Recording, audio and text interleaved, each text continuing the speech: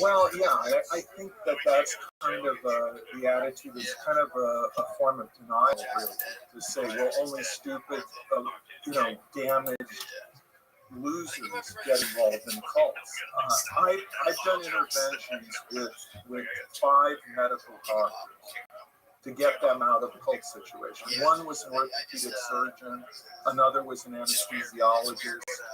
These were people that were very highly educated and very sophisticated, and they were tricked and trapped into a group. And I think that what people don't understand is how subtle it can be. Someone you trust, typically a friend, a coworker, someone that you know, tells you, "Hey, I'm involved with this seminar training company. I'm involved in this Bible study. I'm involved in this philosophical theosophy group. And I think you would really enjoy it. Why don't you come and sit in on one of our activities and see what you think?"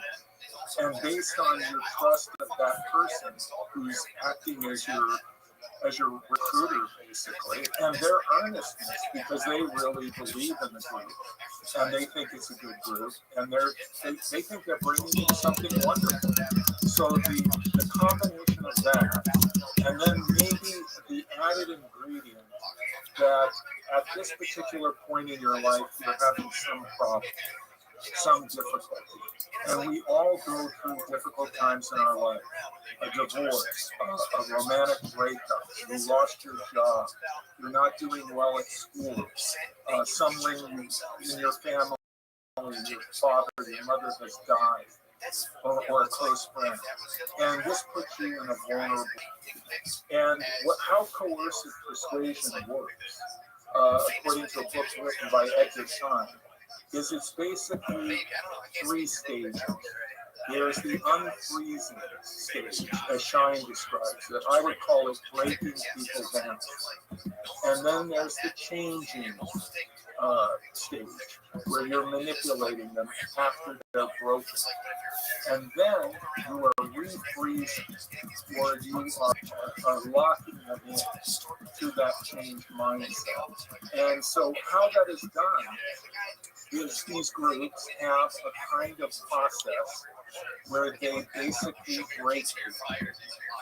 There can be this exploration of meaning, this intensive seminar, this cathartic group confession in which you are being beaten down in a controlled environment. And eventually you succumb, you crack, you become vulnerable. And at that point, the leader, the group comes in and they say, "We have the answer. We have the solution to your distress, to your problems." And in that isolation, you're kind of like treading water. And someone throws you a rope, they throw you a life preserver, and you grab it. You don't really think, what is this all about? Where are they going to take me ultimately? What you're thinking is, I'm in distress. I'm going to take this opportunity that they're offering. And so then you become involved, and then there's this kind of increment process in which you're never really being told everything that will be expected from you. And you're being, it's kind of like a bait and switch con, where you're being told, well, look, this is what we're offering you. A better awareness of the world around you, success in business, success in your personal life, a sense of accomplishment. And really what they're doing is they're bringing you in deeper and deeper into something that you never really were advised about in the beginning. So there's no informed consent and extensive manipulation. And then once you are overwhelmed by this process, they then lock it in by creating a kind of bubble world around you. a subculture in which you're constantly with other people that are in the group, that are like-minded. These are the people that you confide in. These are the people you come to trust because you all share and have the group and the group's philosophy in common. And that becomes a locking mechanism that holds you in the group because you're not getting accurate feedback. You're not getting any other perspective. Just constant reinforcement that the leader is right, that the group's philosophy is perfect, and that you should basically go along with it. So you have no way of bouncing your misgivings, your doubts off of someone and getting genuine feedback. Instead, you're being told, well, you shouldn't doubt. Why are you doubting? Why are you uneasy? Everything's great. Because the group has become your world. And that's who you confide in. And this is a process of isolating you in the group. And this is what people don't get about these groups. And I can say honestly, no one knowingly joins a cult. And the cult does not come to you and say, yeah, we're a cult. And we expect you to surrender to us, to give us whatever we want. That may be their ultimate goal, but they're not going to tell you that in the beginning. Why don't you think Scientology has been taken down in the same way that NXIVM has? Well, when L. Ron Hubbard died in 1986, that we know of, he left an estate of $600 million. And where do you think Keith Raniere learned how to go after people with lawyers and be litigious? He learned that from Scientology. I mean, I know for a fact that he consulted with Scientology and that his private investigators relied on information provided by Scientology to go after me and other people. Was he ever a part of Scientology? No. There was a member in NXIVM that worked closely with Raniere who was a former Scientologist. And when I read the notes that were given to me by the family member that I mentioned, I was just overwhelmed. I said, this is Scientology. This isn't original. He copied Scientology. And of course, Scientology never went after him. In Scientology, someone who copies them and tries to start up another business is called a squirrel, meaning that they're taking the chestnuts from L. Ron Hubbard's creation and making their own operation. And Scientology can go after people like that, go after squirrels. But in the case of Keith Raniere, they never did. And the reason that Scientology is so solid and everything is because of its history of harassment, the fear that people have when they leave, the sense that, Keith Raniere would gather what he calls collateral on people, in particular women that he would turn into his slaves. And they would confess their darkest secrets to him through the coaches, through the people that handled them. In Scientology, when you go through auditing, and you're sitting there with an auditor, and you're holding these metal cans that are connected to what they call the E-meter, which is really nothing more than a galvanic response measuring apparatus, which measures nervous tension, perspiration in your hands. So what Scientology auditors are able to do is they can see whenever you're getting nervous. They see the needle move. They know that that's an area that's making you nervous. Those questions, that's part of your life. And then they drill down. And they put all of this into what's called your pre-clear folder. So that information, whatever you disclose, becomes part of their personal property. And you sign documents waiving your right to your file, waiving many of your I mean, that's a red flag, isn't it? When a group, when you become involved in a group and they want you to relinquish civil rights by signing waivers and documents as you become involved with it. To me, that's a huge red flag that I need to get out of here. But at any rate, Scientology has information on all of its members. They've all gone through auditing. They've all gone through spiritual counseling. They've gone through courses, and so Scientology can use that as leverage. In addition, they have what was once known as OSA, their Office of Special Affairs, and they go after people. They target people. Mike Rinder, Leah Remini, others that have challenged them that have left have been relentlessly surveilled, sued, harassed, and in many cases, this comes at a high cost. I mean, if you talk about Scientology after you leave, if you have family, you have friends in Scientology, they will use them against you. They will turn them against you. They will rip your family apart. Those who are still Scientologists will literally go through what Scientology calls its disconnection policy or procedure, in which they will disconnect from you and you will no longer exist in their life. In thought reform terms, Lifton would describe this as the dispensing of existence. That if you are not in the group, you cease to have a right to exist. And this is a horrible price that people pay when they leave Scientology, if they still have family in Scientology, and if they are critical or seen as a problem by Scientology. Which is why it seems so crazy to me that people like Mike Rinder, Leah Remini, even Ron Miscavige, I had him on here, haven't been able to take down Scientology the same way that Nexium was taken down. Let's just do a little comparison. Nexium, maybe at its high point, Mary had a couple $100 million under his control, maybe. The Rothmans, the heiresses together, maybe they had $1 billion. They might have each had 500 million. And there were other people with money, but Ranieri did not control directly all of it.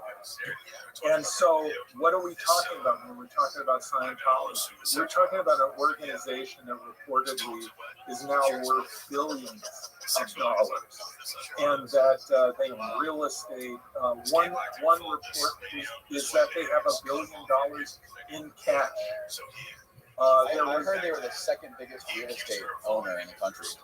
Well, I don't know about that. I mean, there are many. I think the Mormon Church is a much wealthier organization by far than Scientology. And certainly the Catholic Church. There are many religious organizations that are richer and more powerful than Scientology, but they aren't as malevolent. They aren't destructive in the way that Scientology has a history of being. And I mean, there's no legitimate reason to leave. The Mormons will treat you with some decency and respect if you decide to leave. I mean, right now, David Archuleta is struggling, former American Idol runner-up, and he's navigating his way, it seems, out of the Mormon Church. But I don't think the Mormons are going to go after David Archuleta relentlessly like Scientology has gone after Mike Rinder. And I don't think that they would try to turn his family against him. So what you have with Scientology is this technology that was developed by L. Ron Hubbard, in my opinion, to break people down, manipulate them, and lock them in.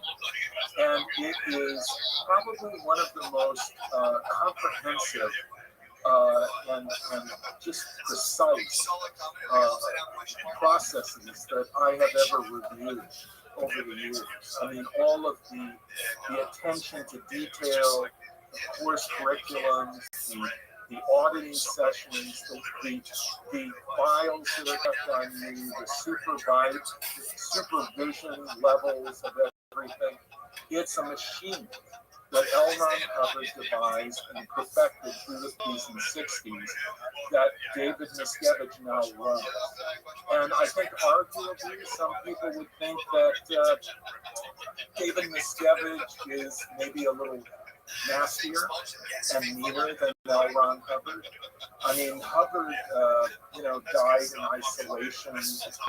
Some people think it was Alzheimer's. Some people think he just basically was disconnected from reality, and he was kind of a Howard Hughes character, according to many accounts. Long fingernails, long hair, living in isolation on a ranch in California, and that he had lost his mind, which is interesting because Scientology, if you look at it, clearly examine it, like all destructive cults, or all groups that have been called destructive cults, the ultimate goal seems to be to make everyone a clone of the leader.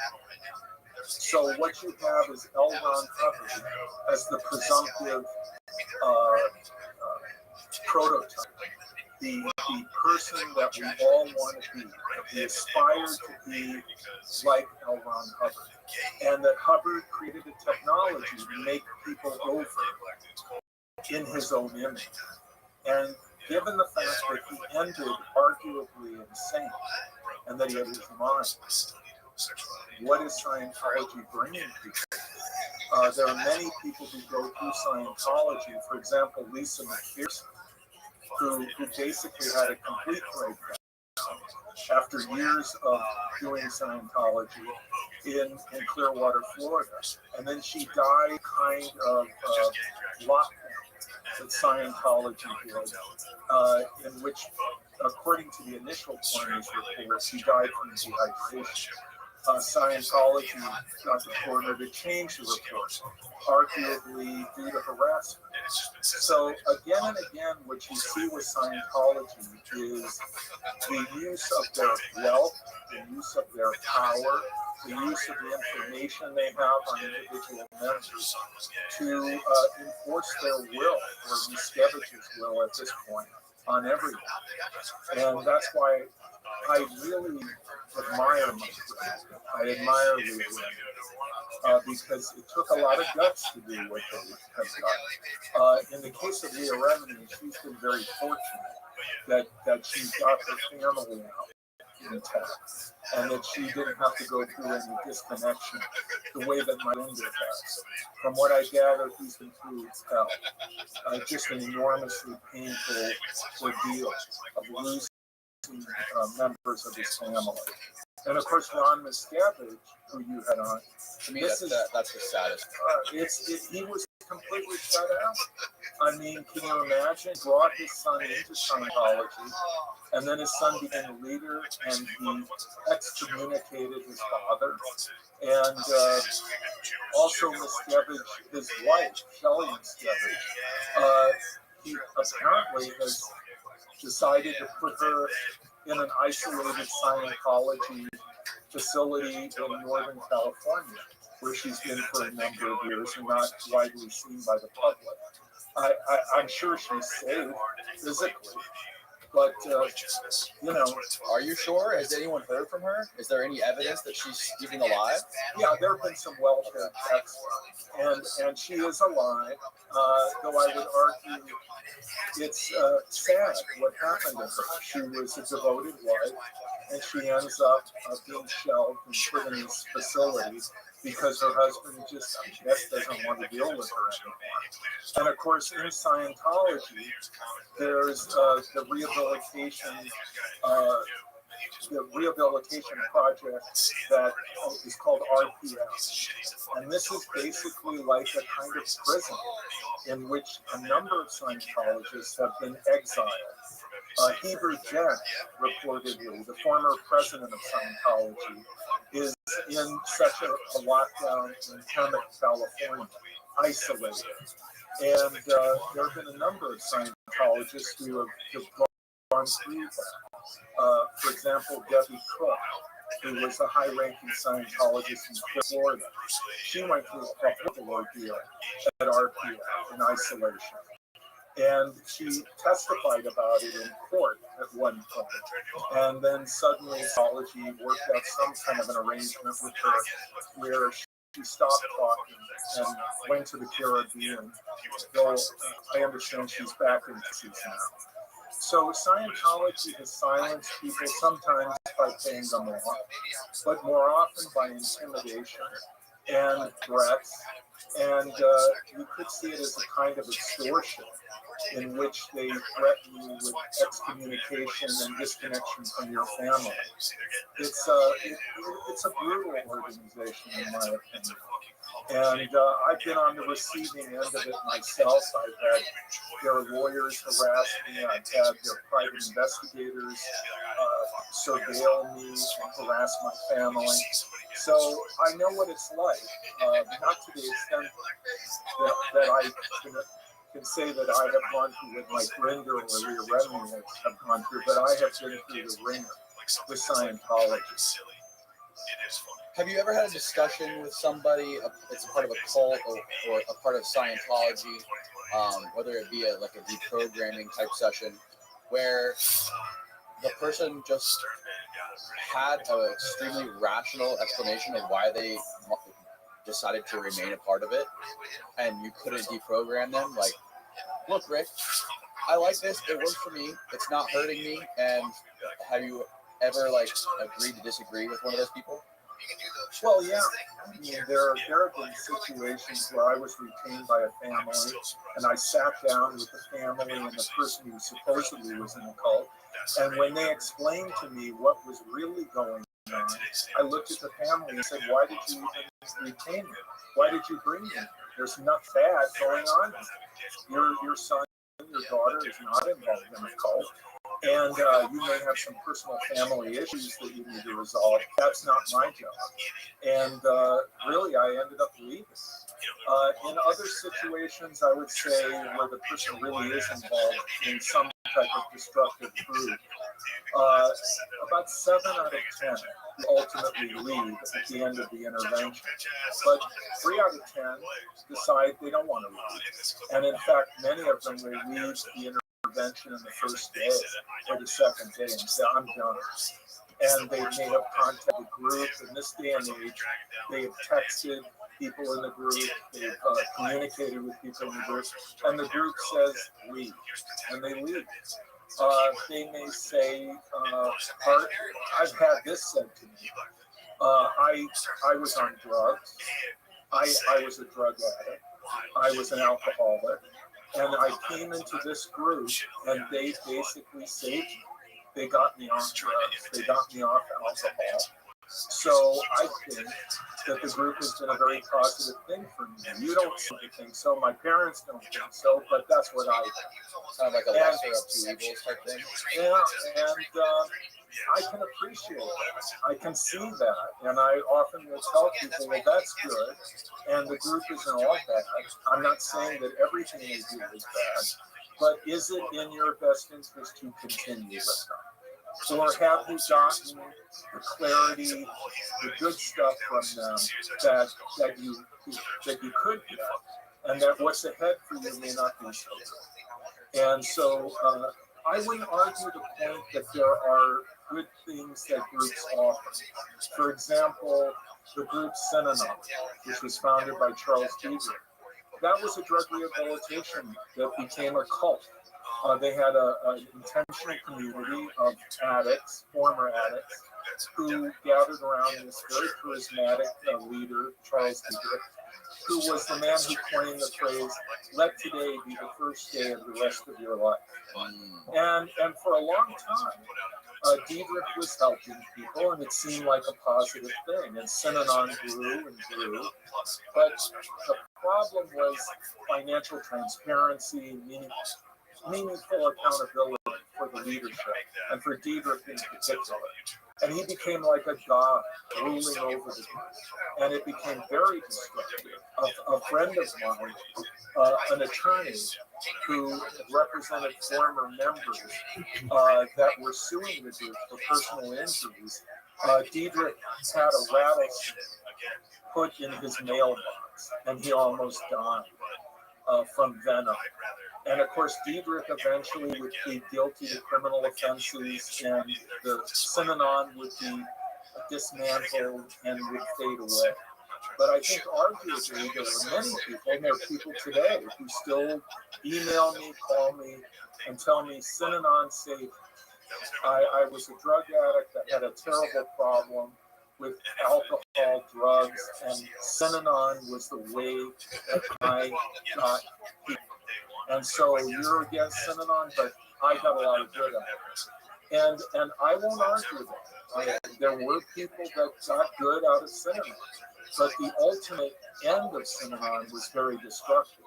And I think that that good groups can go bad, and good leaders can become corrupted by their own power.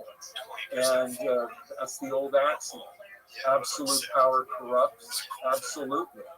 And so that is what happened, I think, to Charles Friedrich. You could argue that he had good intentions in the beginning, but he lost his way.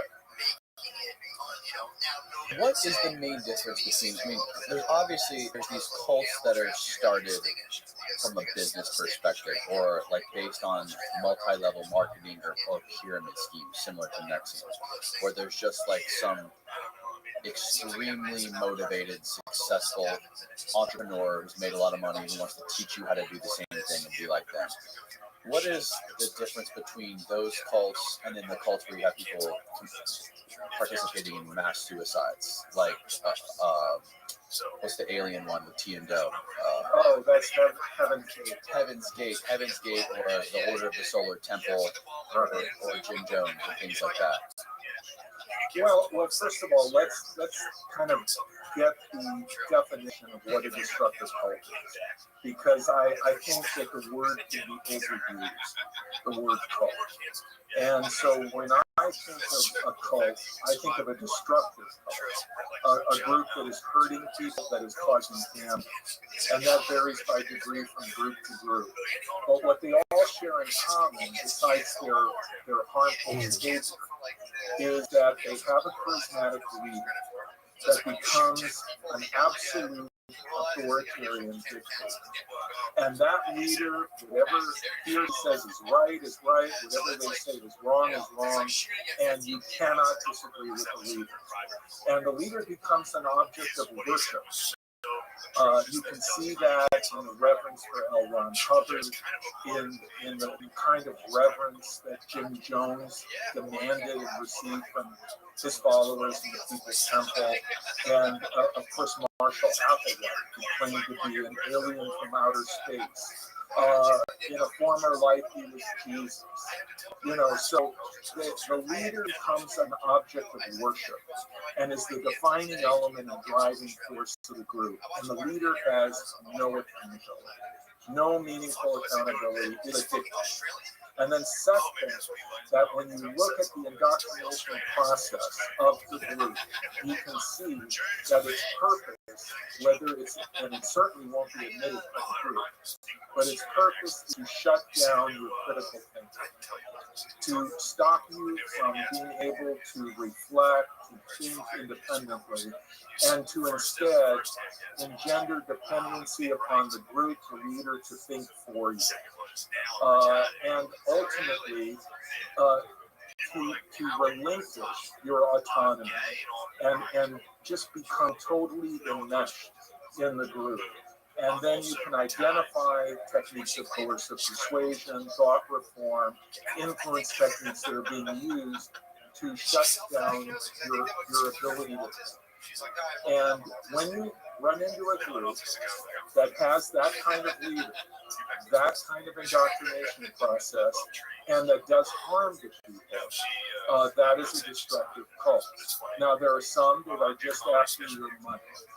And then there are some that are after your money, free labor, sexual favors. And it escalates. And there are groups that are on a scale of 1 to 10, maybe they're a 1 or a 2. And then there are groups like Nexium, Jim Jones, that are a 9 or a 10. And then there are groups that start out as maybe a 1 or a 2, and then over the years, the leader becomes more and demanding, and it escalates the way they become a 5, a 6, an 8, and they go on. So that is what I think is important, is not to use the word cult loosely. and to understand that it has a very distinctive meaning, and that a destructive cult has three core characteristics that I write is the nucleus for a definition of a destructive cult. And I based that on a paper written by Robert J. Lifton in the 80s, a psychiatrist who taught at Harvard Medical School. And he wrote a paper, Cult Formation. And he identified these three consistent characteristics that all of these destructive cults have in common. Interesting. Are there any cults that aren't destructive today? Yeah. There can be groups that have a charismatic leader, that the leader basically indoctrinates people to have a mindset. One group that I think is a good example is Arco Sante. This was a architectural kind of philosophy called arcology that was originated by Paulo Soleri, an Italian architect who relocated in Arizona. And he created a kind of experimental city called Arco Sante north of Phoenix. And they made the Paulo Soleri or Arco Sante bells, which are famous throughout the world. They make these beautiful bronze bells and clay bells that people buy.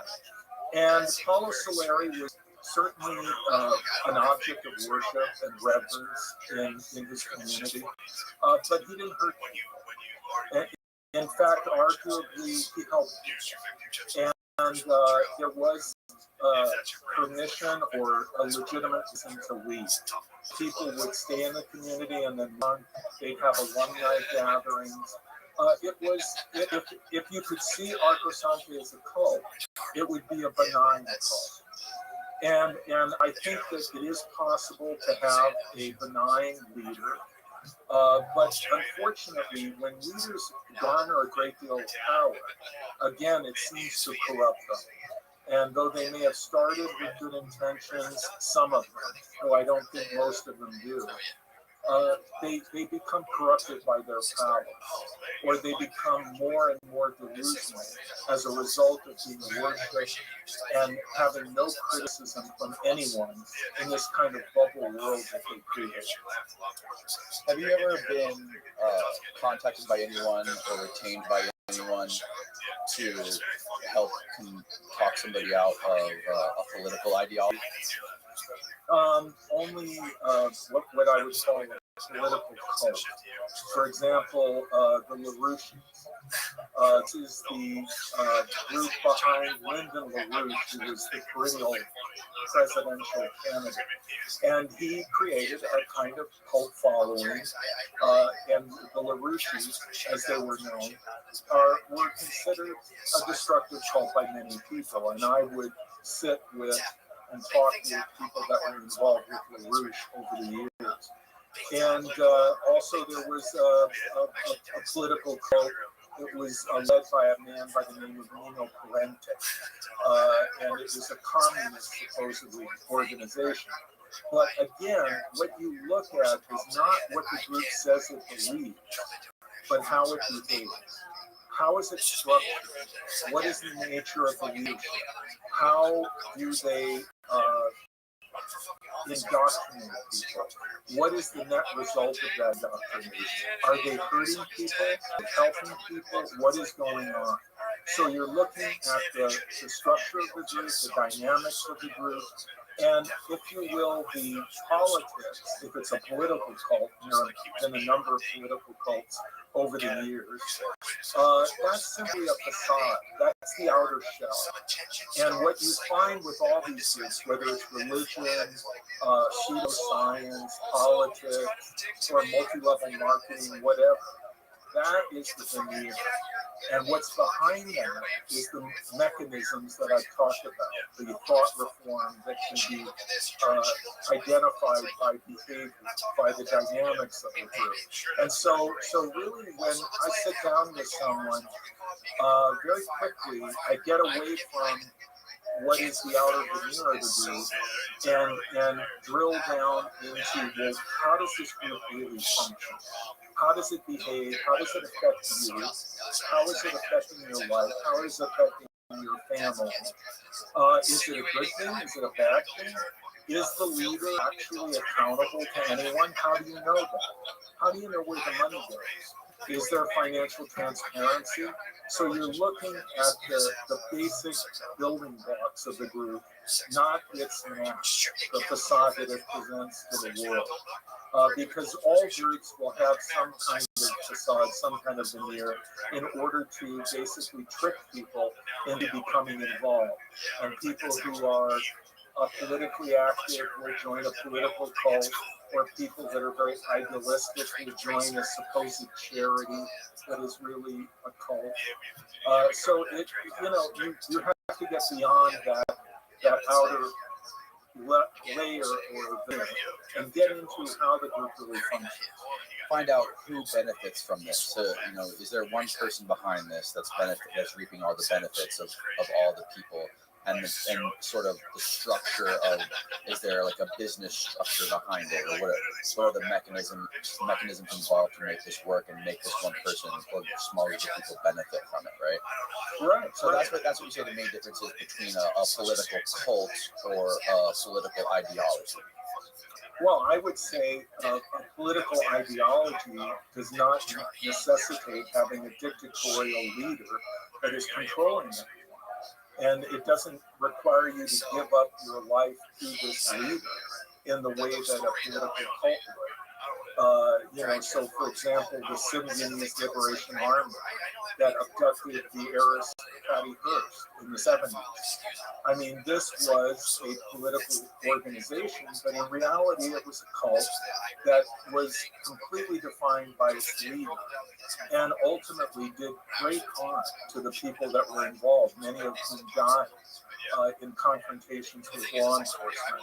And of course, Patty Hearst, who was held captive, who was indoctrinated forcefully by the group, brutally mistreated, physically brutalized, and ultimately she just lost herself for a period of time. Another example of this was Elizabeth Smart, who was kidnapped by Brian Mitchell, who regarded himself as a prophet, and he broke her down over a period of time by sexually, physically abusing her. And there were 9 months of her life that she was under his control. And there were times that she could have run away, but she didn't, because she had lost her ability to function independently, and Mitchell had co-opted her through the process. He had changed her and locked her in.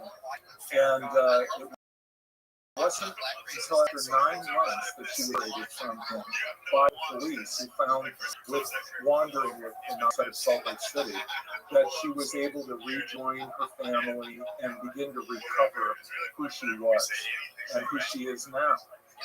Patty Hearst, who I met once, we both appeared in succession on the Today Show when Elizabeth Smart was finally recovered and she was brought back to her family. And Patty Hearst was one of the people that was interviewed because she could understand and relate to Elizabeth Smart. And I think the Smart family consulted her because they wanted to talk to someone who had been through this experience and had come out the other end. Patty Hearst, she said something to me that was very interesting. She, for a time, was in federal prison, and there were other prisoners in this facility that have been in other political extremist groups, similar to the SLA. And she was beginning to have doubts, and she was questioning all of the indoctrination. And she talked to one woman, and that woman also, had been in a political group that was violent. And she began to say to her, I'm having doubts you ever have doubts? Do you ever question what they taught you and what you did and or may have hurt potentially? And the woman just looked at Patty Hearst and started screaming and saying, "You're counter-revolutionary! How dare you talk like that?" And Patty Hearst recognized that this was a woman who had killed people and would be in prison for the rest of her life. And she basically wasn't going to change, because in order to change, she would have to recognize that she had done these terrible things for nothing. But Patty Hearst said to me, I thought, well, I'm here for a bankruptcy. I didn't kill anybody. And she began to recover. And she had a lot of help from counseling, from like the psychologist Margaret Singer, and she had discussions with Robert J. Lifton. And eventually, Patty Hearst fully recovered and went back to her normal life. And with deep insight into how fragile the human mind is, and how under certain circumstances we can all be changed. Because when Patty Hearst was kidnapped, she was a 17-year-old heiress who had no interest in politics. She came from a family that was very entrenched in the establishment, and she had no interest in revolution. So what happened to her was a radical change that was brought about by this process of persuasion, of thought reform, that ultimately changed her completely into this new persona. They gave her a new name, Tanya. So I think that all of us would like to think that our minds are very strong and not susceptible to influence. But I would say if that were true, there wouldn't be negative political ads. There wouldn't be advertising. Because why bother? We're all so firm in our beliefs. We cannot be persuaded.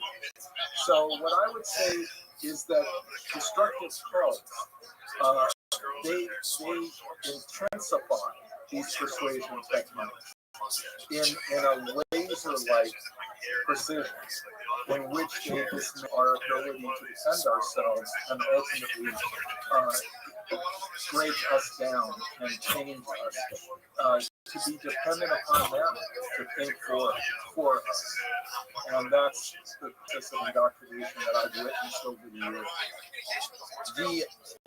The Charles Manson story is a very unique one. Specifically, if you're familiar, are you familiar with the Project MK Ultra and Midnight Climax, and the different LSD experiments with mind control, with Sidney Gottlieb, and all of that stuff?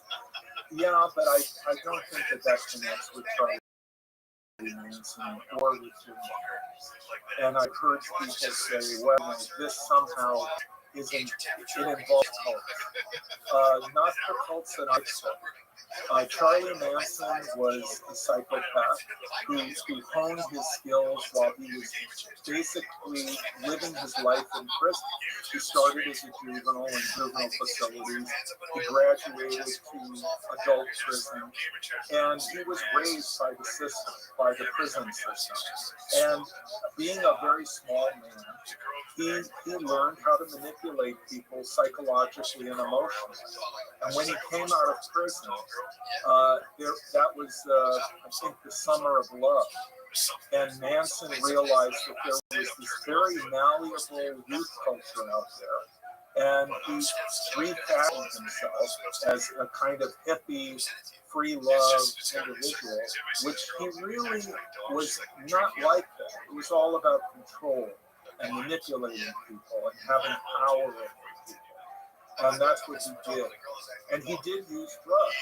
He would have people take hallucinogenic drugs, and he would be their guide on their trip.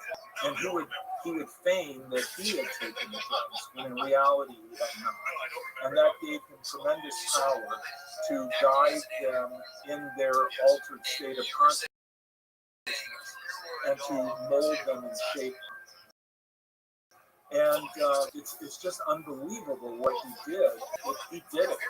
He his followers, and he led them to commit murder. And he was so successful that in the criminal trial in which Manson was tried by the prosecutor in California, he was convicted of murder on the basis that he used his followers as a weapon of choice. And what was interesting, though, is that those followers who were under his undue influence, who I don't believe would ever have done these violent crimes without his influence and his direction, were nevertheless sentenced to death and then eventually to life in prison. And Leslie Van Houten, who we talk about in the book, is an example of somebody who was completely changed by the influence of Manson and the way that he manipulated her. She did terrible things under his control, which she deeply regrets today. But I think there's a cult member can cross, and Leslie Van Houten certainly did cross it, where the acts of terror, the violence, the murder, the Tate LaBianca murders, which were just horrible, in which they butchered people, that it cannot be forgiven. And that Leslie Van Houten, though she's been a model prisoner, got her college degree, I think she got a postgraduate degree, has helped other prisoners during the decades that she spent in prison in California. She's never going to be let out. The parole board has granted her parole over and over, and the governors of California will not sign off on it and allow her out of prison. And I once got a call from someone that was a member of the LaBianca family, and she said to me, "I've seen interviews that you've done in which you talk about Leslie Van Houten in a sympathetic way, and I want you to understand how she tore our family to shreds, what it was to lose those people, and the way that we lost, and how horrible the time was. And I can understand analyzing what happened to her, but I think that she should be in prison for the rest of her life. That she should never, ever be released because of what she did to my family." And of course, Roman Polanski, the director, lost his wife, Sharon Tate, and his unborn child. And Sharon Tate was horribly murdered and hung from a raft. And terrible things occurred there. So I don't think that those people that are currently in prison with Leslie Van Houten will ever be released. Because even though they were under undue influence, the nature of their crimes were so horrible. I don't think that they will ever be allowed parole and release. Have you ever read Tom O'Neill's book, Chaos? No.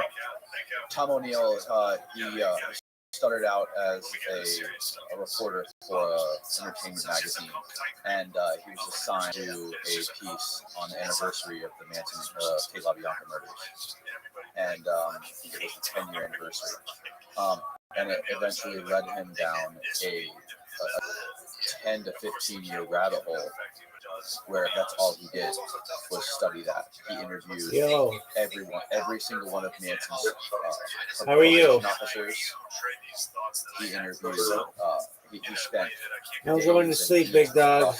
You took too long. You said you needed 15 minutes. And there's so many things that happen. It's listening to him and the way he describes it. And there's all these petty crimes that Manson kept getting in trouble for. I can see that. He would get brought back in. He should have been in prison for 10 to 20 years, but he kept getting let out. His probation officer kept letting him out. And why doing that? And he goes really deep into the MK Ultra Midnight Climax stuff with experiments with LSD and experiments with mind control, and he goes beyond deep, and it's fascinating to listen to him and the things that he talks about. Because, like you say, Manson was just a petty criminal. He would rob grocery stores and steal cars.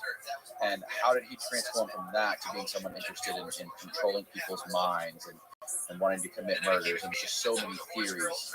He also goes into his name's escaping me right now. The prosecutor of that trial, Vincent Vincent Bugliosi, yeah. And he talks about, he goes way into the history of Vincent and his family life and his sociopathic traits that he had. And he gets into how Vincent Bugliosi hired a writer to sit in the courtroom during that whole thing so he could write the Helter Skelter. And there's just so many. It's one of the most fascinating books I've ever read. And I highly recommend you check it out or talk to Tom, especially since this is your wheelhouse. Well, I think Vincent Bugliosi is a brilliant prosecutor in that he convicted Manson on the basis that he weaponized his followers and they became his weapon of choice. But at the same time, he convicted those victims of Manson's malevolence and his control, his manipulation, nevertheless. So he had it both ways. He convicted the followers and he convicted Manson, who wasn't really physically the murderer. But he had that kind of control over his followers. I think Charlie Manson was, incredibly narcissistic, definitely a psychopath. And what happened with him is he wanted to be famous. He wanted to have everyone know his name. And first, he wanted to be a rock musician. David Koresh, interestingly, also wanted to be a rock musician. And he never achieved his goals. He palled around with, some of the Beach Boys. He knew people in Hollywood. They showed some interest in his music, but ultimately he didn't make the cut. And in my opinion, he was incensed. He was angry. He had a sense of entitlement. Felt that Hollywood and the music industry had done him wrong, and he wanted to retaliate. And he invented this helter-skelter philosophy, that was about a race war at the end of the world. That became his narrative so that he could control and manipulate his followers. It was a means to an end. And so many times followers are broken down and indoctrinated to believe bizarre narratives. But the consistent pattern of those narratives is the leader is all powerful, the leader is right, the leader is the supreme person with knowledge on the face of the earth who has all the answers. And that's what Charlie Manson did. And in the end, I would call it a malignant narcissistic rage that he had, in which he got even with all the people that he felt had done him wrong. And so he went after celebrities, he went after wealthy people because he wanted them to feel destroyed. He wanted them to feel his pain. And in the end, he didn't kill himself like David Koresh or like Jim Jones, because I think he really enjoyed being interviewed in prison and being the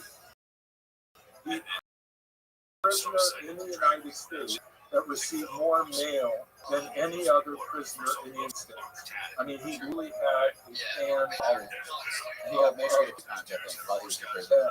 Well, he had girlfriends supposedly, but the point is that he loved himself too much to kill himself, and that he wanted to be a celebrity, and he became a celebrity through the most horrible occult murders in criminal history in the United States that we talk about over and over because of how grisly they were and how they involved, people that didn't even know him. They had no connection to him. The LaBianches, they never met Charlie Manson. He killed them because they were wealthy, they lived in a wealthy neighborhood, and he wanted to make people in Los Angeles feel that no one was safe. And that you will know what it's like to live in fear. And that was Charlie Manson. I mean, he was an incredibly sick and disturbed personality. And many of the cult leaders that I've dealt with over the years are like and though in the case of Jim Jones and David Koresh and Luke Jure of the Solar Temple or Marshall Applewhite of Heaven's Gate, when they decided to die, it was almost like they felt these people are mine. They're mine. I own them. And they have no life outside of me. And when I die, they will all die. And so when they pulled the plug, they killed all of the people that were with them. Jim Jones, over 200 children died at Jonestown. David Koresh, most of the children that died in the fire that he ordered to be lit were his own children. And he deliberately wanted them to die with him. Luke Jure, it's kind of mixed. We don't really know what happened with the Solar Temple. But there are about 75, 85 people that died. And of course, Heaven's Gate, 39 people died. And what you can see in all of this is the formula for tragedy, which is when you have a group of people that are tethered to a cult leader who is a psychopath, and they depend on that cult leader to think for them, to make decisions for them, and they no longer make decisions independently in large part. When that leader falls apart and decides it's the end, he or she takes their followers with them. Very often, this is the formula for a cult tragedy. So do you think Marshall Applewhite of Heaven's Gate, did he actually believe that they were all going to be beamed up into some sort of spaceship and transcend their human meat suits? Or did he just know that this was the end and he knew that they were always going to die? Well, I think Applewhite, he was a deeply disturbed person. He had checked himself in and out of mental institutions. Bonnie Nettles, who was a nurse, I think that she might have been a somewhat stabilizing influence over him. And then she died from cancer, and he was alone. He was getting older. I think that he imagined that he was going to die soon, and that he believed that these people are my people and that I will take them with me. No one can know absolutely for certain if he truly believed his own hype, but I would not be surprised if he did. That he did believe that somehow he was going to transcend his humanity and take his people with him. Because you have to understand the world that Marshall Applewhite lived in for years. It was this very controlled world where they were all living together. They had no contact with the outside world, very limited. And if a person left the group to get groceries or do some errand, they would be shadowed by another person. They would not be alone. That they were isolated from their families, from their friends for years and years. I talked to the adult, one of the people that died at Heaven's Gate, and for so long we didn't know where my father was. We had no clue. He had been gone for many, many years. And so I felt like I had lost him already. And that when we identified his body and he was there, I thought, well, this is closure. Now he's really gone. And this happened with many of these people. They were so encapsulated. They were so cut off from anyone on the outside. And I think Marshall Applewhite himself was so used to being deferred to, being worshipped like a god, being considered the ultimate mind, the ultimate intelligence on the planet, that he may have, in the end, believed it himself, and that was probably the tragic end of the group, is that he believed that this was the end that they had counted on, that he had told them would occur, and that it happened. And Luke Jouret was going through a difficult period with the Solar Temple, where people were talking about leaving, there were questions about the group's finances, and the next thing you know, they're all dead. Because basically, it seems to me that Luke Jouret thought, rather than relinquish power, I would rather die. And if I die, I'm taking everyone with me. I am not going to be a celebrity in prison. I am going to die. And that's what Jim Jones did. And Jones is a fascinating story because at one time he was quite a celebrity. I mean, Governor Jerry Brown in the 70s was friendly with Jim Jones. Willie Brown, state assemblyman, later mayor of San Francisco, also was friends with Jim Jones. Mayor Moscone of San Francisco appointed him to a housing commission position. Jim Jones was a political player. He had thousands of followers that he could turn out. They could go door to door supporting a particular candidate. And for years, people thought that the People's Temple, which was really kind of a mega church in the Bay Area, that they were doing good things. They were working with drug addicts, helping them to get off drugs. They had a program to feed the elderly.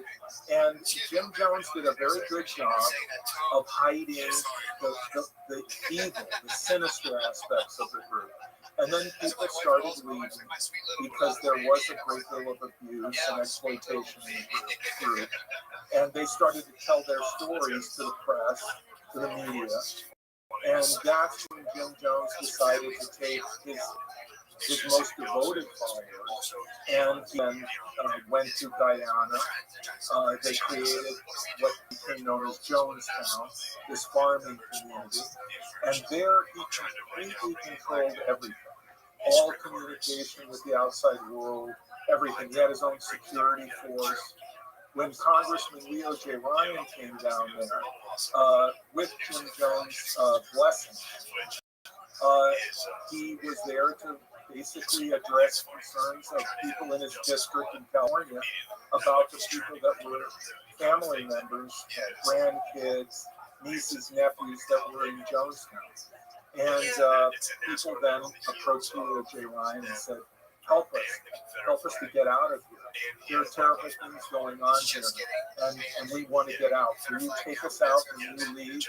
And so Ryan took some of them, and then Jones decided that he would not let them out, and that he sent his security force, and they murdered many people, including Leo J. Ryan.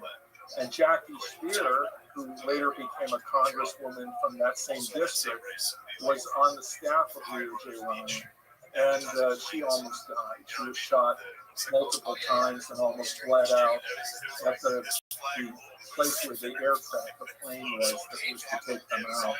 And so what Jim Jones did in the end is he knew that it was over, that the police were coming from Georgetown, that he was going to have to answer for what he did. And rather than face that, he decided, like Dave Koresh and others, that he would kill himself, but he would take all of his followers with him. And also, I think that Jones had this anger for the people that had persuaded Ryan to come down there. And so he wanted to show them, this is what you get. Your family members will be dead, and you have lost. I win. They're mine. And that is the kind of malignant narcissism that runs in the blood of a lot of cult leaders. It's really chilling to deal with some. I mean, when I met Canary, I remember I'm in this meeting with him that was court-ordered. It was a settlement discussion, that was a mediation ordered by the federal judge. I had to attend, he had to Nancy Salzman was with him. Oh, wow. She was sitting opposite at a table with him. And Ranieri, all these lawyers were there. And we were supposed to discuss possible settlement. And I proposed something and look at me and he would say, "You don't understand." And I would say, "What?" And he would say, "You don't understand this philosophy that was known as rational inquiry." Almost as if he was trying to indoctrinate me. And that I should be a true believer and confess that I had been wrong to criticize him or publish material online about him. And I looked at him, I just thought it was incredible that he was doing that. And I looked at him and I said, "Look, I don't care about your philosophy. I don't care what you do. I'm here because you're suing. And I'm here because a federal judge ordered me to sit at a table with you to try something out." And I could see his lawyers going, yeah. That's why we're here. And he was just, he kept going on. And I can tell you now that it was like, here was this guy who was used to everyone always saying, "Yes, Steve, yes, you're right, Vanguard. You're always right." And now I was sitting there, not under his spell, just a regular person that had not gone through all that training and that breaking and that changing and all of the stuff that he put people through. I was just there with the security of the lawyers in court, and I looked at him and said, "I'm interested in your philosophy. I don't care what you do. I'm here to settle the lawsuit." And he started to get visibly agitated. And Nancy Salzman was kind of had this blank look, and she would say something, and then as soon as he would clear his throat, she would stop talking, because that's how controlling he was. And at one point, he kept doing this over and over. We were in this room for, I don't know, a couple hours. And finally, I looked at him and I said, "Keith, here's what I think you're a cult leader. I think you hurt people, and you are a bad man. But we're in a lawsuit, so that's what I'm here for, is to settle that lawsuit. And as far as I'm concerned, I have said nothing critical of your group or you that was not true." And he became really upset at that point. And you could tell this was someone who was never challenged. For years, no challenge. And he became very agitated. His face got red. He wasn't this calm, kind of all-knowing guru. His Yoda pose was gone. It was just old Keith Raniere. And from there, he went into a deposition. I remember my lawyer, Peter Skolnick, coming up to me and saying, "Well, the one good thing about mediation is now he's kind of upset and he's more agitated, and when I questioned him in the deposition, to our advantage." And so that rattled. And what rattled is what rattles all those leaders. And I'll tell you, it's the magic word. The magic word is no. No, I'm not going to go along with you. No, I'm not going to be branded. No, I'm not going to have sex with you. No, you can't have my money. No, I don't believe you. You say no. And the only acceptable answer to them is yes. What do you want? You want my money? Here's my money. You want me to do free labor for you? I'll do it. I'll work myself to the bone. They cannot handle the word no. And I've sat with hundreds of cult members over the years, talking with them about their involvement in a group, and I'll say to them, "Have you ever said no? What happened when you said no? What happened when you said, I don't believe you? I mean, can they handle that?"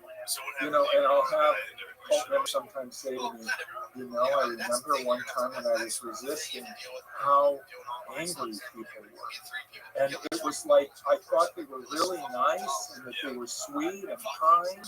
But then when I wouldn't go along with them, the mask, and I could see the wolf. And so then I say, well, you know, there it is. Anyone can be nice and very sweet to you if you're just giving them what they want, morning, noon, and night. The test is when they don't get what they want, when they have to compromise, when they have to make some concessions. Are they willing to do that? And also, is there a legitimate reason to leave the group? Or is anyone who leaves wrong? They're bad. They're a suppressive person. You need to disconnect from them. What kind of a group does not allow you to leave? A typical church will say, oh, you're going? Okay. All the best for you. Hope your family does well.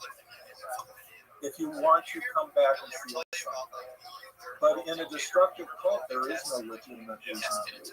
And leader sees it as betrayal, and the group sees it as betrayal. And people who leave are vilified and made to seem like they're terrible. Marshall Applewhite would say they were Luciferian. You know, there's some kind of negative connotation that dispenses with the existence of people who challenge the authority of the group or leave the group. The Luciferians, that was also a part of, was that also a part of Nexium, where you would talk about that? Yeah. You know, the irony of the guy never came up with anything new. He was a copyist. I mean, here he's suing people for trade secret violation, and everything is copied from other sources. It was a true comment. Oh, totally.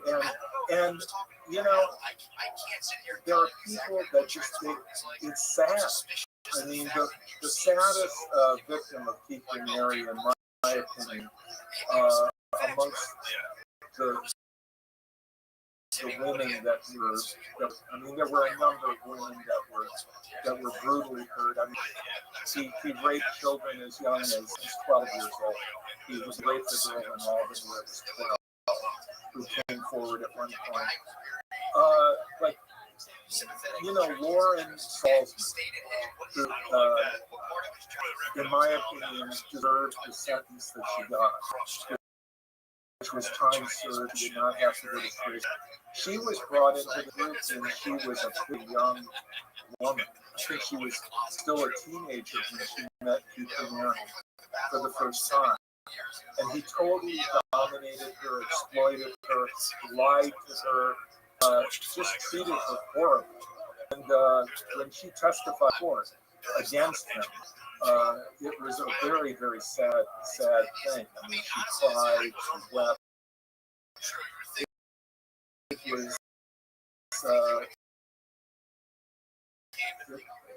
was, I think, necessary for her to go through that recognition and that process. Now she hurt other people as his infant that he used to manipulate others.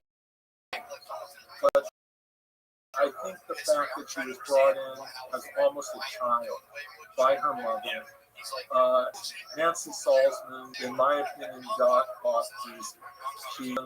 Clara Bronfman is going to serve, and I think Nancy Salzman served more time than Bronfman. And Matt, the actress, whose career is destroyed, who lost a great deal of money, who is going to have to live with this for the rest of her life. She's going to prison, I think, for about 3 years. So Lauren Salzman is an example of someone who was brought in by a parent into a destructive cult and suffered, and really had no choice. I mean, there are so many people, young people that I meet, that I've worked with, that I've helped, that they were in a cult because they were born in it. They were in a cult because they were brought into it as a child, and they had no choice. And they were consumed by the people. They knew nothing else. This was their reality. The actor River Phoenix grew up. That's one of the scariest. Yeah, he grew up in the Phoenix family, Joaquin Phoenix, River Phoenix. They were in this group called the Children of God. And in case your audience doesn't know, this is one of the most horrible cults in the history of the world. I mean, Moses David Berg was a pedophile. He raped his daughter. He raped his granddaughter. He raped children. And he encouraged his followers to sexually exploit children. And when River Phoenix did an interview with Rolling Stone at one point, he said, "I lost my virginity when I was 4." And so this was a group that traumatized children, that sexually abused children. There was one boy that grew up as a stepchild of Moses David Berg, Ricky Ramirez, and he was relentlessly exploited sexually as a child. And his abuser, this woman, continued with the group, and Ricky Ramirez ultimately went after her, murdered her, and then killed himself. And before he did a video.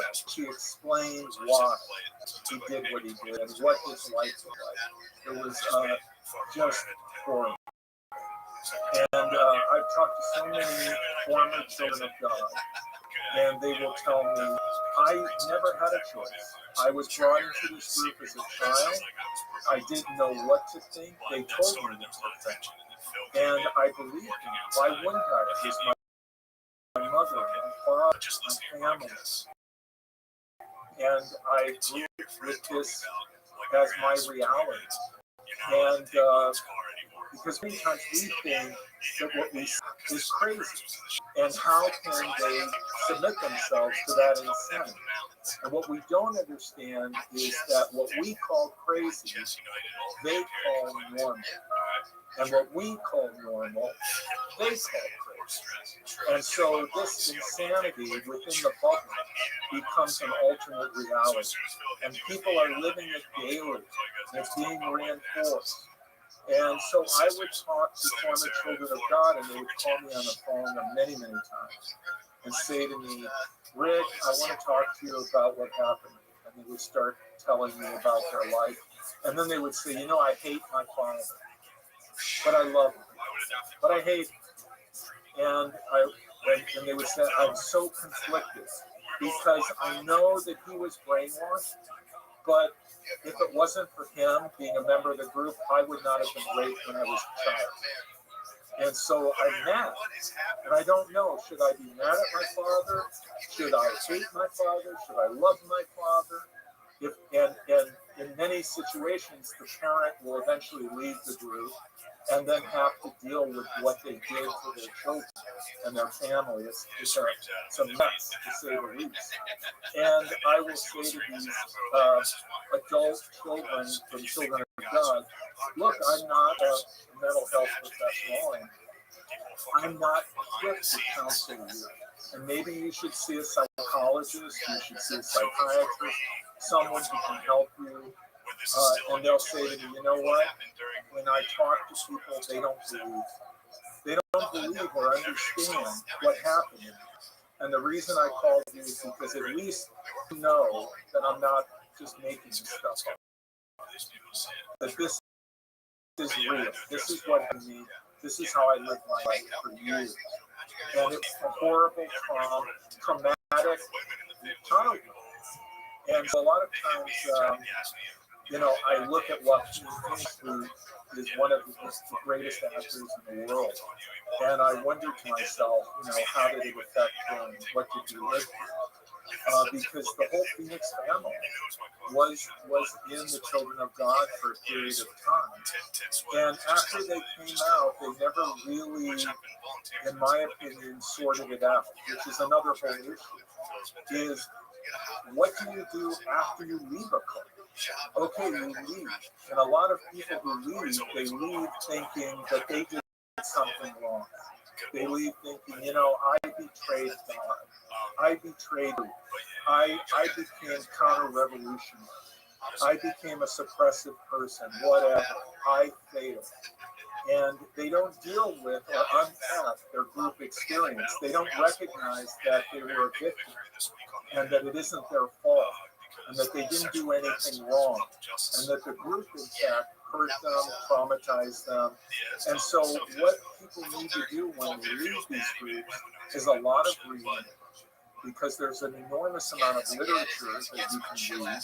There's a chapter in my book on recovery, and there's chapters to help people get their head around the manipulations, to understand it, to sort it out. And I think that's very empowering.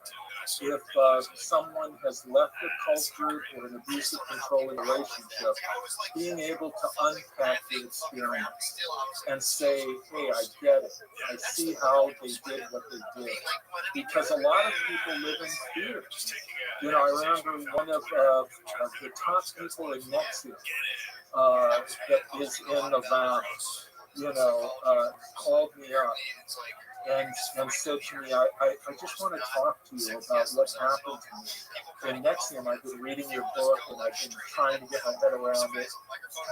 And he said, because, I was in another cult before Nexium, and then I was in Nexium. And I'm feeling like I'm like a cult hopper. I'm going from one cult to another, and I want to stop. I'm middle-aged, and I want to move on. I don't want to be in any more cults. I can't afford it. I don't want to deal with it. And he said, and when I was in the group, they said that you were like Satan. You're like the devil. And when I recognized that Keith Raniere was really the devil, I thought maybe you're not that bad. So help me, and so I worked with this guy over a period of months. I met with him during the vow. We met on occasion, and I talked with him. And I think for him, it was very important to understand the mechanics of how he was manipulated, how he was controlled, so that it would never happen to him again, so that he could see it coming and recognize it. And I think that's the vaccine, if you will, for cult involvement.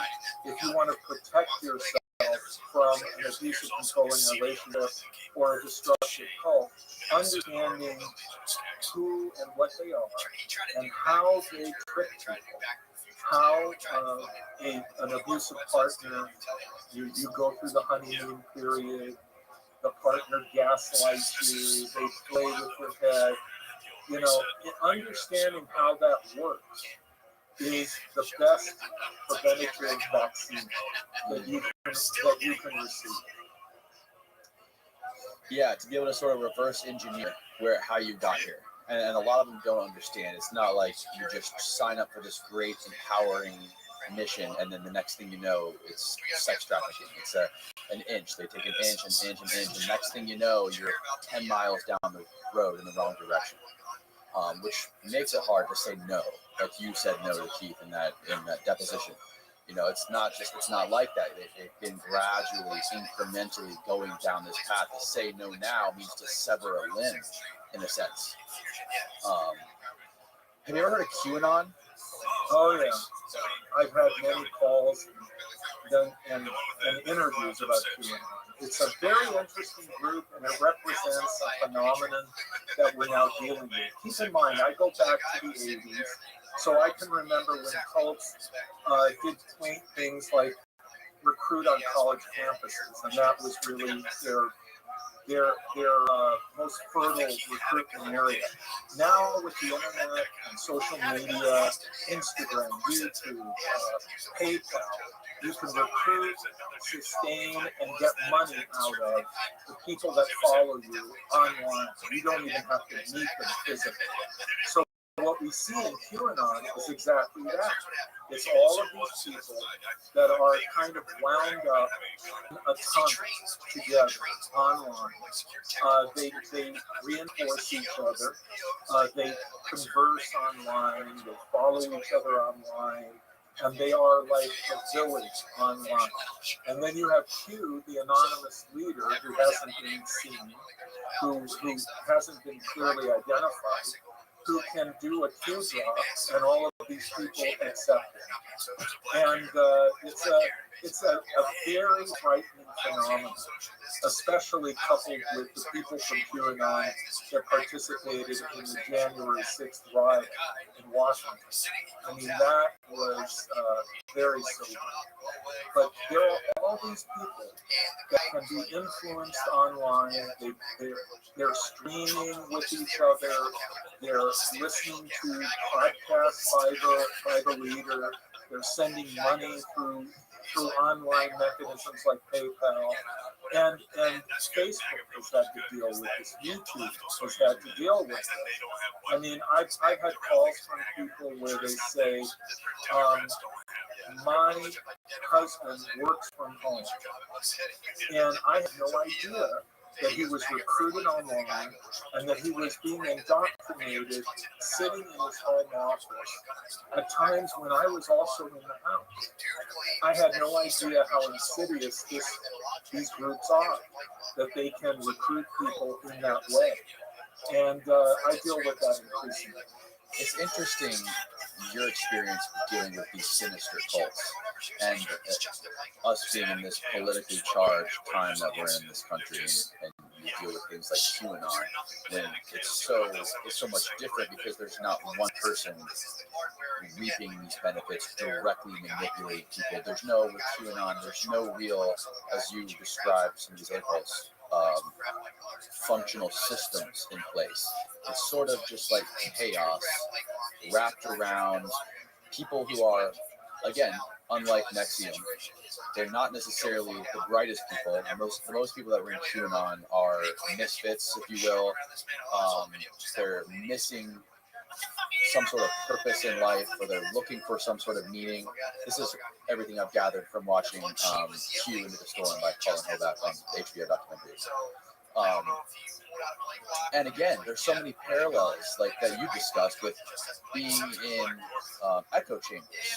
That's the way social media algorithms work. They're designed to serve you more of what you interact with, more of what you, if you engage in certain type of content, they're serving you that type of content, whether it be on Twitter, Instagram, or YouTube. It keeps you in this ideological thought bubble instead of being exposed to outside ideas or conflicting ideas that will make you question things.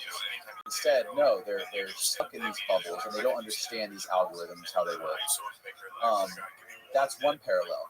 Another parallel that I noticed was being able to dismiss people with alternate ideas by simply labeling them things, whether it be somebody who has, you think differently than me about gun control or about vaccines, so that means you're a Trump supporter, or that means you're an anti-vaxxer, or you are against this stuff, so that means you're a woke liberal. Like, using those labels is a big problem, and it's very much along the lines of some of these more sinister cults.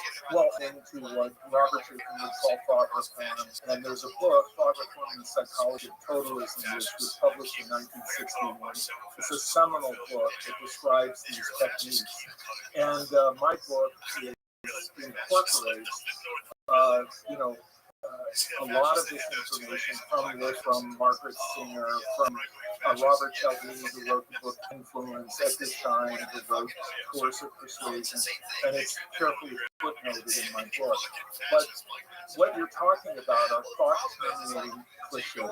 That's how Lipton would describe dismissing something by labeling and then cutting off any kind of consideration of what they're saying.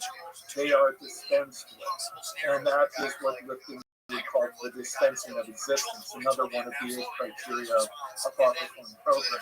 And then what you see, interestingly, with QAnon is you see cognitive dissonance, which is you believe something. You see facts that where things occur that directly contradict what you believe. But then the organization, the people that you're listening to, spin it. They spin an explanation. And then the people around you in the organization reinforce that spin.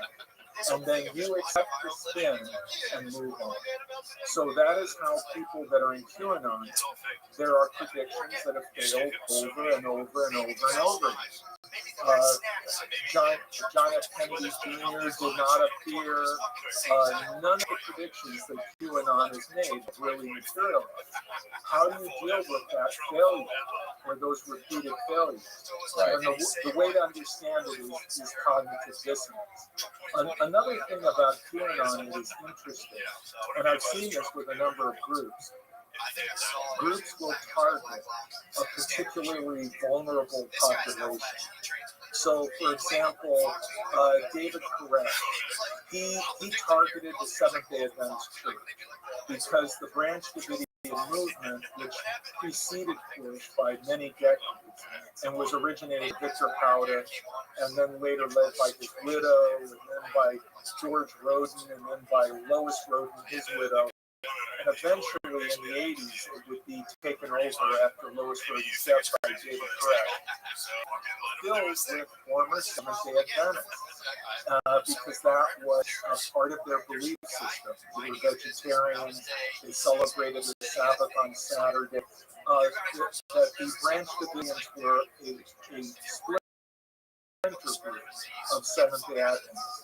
So Koresh would send people to Seventh-day Adventist churches, targeting them because that they were vulnerable, that they could be recruited. And actually, the Seventh-day Adventist had a very strong reaction to David Koresh and really took him on before anyone else did to protect their members, their parishioners. But in QAnon, what you see is Q preys upon people that are experiencing psychological and emotional distress. A number of the people that were arrested on January 6th had a history of mental illness. They had been diagnosed with depression, with bipolar, illness. In one way or another, they had a mental illness history or a problem, a psychological problem. So what I see is a disproportionate amount of people that are in QAnon that may have had paranoid delusions before they were involved with QAnon. Many of the families that I'll talk to that will call me, I will say, well, your family member who's in QAnon, have they never before embraced conspiracy theories? Have they never before had delusional thinking and episodes where there was a conspiracy they had to expose, and so on and so on. And the family members would say, well, no, this is who they are. They have been this way for pretty much most of their life. And QAnon is now the latest thing. So, in a sense, I see QAnon as preying upon vulnerable people who are, if you will, closer to the breaking point. And that's what you see with a number of cult groups. That they will find people that are vulnerable, and they will prey upon. That's what David Koresh did. That's what Keith Raniere did. He would find out what is your weakness, what are you struggling with, and then he would use that as his entry to get inside of you, and then begin to co-opt your ability to think independently. So what I see with QAnon and with some of these conspiracy theory groups is they are able to network people who may have a history of mental illness, some type of personality disorder, may have bipolar, depression, mania, and they tap into those people as a particularly vulnerable audience and then pull them into the QAnon movement. And it's so fascinating because it all came from the internet. It was all anonymous forums and stuff. Instead of people coming into a room in a seminar and signing up and writing staff, it was it just goes to show the world turning into technology and and artificial intelligence and algorithms and stuff like that. It's scary. Well, the internet is a two-edged sword. I mean, the internet really hurts Scientology. I mean, Scientology is built on secrets, and you have to pay to find out the secrets in increments. Right. They have operating Phaeton levels. Operating Phaeton level 1, and then it goes up to 8, and then you go for superpowers or whatever. I think Tom Cruise is an OT7. John Travolta is an OT7. I think Jenna Elfman also is fairly high up. Right. If you were just getting to Scientology for day one, they tell you about the Xenu, the intergalactic overlord, you're out of it. Yeah, you're out of there. I mean, there were reports that when Tom Cruise was first told about Xenu, which is this mythological being that L. Ron Hubbard, who was a science fiction writer, concocted as his base story that became the foundation of explaining the world. That Xenu was a galactic overlord of the Galactic Federation, and that he sent alien beings in spaceships to Tegiak, which is now known as Earth, millions of years ago, and that these beings were killed, they were annihilated, and that their spiritual residue is now on our planet, and it can attack you, it can latch onto you as a body thing that will influence your mind, influence who you are.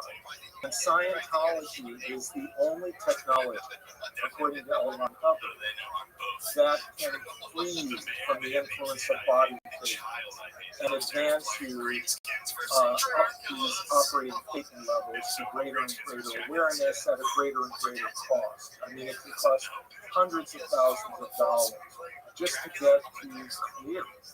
And then when you get to clear, you have to go to operating Phaeton level 1 and level 2.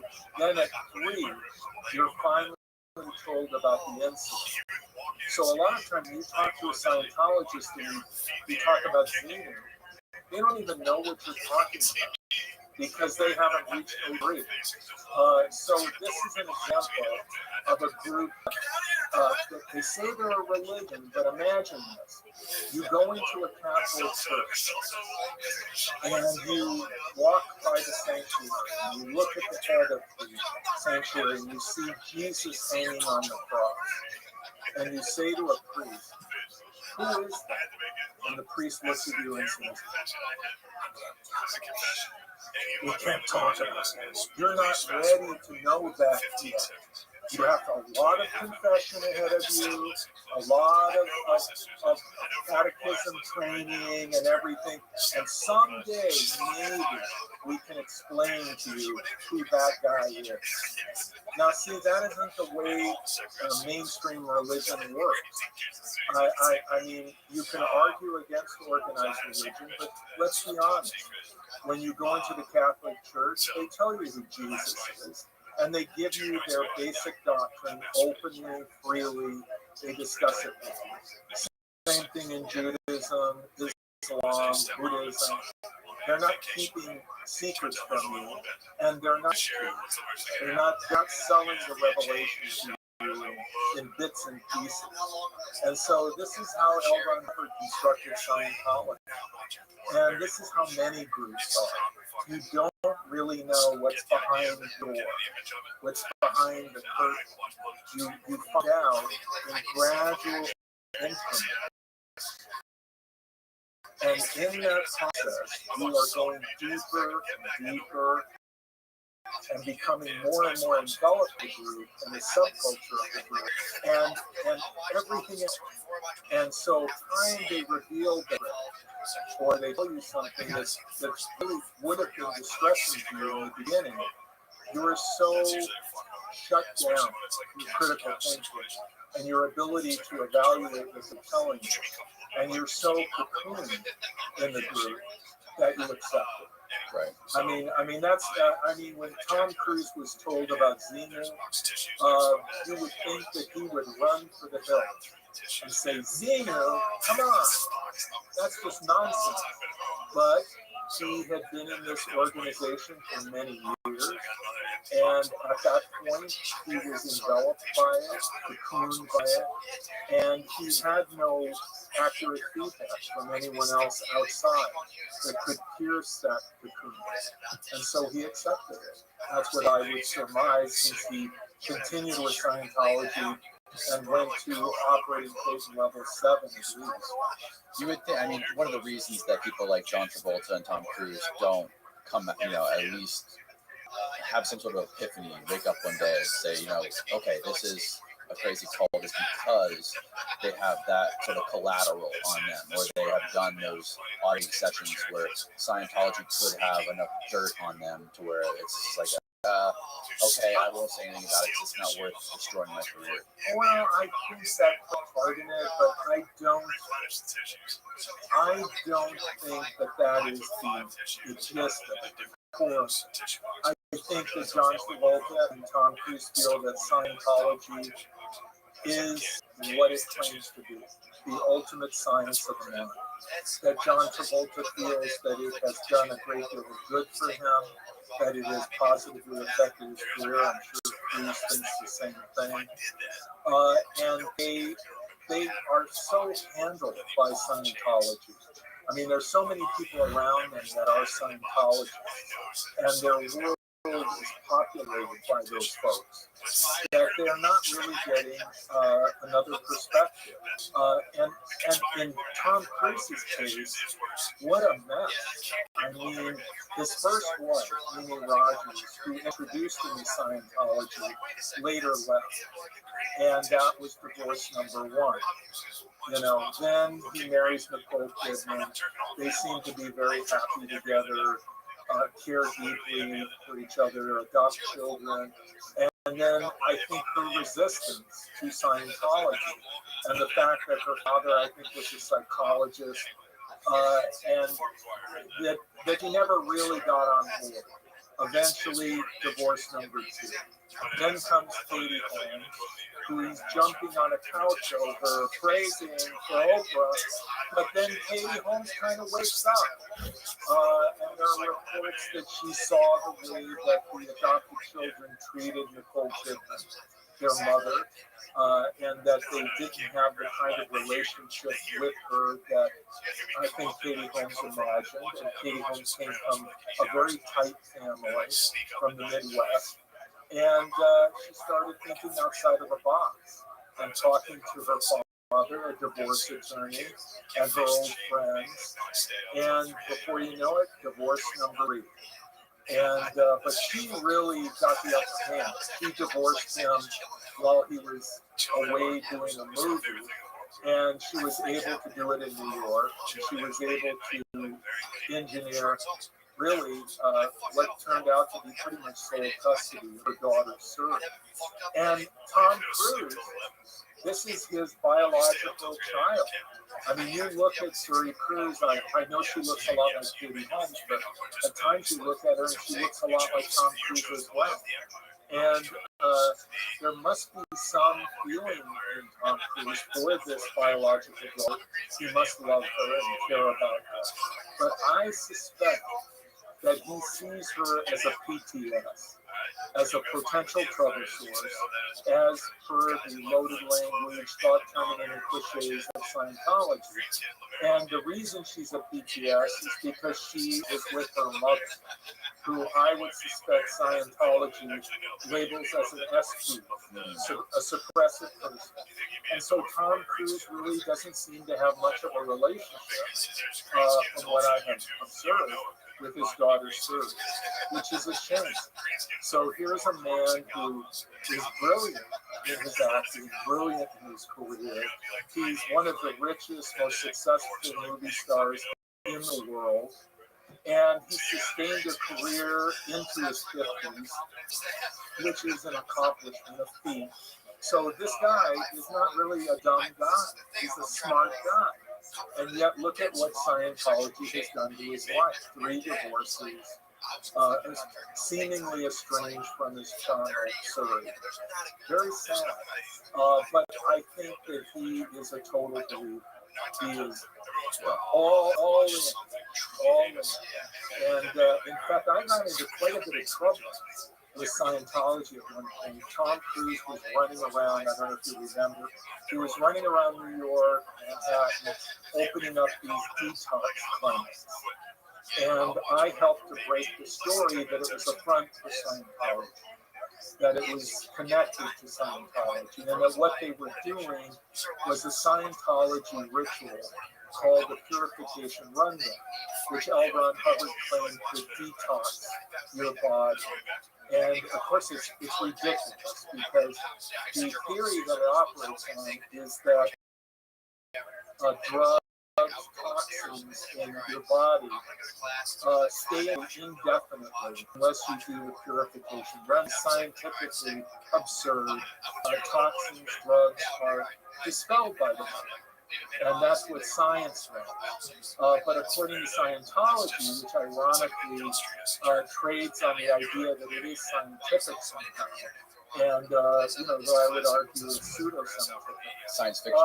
Yeah, science fiction, or fiction science, however you want to describe it. But anyway, Tom Cruise was promoting these clinics, and I was having wives of firefighters, wives, family members of people that were first responders at Ground Zero, who were struggling with asbestos and toxins that they may have ingested and inhaled during their work at Ground Zero. And they were being used by these detox clinics as examples of what they could do. And eventually the New York Fire Department medical director pretty much denounced these clinics. But it was a process, and I was involved in the initial exposure of what was going on. And Tom Cruise was involved. And all of a sudden, I was the focus of what is called a noisy investigation, which is when Scientology sends out its PIs and they go to your neighborhood, they knock door to door, they go to people you know, and ask really crazy questions. Like, have you seen him with weapons in the middle of the night, walking around, lurking, maybe with a shotgun? And the person they're asking the question of is sitting there going, what does that mean? This person is to do things like that? And the purpose of the investigation is to discredit you.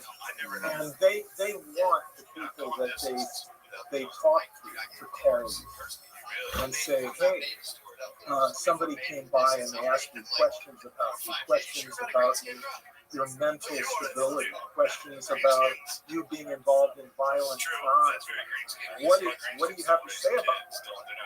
Well, I had moved from Arizona to New Jersey, and at the time that this went on, I was living in Jersey City, which is right on the Hudson opposite Manhattan. And my old neighbors from the townhouse development that I lived in Phoenix, one of them called me up on the phone and said, Rick, I think Scientology is investigating.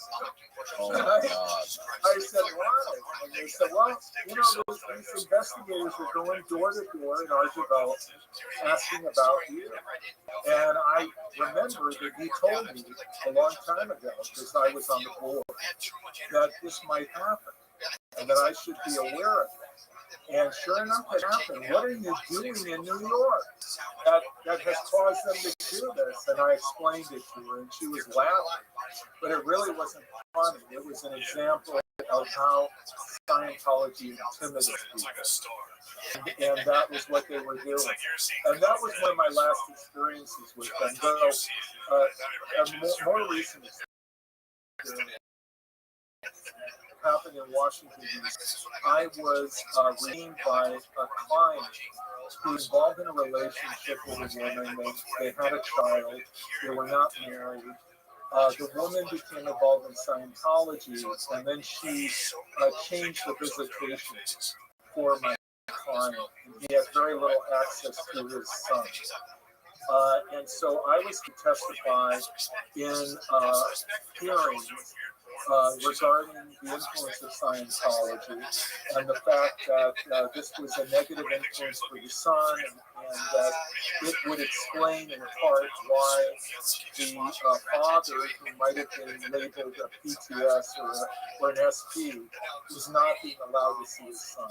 And he had not seen his son for 2 years.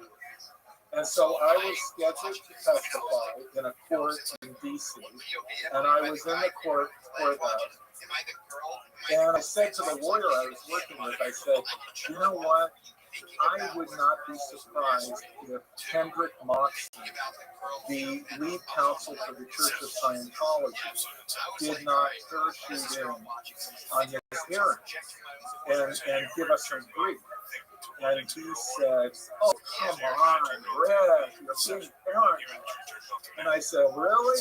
And within minutes, the door of the court opened, and in comes Kendrick Moxley. We talked about short. I'm a short guy, but he's shorter than me. I don't know how tall he is, but I would suspect not much taller, if at all, than Stebbins. He's quite so anyway, he comes barreling into the courthouse with a paralegal, and he affiliated with opposing counsel, and then he was there to give me the business. So I had to be qualified and accepted as an expert on Scientology, which I have been before previously. And so he berated me for hours. I mean, until the court shut down. The judge was like eye rolling and going, when is it? And he's like screaming at me and carrying on that I would not be qualified as an expert in Scientology. Subsequently, I was qualified and accepted by the judge, and I would have testified if we had gone into a court proceeding. But Scientology decided suddenly, or I should say, my client's former girlfriend, mother of his son, decided suddenly that she would give him whatever he wanted in visitation and everything. Why did you do that? When the lawyer called me that I worked with, he said to me, Rick, you're not going to have to testify, and we have had a settlement. I said, oh, wow. And he said, no doubt, the reason that they settled was they didn't want you to testify.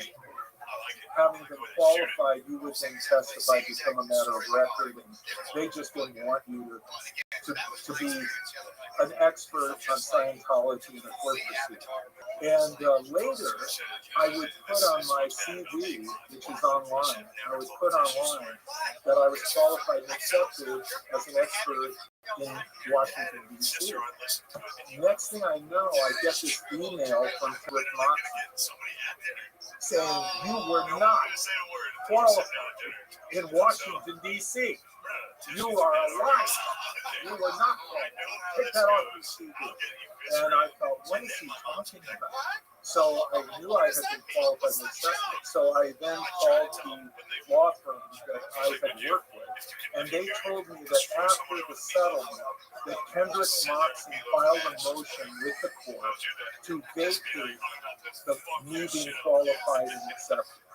Now, that doesn't mean I wasn't qualified and accepted.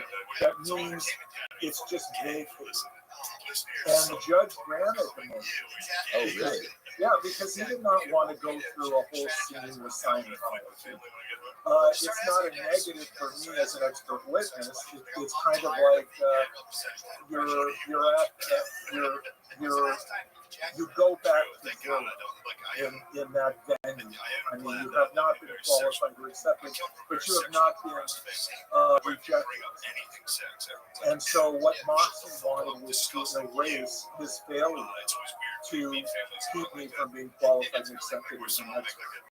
And I just, when he was cross-examining me, in Boyer, I could not believe how intense it was. He was just very, very angry. And I had once been involved in a court proceeding with Moxley before, and he was at a hearing, and I was there, and I had found out that his daughter had died tragically. She was a Sea Org member, which is a full-time in Scientology, which Moxon himself essentially is. He doesn't live in Scientology housing, but his whole life is Scientology. As a lawyer, as operating state in level 8. So he's gone all the way to 8. So I remember his daughter had died in a tragic accident in Hemet. That she had been elected to again. And I think that there may have been something that could have been litigated about the way in which the facility was managed, that she would have been elected to. But needless to say, Moxon would never sue Scientology. And no one sued Scientology, and his daughter died. And he was in court shortly thereafter, and I saw him in court. And I went up to him and I said, Kendrick, I'm very sorry for your loss. And he looked at me like with these blank, sharp, what I recall. And there was no emotion, there was no grief. It was just blank. And I thought to myself, wow, he's really gone. And that's what I thought at the time. But that's how people are when they're so intensely indoctrinated in a destructive authoritarian group, or what has often been called a cult. Their emotions can be so shut down. Their responses to family, to old friends, they're not in touch with their feelings. And they've been diverted through the indoctrination and the machinations of the group, which is it's almost like they take away your humanity. Yeah, it's very strange, and it's especially me. I grew up in Clearwater, Florida, so I'm surrounded by all of this stuff, and you know, all of the big Scientologists around here are all multi-millionaires with these crazy big mansions and driving Rolls Royces around here. It's wild. It's really wild. Well, Rick, I really appreciate your time. I want to respect your time. We've just gone 2.5 hours. Tell everyone listening and watching where they can find your book and learn more about what you're doing. Well, the name of my book title is Cults Inside Out, How People Get In and Can Get Out. It's for sale in Audible, paperback, and can be downloaded through Kindle at Amazon.com. They also can find an enormous amount of information at the website culteducation.com.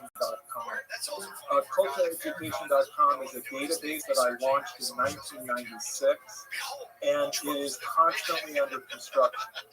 There you will find probably the largest repository of documents and information online about Nexium. There's a huge archive about Scientology. There are hundreds of groups and thousands and thousands of documents, all very carefully organized in an archive and database structure. And that's free to anyone that would go online to culteducation.com. There's also a Facebook page for the Cult Education Institute, and people can also find me on Twitter. Rick Allen Ross, not to be confused with the rapper Rick Ross. That's so funny. My wife saw on our calendar that I had a podcast with Rick Ross. She's like, "What? You didn't tell me that?" I'm like, "Different Rick Ross, honey." Boy. Well, at one time, I owned the domain name rickross.com. Oh, no way. And I found so many people were coming to that domain address because they were fans of the rapper, that I decided to liquidate that domain name. And Rick Ross, the rapper, at one point made an offer for it. Oh yeah. He lowballed it. So Really? I ended up selling it for $7. How much did you sell it for? Do you mind telling me? Well, not a lot, but more than the $10,000 he had. You would think you would be able to get at least 6 figures for that. Well, I did, and I wish that was true. I did not, but I had to unload it because the rapper, being so famous and being such a celebrity, there was so much traffic and email and everything over, hey, listen to my mixtape. And how you doing? And everything, and I'm like, Ron Rick Ross, and I to this day I get so much laughter and fun out of it because many times when I go through airport security or I go through security at a studio, a network news studio or whatever, and they look at my ID and they go, Rick Ross, and I've even had people say, I want to pose for a picture with you, and I'll say, this is the real Rick Ross. That is hilarious. That is my given name. That's my real name. And Rick Ross, the rapper, took that name on as a kind of gangster name. I don't know what his real name is, but it's not Rick Ross. And it's patterned after a drug dealer from California, Freeway Ricky. Right. And that became Rick Ross, the rapper. But I keep up with him because we share the same name. Have you guys ever spoken? No. There was once an idea that we should do a show. There was some kind of reality show where two people with the same name but complete lives would exchange places with each other. And Rick Ross, the rapper, would become Rick Ross, the cult expert, and I would become Rick Ross, the rapper. That's a great idea for a show. Yeah, and we would do it for like a week. And it was bounced off of me, but it never came to fruition. But I followed his career. He's had a really great run. He bought Evander Holyfield's mega mansion outside of Atlanta for hardly anything. Yeah. And he now is the proud owner of, I believe, the largest swimming pool owned privately in our country. Is that true? Really? Yeah, this huge swimming pool that is adjacent to the Evander Holyfield mansion, which is a huge mansion. Have you ever been to Wingstop? No, I haven't. Wingstop is kind of like it's kind of like a more of a fast food version of Hooters, but it's basically all they sell is wings, and it's he's the biggest owner of the Wingstop franchise. So you should give it. I bet you if you went to a Wingstop, they'd give you food for free, or they'd give you a discount. Hey, if I could get some free food, I might. Cool. Well, your time, Rick, means a lot, and I'll include all your links in the show notes below. All right. Well, thank you, Daniel. It's been a pleasure.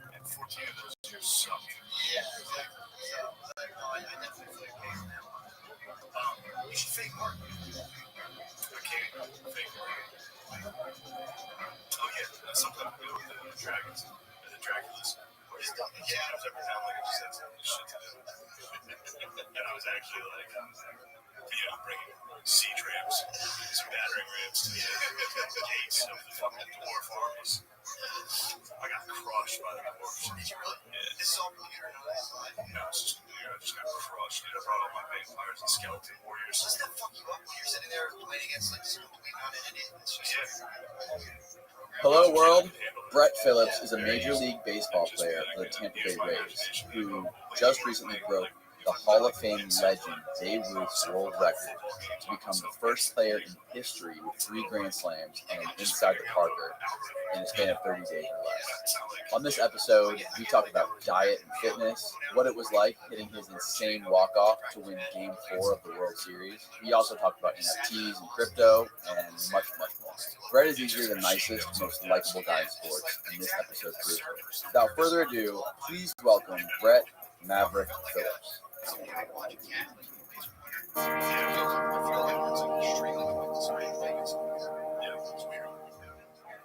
for doing this, man. No, thanks for having me. This is awesome. Any chance I can talk about things I'm passionate about and do it with people who've been successful from my hometown. Oh yeah, man. It's awesome. We both went to high school like literally 5 minutes away from it. How crazy is that? Insane. The Seminole Warhawks. Did you play sports over there? No, I didn't. I skipped school like at least 3 days a week to surfing. Love that. You made it through. And I hated all the baseball players. They were all such dicks. That's what I hear. I told that to Lexi, and she's like, "Brett is not like those guys." You know what? I don't know what it is, especially even past the high school level, college, or into professional baseball. The egos and the entitlement. I mean, they associate who they are at something with how cool they are. And I think society, is wrong about that, how we value people. But to my point, I mean, athletes, they got to set their ego aside. They're good people at the heart. They're like kids, too. I mean, they're just kids. You know what I mean? They're the most popular kids in school. They get all the girls, and they're like the biggest, strongest guys. So of course, Yeah. I guess that wasn't me in high school, I guess. Oh, man. Well, that thing is what's like a couple inches from your mouth. You can move it. So that wasn't you in high school. No, not at all. I loved everyone. I fit in with everyone. Every friend group. It didn't matter. I wanted to learn, educate, associate. It didn't matter. I saw value in everyone, and that's just who I've been. But there's you obviously played baseball in high school, and there's got to be like an obvious pecking order, right? Were you like the most like top dog in high school baseball? As a senior, committed to Division I school, I had all the scouts at every high school game looking at me. So I knew that I was good at baseball because of what was happening around me, but how I treated my teammates, you would never know.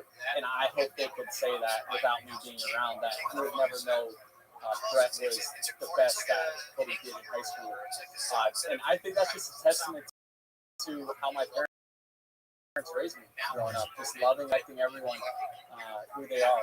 And it's a trait that I'm very thankful for, has been instilled since a young age. Now that I have a platform and a brand, and I can pour into and actually, have confidence in, what I'm saying, knowing that, they're going to listen because they think I'm a good person. Did you always know you were going to play baseball? Like, is that all you ever wanted to do? Just do that? Well, I was always good at it. So growing up, I was always the best at baseball, and it just came easy. And as I went through the ages, I was always the best on the team, and then I was the best in the city, and then best in the state. So I just knew that this is what I wanted to be doing because of how much joy and happiness I left because I performed. Did you have like? This is like always getting nice. Did you have a plan B that didn't work out, or did you just know how was going to happen? That's so funny you asked that. A few years ago, I'm sitting in line to vote, and there was a dude who I played with in high school. His mom comes up to me, recognizes me in the line before voting, and she goes, "I just want to thank you." I'm like, "What?" She goes, "I know you turned into a professional baseball player, but when I asked you in high school when you were a junior, I asked you if you had a plan B if baseball didn't work out. You said no because." And she at the time, and she's saying like at the time, I thought that you were crazy, but now you have paved the way. You have showed that if you commit so much time and energy and passion into something, and you be a good person through it all, it's going to work out. And my younger children, one wants to become, she's aspiring to be a professional singer.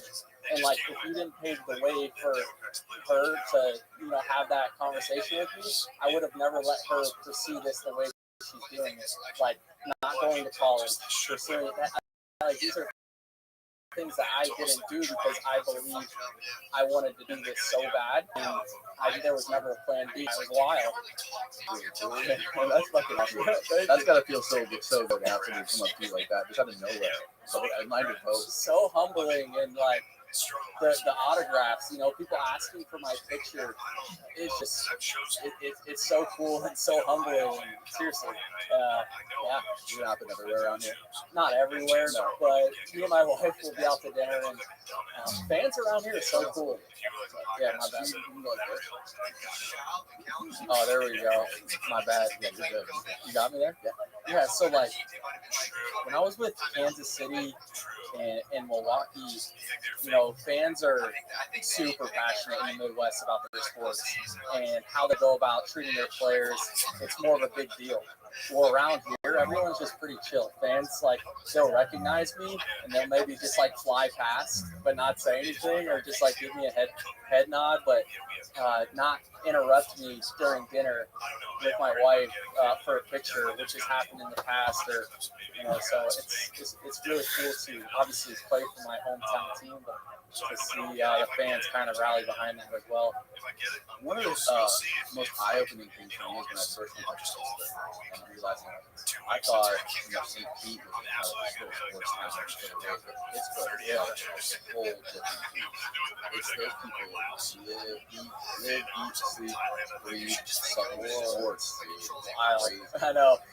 And getting a taste of that playing for Milwaukee and Kansas City, I loved it, right? Because win or lose, they're showing up for your game. But they're so passionate too. They're gonna let you know when you're sucking it up. And I got absolutely roasted on Twitter on a weekly basis because I sucked in Kansas City. The fans, they're so passionate, they're ruthless if you don't play well.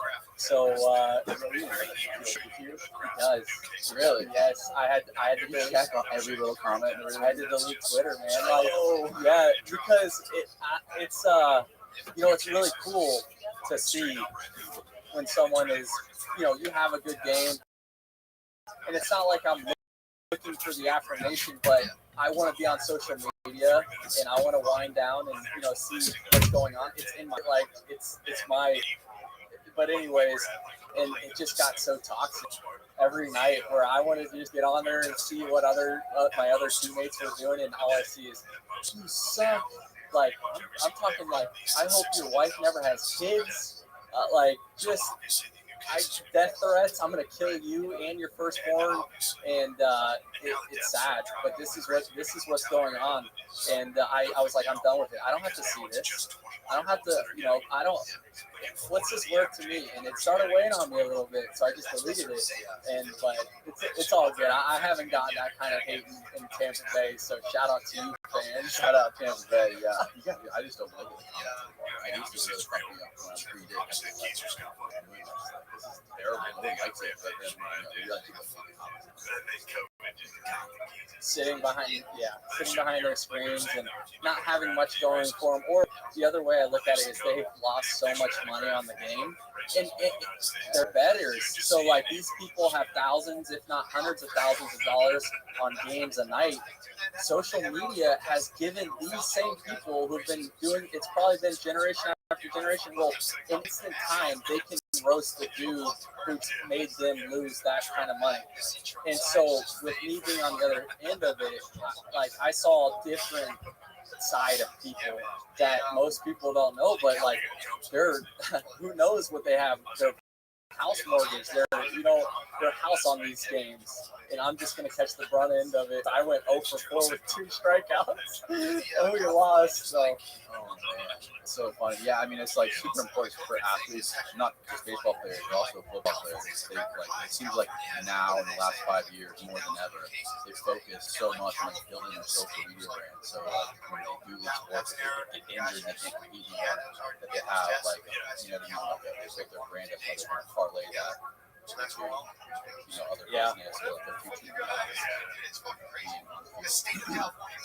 Yeah, no, I'm glad you brought that up, and it's something that I'm super passionate about and actually advocate for, is that transition outside of professional baseball. There's a statistic that says 80% of professional baseball players will be broke or divorced by the age of 40 now, which is unacceptable, right? Like, and it's something I recognize as I am going through my career. whether it's how much money they're spending, what they're spending their money on. If they're not being loyal, like I recognize that, and I'm like, I can't be that statistic, right? Like I have to get ahead of this. So how am I doing it? Well, first, just like educating myself on things I may find that I'd be passionate about. We talked about having a plan B earlier. It isn't necessarily a plan B, more so you're bettering yourself, in other areas that you have a passion for. So, instance, coaching. I see how my favorite coaches in my career analyzing how they're going about their business. What do they do that I enjoy most? And then I grab that from them and I keep it in my pocket. Just in case if I have to transition into being a coach, I can be the best coach that I can be. How about broadcasting? Something I'm passionate about as well. When someone is interviewing me, I'm analyzing, I'm seeing what not to do, like what I find annoying, or, because I'm going to put that in my pocket. And, if I have a passion for it and I can make that transition easier after my career, then I'm bettering myself. And so, yeah, it's, but to your question, or to your statement about the Bucks players and athletes, I love it, and that's something I'm going to continue to do because I can't be that statistic. Right.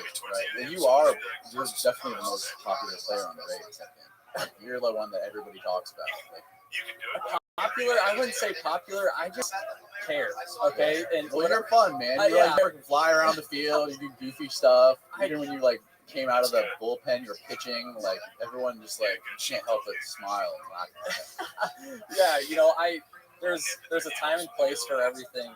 And what I mean by when I say I just care, I grew up being a fan of the Rays. I went to those games as an 8, 9, 10-year-old.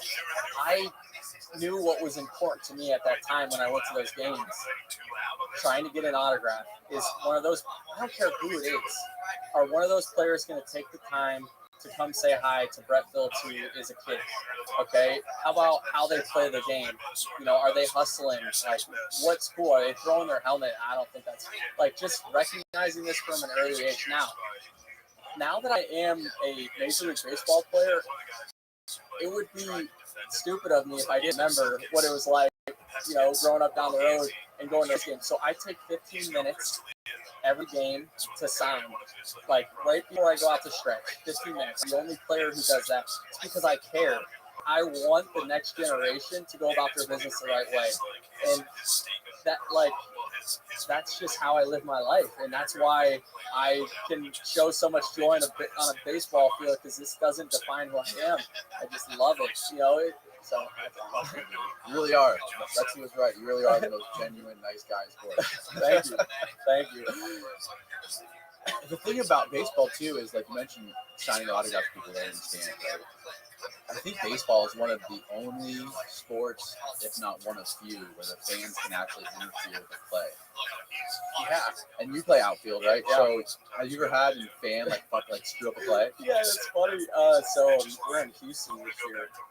Last year, I'm sorry, we're in 2022 now, and it's the 8th inning, and we're blowing them out. We're up by 8 or 9 runs, and I'm playing right field. Now, granted, my head is facing towards home plate.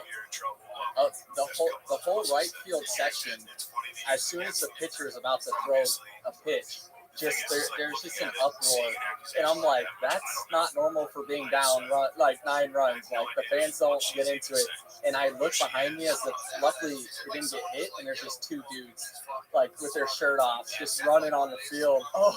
Yeah, just acting fools right behind you, right behind me, and I'm ninja, going like this, keeping them in front, making sure. I wouldn't have known what to do. I'm not a fighter. I would have Judy chopped him in the neck or something. But no, it took about 10 minutes to get these dudes off the field. Don't do that, please. If you're listening, do not interfere with. You're gonna go to jail. It's a felony now, but yeah, it's not funny either. I'm sure you're familiar with the 2006 Chicago Cubs game. It was game 5 or 6, and they're about to break their like 100-year streak of curse, right? Yep. And the kid's like it was coming out, and the kid kind of grabbed it. You familiar with With that the head, story? yeah, he's got the headset He's got on. the headset on, yeah. Yeah, it was a huge play, and you know, for me, that's the wrong place at the wrong time, right? Because you have to protect yourself, and I do remember the play you leaned over a little bit, but you are a fan. You are not a professional athlete. In that moment, you're just trying to like say, "Well, that man got trashed." Like that dude, death threats. They had to have like security look out for that dude, but. He's still like living in his life in privacy. No, well, what happened was they invited him back. Thank God. Oh, when they won. And it was a huge story. So I think they let him off the hook as a city. Hopefully, Dude, I was watching a documentary. And it was like the most crazy mob scene I've ever seen of people just trying to literally murder this kid. Okay, so with that being said, that was back in when 2006, 2000. maybe. No, I think it was 2001. Anyways, it was probably 2000. It was before social media, Yes, right? yes. And think about the hate he got then. Now times it by 1,000, because what's that clip going to, and how many people are going to it in live time? So all those people who could care less about the play just want to join in on the toxicity, and that dude could like potentially. Do something stupid because of that. And so it's crazy. Yeah, it was like a real life. Yeah. People throwing beers at him. Exactly. That's a good way to put it.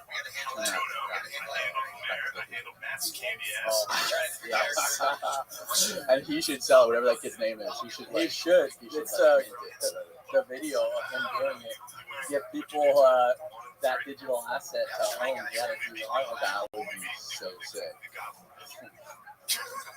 So you've never had to deal with any of that? People see them involved No, I haven't crossed that yet in my career.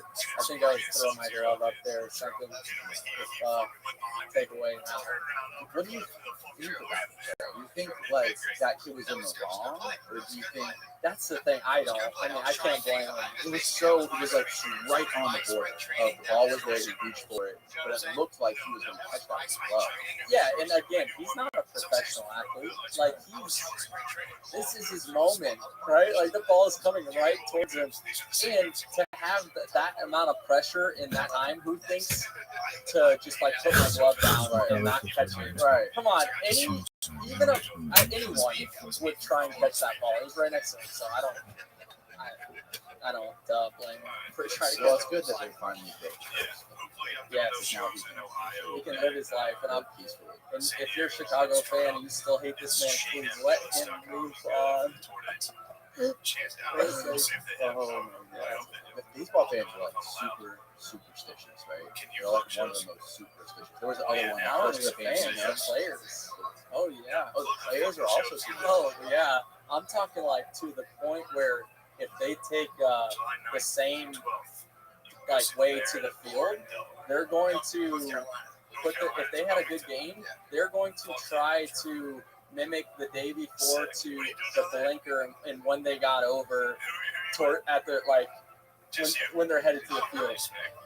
Yeah, like I'm talking the Like dudes your age? Oh yeah. Oh, what do you mean older with like families? The superstitious is wild. I don't have any. You don't have any superstition? No, I don't. I'm just so like today's the day. It's already been mapped out for me. Like whatever I do, it's already been decided. So I mean I can't put that much time and energy to think about what I did the day before because I had a good game. Right. It's just too much for me. What? So like when you got out of high school finally, and you said you had scouts at every single game. What was your life like between the end of high school? Did you go to college after that? No, so I straight to yeah. So What was that process? Yeah. Is it like just like it's at like in the movies when they come to your house and they can write a check? yeah, literally.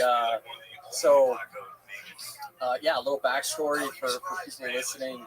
I'm a baseball player. You guys have, learned that. But for the Tampa Bay Rays, and I got drafted out of high school by Houston Astros in 2012, and I had to grow up super quick. Like I turned 18. My mom was, doing laundry for me, and next thing you know, I'm a professional athlete. I'm looking up day one when I get in, and these dudes are just towering over me from like the Dominican, Venezuela. I think there was 4 American guys on a team of 30.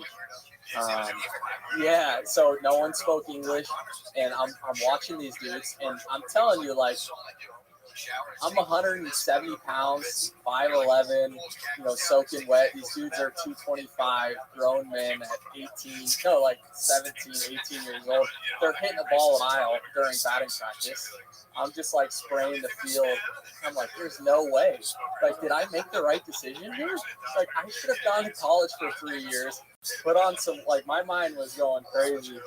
And, no, we go into the first game, and I'm like, oh man, this is not going to be good. I think I struck out like 3 times. I'm just blown away. I'm like, oh, this is tough. But I stuck to it. I was like, this is what I chose to do. And my mom, she gave me permission during that process that, hey, if you want to go pursue your dreams, like, she encouraged me. But if you get hurt or you're not good enough, you're going to be going back to college. So that was kind of the process of getting drafted and choosing to play professionally over college. It was me wanting to go pursue my dreams and aspirations. So fast forward. Oh, wait. How old were you? I was 18 when I got drafted. Yeah. You went to Houston. So I went to rookie ball, which was in Kissimmee, Florida. And that's when there was like 30 or 40 dudes that were just way better than me at baseball. And you know what? I was told, hey, you have the proper mechanics. Like, you are going to change so much from the ages of 18 to 21 as a man physically and mentally and emotionally, that, like, you have the foundation. Just keep your head down. And so when I was not good enough at that time, when I just was 18, I had something to kind of lean on and know, hey, I've been encouraged just to keep my head down, work hard, do my thing. And sure enough, each year I just got better and better. And next thing you know, like, how I was in Little League, I was the best. How I was the best in travel ball, and then I was the best in high school. And now in professional baseball, I was in high A. I won minor league player of the year. And in a span of 3 years, I went from looking at me to thinking I wasn't going to make it because of how big dudes were to being where I was. And so I always encourage. Yeah, exactly. Yeah, no doubt. There's a lot of scouts that. Well, you asked about the movie and scouts coming to your house. Yeah, I had about 10, and most of them I had to do by myself because my mom was working. So super nervous. I'm a 17-year-old boy. New York Yankee scout comes in, just drilling me with questions. I had by myself. I had to grow up real quick in that sense, and luckily I tricked the Houston Astros scout. Right, I must have been on my game that night. I must have been saying all the right answers. What kind of questions they ask you? Just psych questions. I had a couple scouts tell me that I was faking an injury, and I was like, "What are you talking about?" They're like, well, we know all the good players in this area. Like, you wouldn't just become this good your senior year if you've been hiding like an injury. Like, what do you know what I'm saying? They're basically saying that my growth from my junior to senior year, because I only had one college scholarship. So most guys who are getting looked at, they could pick whatever college they want to go to, right? Like, you're going professional college is nothing. For me, I had one offer and I took it. And so I jumped from being a good baseball player to a great baseball player my senior year. And that's when scouts came and was like, no, I get that fast. Like, where have you? I'm like, sir, like, with all due respect, like, I'm a God-fearing man. Like, I give the credit to God for giving me the ability this fast. I don't know what else to tell you. Wow. But, yeah. So That's freaking nuts, man. That's so great. And then, so okay, so you played in Kissimmee for a while. Okay. Before you went to Houston. yeah, so I played in Kissimmee. I'll give you the path real quick. The next year, I started in extended spring training, and then I went to Quad Cities in Iowa for 3 weeks, and then I got sent down to advanced rookie ball in Greenville, Tennessee, which was a dump, by the way. We stayed in a Chalet motel. My mom came and visited. She walked inside the hotel, went right back out, and said, "Matt, that's my middle name. That is disgusting. Like, what are hey, for the love of the game, Mom, like, you do not get treated like people think in the minor leagues." So then the following year, I finished up in Greenville. The next year, I started in Quad Cities, which was low A. Quad Cities River Bandits, and that's when I started to really blossom. I went from having 0 home runs my first 2 years to hitting 17 that year. And so something just got into me. I kept my head down, stayed true to who I was, and I just blew up, just like I did my senior year. And that's when I won minor league player of the year, and things started really just taking off for my career. I had an advisor, my first agent, Warren Pincus, who I'm still close with. I had to go into a different direction. And he respected that. Just with my career, I was having offers come in like top deals, and Warren was so early in his career that we didn't match on a professional career level. So I had 15 meetings with 15 different agents. Like, I was, after winning player of the year, I was in control now. So I could choose which agent I wanted to go with. And I wanted Tom O'Connell out of Tampa, who's my guy. So like I said, career started taking off. Under Armour deal, Tops deal. Following year, I start out in High A, out in Lancaster, California, and great place to play. Tore it up halfway through the year, made the All-Star game. Go up to Double A, Corpus, Texas. Get traded a month later. The first time, it was bittersweet. I was like, we were about to play. Manager calls me in, "Hey, we just traded you." What do you mean? You just traded me? Yeah, we traded you. We appreciate everything you've done for this organization, but you're heading to Milwaukee.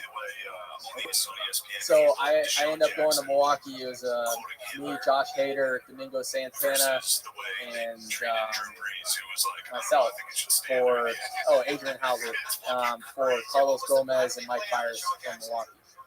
So I finished the year in Double A, thinking, all right, I'm getting one step closer to the big leagues. Following year, start out in Double A again. I'm just, man, all right.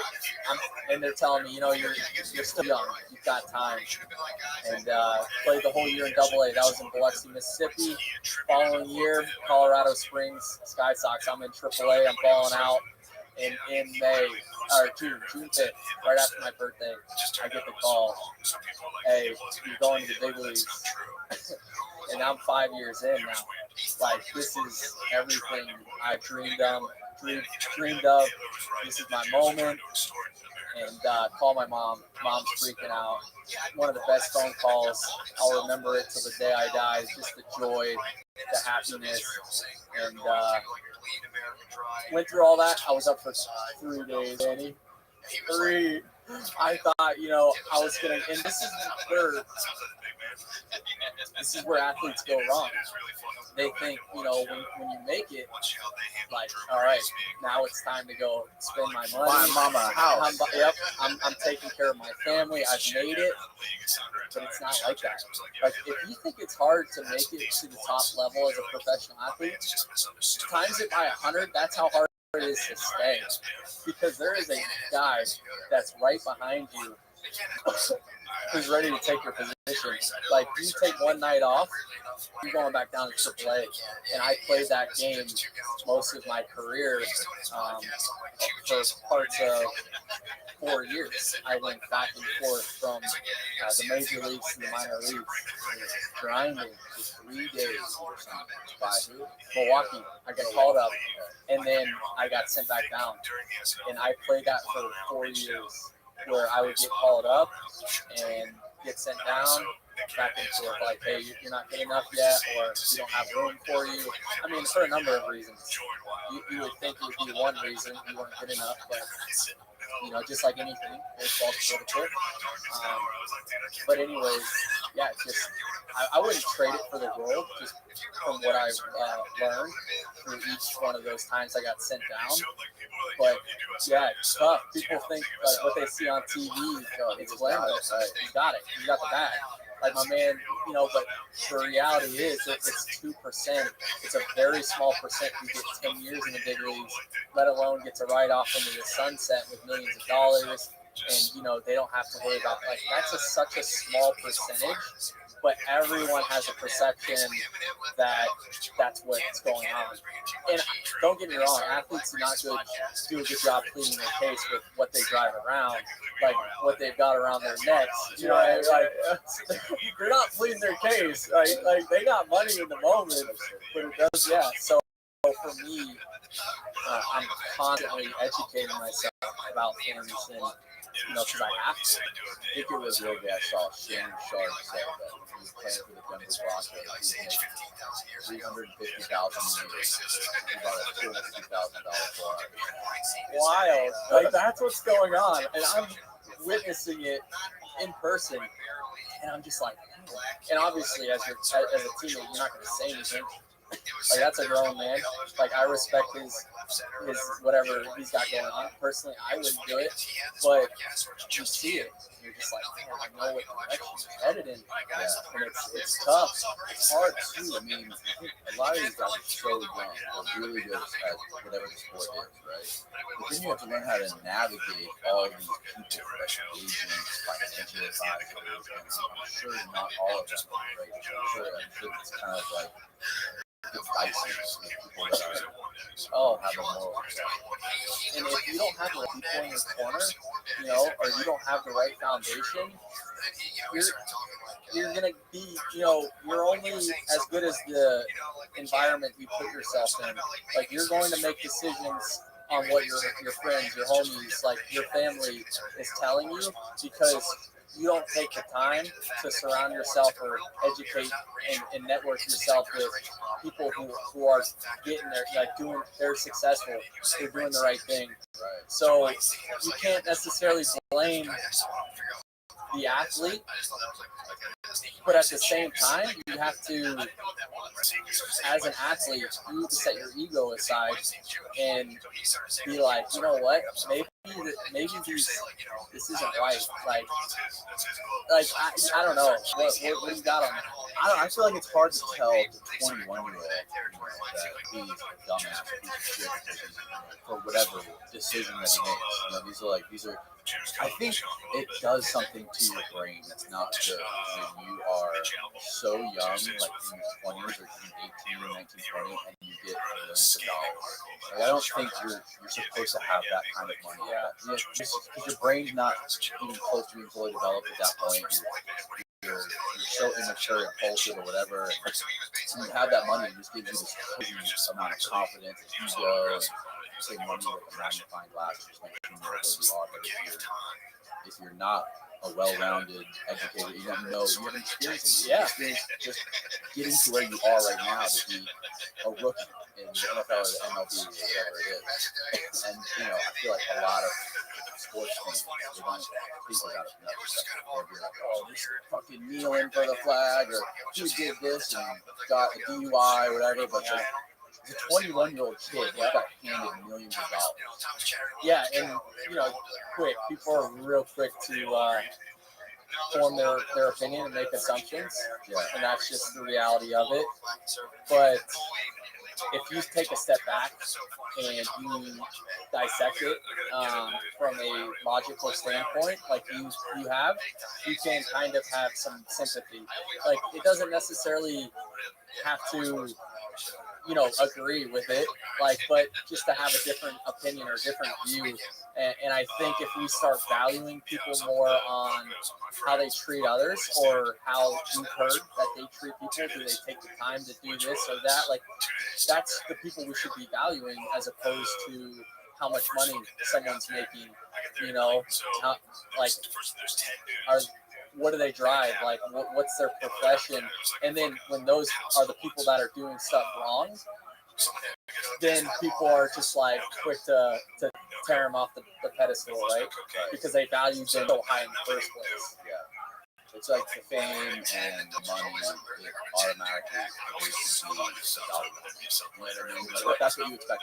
You can't make money from Exactly. just because, okay, I was really good at baseball, I made millions of dollars, and I'm young. Now you expect me to be a dollar mark. I have to know everything. And I'm sorry, but like athletes who, you know, are so strong, like in their opinion, I'm like, man, just because you made all this money doesn't give you the right to think that you're the most educated person. Like your opinion matters most. Like I just, but and people value it as so, and I'm like, stop, guys. Just because, like, I know this man personally, he's not a good person. And you guys value him so high because he has so much money and he puts out really cool content, and people worship people, man. It's crazy. It's crazy if you really talk to somebody like a hardcore fan of a Pittsburgh team or one of those teams with a crazy hardcore sports fan. They idolize those people. And that's what I recognize. So I have to, you know, and this is obviously who I am to an core, but I have to show love and respect on a daily basis. I have to go out of my way for the fans, because I am an advocate for telling people, hey, value people on how they go about their business, not what they have. So like I would be a hypocrite if I didn't. You know what I'm saying? What do you think about Antonio Brown? I'm sorry, man. He needs to check himself. He needs to check himself, and this is another case of the game defines who he is as a human. Meaning his worth is in playing football, and football is all he has. And you know, with the decisions he's made and how he goes about his business, it's gonna quit some serious just backlash in any type of way, mentally, emotionally, because this is what he's put his identity in. And I feel, I don't want to say I feel bad for him, but yeah, I can't respect him for how he's gone about his business. And I hope he checks himself and surrounds himself with good people. He's like for me, it's I've always been a family. I'm not a huge fan. Like I've always been a huge fan. Got drafted. Which is sad.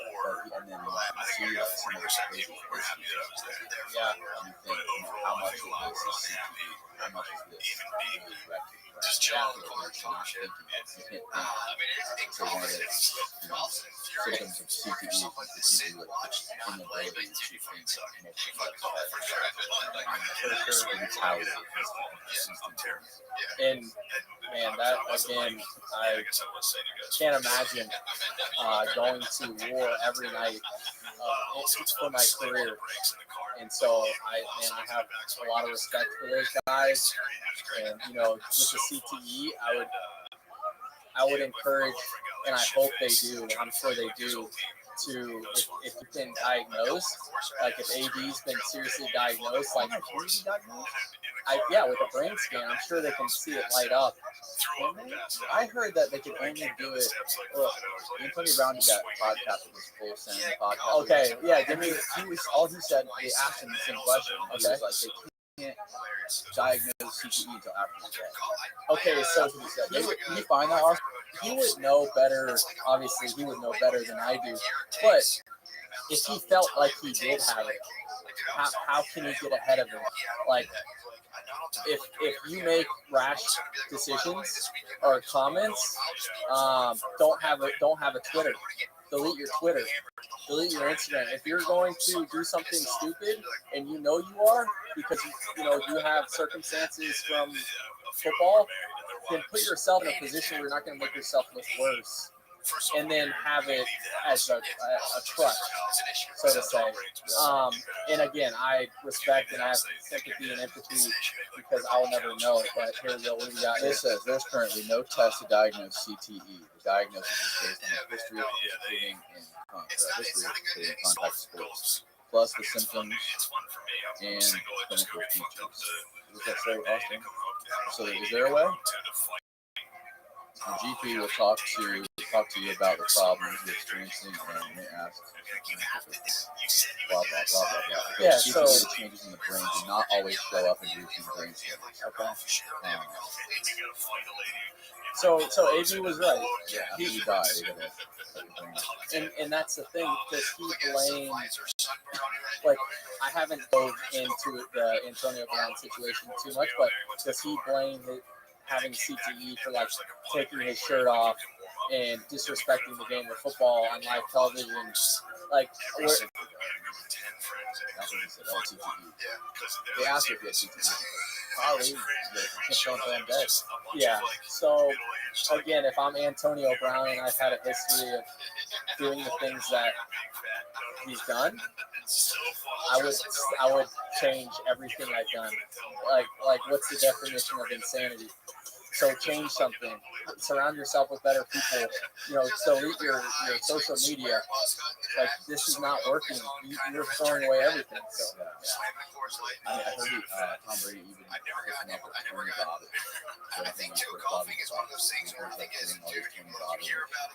Affirmations. Oh, really? And stuff.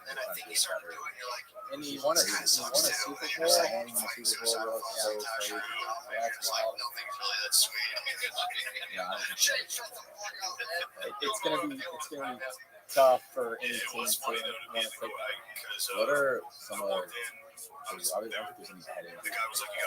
What are some of the Tommy John? Okay, so Tommy John, you have a nerve that runs in between your elbow, and it's the easiest, or I would just say it's the number one injury in baseball players because of the throwing motion. Over the head throw is not a normal movement for a human being. It's the underhand throw, which is a more natural. So it's too much stress, tears.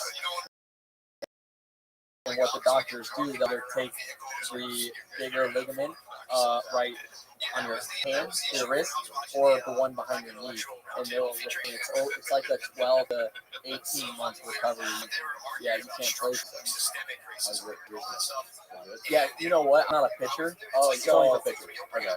Not only for pitchers, but mostly for pitchers who are, throwing 100 pitches a night. So I came into pitch at one point, which was the greatest moment of my career. What's the story of that? So the story is, we're getting blown out, and we're in Buffalo because Toronto was closed down. So Toronto Blue Jays big league team was playing in Buffalo, New York. We're getting blown out. It's like 10-1. And Kevin Cash, the manager, I'm sitting on the bench, right where I mostly am, warming it. Nice chilly night. Kevin Cash, the manager, comes up to me and he goes, "Hey, can you pitch?" And I look up at this man's face and I said, "What kind of question is that? I'm the best option you got right now." They started laughing. So obviously, best option meaning off the bench. In a game like that, you don't want to burn any of your pitchers, actual pitchers. So I get my glove and I head down to the bullpen out in right field. Now, how the bullpens are, you have the Toronto Blue Jays bullpen guys right in front with their turf mound, and then right behind you got Tampa Bay Rays. And so when I was warming up, you had both teams kind of laughing. I don't know if you saw the video, but I was like, I was sticking around, and I didn't think there was a camera on me. I was just, my mind was on, okay, I'm making them laugh. I'm making my team laugh, like, right? So I kept going. What else can you do in that situation? Exactly. Right? Like, the game is already out of reach. Baseball, 162 games. You're going to go through periods like that, so it's fine. No disrespect. So I come out of the bullpen. It's my time to shine. I come out American Ninja Warrior style, like full speed ahead, right? Like on the video and pull it up. Yeah, pull it up.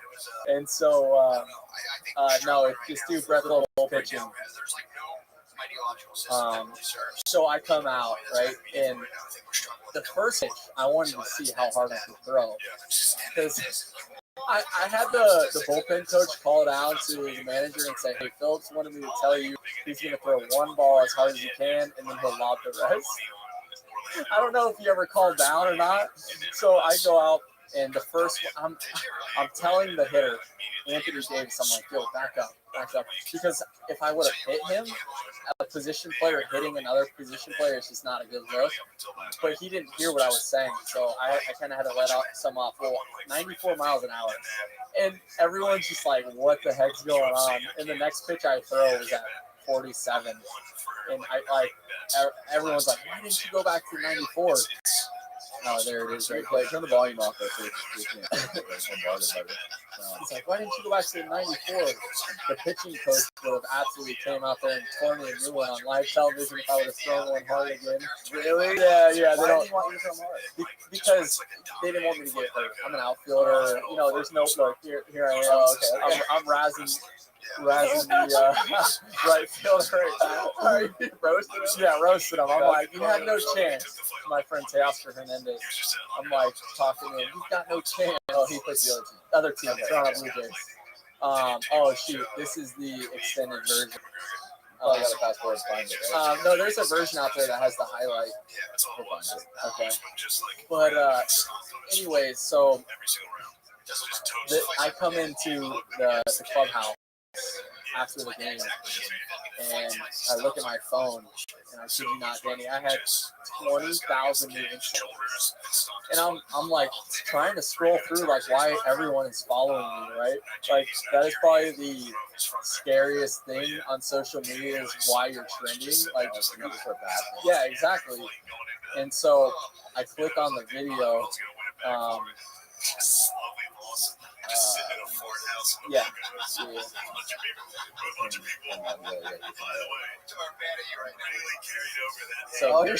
Oh yeah, American Ninja Warrior style. Here I am in the bullpen, right? Yeah, they got some good love right there. Right? Did they hit you up after this?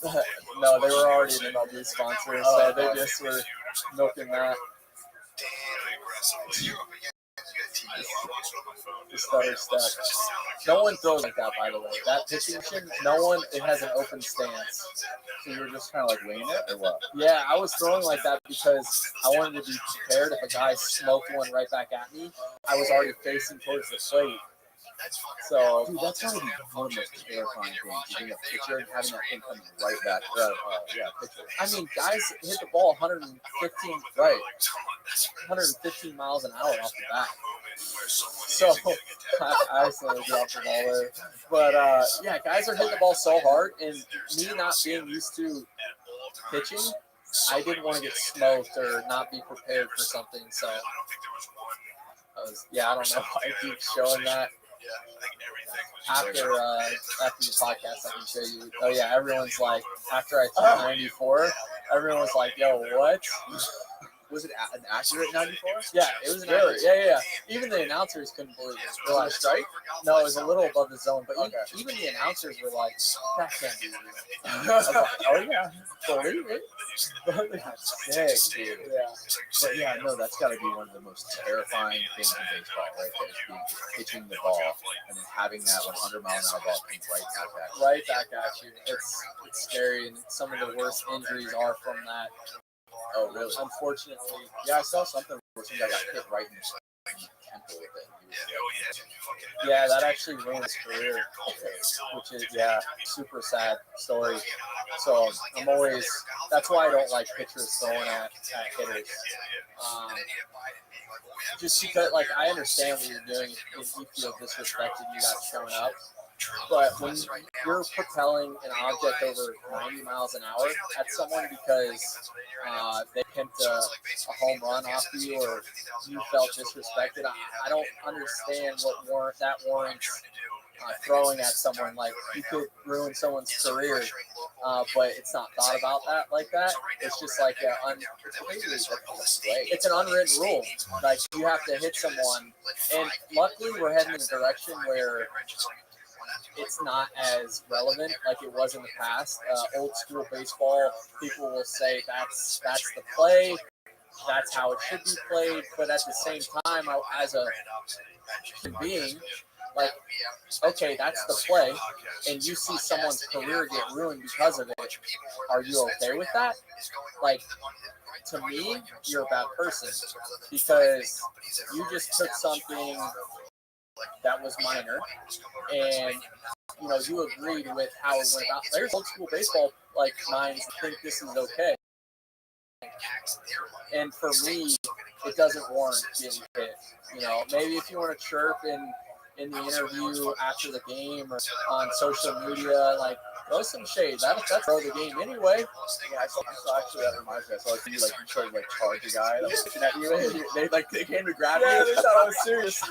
So I got hit by my buddy who I got traded with from Milwaukee to Kansas City, Jorge Lopez. And it wasn't on purpose. Like, he's one of my best friends in the game. Smokes me in the back, 95, right? Like, right in the soft spot. And I gave it a grimace, and then I threw my bat down, and I said, "You want to fight with me?" Like, my best Puerto Rican accent. You want, because he's Puerto Rican. Yeah. You want to fight with me? Just like that. Like, and the umpire and the catcher, no. Like, start to try to hold me back, and I started laughing. And I was like, no, that's my boy. And that blew up and went viral. But small things like that, people love. And it's not that I'm sitting at my house saying, okay, when I get the opportunity to pitch, I'm going to do it like this. Or if I get hit with 95, I'm going to react like this. It's just because it's my joy, like my passion, that my happiness. Like, this is genuine, organic, and yeah. So love it. That's super cool to see somebody like make the sport so much more entertaining by adding that whole element, the whole comedy Thank you, man. And I want to go back to my point. When I was looking at Instagram, I had 20,000 followers. Yeah. And so I get to the video, and it's of me messing around, goofing around, and I'm like, putting my hand on my head. I'm just like, you are such a nerd. Like, this is the reason everyone was following me. Like, you're a dork. Like, why really love you? Well, if I knew cameras were rolling, I wouldn't have been doing that. You know what I'm saying? I didn't know the cameras, so it's just put it in the book for things I've been exposed for, like my crazy laugh. Just like, everyone knew me for the longest time before the walk off in the World Series. That's like the MLB clown. Like, he's got a funny laugh, and it's cool, right? Like, it's better to be known for something than nothing, but up until that hit in the World Series, I want to be taken serious in my career. I want to be known for something cool. Like, this is my livelihood, So when I had that walk-off hit, it was really cool that I could finally start colliding the two worlds, and I would be respected for both. Right? Like, now I'm the clown of MLB, but it legitimized me. Thank you. And man, it's given me some newfound confidence, which has helped me tremendously. I had the best year of my career last season, feeling no pressure because of that one play. And it's crazy how one little moment in anyone's career can change the course for either which direction. Walk me through that play, like that scenario. That was the first time being in the World Series? First time being in the World Series. It's Game 4 is my first and only at bat. Let that sing in. Wait, during that game? No, the whole series. Oh, really? I had one at bat. I was never supposed to even get that at bat. Downloaded 3 Kingdoms. Total War. So let me give you the backstory. It's COVID year 2020. We go into 18 or it was like 8 or 12 teams. The playoffs were expanded because we didn't have fans that year. And we beat New York. Oh no, we beat Toronto in the best 2 out of 3. I was on the roster. I played the outfield. And then we beat New York in 5 games, and I was on the roster. I pinch ran and played the outfield. And then we played Houston. I wasn't on the roster for Houston because during the COVID year, we played each game back to back to back to back to back. In the normal year, you have off days in between every 2 games, so you can rest your pitching. So they came up to me, Kevin Cash, and said, "Hey, Billy, like we're gonna have. I know it sucks, but we're gonna have to leave you out for this series because we, you know what, Kevin? I understand that. I respect it. Like, let's go win the AL Series." I was the best teammate that I could be. Showed up every day, regardless that I wasn't on the roster. I wanted to win, right? Like, it didn't matter. So I know there's funny videos of me like holding up a sign like Randy breaks all day, night, year, like I made up, and I'm like, "This is Randy, best player ever." This is when Randy Rosarino was going off, and everyone loved it. And I was just like, "This is who I am. Like, I want the best for everyone around me." So Danny, fast forward to the World Series. I don't know if I'm on the roster, right? This is the freaking World Series. Not only do you have a dream of being a Major League Baseball player when you decide this is the sport you want to play, but playing in the World Series is a dream inside a dream. Like, your 12-year-old self can't even really get to that point. That's how big it is. So I'm like, "Please, Lord, like, let me be on this roster," right? Because it's all His plan. I'm like I said, I'm a God-fearing man. I'm a man of faith, and everything in my life that has happened is because of Him. So I get a call from Kevin Cash. He goes, "Listen, you're on the roster." My heart starts pumping. All right, like, I'm in my hotel room, like, let's go.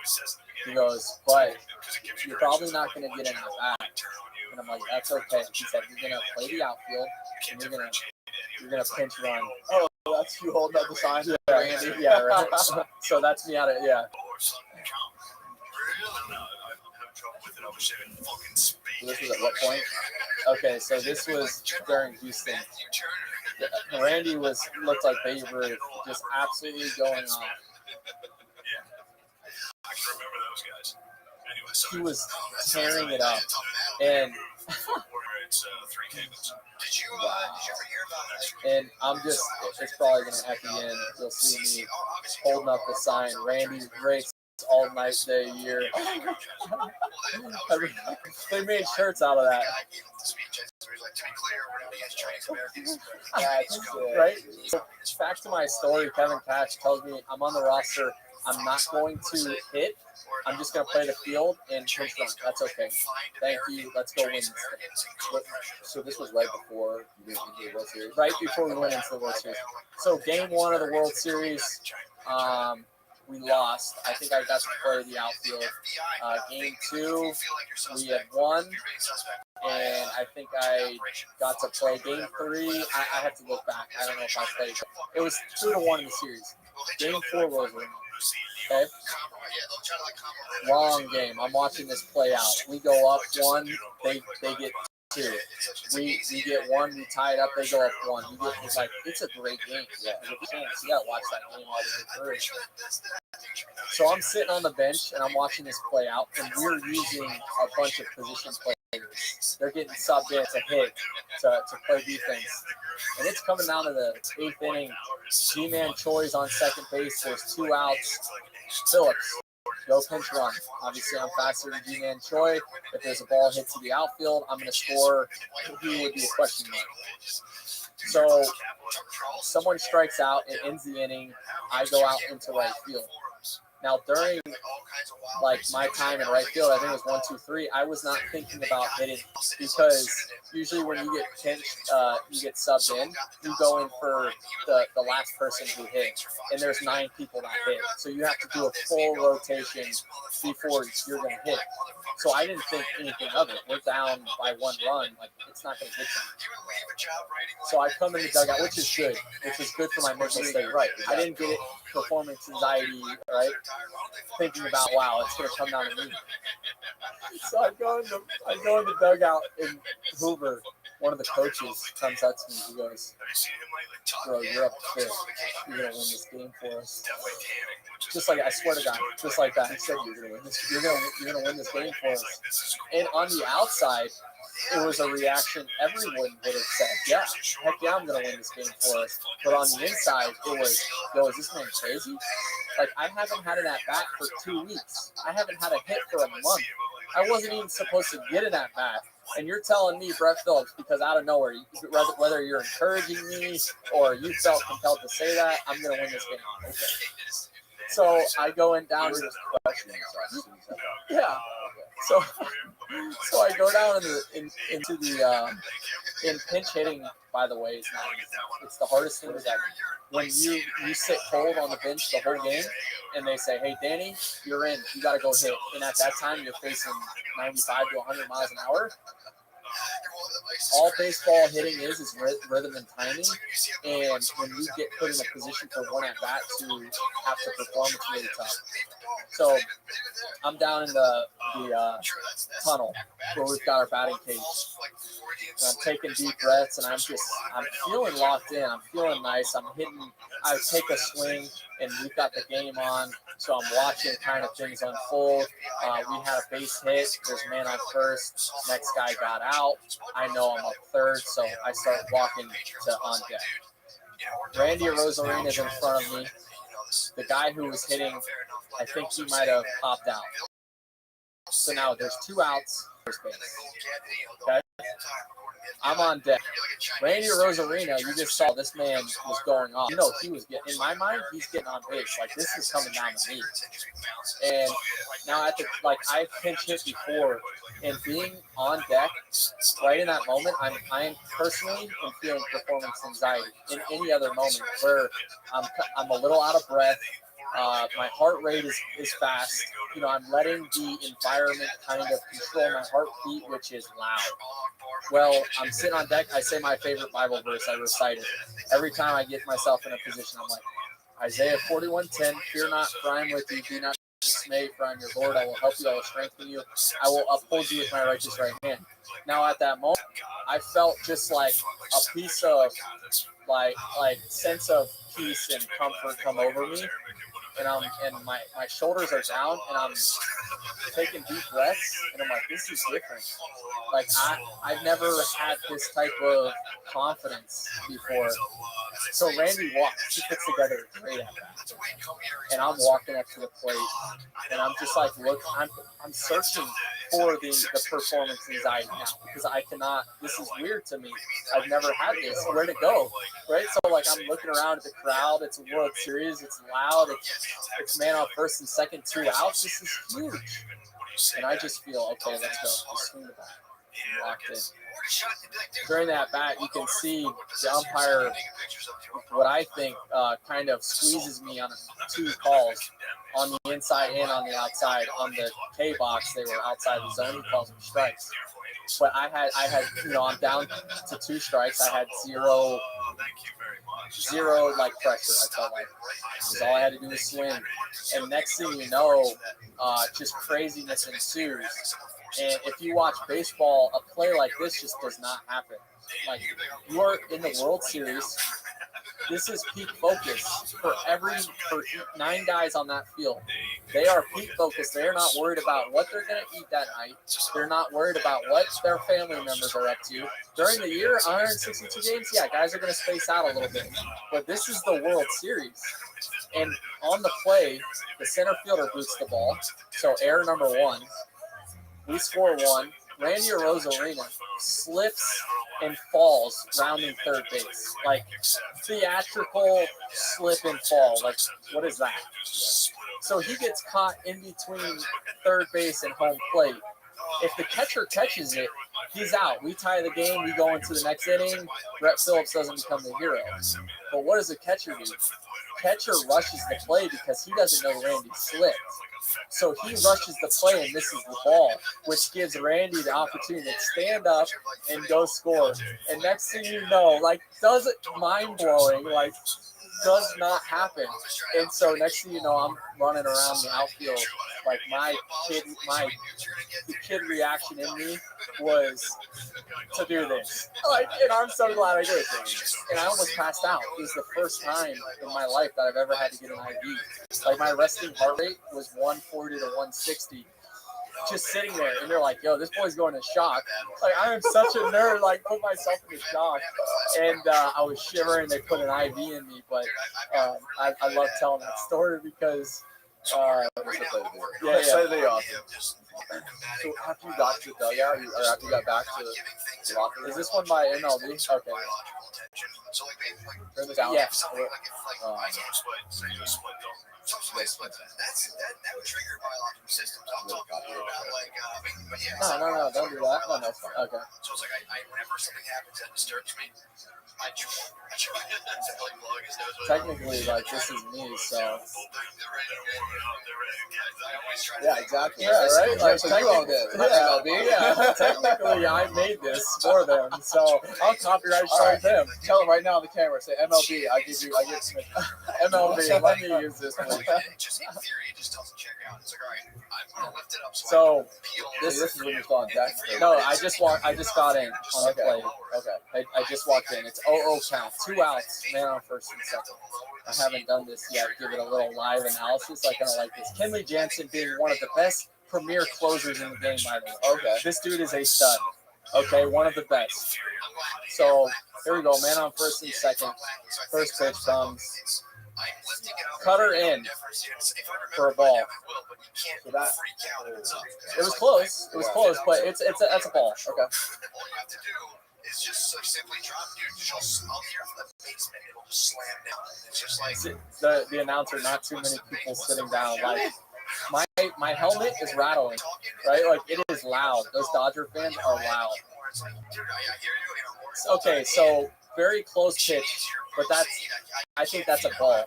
But they gave it a strike. They gave it a strike. Kenley Jansen, being the all-star closer that he is, he's gonna get that pitch. Okay. 1-1 count. Oh, you see my batting average? Terrible. Like, what is Brett Phillips doing up right now? Like, that's what people are saying. Like, the people betting on Tampa Bay during this game right now, they've turned their TV off probably. They saw me coming up to the plate. They're like, well, I lost that money. It's a lock. Yeah, like, little did they know. 1-1 count. Here comes the pitch. That's off. That's a ball off. Okay. So I gave it a little. It's going to show the replay, but I stayed locked in. As much as I wanted to, I didn't care. I was like, you know what? Good thing, something good's going to happen. But again, that's off the plate. Kenley, it's close, but Kenley Jansen's going to get that pitch. He's a veteran. That's just how it goes. So yep. All right, 1-2 count. Just swing the bat, please. That's what I was telling myself. Swing the bat. Woo! In the outfield. Taylor. Oh my God! Right? Missed it. Insanity, right? Like, this does not happen, Danny. Like, this is the works of God, and that's who I give this credit to. And then there I am, running in the outfield. Look at it. Oh, man.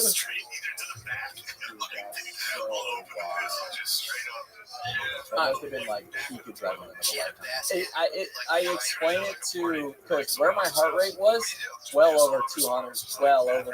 It's if you were to go jump out of an airplane right now, or like some type of adrenaline rush to spike. That's the feeling. Right here, I started seeing stars. I was like, things were starting to look. I'm like, I can't breathe. The walls were starting to close in on me. People were tackling me. I'm like, look, I'm telling them, Austin Meadows, I can't breathe. KK yelling, wanted to give him some love, but look, there like, "Are you all right?" I can't breathe. Randy, like, yeah. He's like, "Are you all right?"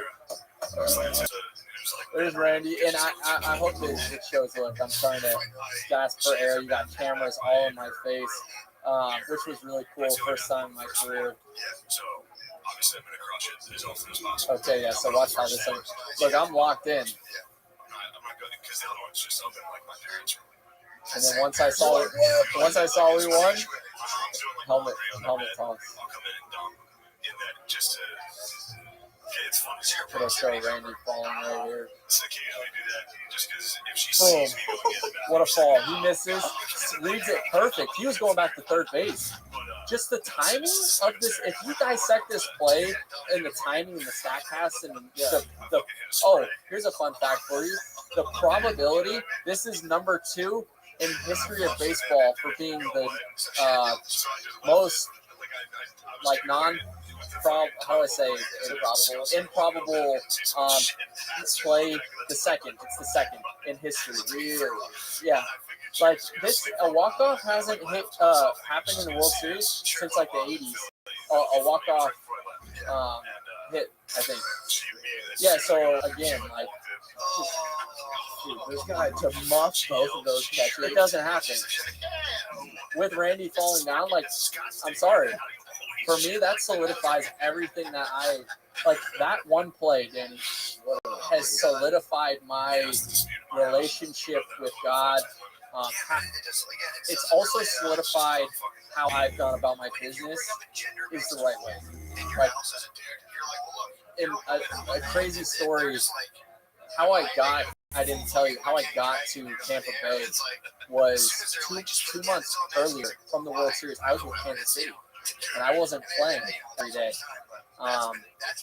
In August, we had 27 games. I got to play in 2 of them. I got to start in 2 or 3. And so, fast forward to August 27th, and I get traded. I'm like, what do you mean I'm getting traded? Like, I'm not even playing for you. Who wants me? Who wants for if I can't play for y'all? And at the time, Kansas City was one of the worst teams. We were in a just transition, you know. And so, Dayton Moore, the GM, calls me and says, "Hey, we just traded you to Tampa Bay, but I want to let you know that we did right by you." I was like, "What do you mean by that?"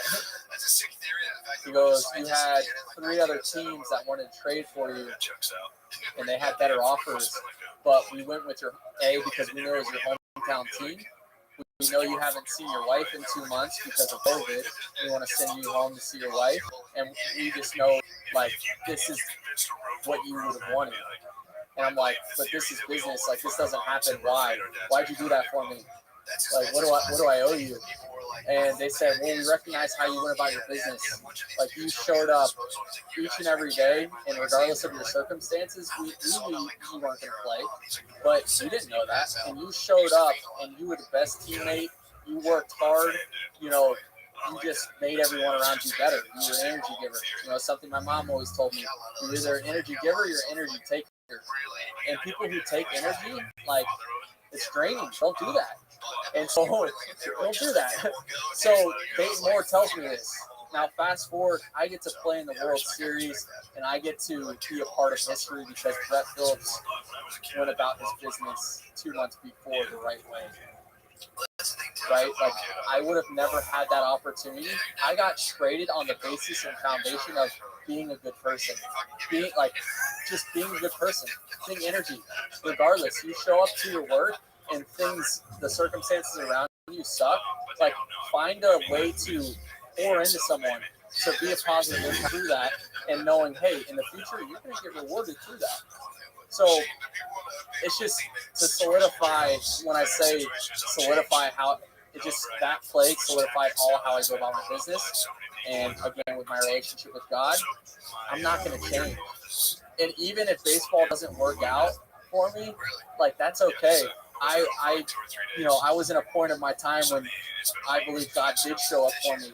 So he's going to do that again, type stuff. It's deep. Yeah, that's how you're super fortunate to be able to be blessed in the town you're from. That's really rare.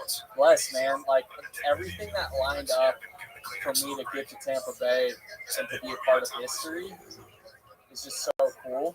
And that's why I'm always looking forward to like talking to high school kids and, you know, people in general, just who feel like, you know, their career or the path to where they want to be is just at a stalemate or they're down on their luck. Yeah. How did you also break like some crazy Babe Ruth record? Again, another, for me, it's a God thing. This record hadn't like been broken in 100 years. Babe Ruth. What is Brett Phillips doing above Babe Ruth in anything? Like, does not sound right. And Babe Ruth, he had 3 Grand Slams in 32 days, which is crazy.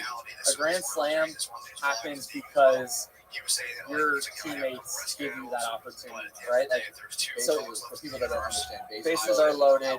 A Grand Slam is because other guys did their job. So it doesn't necessarily line up like that all the time just because of how hard hitting is. Well, I got to come up to the plate like 3 or 4 times in a matter of 21 days, and I was blessed enough to hit 3 Grand Slams in 21 days or 19 days, as opposed to Babe Ruth and Bridges and broke his record. And I was just like, this is crazy. At the time, I didn't think I was breaking any records, but then to see that a play has been around for, or a record has not been broken for 100 years, and they ask me, how does it make me feel? Man, like, I don't know how to feel. Like, that doesn't feel right. Put Babe Ruth back ahead of me, even though I broke the record. Keep him above. Did it shock you when you learned this? Did you have any idea when it happened? Or did they just, no, they called me. And they're like, did you know you did this? Like, I had no clue. Like, and this is one of the articles. Yeah. This is one of many articles. Yeah. You over Babe Ruth? Hey, what's it say? You over Babe Ruth? Oh, because it broke Blue Jays record as well. Because I had it inside the Parker. Broke one of two. And Grand Slam is like, that's the best. So play. this was actually an inside of Parker. This was to put the cherry on top. So this is what broke Lou Gehrig's record.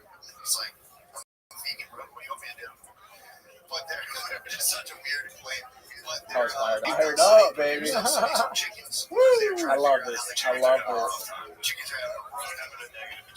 But can you go back out to the article? Read what it says. What I said. It doesn't even sound right for the name to be in the same sentence as there. That was my quotation. That's how I felt. It doesn't, and that's how I felt at the time, and I still do. Every time I do something cool, I'm just like, that's awesome, like, right? People I feel like I look around, I'm not one of the only ones, but these guys expect it. Like, they're so good and just so confident that they do something like that. It's just like, How has this combined with like the World Series games? How has that like changed your records? Those, like, you say that those that specific play at the end of that game, like, had enough like a crazy effect on your career? Crazy effect in the best way. Brand deals, getting paid to promote things and you know, be able to play video games and get paid a lot of money, being able to do speaking engagements and get paid a lot. Like, it's changed because it's given me confidence in what I'm speaking about. It's made me happier in a sense of not the plays have made me happy, but just happy that it's solidified how I've lived my life, and I can be able to be blessed with something as big as this, which I think is huge, is super cool and humbling. So when I talk, I'm way more passionate. I'm way more confident in what I'm saying. It works now, right? You can't tell me how I can live my life in what doesn't work, because I've solidified that. Has it also changed anything, like, on the team, like, team-wise, like where they, how often they put you at the bat? Yeah. I had a career high in last year. Like, I had the best career of my best year of my career because of that hit.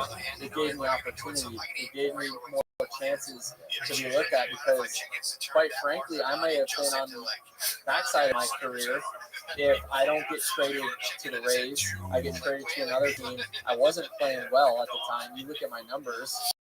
I was not a good baseball player, and that one little at bat has just given me way more opportunity now to recognize that and be like, hey, it's an opportunity, but you still have to take advantage of it. And I feel like I've done that, and I'm going to continue to do that until they rip the jersey off me.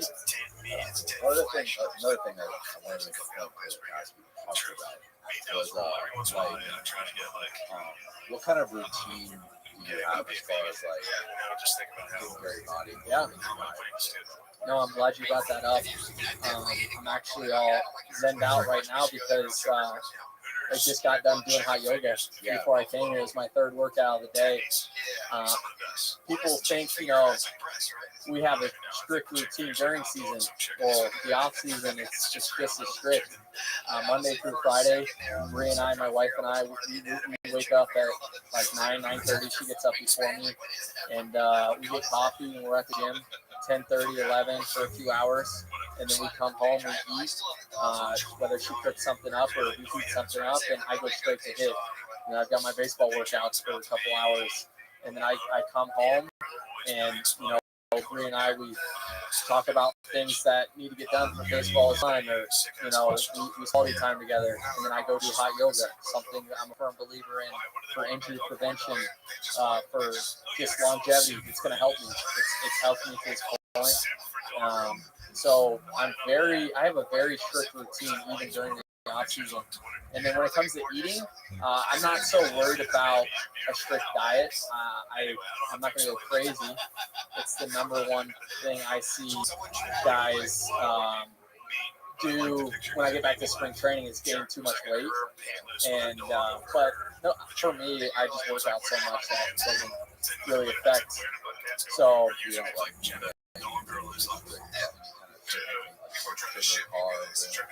No, I do take supplements though. Yeah, I take a lot of supplements, which are NSF. The team provides that for us. I'm NSF certified for sports, but the team provides that. So I've heard stories, especially NBA players, when you get to the playoffs and the finals. I've heard stories of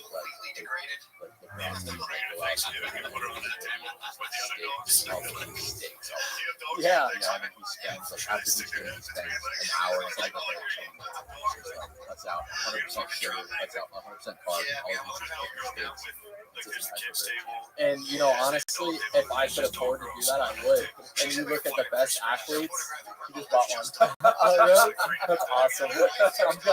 I'm getting in that, baby. I can't wait to try that. 100%. But you look at the best athletes. Russell Wilson, Tom Brady. These guys are spending millions of dollars, LeBron James, on their bodies because they can. And if I could, I would. I take care of myself on a way smaller scale, sustainable scale. I would be betting at that point if I spent that much money, but I'm gonna use Mike. I just stepped a leg up in my career for that, so thank you, Mike. But no, I definitely see value in that, and as they should. They're trying to milk every last drop out of their career, and stuff like that has been proven to help. Yeah, especially those hyperbaric changes. One of the main things that they're good for is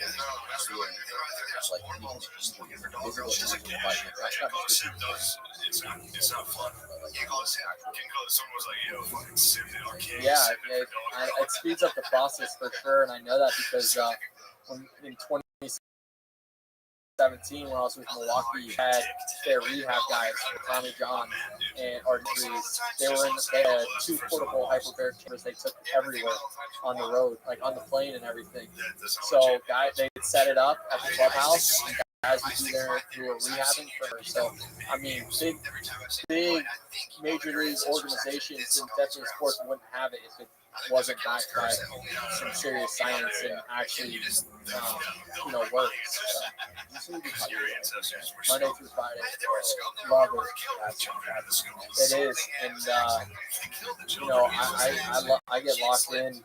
It's funny because it's me and like 10 other middle-aged women, like, in the studio, and they're just loving it. They're enjoying, and I'm just over there struggling, like downward dog. My shoulders are shaking, and they're just smiling and enjoying themselves. So, yeah, it's a challenge. I'm competitive. I love it. You also like using regular sauna ever, or is that same? It's stretching in a sauna, right? It's like 100 degrees. A lot of people don't like it, but it's a challenge, and I get to compete in there against myself and get better. I've done like 40 sessions this offseason. How many years have you been doing that? I did it heavy in 2015 and 2016 when I was having my best career, and I stopped because I was getting injured. Not from hot yoga, but just other baseball related activities. Hot yoga can only save you from so much, but I started running into other injuries that I had to focus directly on in the off season, like going to physical therapy. So I wasn't able to do hot yoga the past 2 years. I did Pilates last year, which was good, but hot yoga is my jam. It's tough. So like before a game, you wait till after. It's changed. It's funny you say that. Definitely changed. In the beginning, I was nervous, so I couldn't eat. And like now, it doesn't matter. Again, through experience, I can eat a full course, like not a full course meal, but a nice size entree, whether it's pasta or a burger or steak before the game, and then they have meals after the game as well that I'll crush. Yeah. Funny story for you about Major League Spread. My first time going on a private flight with the team. I show up and I just had a full course meal at the clubhouse. They have a steak, chicken, fish every single night with some type of vegetable and some type of side. So crush it. And now going on my first flight, I have no clue what to expect. Right? So we get on. Lady greets me. The flight attendant greets me with Chick-fil-A sandwich. Which, Mr. Phillips, would you like your Chick-fil-A sandwich? Yes, please. Right? Some ranch dressing? Great. Right? So I'm walking down the aisle and I'm looking in the bins where people put their luggage, their carry-ons, is filled with snacks all the way down. I'm talking like fruit, candy, chips, and what is Brett Phillips doing as a rookie? I'm shoveling. I'm like, yes, like, right? Like, I'm looking around, no one's grabbing anything really, and I'm just like, I want this, peanut M&Ms, chips. So I sit down and start, granted, I've already had a full course meal, Danny, right? Like this is all new to me. Right? So I'm eating my Chick-fil-A, crushing some candy. Lady comes by. Hey, would you like an appetizer before we take off? Yes, please. What do we have? Some shrimp cocktail? I'll take one of those. So I have shrimp cocktail. We take off. We're in the flight. Oh, all right. Well, now we're gonna serve our entrees. Do you want a bison burger, a meatball sub, or like a chicken? Try the chicken. Right. So I'm eating chicken. We're about to land. Hey, can I offer you a warm cookie or some ice cream? Ladies, would you like some milk? Yes. Like, by the time I get to touchdown, I thought they were gonna have to roll me for it. Because I was so just miserable from eating, and everyone was laughing at me. They're like, "Hey, everyone who's a rookie, we watched you." Like it just happens. It's so it's so exciting and new. Yeah, literally, that's how I felt. I was like, what am I doing here? Give me it all. So when you go on those prices, they do all the way down from like AAA to top guy. No, so you're taking a bus ride up until AAA. Okay. You're taking 16, 18 now, and then in AAA you're taking Southwest. So you're waking up at 3 in the morning to get to the airport by 4, and then you're on a plane with everyone, Southwest plane, and you're in the next city game that night at 7. And so that's just the grind. What is like on a scale of 1 to 10? What's your AAA? Same talent. So what I always tell everyone what differentiates Big Leaguer from AAA dude or AA dude is the mindset, right? Like you can only be so good talented, and when you get to that level, everyone's the best. But how do they deal with failure on a consistent basis, right? You see a lot of guys get to the big leagues and they can't handle the crowd. They can't handle the external circumstances that are going on. They can't handle Twitter. It gets to them, and it's not that they're not athletic enough, but their mind tells them that they're not good enough. And so that's what separates a big leaguer and a guy from AAA. You have to learn to really, if you have a terrible night, you have to just put it behind you. You have to be mentally tough enough to be like, it doesn't matter, I went 0 for 4, 3 strikeouts, like I'm going to get them today. But it compounds, and it weighs on you because you have so much pressure and stress from everyone looking in, your family, your friends, you don't want to let them down, the fans that you want to perform for, and then you've got the other side of people who are like, I told you, you sucked, like, I knew you were going to be bad. So you just have so much that you break down. And most guys do and never get to enjoy what being a Major League Baseball player should be about.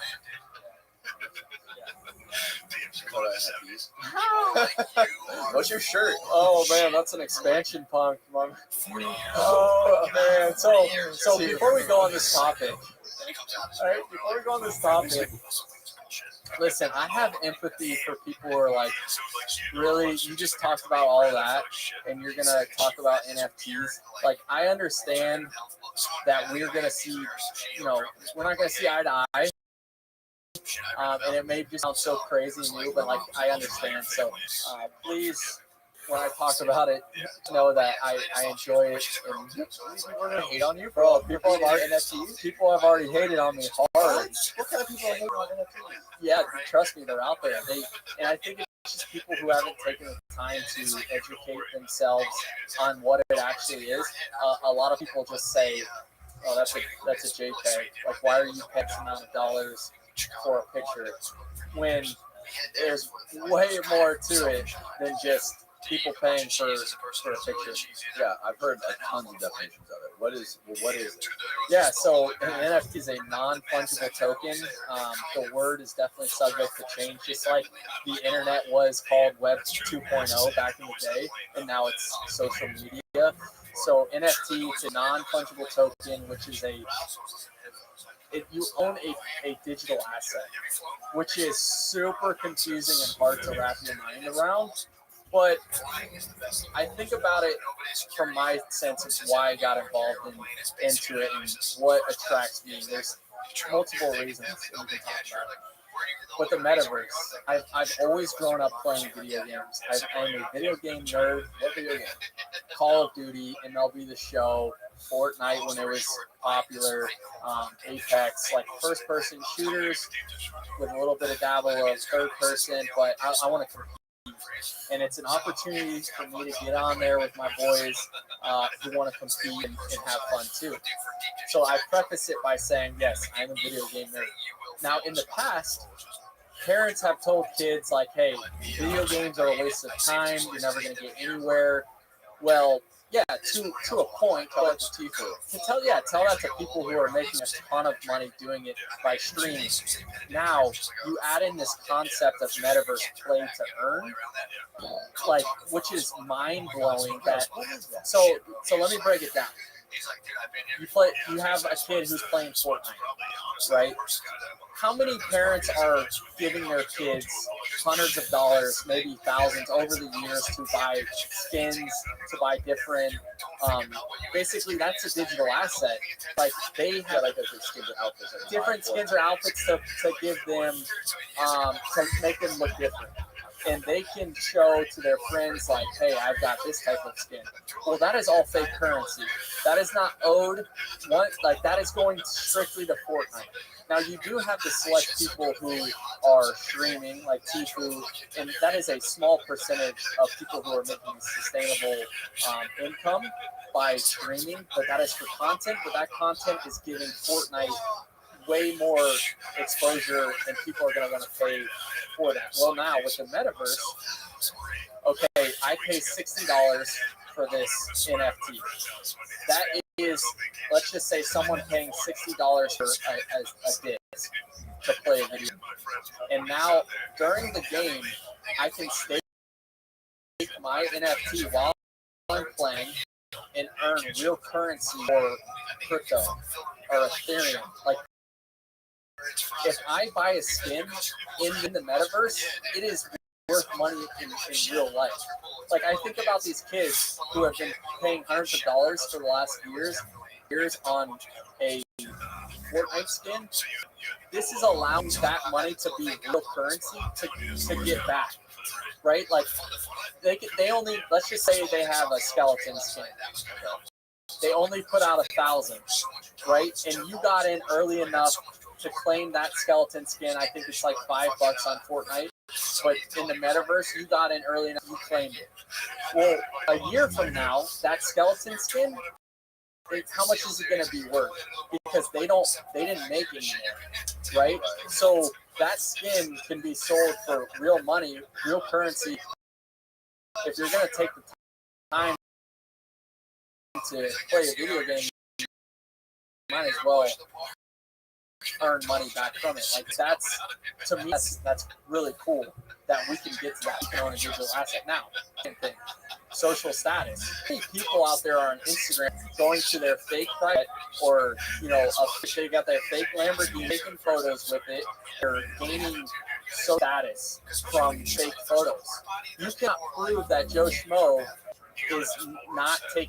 that's his fake private jet, right? You can't prove that. With NFTs, it's on the blockchain. Everything you buy it can be tracked back. It's proven. You own it. You are not flexing anymore. Well, yeah, you are flexing, but you can prove that you're flexing. Like, that is the other side of like the blockchain that attracts you.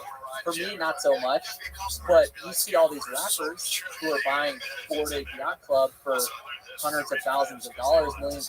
What is that? What are they paying for? Well, they're paying for utility. What's that utility? Well, they are in a group, a community of people who are very wealthy, very educated.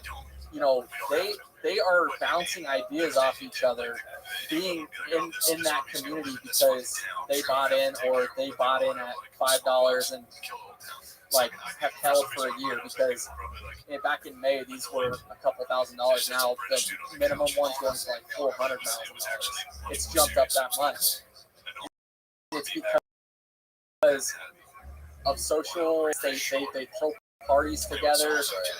That's right into, if you own one of those, you can go hang out with every athlete, rapper, or just millionaire who has Bored Ape Yacht Club, it's called, which is really cool. But that's another side of having an NFT is the utilities. So what does it mean? What gives it value? Is it true that what gives it value is more followers, more attention? No, that's all marketing, and that's why Gary G, he talks about 90% of NFT projects coming out right now are going to fail. Is because they're getting pumped and they're getting dumped, and these athletes and influencers are literally on a list on the internet that these NFTs, it's a list of their rates. Oh, I'll promote your NFT for $100,000. what these influencers don't understand is that they're promoting something that's going to flop, and a lot of people are going to lose their money. Yeah, you may make the top 2% some money, but the people who have one or two, like, floor is going to drop, and influencers are not thinking about that right now. Right. They just have people. They have managers. They have like, we're gonna $1 million to pump this in that too. Yeah, and it's like, hold on, take a step back, educate yourself on what you're promoting.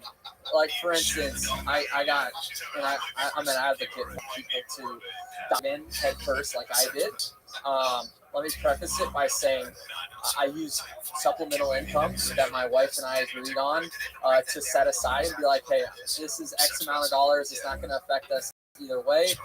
You want to try and get into this. This is all got that I'm going to use. And I was like, okay, I'm gonna get into the metaverse. This is gonna be great.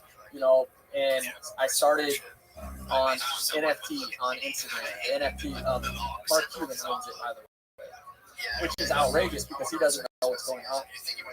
When he doesn't, he probably does, but he's making money because you have to pay that Instagram page to market it on that. Right. So I'm looking at like, oh, so and so is coming out with his NFT athlete or rapper, and I'm like, man, that would be awesome if I get one of those. I think with his social following, he's got, this is going to take off, right? And sure enough, I get in. There's so much hype the first day. It's being marketed by influencers, and then boom, flop. And people, there's two types of things. People can run away from the project, and since it's Web3, yeah, you have no, that's why there needs to figure out some things with this. They just don't put the time and effort into it. This is a full-time job. If you put out an NFT, and I educate people, like, someone who's putting out an NFT, make sure they're doxed, meaning make sure there's information out on who they are as a person, because people like that will have way more of a mindset to try and make it work. Not because people can put out a project without telling the world who they are. They can hide behind a profile, which is sketchy. And those are the projects that get marked pumped, and then the dude runs away from the project. They call it marketable. Literally, run away with your Ethereum.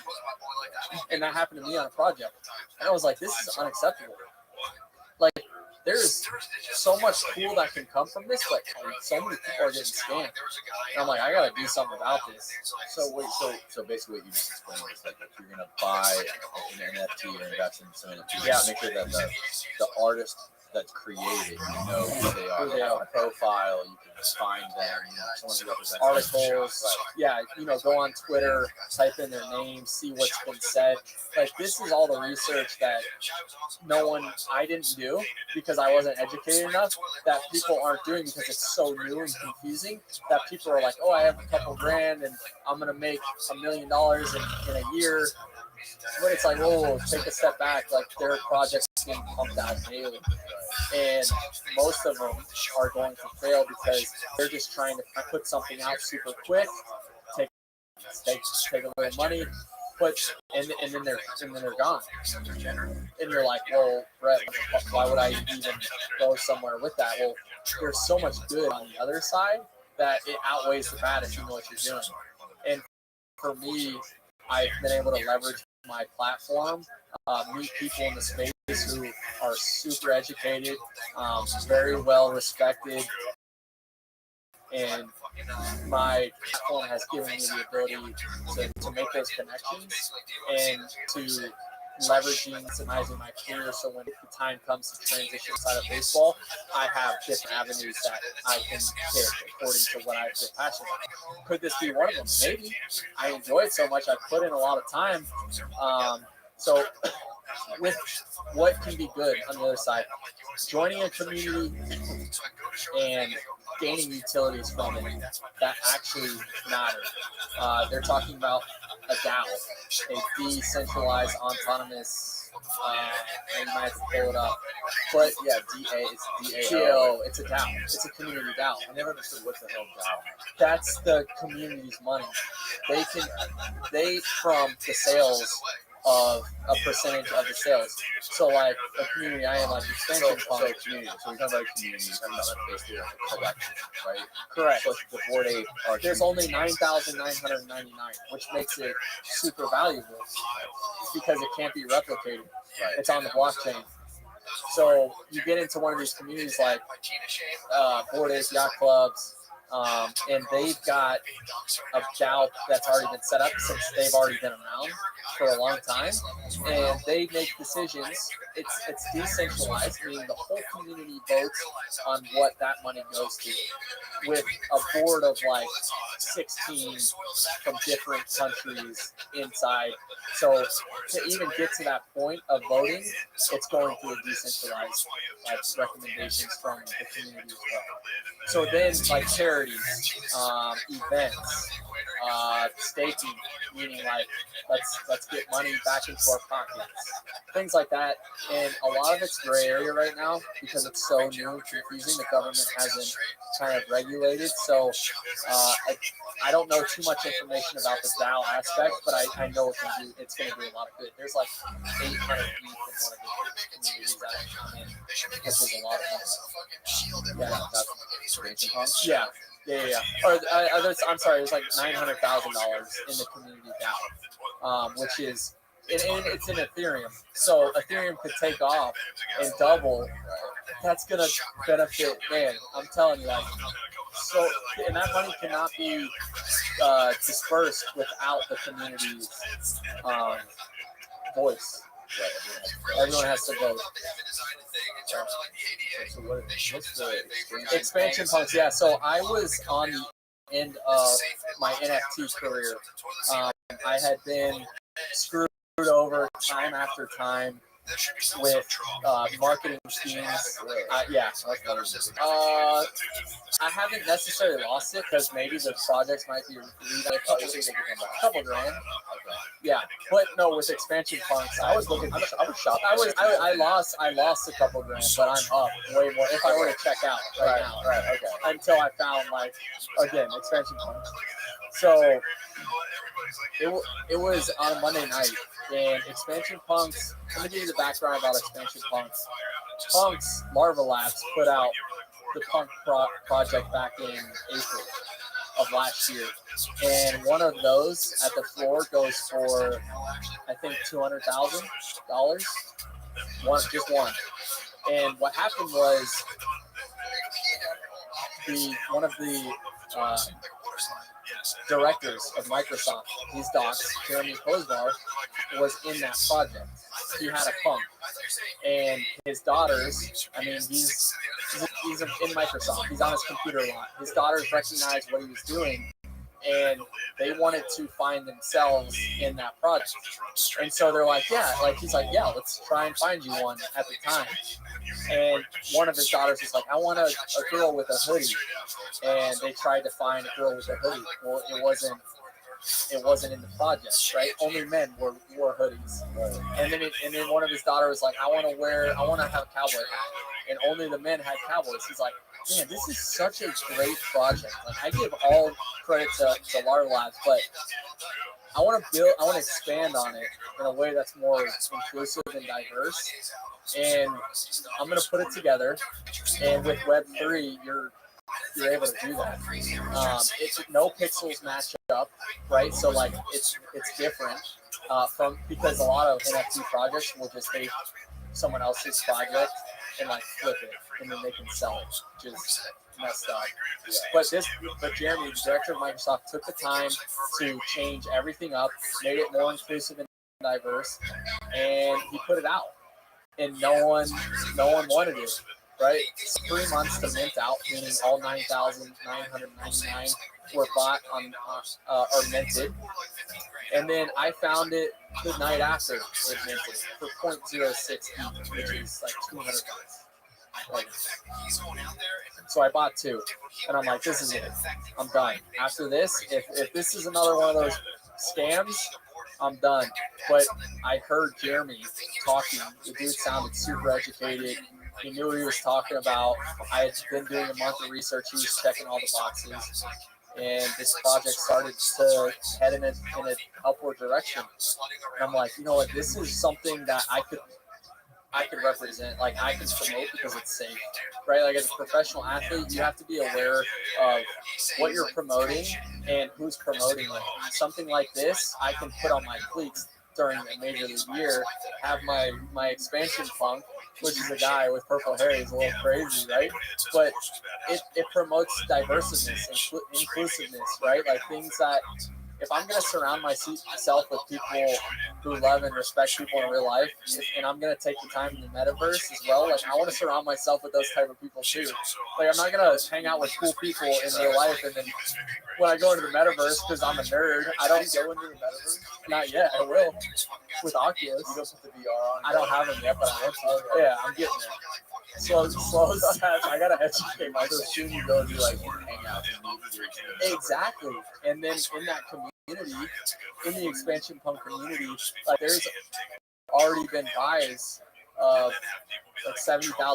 One got bought for it. And for me, I wanna know that guy. I wanna know his story. He has something to offer, and I have talked to him. And he writes back end code for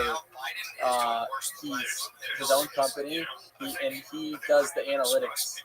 His software can do the analytics of your NFT project, and he's made a ton of money from it.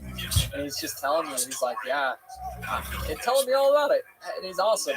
And I'm like, I would have never connected with a guy like that if I didn't get into this, which is really cool to me. I just want to meet everyone.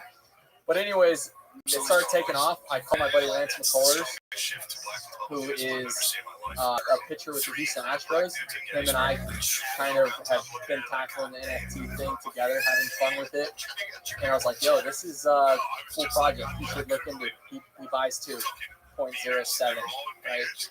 The next day, I get a couple other athletes in. Now, granted, everyone who's bought into this project has been on their own money. Like the people I have close to 30 professional athletes now. Paul George is in there. Is that what Odell Beckham is wearing? He has the actual pump, or the first pump. This is the expansion version.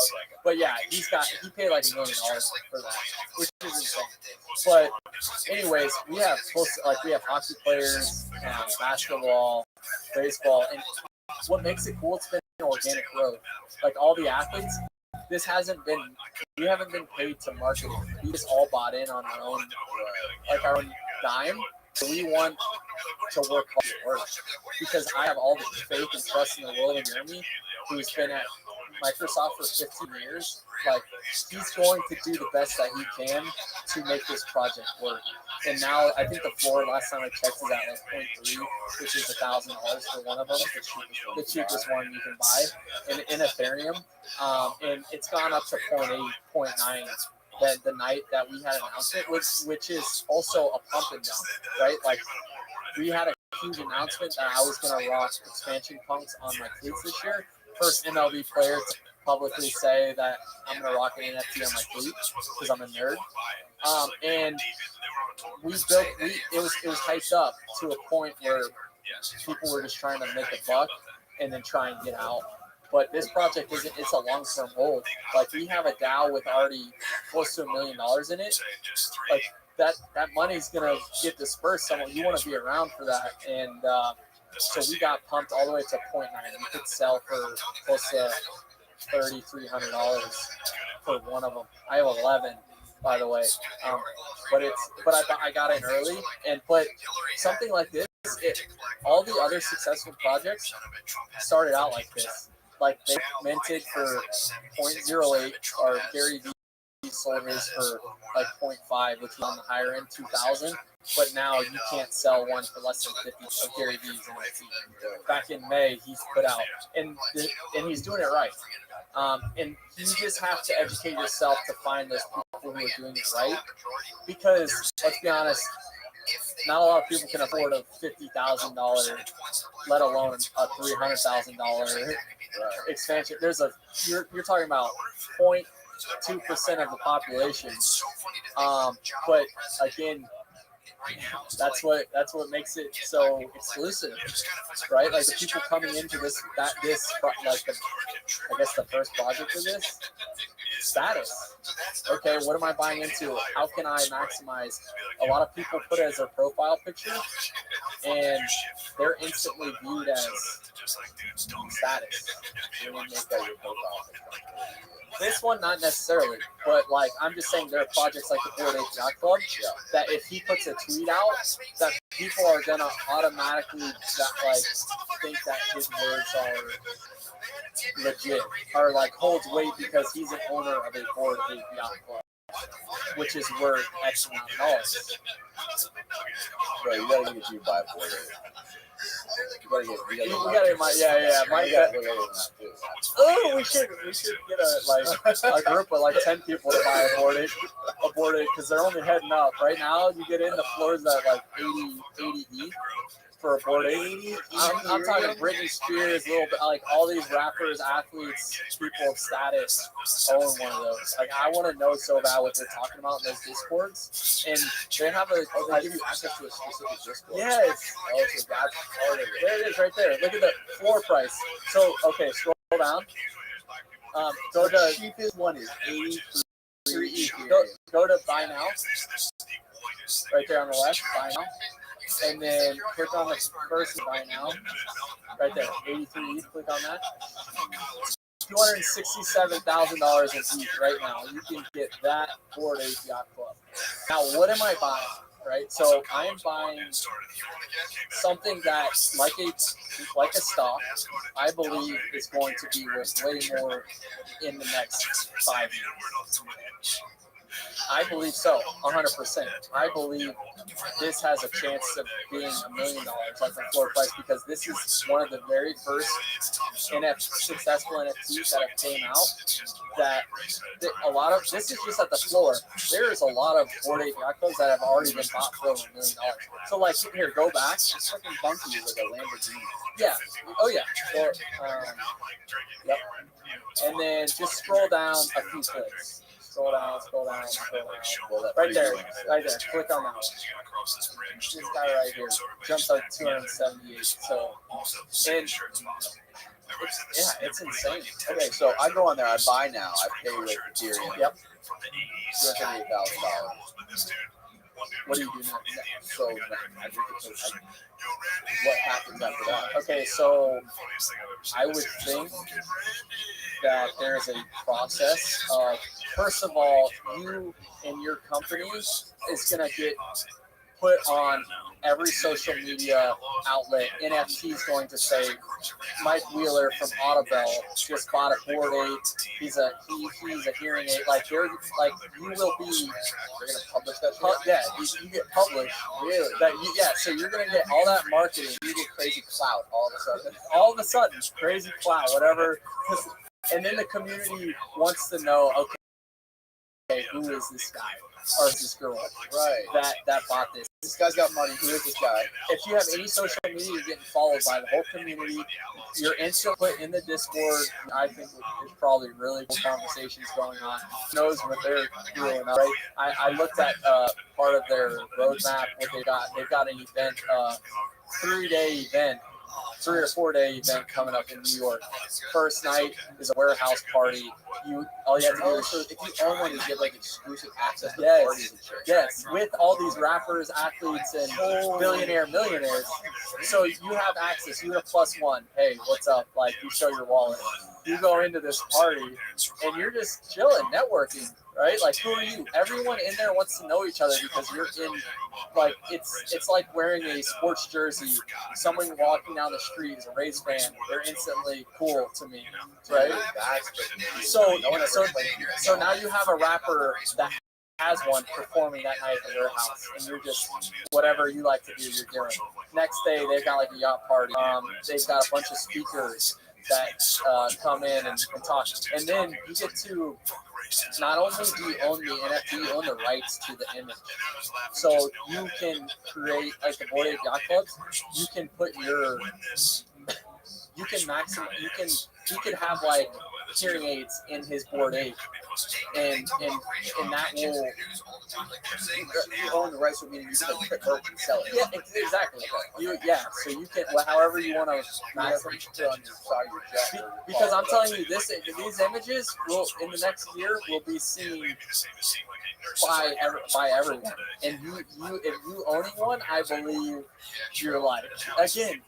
You gotta get aboard. You gotta get aboard. Hey, bro. I don't want to encourage him to go. We should buy it right now. Oh man! But I will say the people who I've talked to and have been networking with are people who have been around knowing that Ethereum and Bitcoin was going to take off. They're the ones that have had a couple $1,000s invested in from the beginning and now have just millions of Ethereum and they don't know really what to do with them. And with besides just sitting there and holding, so they could get aboard a yacht club, right? And you see a lot of these people who like they've been around, they can get aboard a yacht club for like $200 because they're playing with house money. Right, exactly. Not basically transferring. But for me, if I'm going to educate myself on something that I'm passionate about, those are the people I would want to pick their brains and be like, how did you get in early on crypto? It's so mind-blowing. Like the last time something this confusing came out was when social like 1999 and 2000 when the internet was a thing and people didn't understand that you could instant message and like your parents were scared to put their credit card in the website, right? Like then now you if you don't want to educate yourself, like I believe that this is as confusing but as popular, and you just look at history and you're like, man, that makes sense. So that's why I just have been going down the rabbit hole and educating myself. Do you have like a strategy that you have a lot? So it's funny. I started last off season, got into heavy. I love Pokemon. I love this, and Pokemon started becoming popular last year and the year before during COVID because everyone was sitting at home and collectibles started booming because everyone who had saved money to go on vacation because of COVID, they just had money sitting around. They're just like, you know what? I want to collect. That was me. I wanted to collect, have like a game room of stuff that I enjoyed as a kid. Pokemon cards. So last year, I to go on like Facebook Marketplace and kind of trade and buy and sell Pokemon cards. Like I was trading a Brett signed baseball for like a Charizard. You know what I mean? Like that. That's valuable. Smart, that's bro. valuable to them, and that Charizard is valuable to me because I want to display it. Well, I just started getting so much Pokemon cards. I was buying them too that I had to start selling them. And then when I made some profit, I was like, I'm gonna take this profit and put it into Ethereum. So just some crypto. So last off season, or like in May, I had Ethereum sitting in my Coinbase wallet. Well, come November, when I started educating myself on NFTs, I already had a little bit of Ethereum to work with because of my Pokemon trade. And that's when I wish I would have took like 10 hours or 50 hours to educate myself before just spending it, getting in hype projects. And yeah, that was just my background. Why I got in. You're straight hustling on Hustling. Hustling, and I was loving it. I was meeting up with kids and like their parents. They're like, you didn't believe it. Like I would have to FaceTime like a 15-year-old kid who wanted, $200 and a signed baseball from me. That's another thing with NFTs, right? Like part of the contract to be like, you buy this NFT, you get a signed baseball and FaceTime. The utility. I'm constantly getting asked to go on podcasts, right? Like I physically cannot go on everyone's podcast, but yeah, of course, but just the reality of it. I mean, so But I could have an NFT that gave it a utility that, hey, if you own one of my NFTs, you get one podcast for me to come on your podcast once a year, no questions asked, like that. Or you could get a signed jersey, like if you're number 3,156 in the project, you're getting a signed jersey. But for me personally, I don't have the time and effort to know. Like, I know I could make an NFT successful, but I'm not just going to throw out a project like all these rappers and other athletes are doing without educating themselves and without putting themselves in a position to win. And for me, like during the season, I know the foot's going to come off the gas with me educating myself on NFTs because I have to go play baseball. That's my livelihood, and this is just a hobby. And so if I were to put out an NFT, it's a full-time job. You have to be in the Discord. You have to be talking to your fans. With me joining a project like Expansion Punks, I know all the back-end work's getting done on behalf of me in a smart way, in a way better way than like putting together the DAO and stuff. But I can come in whenever I want into Discord and say what's up to everyone, but not feel the pressure of having to entertain my own fans who bought into my project. Does that make sense? And that's where these athletes and rappers and people who are influencers who are putting out their NFTs aren't taking into consideration because they still have their career going on, and they're abandoning their who I think are the most loyal fans because they took their hard-earned money and wanted to invest into that. And next thing you know, they're not in the future. That's what it comes down to. They're not, and it's gonna bite them in the butt because Takeoff, for instance, Migos put out an NFT. And they've kind of abandoned the project, and they haven't made any announcements, or last time I checked, they hadn't. But it's like, dude, just show up. Like I know there's probably a lot of stuff going on, but you did not just sell millions of dollars worth of your NFT to your most loyal fans, not for you to come in their Discord once a day to say what's up. Yeah. Like that's what they bought. That's a utility that you offered them. And so I know that I can't provide that right now. And that's why I would never. But when I do, I know it's going to be, and if I ever decide to, I don't know if I will, but it would be done properly, just like I do everything else. That's good. Bro, you should Holy cow. Time flies. Dude, thank you for doing this so much. Tell all the listeners and the viewers where they can find more about Expansion Punks and everything else. Yeah, I appreciate it. So, Brett Phillips, Brett_Phillips, should pop up on Twitter and Instagram. My wife and I, we own a apparel business, Baseball is Fun. You can find us at baseballisfun35.com. It's a really cool movement that we've got going on. And then Expansion Punks is found on OpenSea, which is the secondary market, which is eBay for NFTs. That's it. But all I ask is if you're interested in getting into NFTs, please be smart about it. Have money set aside that you do not care to see for the next year. Because for me, it's if you don't have a ton of money and you aren't treating it like the stock market trading, you're gonna screw yourself. So this is a long-term investment, and also do your research on any NFT project you are being influenced or told about. You go to Twitter, you type in what the NFT is, you find the director or the developer. You put his name in, see what he's all about. And do your research before you invest into that project.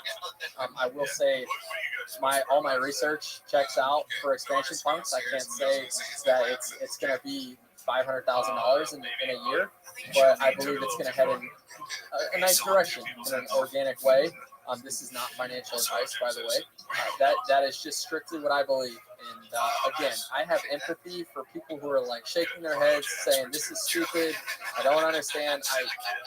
You have your opinion, and I do, and we agree to disagree. So, and you're gonna be wearing the cleats, I'm gonna be rocking the cleats. I'm gonna be rocking this hoodie, showing up at Big League Stadium. It's gonna get seen, and it's a project that is safe for me to promote, and I'm gonna stand behind it. So, hell yeah, bro. I love it. No, thank you for having me on. It's really cool what you've been able to do with your career or your platform. So keep it up, man. I appreciate you doing this for me and allowing me to shoot the breeze. Hell yeah, dude. Thank you again. Thanks, Mike, for hooking it up. Yeah, Mike Wheeler from Otto Bell. My man. Goodbye, world. If you're like a really autistic dude that was like on a boat calling the shots, and he started painting his face while you'd be like,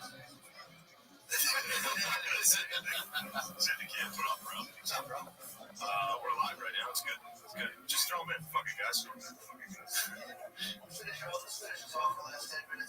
we were talking about, pull that chair close to you, man, so he can be in your chair. Yeah,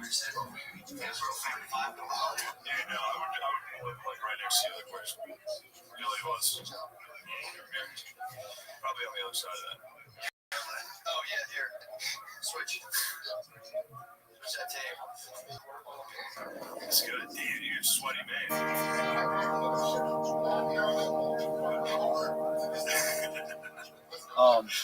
What's up, Matt Cox? Thanks for coming back. All right, we're back. What's up, man? On another exact same shirt. Little buddy. Little buddy. Yeah, that's why you gotta give him a chair, like a big boy chair. I offer him that one. Why don't you like it? Do you like that chair, Matt? Be honest. Do you like that chair? No, I don't. Okay. I don't. Fair enough. Why not? Because it's a piece of shit. Do you like that one better? No, I don't want to sit that low to the ground. I'll raise it actually. But yeah. So, what's up? Not much, man. You say you got a automatic rifle put on you? Yeah. Yeah. It wasn't on a date. I'd met this girl through a friend, a mutual friend of ours named Bessa, and I met her. He set me up on a date with her. I go on the date with her, and then when we were on the date, like she didn't really know it was a date. She kind of thought it might be a date, but she thought I was an author and wanted to write the story. Like she wasn't sure, but she looked me up and saw that all she knew was like, hey, I got this buddy. He wants to meet you. He writes. He's a writer. So she's like, okay. So she goes with me, and as we're on the date, she immediately starts kind of telling me the story. Like just, and I was looking at her, and like halfway, like 10 minutes into it, I'm like 10 minutes in the picture in. 10 minutes into it, I'm like, what's going on? What are you doing? And she goes, hey, what are you doing? She goes, I'm telling my story. I went, what do you think this is? And she goes, I thought you wanted to meet me. Are you interested in my story? And I was like, no, this is a date. And she was like, oh, wow, I'm sorry. I thought maybe you wanted my story. And I go, do you have a story? Like, I mean, like, I just drove like an hour and a half to meet her at an Outback near her. I'm like, do you have a story? She's like, well, I kind of do. Like, she started explaining to her, like my husband died, drugs. Like, she has an interesting story. But as we started talking, she said, yeah, man, I'm sorry, I don't really date. And I was like, well, why don't you date? She said, I want to. I said, because your husband just died? No, she said, we've been separated for like 2 years. She said, no, like 2 years ago, she said, I came down with you. And I went, oh, wow. I didn't know that, I'm so sorry. And so, anyway, so I said, she said, yeah, that's why I don't like that. Because she said, the kind of things hard, it's sometimes slow. You can fight it, but it only gives you like a year. She's like, so I might have 2 more years left. And she's super thin. But I thought thin, like sexy thin. You know what I'm saying? Now I'm looking at her like, oh, it's cancer. So, but look, I haven't blonde hair, blue eyes. She's like everything I like, right? And anyway, so I was like, okay, well, tell me your story. Because, you know, she said she never got it. She really doesn't get out. She's just kind of trying to raise her kids. So we, at the end of you know, so I'm joking with her. So anyway, by the end of the dinner, she says, hey, I'm not going to live with you. I went, oh, sure. I'm like, what am I going to say? No, do whatever you want to do. Let's do it. So we go, we play pool. He said, how I'm going to do it. She's like, I'm going to start. So at the end of that, when I go to leave, it's like 12 o'clock. I remember she stopped me at my car and she said, you know, can I say something? I go, yeah, is that a real deal? I don't get out much, but I've had fun. And I was like, hey, here's a date. We'll go out again, and tomorrow I'll call you and we'll go out again. She was like, yeah, like, this ends, I got it. understand this is what be a millionaire and like check all the right. That's what I said. First of all, I said I could die on my way home. You could die of a brain embolism tomorrow morning that has nothing to do with it. Nobody knows. So I said, look, we'll go out. I like you. You like me. We'll see. Maybe it'll work. Maybe 3 days from now we each other. And she's like, I said, look, I'm a big boy. I know I don't want to do that. I know what I'm getting into. Oh, hey, you don't want to go? She's, no, I do. I'm interested. I was like, okay, great. So we talked for like 2 or 3 days.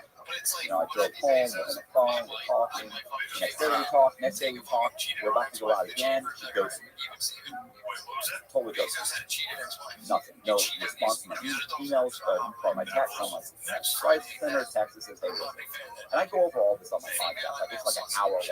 I'm giving you like the R15 version. Yeah. So I end up sitting there saying, hey, listen, I don't know what I did or what happened, but given your situation, I hope you have the best as possible. You know, you seem like a nice person. I'm just disappointed that we didn't get more result about it. I'm sorry. If I have such a I would have liked to have gotten, you know, and I said it, no big deal. Like, I'm going on to the next one. Well, like a week later, I get this long text, and on my contact, I read the whole text. You can read the whole thing. Like, I have a series, read the whole thing. And it's just, it's like, look, it's not that I'm not interested. You don't understand. My husband died. Guilty. You'll feel about your past. You understand what I found about this. Goes on. So we end up talking on the phone. So I text her back, look, and she says, look, I talked to my daughter. My daughter said, look, this guy, he knows he's an adult. He wants to meet you. Or he wants to date you. You deserve to be happy. You don't have the last 2 years just driving up to us. You need to be happy. And if you like this guy, you should go out. So she goes, listen, I'm sorry. She's on the phone crying. I mean, this is one day. So she's like, look, she's like, you know, it's just, I can't believe you know that I'm a friend. You're okay with it. And I'm like, yeah, I'm going to be okay with it. Like, how do you say I'm all in? It's a bank theory, right? Like, I'm not going to the bank with a note. I'm going in with an AR. I'm going with an AR-15, and I'm taking out with the contents of the vault. You know what I'm saying? Like, I'm all in. If I'm all in, I'm all in. So, anyway, she's like, look, if you're willing, then I'm willing. Let's do this. Like, oh, great. We can have for the next couple days. Again, once again, on the phone, texting all the time. Great. Hearts. Whatever. We'll see what happens. So we go to, we're supposed to meet that night. Goes to me. Again, goes to me. Like 3 days later, goes to me. I'm like, I don't know what happened. So, like a week later, my ex-wife calls me. She's like, hey, what's up? What's going on with this person? What's going on with that person? I talk to them. You know, this person, you like her? I like her, but this is the problem. Well, what about this? I like her, but this is the problem. What about this shit? I like her, but this, I mean, the problem. What about this cancer? She's really right. I told you she goes to me. She didn't know what happened. I said, no, I don't know what happened. You know her address? I can figure it out. She goes, you need to go to her house and find out. And I went, that's, I know. Oh, yeah. Oh, no. Don't trust your wife. Your ex-wife's trying to get you back. She's trying to get me killed. I know. Listen, I know. I'm with you. But keep in mind, this is also the chick that every time I got indicted, prior to the indictment, she's like, look, I know that your friends got indicted and you like them and you like them, they're good people. We don't talk to them. I'm like, what? If they were indicted, they're going to go wrong. Like, if you know that every time I've been in trouble, she's told me, this is what's going to happen. Stop now. Do this. Get rid of this. Do this. I never did. Never listened. Your ex-wife, is she in the American Greed episode? No. She's always good. Yeah, she's good. So, you know, so I sat there and she convinces me, go in there, I'm like, that's stalker material. She's, look, you show up, you knock on the door, if she opens the door and says, Matt, get out of here. She leaves. She's like, read me the text. So I start reading all the text. She never once says she doesn't like you or she's not interested. All she's saying is like, you're an amazing guy, you're a great guy, I like you, I want to date you. She goes, you don't know much, she's in the hospital, you don't know what's happening, just go to check it out. She goes, for her to just disappear, that's weird. I went, yeah, if I show up and she's like, what are you doing here? I'll just leave. No, I can't. So I drive out there, I find her thing, I drive out. Wait. How do you find her address? I mean, it's, I know her name, I know her husband's name. It's Hillsborough County. No. this guy's favorite. I'll win like I 5. don't want to say Whatever it's another county it county. was, so you search this county's Public records. I find it. So I tracked her down. It's the worst sport. It's the worst sport in the world. Property appraisal. Yeah. So I tracked her down. I mean, I know her real name. Here's the thing, like literally, like she didn't even use her real name, but she told it to me. Her husband's last name when we were kids. So it's like a Russian name, but it's a common Russian name. So anyway, I go there. Well, it's Europe. So I go there. That's the cop. So anyway. Okay, so Yeah, Matt, for people out there who don't know the context of that, Matt has a lady cop. yeah, I have a chick that I've gone on a few dates with. Matt's slinging dick all around. That's not true. That is a lie. It's not what's happening at all. He might only be 5'4", but he's slinging. 5'7" with a good pair of shoes. 5'6", you know, listen, not. So here's what happens. So I go out there to her house. I'm almost to her house, and I call up. And Kayla called my ex-wife. I called her. She, are you almost there? And I was like, yeah. She stop. I mean, what? She goes, go by a Publix. And I went, okay. She goes, get a dozen roses. Can't show her empty handed. It's like a romantic gesture. And I go, I said, I'm telling you right now, I'm already looking like a fucking idiot. I said, like this can't get any more embarrassing. You want me to have roses? She goes, yes. Okay. So I stop, I get a dozen roses. It's like 25 bucks, whatever. I get grab a dozen roses. I go, I pull up to the house, and I see the car. I know she's got a couple kids, and I know she's got a roommate that's blind. But she takes care of. And I thought, God, yeah, but he lives in the Carolina, but there's her. So I'm like, look, I thought, you know what I'm gonna do? I'm like, I'm not gonna do it. Whoever answers the door, I'm gonna say, hey, my name's Matt. My name's Alyssa. Hey, my name's Matt. I'm here for Alyssa. You know, she's not here. Okay, fine. Can you give her these roses? Tell her something. And I'm leaving. Like I'm already here. So I walk down there. I'm walking down the sidewalk, about to get to the front door, and suddenly her car pulls on the lawn. And she comes roaring down, and you're like, out still. Oh yeah. It's bad. Are there, how close to the neighborhood house? I mean, what kind of music is it? No, Like the Cala area? it's like up, whatever above Orlando. Like That's like the Cala. yeah. So I can't. I don't remember exactly. But the point is that I'm in the middle of this. Yeah.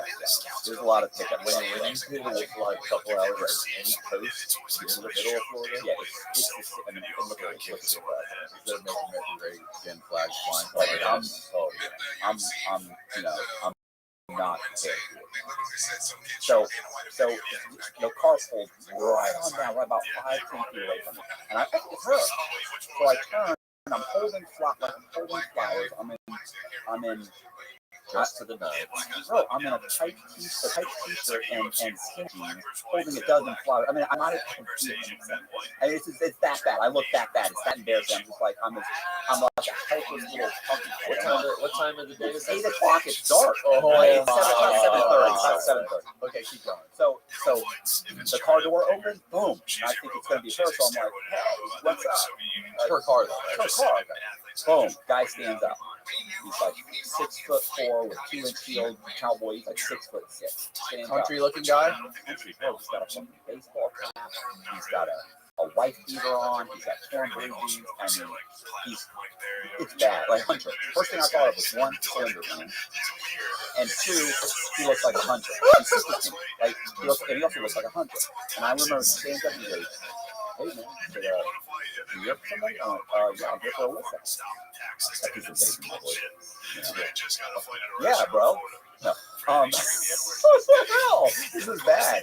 So, it's horrible. So God. So I go, yeah, I'm here for Alyssa. And he said, all right, I'll get it. I follow it. Follow him off the little sidewalk. I'm about 10-15 feet outside the door, but it's total dark, right? So he opens the door, and I can see her inside. But she can't see me on the silhouette. So he opens the door, and then he closes the door, then he opens it again and goes, hey, bro, or call me, Bub. Yo, Bub. Yo, Bub, what's your name? And I go, my name's Matt. She knows who I am. And he goes, says something, closes the door. opens the door again, closes it, walks right by me. Walks over to the car, opens the door, leaves in the car, comes back out, boom, he's holding an AR-15. And I'm like, Then he goes walking right, and as he's walking by me back in the house, I go, oh, the flowers, by the way. So I'm like, well, that ain't good. And he just doesn't say anything. Like, I thought he was going to be like, oh, it's not a big deal. Yeah, he just walked right by me again, and I'm thinking, now I'm thinking, this is a bad idea. Like, I don't know who. I do remember she had told me she only dated one guy since she and her husband split up. Dated him for, we dated for 6 months. She said, then he basically stalked me. She was like, and she said, he won't leave me alone. She was, he's still coming. So I didn't know that was him, that was him interested. So he walked right by me, walks in, opens the door, closes the door. The front door of the house? Front door of the house, and I see her. Now she's standing way closer. She see you? Oh, now she definitely saw me. She knows it's me, Matt. And so he opens the door, then he turns around, he opens the door, he's holding the gun like this. He opens the door and he goes, yo, Bubba, you gotta go. And I go, what? Excuse me? Like, I didn't understand it. And he goes, yo, Bubba, he said, you got to go. You got to go. And I went, whoa, whoa, whoa. I said, yo, bro. I said, I didn't know it was that serious. My bad. I'm out of here. Sorry about that. Didn't realize that was that serious. I turn around, I start walking backwards. He's walking towards me with the gun. And I'm walking backwards. I get close to her car because her car was right up front. And I take the flowers. I said, I'm leaving these here because I don't want them. Boom. Those are for her. See you around. I turn around and walk up. He goes, yo, Bubba. I stop. I go, yeah, what's up? He said, and how'd you get her address? And I said, it's on the internet. And he goes, is it? And I go, it is if you look hard enough. He goes, all right. And so I start walking. And I kind of walk off. He goes, yo, Bubba. I said, yeah, man, what's up? He said, I'm sorry you're having a bad night. That's what he said? Yeah. And I said, nah. I said, listen, bro. I said, it's my fault. I said, I thought I would make a romantic gesture. I clearly misread signals. I said, totally my fault. I said, my bad. I said, you won't see me again. Turn around and he said, yeah, I know. He said, bro, I've been there, man. I've been there. He said, I get it. He said, but I hope you have a better night. I said, no problem. I walk off. I get in my car. I start driving. Call my ex-wife. And I said, I just had a guy, her ex-boyfriend just pulled an AR-15 on me. She goes, oh my God, you went to the front door? I didn't think you'd do it. And I was like, what the hell? What do you mean you didn't think I'd do it? She goes, why? I said, I'm a risk taker. I'm going to do it. And she goes, what happened? And I told her, and she's like, oh my God, that's crazy. Wow. That went a lot better than I thought it was going to go. Oh, yeah. Well, it could have gone bad. So I did. Listen, here's what's funny. I did. So then I called Besser, our mutual friend. I said, Besser, this is what happens. Besser goes, holy shit, dude, that's Chris. That's her ex-boyfriend. She's got a restraining order against me. I didn't think they were seeing each other again. He's like, otherwise I wouldn't have hooked you up with her. And I was like, right. And I said, bro, is all of this real? Like, does she really have cancer? He goes, no, she's got cancer. He goes, no, that's true. And then he starts telling me about the two of them, and they shouldn't be around each other. They're bad for each other. It goes on and on. And then he ends up saying, he's like, what are you going to do? I said, well, I got to do a podcast on this. So this is hilarious. Only this would happen to me. So he said, yeah, definitely let me know. So I do the podcast on my channel, and then I release it. When I release it, he contacts me in the comments section. No. Yes. Yo, bro. He said, yo, bro. He said, this is the guy with his name, Chris. I forget, mixed something. Anyway, he said, I'm the guy with the AR-15. He said, I'm sorry you had I hope you ended up having a better night. I said, no, Chris, I appreciate that. I said, he said this in the comments? In the comment. I said, I'm just glad you didn't shoot me. Yeah. And then he said, by the way, he said, when I removed the gun from the car, I removed it just to keep it in the house for the night. There's something called a castle wall. Yeah, I know that. Right. He said, and when I opened the door, he said, I never had my hand on the trigger. Sure, I'm sure he did. Right. He probably did. So I came back and I Probably not said, even allowed to happen. right. He probably knows what the fuck he's doing. Right. Well, I came back and I said, Chris, I said, I'm not trying to get anybody fucked up. I said, I understand how the castle wall works. I said, you're fine. Don't worry. And then that was it. I haven't heard from him since. Or her. Oh, but this, she blocked me on Facebook. She did? Yeah, because what's funny is after I left, she didn't. But when the video now, she did. Oh, and I also put pictures of her. Like after that night? No, I put multiple pictures of her on on my podcast and him. I went on his podcast. Stop. I went on his Facebook and I took pictures of him. Oh No, fuck. they never asked me. Let me see a picture of him. I want to show it, but I also want to see it. Yeah, Of her? No, of of him. him. I want to see Yeah, because I got a picture of him in my head. Me too. Hey, listen, I'm telling you right I'm now. picturing Kid Rock. Yeah. That's exactly what it is. But from Joe Dirt. David Not Spade. the regular Kid Rock's in that movie. Oh yeah. So not like the on stage Kid Rock, but the Joe Dirt Kid Rock. It's exactly what I did. Oh my God, this is so. Man, I wish we could call. Oh, we that. could. Why not? Come on, bro. Right? He's not as country as I thought he Are was. you yeah, serious? he's got No, a Florida look tattoo. at the next one. Look at the Yeah, next but one. he's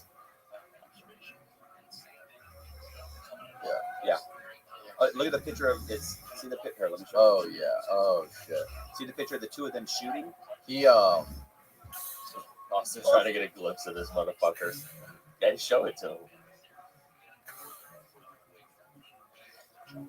It's just another mid-Florida extension. So they all look like Isn't that he funny? looks like about he an looks hour like on he the listens to Tool and Nine Inch Nails. Of course. He's listening to fucking Williams. Yeah, he looks kind of like Hank Williams Jr. Or no, Hank Williams 3. They're kind of like Hank 3. You want to see what she looks like? Yeah. Right? Looks Right? like she might work at a strip club. Right? That's a stripper you gotta- bikini right there. Right? Does she work at a gentleman's club? Hold on. No. Are you sure? No, I'm sure. I mean, trust me. Visser told me. Visser gave me the fucking lowdown. Yeah, she looks like a corn-fed redneck herself. Bro, like, you know what's so funny is like everybody, like, this is like, I don't think that's your kind of girl. I'm like, no, bro, that's exactly my kind of girl. And he's like, nah, bro, like, I mean, I don't see you with this shit. I'm like, no, that's definitely Matt's kind of trust girl. me, that's your trouble. Yeah, that's my kind of girl. Trust me. But yeah, she's clearly she's I don't know. It didn't work out, Yeah, clearly. you know. And I got the AR-15, but I did get the podcast out. I got a good Yeah, podcast. it's another story. Another. You're lucky page he in the was book. he was extremely reasonable. That's what I It's said. not how I would expect some That's- sort of fucking messed up redneck. If you have to get kicked off a piece of property, At least he didn't even point it at you. No, I mean, he was Because very he knew nice. he wasn't. You know, He wasn't like Look, you look at me. I'm like, come on. You know, I don't have a gun. You know, come on. You know he what could it have is. been like those two old white people in front of their big mansion. basically what he was. No, those two people. There was the lady, like she had their finger on the trigger and she was like holding the gun out like that, like. And the guy had his gun and he had his finger on the trigger, he was holding it completely wrong. Like you could tell, like they've never held guns before in their life. No, he's clear. Yeah, that's a Yeah, funny well, he story. definitely knows what he's doing. 'Cause I'm not going to do it. Yeah. That's a great fucking story, man. So now you got the lady cop. Yeah, the lady. Well, that's going good. Because she's gonna watch. I mean, that's as far as it can go. Like she's gonna watch this and she's gonna be like, What's she gonna say? I don't know what's going on. But She's not a cop. She's in law enforcement. She's like Dexter Morgan. You Let's guys seen that hope show, not. bro? That show's really good. You would love that show. I mean, yeah. Oh wait, have you seen it? No, I've seen Oh, yeah. bits and pieces. But I mean, look, the fact is the guy's a serial killer. Same thing with the guy from you. Everybody keeps telling me like, oh, that's you. You're so and so. My friend Stacy keeps calling me that guy's name. She keeps saying, I'm telling you, you're so and so. I'm like, he's killing people. Why did I've got like three? There's like three I keep getting compared to, and they're all like serial killers. Yeah. How am I still It's harmless? the personality, though. Something Yeah, it's all about the personality. You have a lot of serial killer traits. The sociopathic, Yeah. very Sociopath. articulate, sociopathic So nice. person. That's a comp. Don't act like you're not fucking blushing. Yeah. He's stroking. All right, what are we doing? I don't know. What are we doing? I don't know. You called me the other day, and you were crying the blues. Oh, How why Vice, do you keep saying that? You keep saying that like I'm saying they screwed me out of money. I've never said anything how about Vice money. scammed. So Vice Media scammed the America's favorite scammer. that. Yeah, that's what you should think. Like Con. how Vice con. America's favorite con man. Yeah, That's there's your that's your title. soon. So that's the whole thing. That's why they did it, because they know there's no real money. Like it'd be different if it was a movie that made $80 million. Now Don't there's worry, going it's to be a coming lot. next. Well, yeah, that's my fear. They're war dog with me. Oh shit, they are war dogs. Here's the thing. So the thing is, I met this kid named Jacob Diaz. So here's what happened with Football. Is this one of the stories that you wrote Yes. when you were in prison? This is one of Like guys you met? 20 some odd stories that I've written. And there's a kid named Jacob Diaz, and so I wrote his story. It's a story about this kid that basically at one point he's homeless. His mother left him. His mother abandoned him. He ended up in foster care eventually, but he was homeless. He ends up working for I want to say it's like this Sinaloa cartel, yeah, right. So he ends up working for like the is it the New Generation or Sinaloa cartel? Anyway, whatever, one of the Mexican cartels. And he ends up basically incurring money, arranging, like he goes through the ranks, right? Well, so I write the story. So he and I, I end up writing the story for him. And typically I have these guys sign like a life rights agreement, right? So I have them sign a life rights agreement. And what happens is, he says he's going to sign the agreement. So I write the story. I give him the agreement. He says, yeah, let me look at it, this and that. But when it comes time to write the story, he ends up getting transferred. And I finish the story no, it's not transferred. He ends up going going to halfway house before me. And so I finished the story. But he never reads the story. So, or the whole story. And so, but he never signs the life rights agreement. He keeps saying he's going to, but he doesn't. So I end up getting out. I post his story on my website, and it's called The Unlikely. It's on my website, Inside True Crime. So I post it. It's a good story. It's a great story. I did a lot of research on it. I really there's a bunch of stuff that he didn't even know about his story. Like I had to do research on who this guy was, how he was connected to that guy, and all these other stories that are involved in his story. And so I do a bunch of research. I do Freedom of Information Act. I order all the documents. I order everything from his docket sheet. Like I've got transcripts. I got everything. So I put together the whole really great story. Well, one day, like a year or so afterwards, I end up getting an email from Claudia Kist, Kist. So I get an email. She is a producer. She says she's a story producer for a true crime series for Vice TV called I'm a Teenage. What is it? I was a teenage felon. I was a teenage felon. So she contacts me about John Boziak. She says in here like, hey, like she had found my story on John Boziak. She was interested. Could I put her in contact? She said, I see that you guys wrote a book together. Can you put me in contact with them? And I said, well, so I get her on the phone. I call her. I said, look, the problem with John Boziak is that his story, we've already optioned life rights for his story. And she says, oh, okay. She said, wow, do you have any other stories like that? I need somebody who's young. I said, the only guy that meets your criteria for Vice is this guy named Jacob Diaz. I said, I wrote a story called The Unlikely Narco. I said, it's on my website. I give her the website. She goes to it. I said, why don't you read it and let me know? I give it to her. She reads it. She comes back and she says, it's great. It's a great story. So, in fact, before I even did that, because I had been talking to somebody else about it, a guy named Henry, Henry Roosevelt, before I even talked to her and gave her the name of the story, I contacted Henry, which is this one, and I put, Henry, I would like to call Claudia regarding a story I wrote titled The Unlikely Narco. Is that going to be an issue? So I sent that to him. So he comes back, he talks to me, and he says, what is it? And I explain the whole situation to him. He says, yeah. He said, I don't have a problem with that. He said, I don't have a problem with that. He said, we're not going to do anything with that story, probably. So go ahead and talk to her. So I get her on the phone. I said, okay, look, I've got this other story called The Unlikely Narco. You can look at that. I give her the website. She goes to it. She checks it out. She comes back. She said, that's great. That's perfect. I said, all right. And I said, she goes, can you put me in contact with him? I said, I can put you in contact with him. I said, here's the problem, Claudia. I said, now, if you just read the whole, that's great. I said, so you understand I've written your entire episode for you. That's an hour long, script that I've written. Right. It's an episode. That's your whole episode right there. Right. And she goes, no, I agree. It's perfect for us. I said, right. So I said, I don't mind putting you in touch with this guy, but I want an executive producer credit. I want 20 grand. And she goes, okay. She goes, I don't think I can do 20 grand. She said, the executive producer credit, she goes, I may or may not be able to do that. I need to talk to Vice first. She goes, but I think I can probably get you the executive producer, and I can probably get you maybe. And I went, okay. I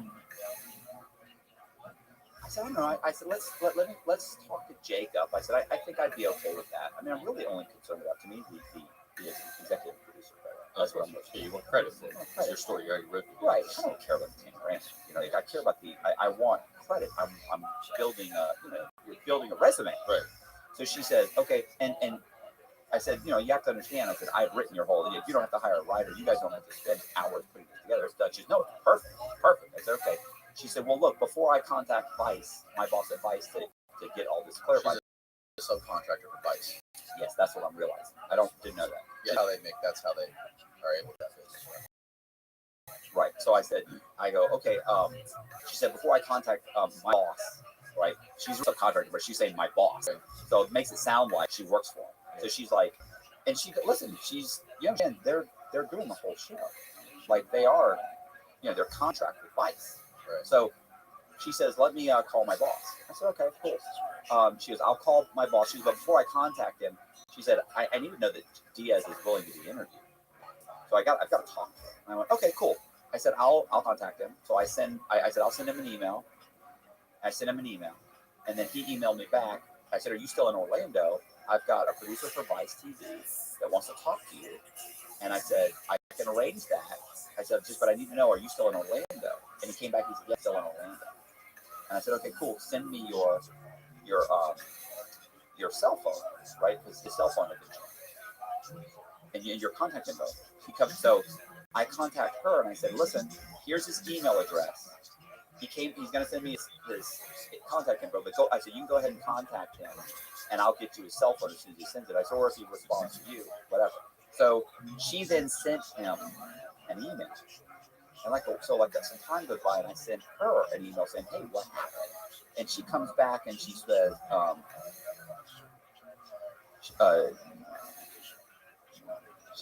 she comes back and she says, hi, Matt, I thought I had copied you on the email. Apologies. Yeah. And then she put, here's a copy of what I sent, just so you know, in case he reaches out to you first. And he said, fingers crossed, one of these avenues works. Well, I never heard from her or him again. I called her. She didn't respond to the call. I actually had a call with her and Henry. Henry had talked to her too. And on the call with Henry and the call with me, I said, look, I want to make sure you understand, I'm not giving you the story. Like, this is my story. I don't want to be screwed out of my story. She was absolutely Matt. That's not how I work. I would not do that. She's saying I work for Vice. I work for Vice TV. And she says it's a credible company. I would never do that.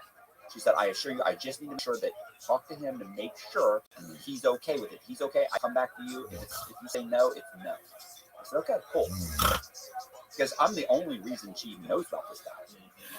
And it's not like there's anything, there's no public records out there. There's no articles. There's none of that.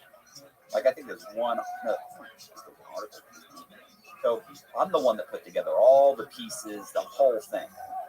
And so I don't hear from her again. I called her once. I think I sent her a text. That's it. Don't ever hear from her again. Don't ever hear from Jacob. Well, obviously. Huh? Should we expose her on here? Tell her name? I already did. Oh, you did? Her name is Claudia Christ. She's a producer. You did that. With a K or a C? It's Claudia with a C, obviously, and it's Christ with a K. K-I-S-T. Oh, K-I-S-T? K-I-S-T. Yes.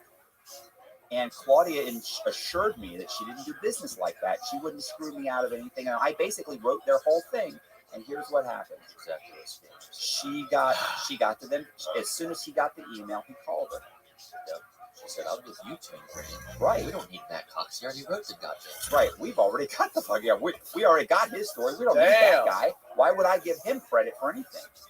So he wants 20. I'll give you 15. Yeah. I mean, so basically, and I don't know anything about it. Don't know anything about it until later. A buddy of mine calls me up and says, "Yo, bro, that Diaz thing, huh?" Like I doubt they paid him more than $5,000. Yeah, I agree. You know, they're probably like, Matt wants 3,000. We'll give you 5. Yeah. So they said, so my buddy calls and says, "Yo, bro, I saw the thing on Jacob, or there's a thing on Jacob Diaz, man. That's super cool." And I go, "What are you talking about?" Yeah. He said, the series, I was a teenage felon. I went, he goes, "Yeah, I was scrolling through it the other day. I saw Jacob Diaz. Yeah, you wrote that story." He said, "The cartel kid." I went, No, I wrote The Unlikely Narco." And he goes, No, it's Jacob Diaz. It's the cartel kid. Hold on. I go to the site. Boom. I'm going. I wish we had that on footage. That's my. Read that. I mean, literally, I could have written the little blurb. I could have written it. It was taken directly from my synopsis. Like, boom, Directly from your manuscript? from the. I have the synopsis of the synopsis, but I also have a little jacket cover, which is like 2 or 3 paragraphs. I mean, it's basically they just rewrote it a little bit. It's. I'm going. So then I called Danny. I called Henry, and Henry, the other producer I'm working with, he's like, "Yeah, bro, he's so dirty. Yeah, I don't know what to tell you, man. It's Spicy's dirty. Spicy will steal stuff from people all the time." So he said the problem is like it's hard to sue them because the truth is there's not a lot of money in it. You go to some lawyer, what's the lawyer going to do? The lawyer's going to be like, Well, they have a lot of money, though. They have a lot of money, but they're going to be like, yeah, but they have their whole system. He said, because their whole system is set up to rip people up. Absolutely right. So that if you end up with a lawyer, the lawyer's like, yeah, but when we sue, we'll sue this and this and this, and there's nothing to do. Like, what did that episode make then? Right. Well, how much? Well, are we going to make? Is it worth going to? And they're going to fight us because they've got lawyers on staff. They're going to fight because their whole business model is based on ripping people off. So, anyway, well, their business model is based on like being a cool company and getting people to work there for nothing. To nothing. That is just exactly what Henry said. Yeah. He said they get these interns and people come in and they work them to death for a couple of years until they become disenfranchised, and then they say, "I'm done," and then they quit. But they get the best out of it. Yeah. I know a lot of people who work for like.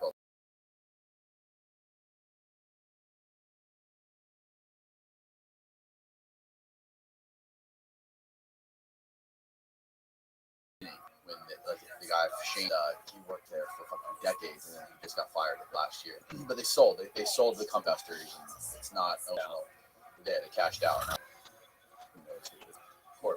Yeah, the thing is like, why do that? Why would you do that when I've got a ton of stories? And why try and fuck somebody out of like one story?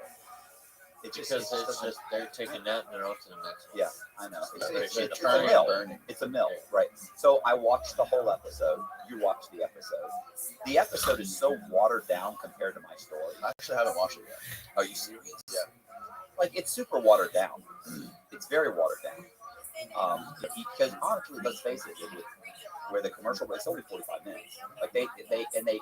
It's like some of the stuff that they really focus on. Here's the thing: they have a budget. Wait, you watched it for the first time today after I said it? Yes. Right? Okay. So my whole thing is, I'm watching it. I'm like, why didn't they talk about this? Why didn't they do this? They could have done B-roll here. They could have done this. The more I thought about it, the more I thought, well, wait a minute, they have a limited budget. Like, they really utilize the interviews. Like, it's almost all interviews because the interviews are cheap. Oh yeah, it's like basically it's a guy sitting on a couch like that. Exactly. With one camera or maybe 2 cameras, and they just cut B-roll. Right, it's all B-roll. Super cheap. So yeah, it's a super cheap, and that's the whole thing. It's not worth how do you sue for that? And not just that. Based on that, to me, I was thinking, well, is that theft of my intellectual property? The narrative that I have, my story is so much better than that. I'm like, I wonder if there's something going on there. It's just not a great episode on this kid. Compared to this kid's story, this kid's crazy. What, have you reached out to him at all? I mean, he and I actually met in Orlando to talk about him signing his life rights. And what happened was, when we were in prison, it was 50-50. But he never signed. So when we got out, I said 60-40. And he was like, oh, that's not right. I said, no. I put in a significant amount of effort at this point. It's 60-40. I said, you had an opportunity. You then tried to get, he then had a buddy come to me and try and get the story from me when I was in prison. I was like, but I knew. And I was like, I knew something was up. Like, I know you're friends with him, that's a friend of Diaz's. And I thought, no, you're trying to get the story the same as Diaz. Like, because you didn't sign, not that he could do anything. Like, even this thing, like, I mean, even the Vice thing, you couldn't even do that by yourself. It went through me. Like, you're not going to take your story and run and do anything with your story if it doesn't go through me, because, you know, you're just some ex-con who's got an alcohol problem and fixes credit for a living. But by the way, he has called me. Like, that's what a client. But I mean, he called, like, I wouldn't give him a search. Like, he literally called. Oh, listen, the stuff he was doing in prison. Yeah, like he would call me several times. When I was in the halfway house, he was calling me on my cell phone, drunk, 11, 12 o'clock at night, drunk. What are we gonna do about this story, bro? You know, I'm like, you know. So anyway, so I know he wasn't gonna do anything. So I went out and I said, look, 60-40, and he agreed. 60, he was okay, fine, do 60-40. And I sent him the contract, and I never got the contract back. And while this whole thing was happening, so it literally in the same time period, this thing. And I'm just assuming in the contract, we've already agreed. No. But yeah, the episode's watered down because she's actually has a great story. You have to admit, it's gutsy. This is a kid who's 18, starts driving around a cartel neighborhood, setting up houses, setting up, you know, drop houses where they store drugs. Starts distributing the drugs, collecting the money, setting up cars to move through the United States to bring drugs to Orlando, and he's flying back. And he moves to Acapulco and lives there for several years, and starts arranging drug. This is in the middle of the cartel wars. People are dying left and right, and he's an American. Having an American passport and being Mexican American. He doesn't. And by the way, he doesn't look. Looks like a white kid. So he very easily goes from back and forth between Mexico. One time he actually got caught with money. The DEA comes in, they take the money, they give him a receipt, and they leave. They don't arrest him because they don't know it's drug money. They said, but if you can prove where the money came from, you can get the money back. He called a lawyer. The lawyer's like, what are you doing? You're saying you made money doing what? Mowing yards? Like, what are you doing? You don't have. You're not getting the money back. Like, you get to pay taxes, you have to prove where it came from. This is drug money. Like, just walk away. So he just walked away. Like, he's got a ton of money. And then he had to pay back the cartel. Then another time he gets chased by the cops. He throws like $300,000. He hides it, gets caught, goes to jail. Like 3 or 4 months later, gets out, goes back to the woods, gets the money. He's like, I can't lose more money. I just paid back the other money I lost. Like, they'll kill me. So he gets the money, goes back. I mean, he's got a bunch of stuff to chase him in helicopters. He has some great stuff. And this is the thing, like, a lot of these stories, like, it was like, that seems far-fetched. But then I would get the police report in. Yeah. They chased him with a helicopter. They even charged him with for the helicopter fuel. So, you know, he's got interesting stuff. And he does. He's traveling backwards. Then I read the transcripts. Listen, the FBI, the DEA agents on the stand made him sound like he was huge. Like he was practically a member of the cartel. Yeah. Anyway, it's a great story. Yeah. It is a great story. The problem is the Vice version sucks. Yeah. Not impressed. No, I wasn't impressed at all. Yeah, none of their new stuff really sucks. None of the stuff they're doing right now. Well, I've only seen I've seen 2. Actually, that one and another one.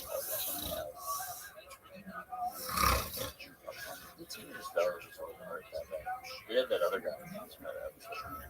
Oh yeah. So, you know, the problem is, like, if you just watch the episode, you probably think, man, that's pretty good. Yeah. But if you read my story and then watch it, you're like, that sucks. Yeah. What other stories do you have out there, out in the market right now, where they have interest to, like, I mean, you know, like Bojack's, I can't talk about it, but you know, it's great. That's gonna happen. Is it gonna happen? No, it's definitely. Really? Yeah, you saw the sizzle. I showed you the sizzle. I saw the sizzle. I actually, I don't think I saw the sizzle. Oh, bro, I gotta show you. Do you have it with you? Yeah, but I can't play. Like, if Henry even knew I can't, if even if Henry sees this, he's gonna be like, "What? Wait, who's Henry? Roosevelt is the guy who I can't even talk about this, Is he on the Danny." production company? Yes. Oh, have they sold it? Yes. Look, what are you doing? So anyway, We don't, I have to, have, we don't have to tell details. Who cares? No one. bro, because they freak out. You don't have to say who it is. They freak out. I mean, This is alleged. They don't watch this. bro, they're gonna watch this. They're gonna watch this. Everybody watches content. Talking about. Listen, every time I get recognized, the first thing they say is, "I saw you on Concrete." I'm like, We're talking about the first episode, not the fucking. "Oh no, yeah," because nobody watches these. Everybody's gonna watch it, and Danny's gonna title it "Vice Scam Matt Cox." See, I would cut these up. I don't know why you don't cut up one, the AR-15 one, two, the Vice one. Like, huh? Yeah, but that's on the clip one. Right? Yeah, It's supposed to be like 3 minutes. Yeah. Like to me, it'd be. I don't do it. Who does it? Somebody else that edits it does all that post things. They run the channel. It's like your guy runs the channel for you. Right. Not Austin. You have a Austin so just sits over there and wears you have a- fucking socks and looks cool and travels the fucking world. He just got back from fucking Iceland or something. Where'd you get back from? Where's the last place you went? Where? Saint Shell. Is that a What place? the fuck is Saint Is Shell? that a country? Oh, Madagascar. He just got back from fucking Madagascar. Is there anything? I texted him the other day. I'm like, hey, we got a podcast Friday. He's like, oh, fuck. I'm in Madagascar. I'll Uber. Can you Uber? Yeah. Yeah, right. He's in Madagascar 1 week, fucking Greece the next week, fucking Antarctica tomorrow. Vice is good. Fucking well traveled. His mom's hot, right? That's mom's hot. We gotta hook told Matt me. Cox up. Dan told me his mom was hot. Mom is hot. Everyone says allegedly. I've never seen her, but apparently she's Do hot. we have pictures? I'm sure Austin's Like, dying to I'm show you a ass- fucking I'm picture. assuming Austin's smiling behind the screen, but he may be steaming. Yeah, no, he's shaking his head saying, "Who the fuck said that about my mom?" Let's see what else. What else? What else? You got your NFTs coming out, right? Are we gonna watch the Vice thing? You want to watch it? I mean, we can watch it so you see how. Listen, this Watch the kid. beginning of it. Pull it up. This kid in prison, by the way, was thin, in shape, good-looking kid. Now he's like a little butterball. The cartel kid. Oh, I knew what I wanted to talk to you about. Jim Maxwell. Right. Trial. Yeah. I talked to Sean Atwood about it. Did you? The other day. He's an expert. He's been studying. He's been you probably know, but he's desperate. Oh yeah. He is. He's been making videos following Epstein, Keelan, Maxwell for the past fucking decade, probably something like that. He's made hundreds of videos about it, and he knows every single little detail about every part of their lives and their cases, everything. And he sat down with this other guy, and they basically laid out all of the possibilities that for all of the possible outcomes for her trial. You know, they laid out like 4 or 5 possible outcomes. Mistrial. You know, they know what she's doing. They know she's annoying the judge. She's writing the judge these fucking letters every single day, and they're annoying the fuck out of the judge. They're like, she's so arrogant, like her father, Robert Maxwell, the billionaire media mogul, and they're just like they're laying out like her personality, how she's acting, how she's acting towards the judge, they're talking about the jury, and the way they're laying it out, they go over what they think all the possible outcomes. I mean, she's gonna be guilty, right? I mean, you've got. It doesn't take in federal court. It just doesn't take much to get it guilty. I think she'll be. It's just leaving it out there. Yeah, she'll be found guilty. Hello? I think she'll be found guilty. Really? Yeah. I mean, listen. It just doesn't take much.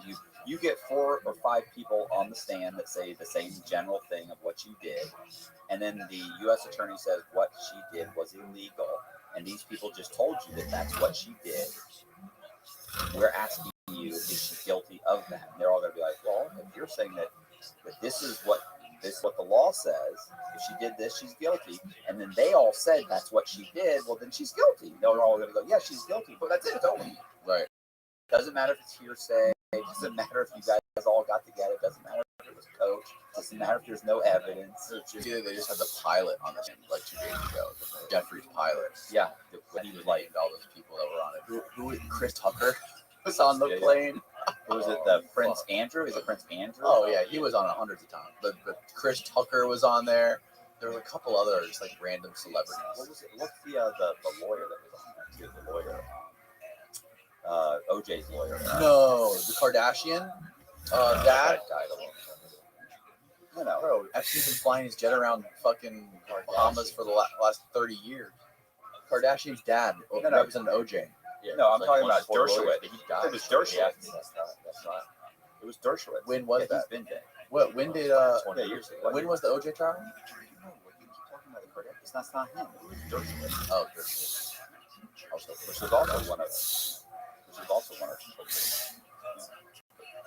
So, But a lot of the thing about that is like there's a lot of people that could have just been on the plane. Could have just been like passing that by. doesn't mean anything. Like it doesn't mean that you're a child molester if you if I'm hanging out with you and then suddenly I find out you're a serial killer. Suddenly it's like, oh, you're a serial killer too, Matt. You hang out with us. What are you talking about? I know what this guy does on his off time. Right. Yeah, but if you're caught flying there, Yeah, but it's like, hey, couple dozen times. you want to fly to my Like my? Bill went there a lot of times. Well, I know, Bill's but, on that bitch like 100 times.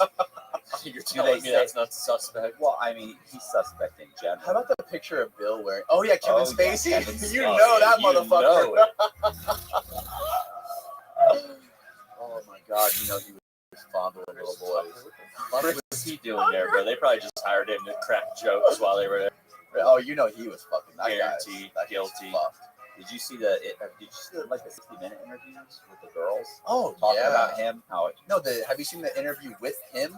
right? Oh, With that lady, and he's sitting there just like sweating profusely, Yeah, trying to like talk himself in circles and fucking lie and discredit everything. why would you even do it? Yeah, For oh real, my man. god, Pleading the that was the fifth. biggest dumpster fire I've ever seen. That's a bad idea. Yeah. But have you seen the picture of Clinton wearing the dress? The You got, painting? you got to put the painting of Bill wearing the dress. There's a painting in that mansion there on the You're not gonna watch, we're not doing the Vice thing? No. No, we will, but I want to show this. Oh, this is fucking hilarious. We got to get Matt Cox to do a rendition of this. Like, you should. You already mentioned. You should repaint this. What was his name? We should. Oh fuck. He said, what's his name? And I Or was like, BM? yeah. I was like, no, that's a bad Oh yeah. I was like, that's a bad You should redo this, Yeah, man, Matt. this is a real painting. This is a painting that was in Jeffrey's Epstein No, it wasn't. mansion on Fuck Island. No. Yes. Yes. What is he? This dude's disturbed. Oh yeah. Matt, you have to recreate this painting. I should put Danny on there. Yeah. Don't make me. I'll put it up. I'll put it up on the shelf back there. But yeah, I mean, so one of the things that Sean was saying, he doesn't think that the Clintons are going to be named in the trial at all. Really? Yeah, he doesn't even think that she doesn't want to rattle that cage because they're on the golden ticket. Because they're in the Clintons, they're saying the Clintons are close with the whole Biden administration, right? Right. So she wants to sort of like keep them in her good graces. So she doesn't want to name them or try to like. They're not cutting out the jail time. You know what's funny? It's like if Epstein had been gone to trial, I heard that he had trouble. No, I'm sorry. Go ahead. if he'd gone to trial, like this chick she would have probably gotten immunity just to testify against him. Oh yeah. But instead, takes his life, and she can't get a deal.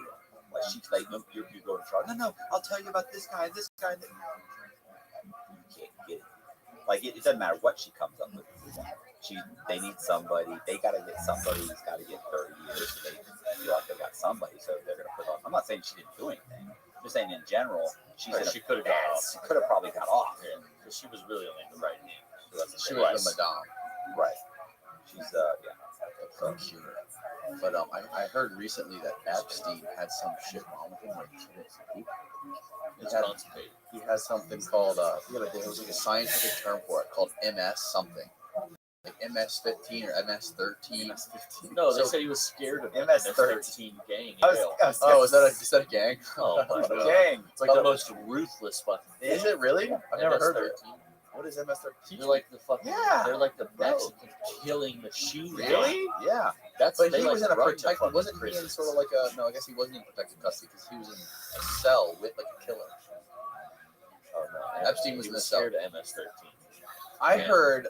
So I read that Epstein had some sort of disorder where he couldn't shit, and he was like fucking super stressed out because he hadn't shit in days, and he couldn't shit especially because he had that fucking violent cellmate he was with. He's taking painkillers, probably.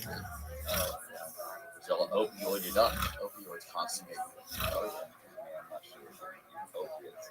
Really, unless he's buying them. I'm sure he's buying stuff he's snuck in.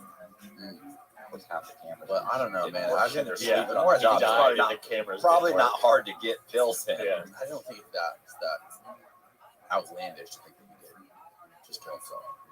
No, I think It's very likely. Yeah. but no, we're not gonna figure it out. But what about is he gonna name the crazy thing is who is gonna get named in the tribe? That's gonna be interesting to watch. I mean, I don't think anything. There's not going to be like you've seen all these programs, like the 60 Minutes and the little documentaries on her and everything. Of like, what else is going to come out? It is what it is. It's Yeah, not I like guess it's there's got to only be there's not going to be any bombshells that are going to hit because it's all out there. And all you got to do is tell a story that's already being told to the jury and get the people to stand on the to get on the stand and say the same thing. do you know what the charges are against her? There's like a handful of charges. There's only a couple people accusing her of procurement stuff. So I guess it doesn't really I don't know have what to the be a actual full charge. I'm sure Sean Albert has charges. Yeah, there's only a handful of them, and they only involved a few victims. Austin, what's she charged with? Can you pull up her charges? I mean, it's probably conspiracy to, to traffic minors, sex traffic minors, or I'm sure it's all conspiracy because there's only one girl that said she was in on it. Like she actually was Brought him in as a Right. Right. She brought in her friend. And she had sex with her too. Like the only one girl that said she had sex with was involved in all this. And they had Jeff Epstein's his housekeeper for 15 years. We talked about how he found all the fucked up toys, giant double-sided dildos like laying around. Here's what I don't understand. It's like it reminds me of this guy Marcus Schrenker. It's like you're already rich.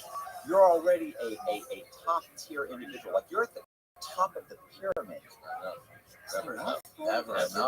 Something even crazier. Now I have to have a three-way dildo and with fucking 14-year-olds. Like, what are you doing, bro? I mean, it's not enough. Money is a magnifying glass. Just Then you makes get more of the power and you just can't get away with it. Right. Well, and the And first then time he they get did, away with it for a long time. the first time he did, remember he got charged in Florida and he ended up getting what, like a year?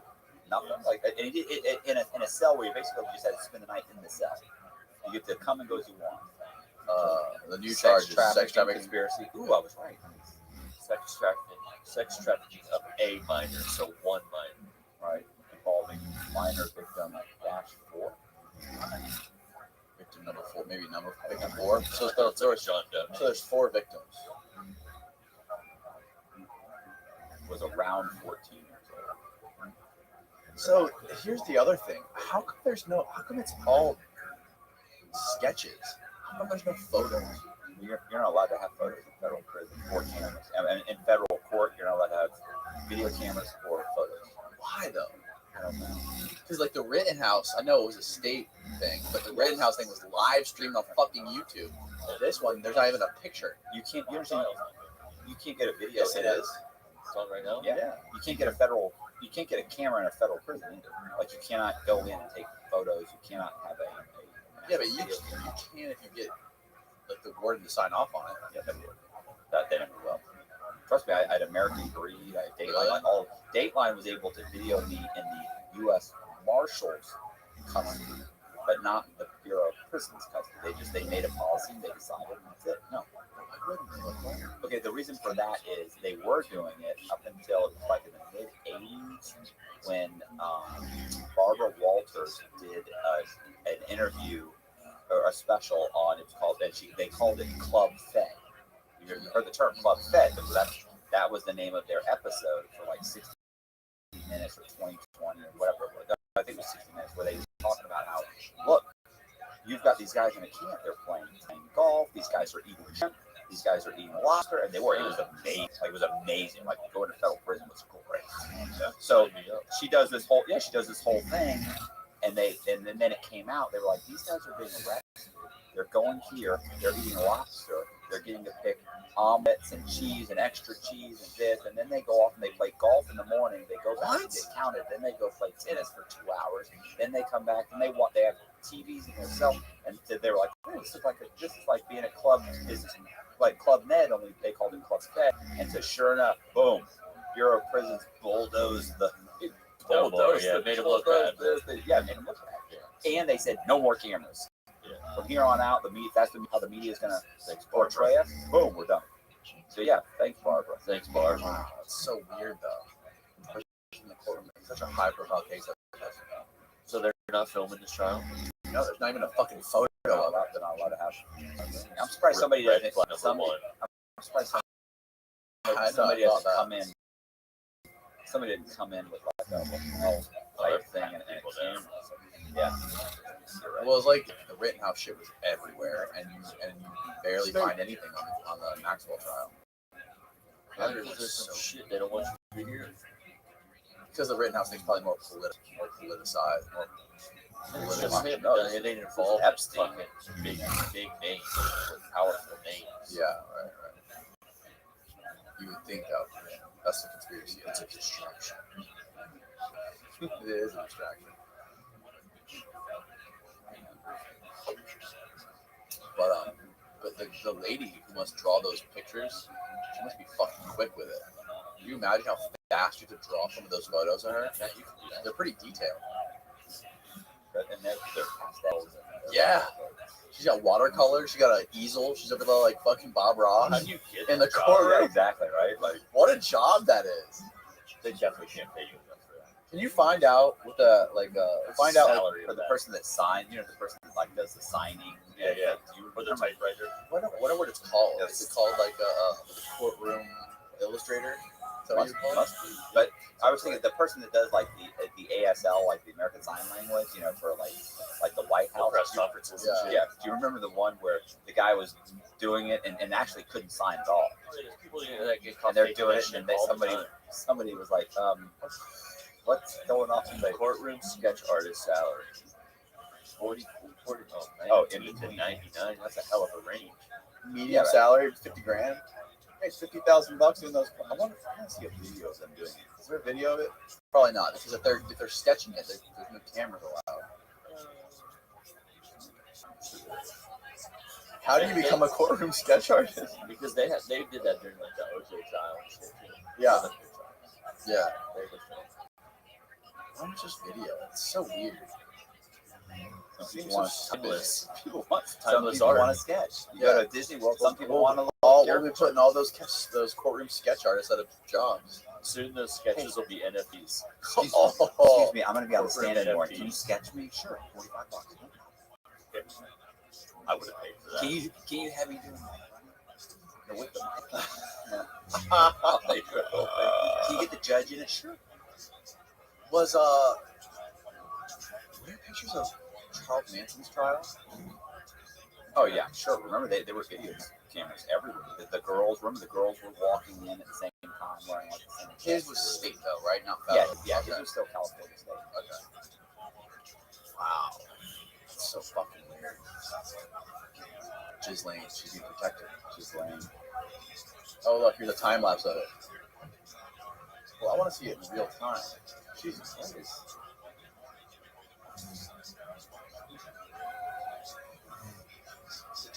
So I guess they can sit there for a while. So they're in there for hours. So I guess they have time.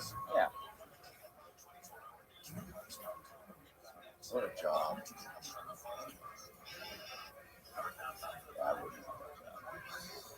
I want to get a courtroom sketch artist in here. Just lanes. I want to get one. We should hire a guy to do that while we do a podcast with them. Oh, where they my can just God, sketch us. That would be sick. For every episode, we have a sketch thumbnail. You need to come up with something. You're losing. You're for losing. sure hire Yeah, somebody people to are drag. People are dropping off. People are dropping. hard This right is now. dragging right now. All right, let's watch your video with your All right, Vice. your teenage felon. Make this thing small in like the corner or something. So Vice is fucking. Well, they're probably going to. They're probably going to take all the revenue from this podcast. How ironic would that be? Got you again. You want to talk shit? What's Oh yeah. What's her name? Claudia Kiss. Claudia. And you know, Kiss. I've called her and left messages like, "Hey, what's up with this? How'd that happen, Claudia? You want to give me a call?" Nothing. Oh, you sent her this? No, I called her and left messages saying, "Hey, I just watched this episode." Today you said this. Yeah, and I said, which is exactly like my the unlikely narco. I said, I'm just wondering how that happened. I'd love for you to give me a call back and let me know what happened. Nothing. Call twice. No, he doesn't return. He's not going to return my call. You know what's so funny about that is like now what's going to happen is I'm doing a true crime podcast. I've got another deal with these guys in this other production company, right? Like I haven't signed a contract yet, so go back to it. But if assuming I sign the contract, right, that his story is going to be one of those stories. Well, guess what? It could become huge. Now he's gonna, he'll immediately be like, "Hey man, this is my story." Fuck you, bro. You didn't have a problem fucking me and Vice going behind my back on Vice when it came through me and your girl Claudia. And now if his story ends up being something, turns into a series or a movie, I'll do everything I can to fucking cut him out. Yeah. Like it's like, what is he doing? Like I just don't get how Hollywood does this. It's like it's just there's plenty out there. Why screw everybody over? Well, it's just like we talked about before a million times. Like all For an eyepiece, all I wanted was a credit. You can't. Here's what it would have cost you. Okay, there, Cox's name now, and now shows up the same thing.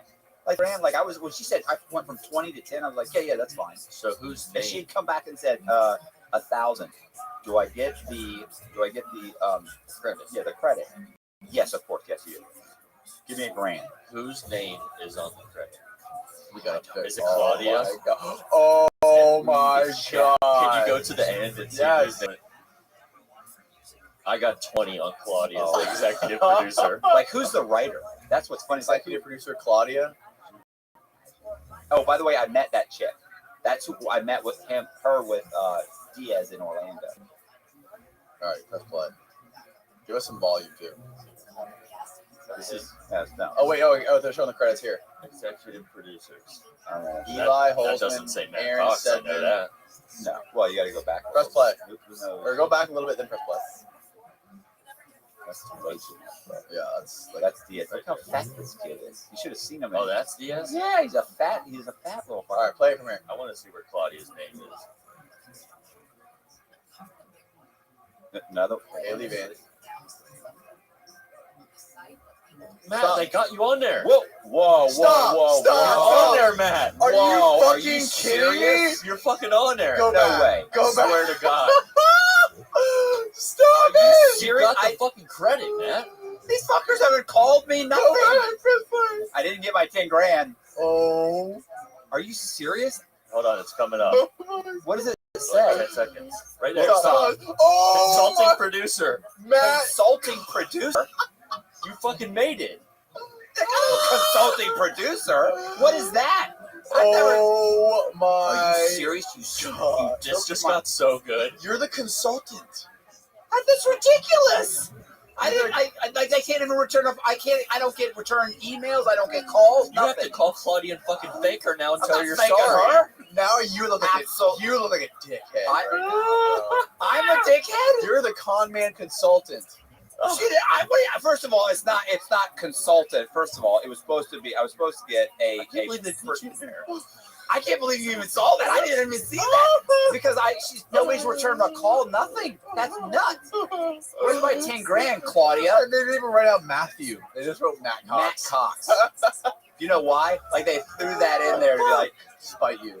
oh, I gotta call Henry. Hold on, keep that. Call We're him right taking a now. picture of that. Hold on. Oh my Fucking god. classic. Get a picture of him standing next to it.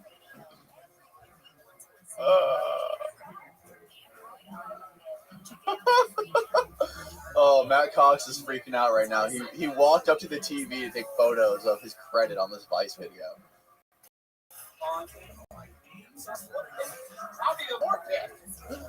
You should be happy. You didn't even do your read. You didn't even look to see. Well, if they yeah, put a it in couple credit. seconds ago you No, said but- if they just gave you the credit, it's No, all no, right. wait, It's not even about the first of all, money. consulting producer? It's still a credit, Nat. Oh, I mean, It's a producer credit.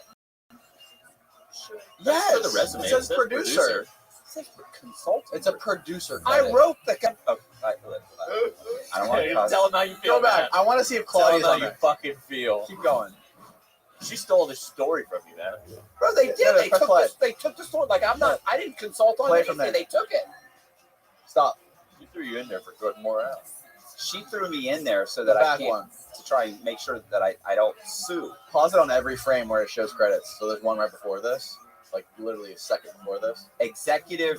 What is executive There's producer? Pause. No Any Claudia. of these people? Yeah, No. where's Claudia? COVID compliance officers. I better fucking be in here. Are we mine here? Yeah. What does it say? COVID compliance Yeah, officers? anybody's getting that credit. Oh my god, bro! Vice has COVID compliance officers Oh, I think you. Everybody does. There was listed COVID in their compliance. Well, credits. you can't assume you get COVID when you walk out. That is fucking priceless. Keep going. I can't believe it. I Pause. They ain't thrown nowhere in there. Claudia does not even get a credit. Keep going. She got paid. oh, trust me, Claudia got paid. Andy Miller, recreating director of photography Christina Ortega. Keep going. Stop. Look how fat this kid is. If He you'd seen kind of him, looks like he's related to Kim Jong. if you'd seen him in Coleman, Keep going. Bro, thin, working out all the time, in great shape. She has a good biggest one. Legal counsel, Matt. That's who you want to get a hold of. Kimberly Lord, Frankel Whitehead LLP, the law offices of Lincoln Bandlow. No Claudia, bro. She doesn't need the credit. She got paid. What if she gave up her consulting credit for you? She didn't. Well, where's her name? Getty Images, Pond 5. That's where the real meat of this thing came from. Catherine White. What if she said, "Oh, there's more producer credits." Keep going.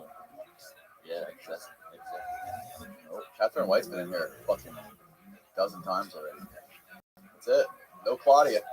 Since the filming of this episode, Sheila and Jacob have gone their separate ways. What the hell's that? Hey, what about Matt Cox? He's over here texting away. Triggered, bro. He's texting his lawyer right now. Oh I'm my texting God. Henry. What if Claudia said, "You know what? Look, guys, I got the story from Matt. He can take my credit. Just give me the 10 grand. We'll call it even." Maybe she's not that bad. Yeah, she sounds like a pretty good person. Bro, she never called. Bro, listen. You know She they gave put my you a name on producer credit. Stop. She didn't have to do that. What are you talking about, bro? I've never heard anything about this. Like I've never heard anything about. And first of all, I wrote a story. I'm an executive producer. I'm not a consultant. Like that's something. Oh no, Bro, you gotta earn your stripes. You can't just jump earn in. my stripes. I wrote the story. Bro, you can't just What are you jump talking in. about? You can't just be. You Oh, can't. sorry. You can't just go from YouTuber to executive producer. Okay, you gotta pay your dues. This is corporate media we're talking about. Okay, not just some little YouTube I podcast. can't believe they fucking put you on there after all that. I can't believe you caught that. I I just know. watched the episode. I would have never caught that, honestly. Not just that. Like You got the why? eagle eye. Why got the wouldn't salt she? eye. Why wouldn't she? He goes, and they didn't pay you. Henry goes, and they didn't pay you. You get the credit. Like you pay me. No. What, first of all, look. If I'm talking to you and I'm saying, look, this much money and this, you just blow me off and you give me this and never talk to me again. Come on, bro. That's not a deal. No, she You took know. the cheap way out. Right, She didn't right. have to She's- pay you. Right. She's She's thinking, copped out. we gave you this. That's going to be their excuse. Right. Your lawyer phone. Right. What my lawyer I'm going to call. I wasn't going to call even if it wasn't there. I wasn't going to call because there's no money in this show and they've got it set up and it's all bullshit and there's no way to get any money out. And you got your credit. Even if you got a portion of the money, how much are you going to get? Like you can't hire a lawyer to get you 10 grand. Like no lawyer's gonna be like, I'm gonna fight tooth and nail, and in the end, I'm gonna get you 10,000. Well, what do you get? You're gonna owe me 60. Yeah, exactly. Give me 10 now, I'll get you your 10. Oh yeah, Henry's like, what the fuck? Oh, that's hilarious. That's how it is though. That's like we talked about before. There's production company heads of production companies and people like Claudia are scouring YouTube for podcasts, like just looking for content to sell to companies like Vice or to sell to Netflix. I mean, you can't blame her. Yeah, That's her job. That's what they do. This is they're like farming for content by watching podcasts. Yeah, oh they are. Listen, though, I've had almost multiple people, almost not almost everybody, but at least 70-80% is I saw you on Concrete. I saw you on Concrete. You know, that's why when people are always like, bro, does Danny pay you? I hope you're getting this. Like, bro, what are you talking about? The exposure that Danny gets me is worth anything he could have paid me. Like, I was in the halfway house. I mean, I'm not saying I like Danny. We know Danny. Yeah. But I'm saying in general, Danny did me a huge service. Huge. Whether that was his intent or not, he But it's washing He both hands here. no, it is, but he did for me to sit here and say, oh, I would have done it on my own. No, he irrevocably altered the course of my life. Like honestly, if I hadn't come on the podcast, very good chance right now I'm working at maybe not McDonald's. I'm hoping I could Starbucks. I wouldn't mind working at Starbucks. Barnes and Noble. I think Starbucks is a hard job, bro. Like those baristas, like they got to know a lot of stuff. I'm not that sharp. I'm not new. I'm not going to learn anything new. I'm all filled up. Like there's no new stuff coming in. But I mean, I'm probably working at FedEx driving a truck or something. I mean, not that that's a bad job. I'm not saying it's a bad job. That's also a hard job. I want to eat. Let's go car salesman. See, I can never say car salesman. You would be a great car salesman. Because listen, my ex-wife's husband is a car salesman. It's not a truck salesman. Whenever I joke around about it, I'm like, what am I going to be, a used car salesman? She's like, hey. They make money. I'm like, I'm not saying it's a bad job. You couldn't be a mortgage broker, could you? No. Oh, those guys make money. And the guy who got me my mortgage, he is counting money. I'll tell you what, if he never came on the podcast, Gary Sullivan's coming back right about now. Yeah. Oh, Gary would have shown had an appearance. But you took the ball and fucking ran with it like no one else. I'm trying. Hey, I have a question. What about your deal with the mortgage broker when you called me? You're like, he's charging this much. I'm like, call him back. Say this. Say that. Say this. Yeah. That's too much. That's this. Plus, ask him about the yield spread. Ask him about. I'm calling right now. Oh, when I was I do my mortgage broker. I didn't know. I've never dealt with them. I've only dealt with a bank for my previous mortgage. I just went straight to the bank. This was the first time I went through a broker. Right. So I was seeing all these things. I didn't know what the fuck I was looking at. All these terms I've never heard of. All this stuff. I'm calling Matt every day. Like, what the fuck does this mean? What the fuck does this mean? This guy's scamming me. This guy's squeezing me. Dude, the mortgage broker was so sick of me by the time we were done with his loan. Now I'm calling. Oh my god, bro! He did not know. He got you. He did get you a deal, but he watched your episode too. And he's a huge fan of yours. Go figure. Oh man. Yeah, mortgage brokers. That guy is making a killing. I'm sure right doing now. Mortgages. He makes like 10 to 20K a mortgage.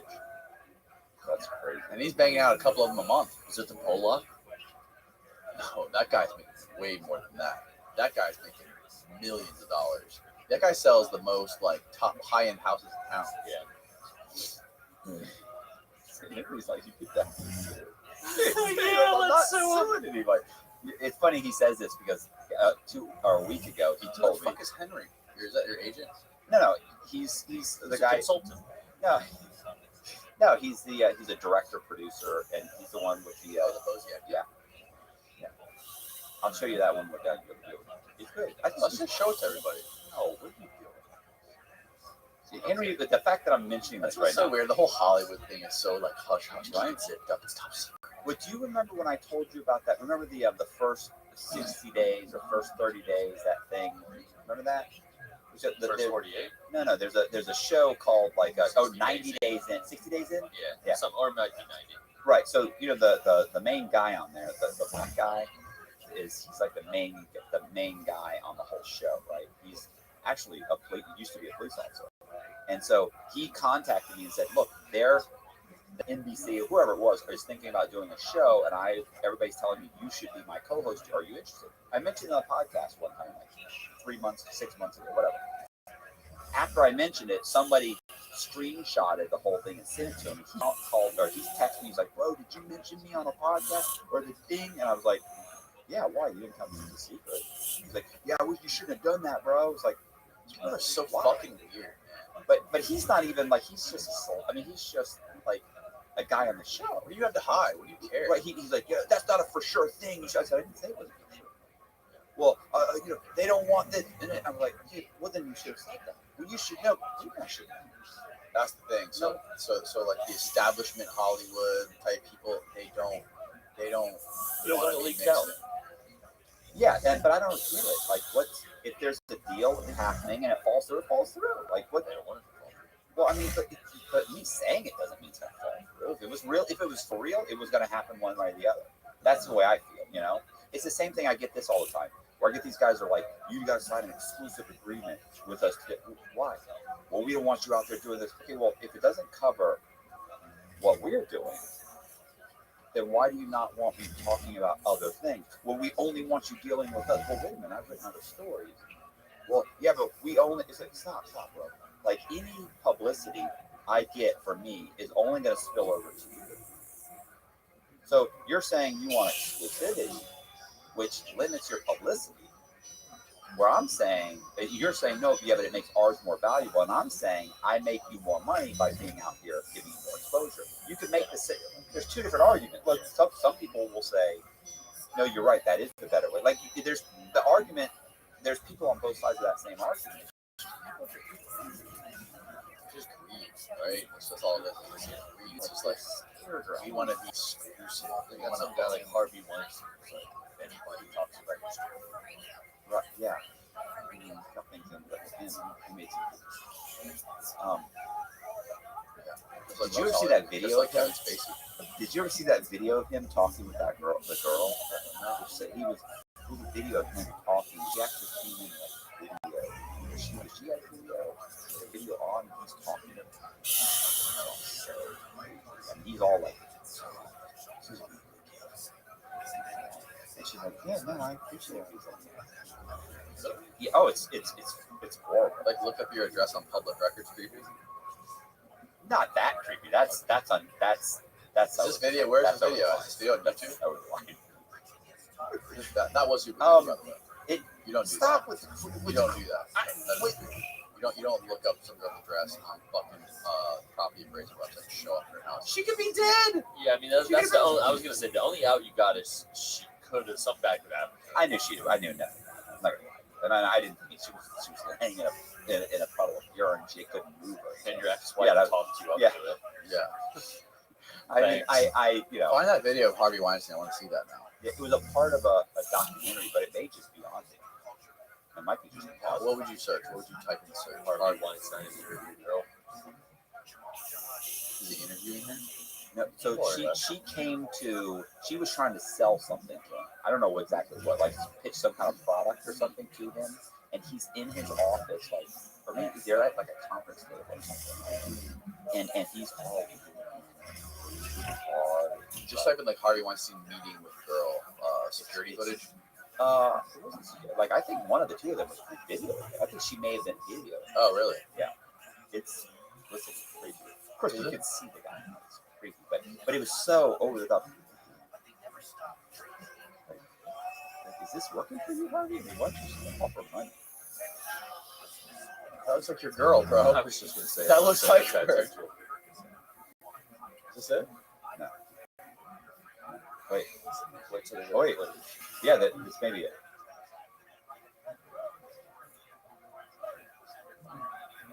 Oh, she's pitching something. Oh, she does. She puts a full screen is awesome.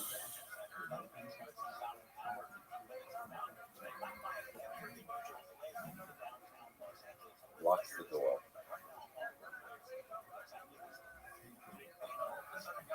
Yeah. He did what? Right there. A few hours later. Just finding the frog hair right there. How are you?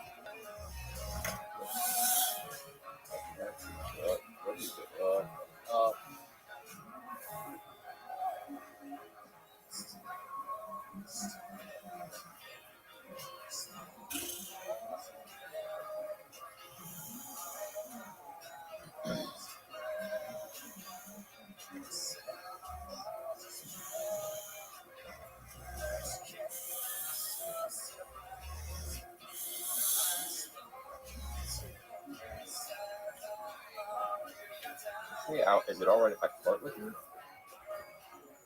What do you want anyway? Except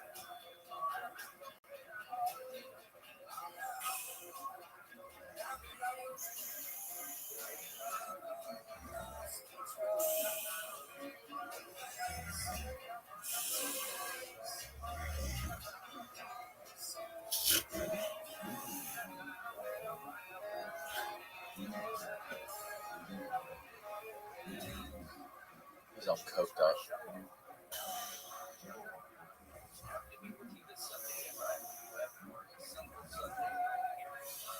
she's leaning in so much. Right. She's playing into that. Yeah, she is.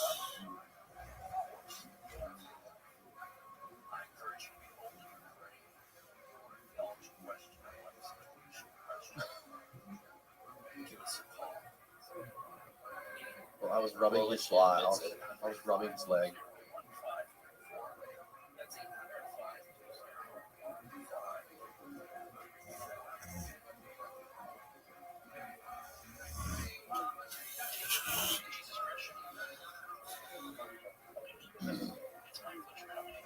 Yeah, I saw this was just the tape. Let me see what I saw. Dude, I mean, it's just human nature. They're both trying to play each other. They're both trying to play each other. She's trying to get money, and he's fucking a horny old guy. It's a lot of money.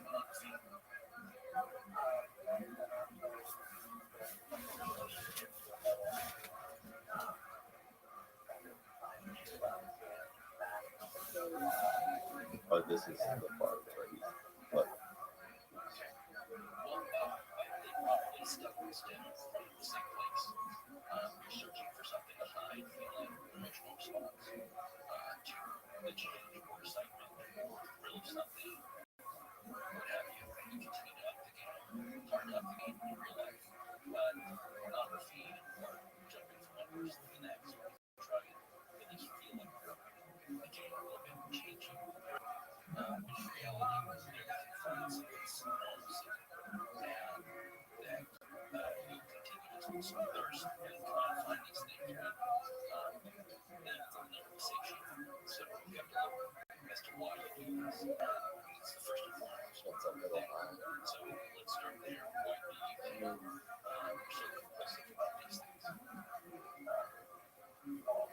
You see, Look we're at like him rubbing her arm. arm. You see what I'm saying? He's Yeah, he's look, creepy as fuck.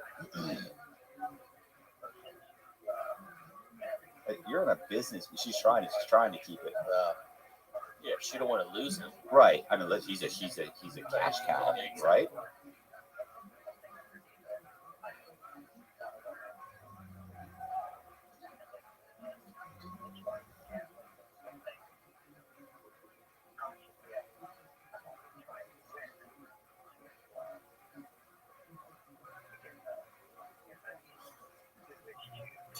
Yeah, I mean, she's been in for a drink afterwards. And now she says that he raped her after they had drinks together. So they both got drunk and then he raped her. I mean, I'm just wondering. It almost makes it sound like you're justified. I mean, I'm not. I'm just She saying. had 2 I'm just drinks. saying, I mean, Your Honor. what do you mean he raped her? Like, did she? I mean, she had sex with him and then she regretted it really bad the next day, and she got the fucking bag. What? She got herself in I too didn't deep, see. man. I didn't see this. What I saw Yeah. was the whole video. I didn't see She's claiming that he her. raped her. This is the cut up version where she's doing it. They show the last part where he's, and he's all I would love to see leaning the in, YouTube touching comments her. on this fucking thing. But the YouTube comments are a fucking blast on this video. No. I think it's 4 million plus views. Let's read the top YouTube comment. Fuck it. Yeah. Oh, they're turned off. No. Why?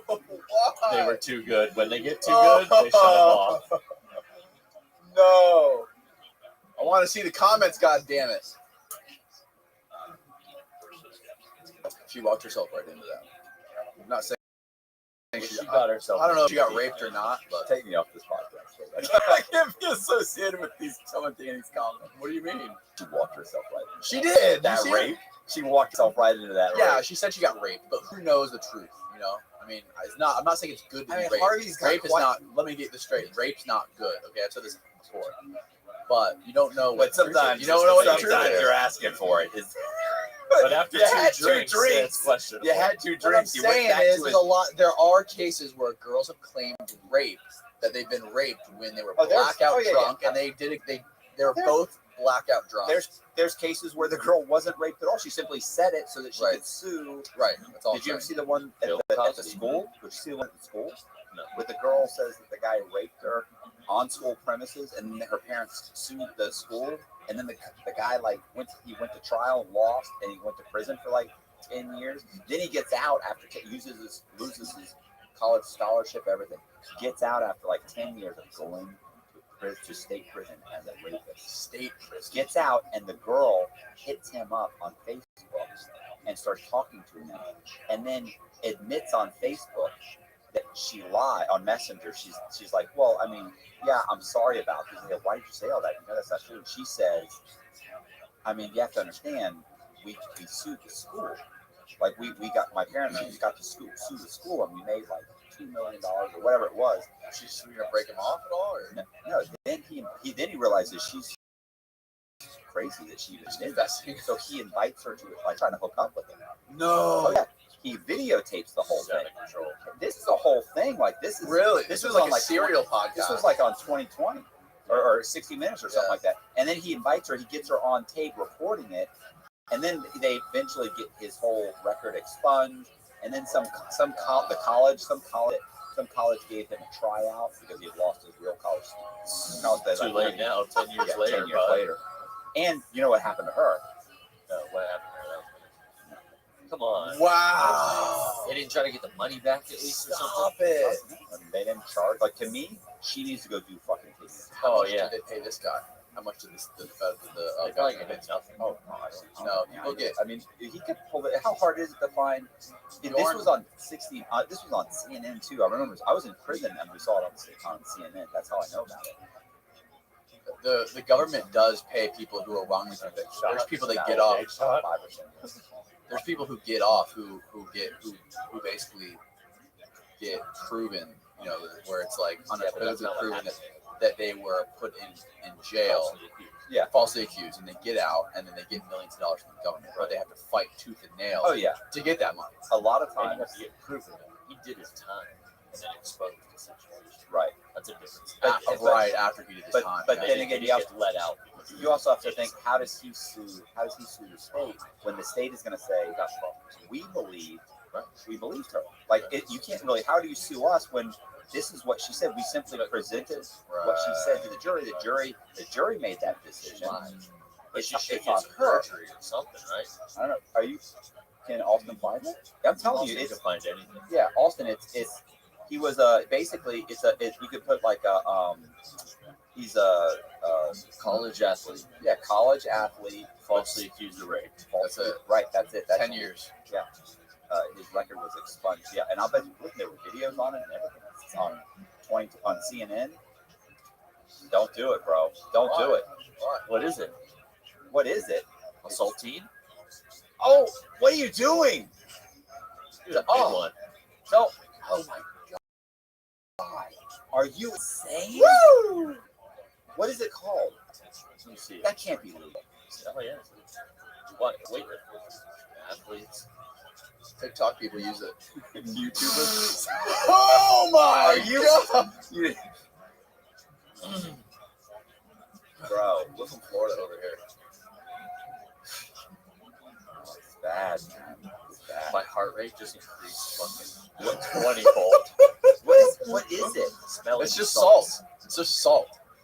Oh, okay. Crazy ass salt. Putting such a shit. You find it? Really close your eyes. It burns your eyes.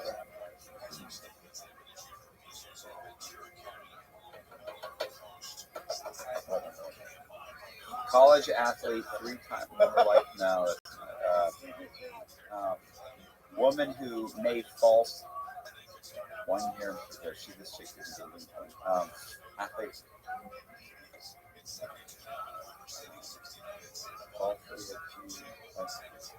We never could find it. Put Man. college How long video ago was is it? 10 It was years. probably 10 years ago. You know what you could put? Wait. What about this?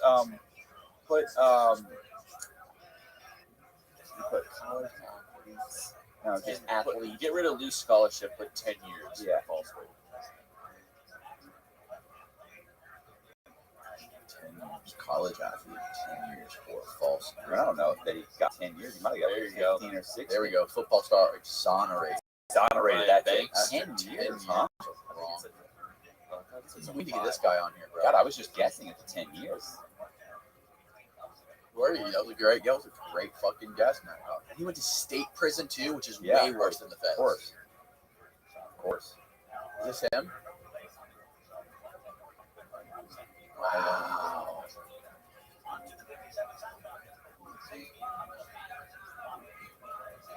Turn it up a little bit.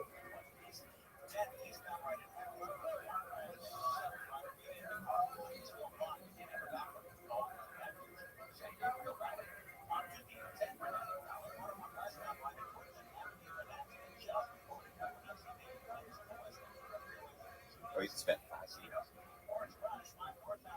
Are we sure? Huh? 16. Well, he played for Long Beach Poly, bro. He played for the same school Juju did.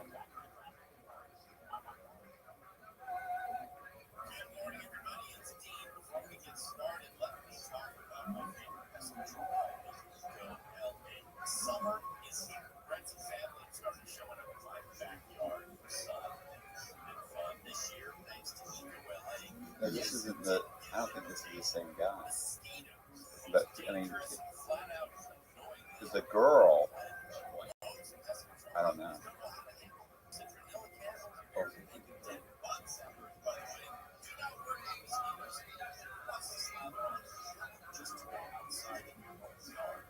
California No. Innocence. Yeah, I've heard of that California Innocence Project. Yeah, no, this is not the right guy because this guy.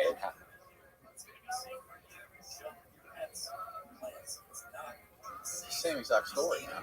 No, but this I remember it happened. This happened like on school property because she talked about suing the school. Yeah. So and she admitted to it on Facebook. She like she contacted him on. Maybe you should put Facebook in the search.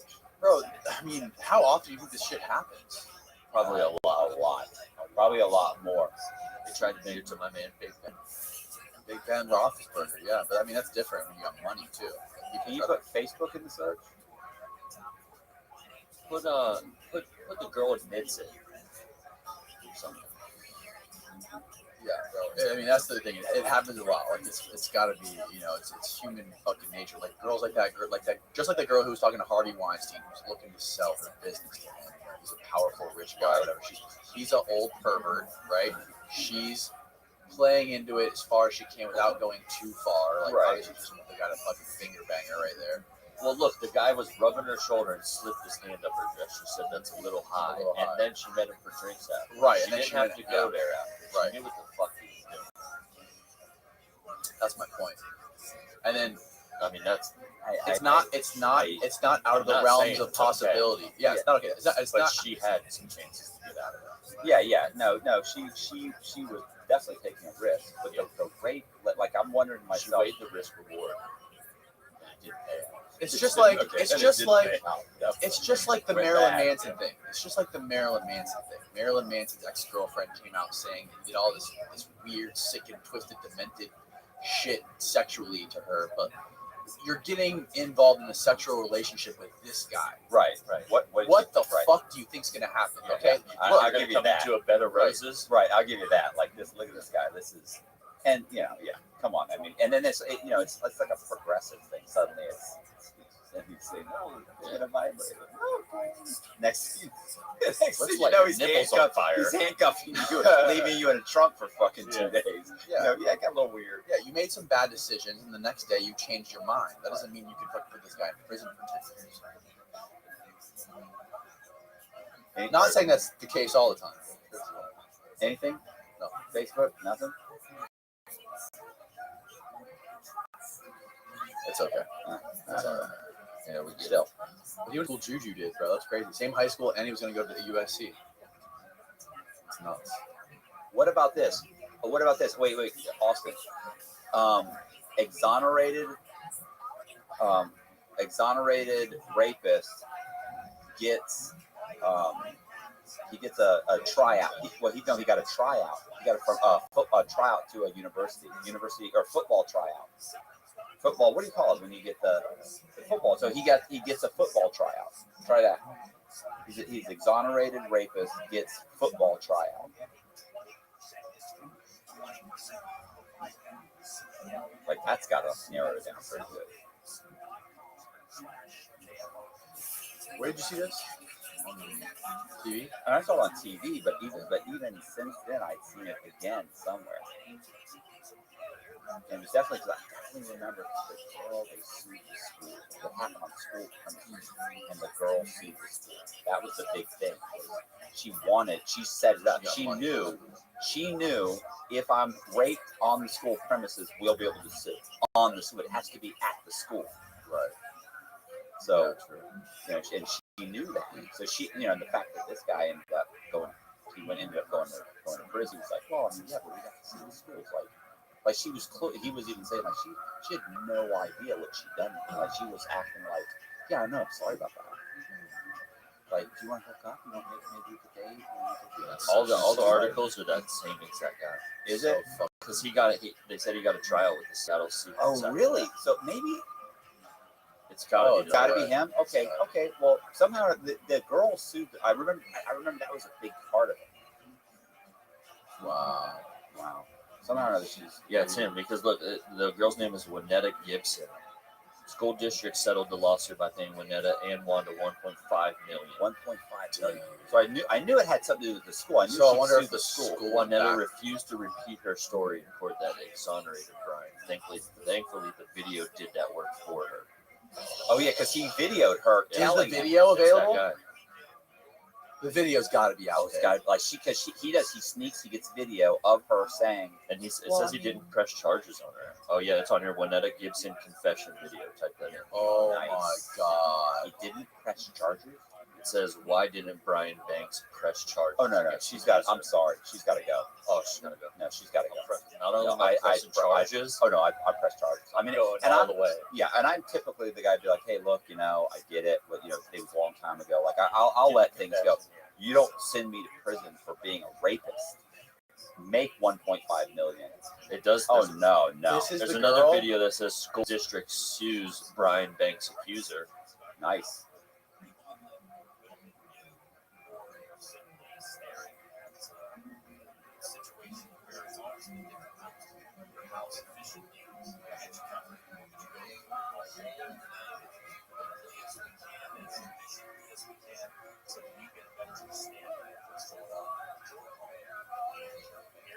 Fast forward. Let's find the video. Just keep going. Just just hover over it. There you go. There's the video.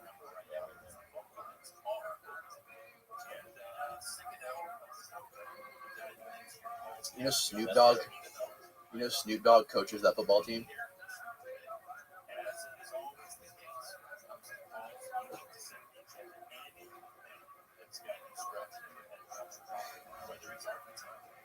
He's gonna charge up with the Tesla.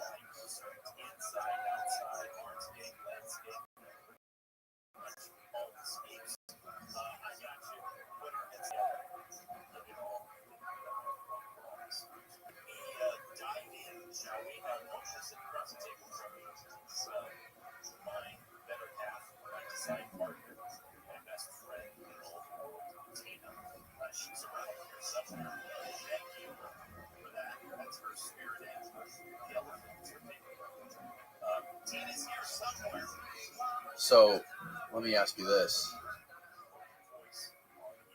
Is he a snitch now? No, the guy. The guy who got accused. Is he a snitch? Big Herc would say it is.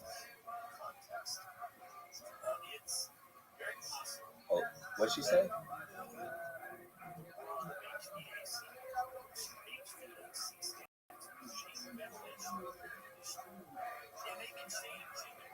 She said this shit in the lawyer's office.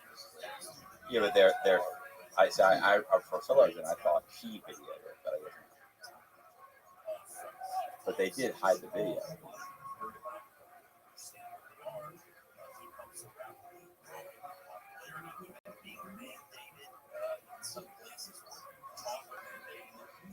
Cha-ching. He must have been fucking. He must have been ready to jump out the window when she said that. Oh yeah, he's happy, bro. Oh yeah, bro. He's been accused of being a fucking rapist. Bro, he went 5 years in jail as a rapist. And had to register as a sex offender. Oh, he was probably just so happy that it was all over.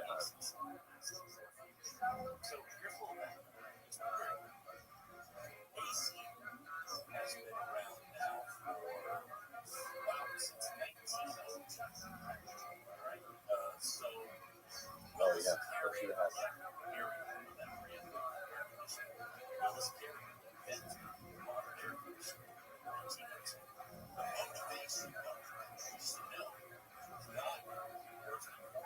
Has been spent on Gucci. No shit. She's already broke by the time she gave the interview. She blew the 1.5 in 5 years. And said, fuck it, I lied.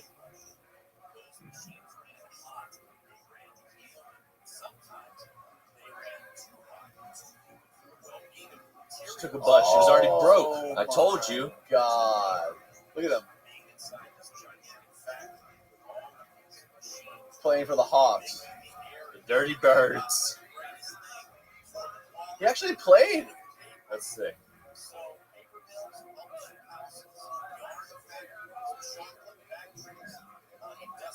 That's sick.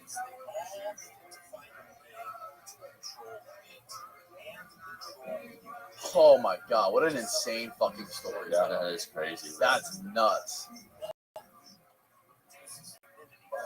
People are fucked up, man.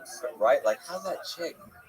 She's like okay with it. Like, She I was mean, okay it could have with been way worse, bro. He could have gotten way worse than 5 years. Like, it could have been so Oh, yeah. much worse. I wonder how many people have been like got life or got Could way you longer. imagine? What if you How many people that are in prison for like decades or life are innocent? I wonder.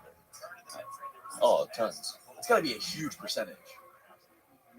I doubt it's a ton. I mean, I doubt it's probably even 1%, but What? it's still a lot. Look, 1% is a lot. it doesn't matter. That's a lot. Like if it's you, If it's 1%, it's a lot. so, yeah. If Let it's, me yeah, ask you yeah, this. If you're you're part right. of the 1%, How many people they get? there's a lot of death people in prison. How many people get death penalty?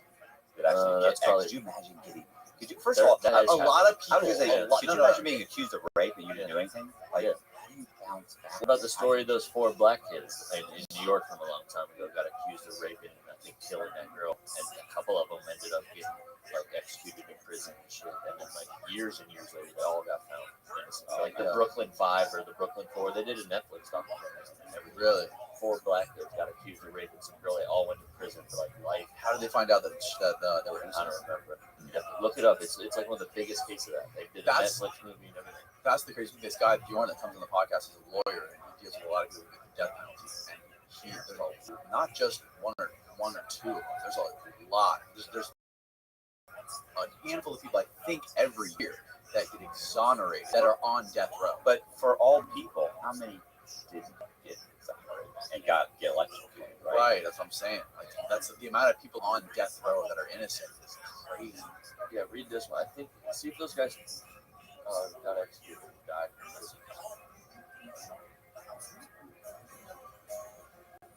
They had the jogger. And they just pinned like these 4 young black kids. Round up the usual suspects.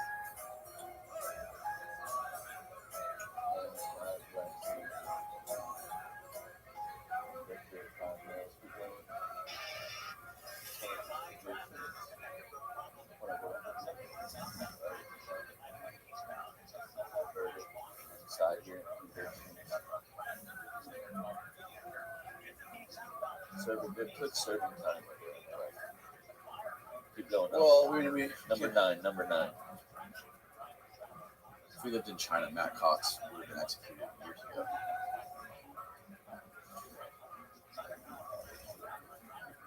It's true. Fraud is the death penalty. Maybe they think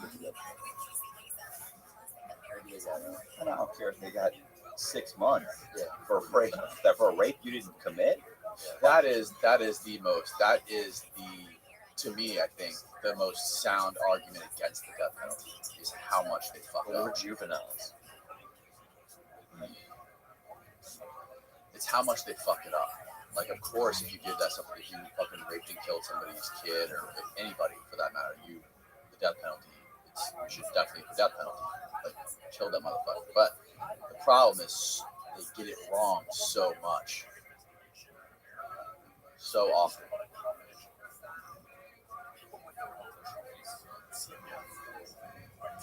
There's a Netflix movie on it.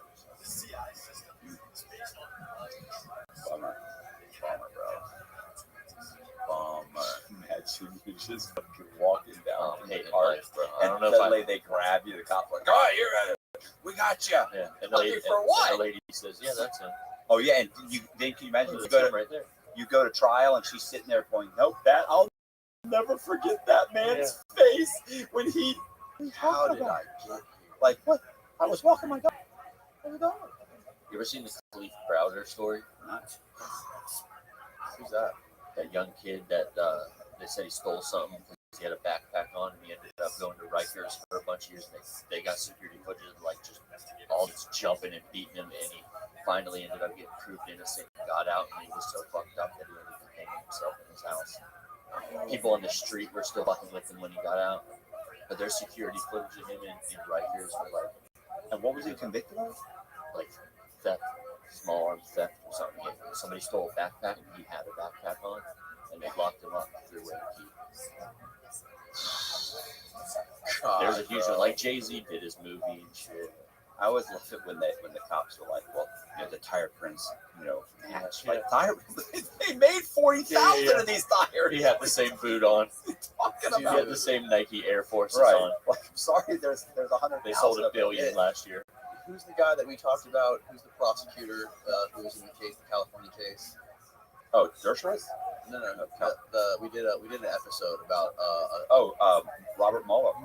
Mueller. That's the thing. There's guys like Robert Mueller who their only motivation in life is just to put people in prison just to To make get money. ahead. And they're Right. good at it.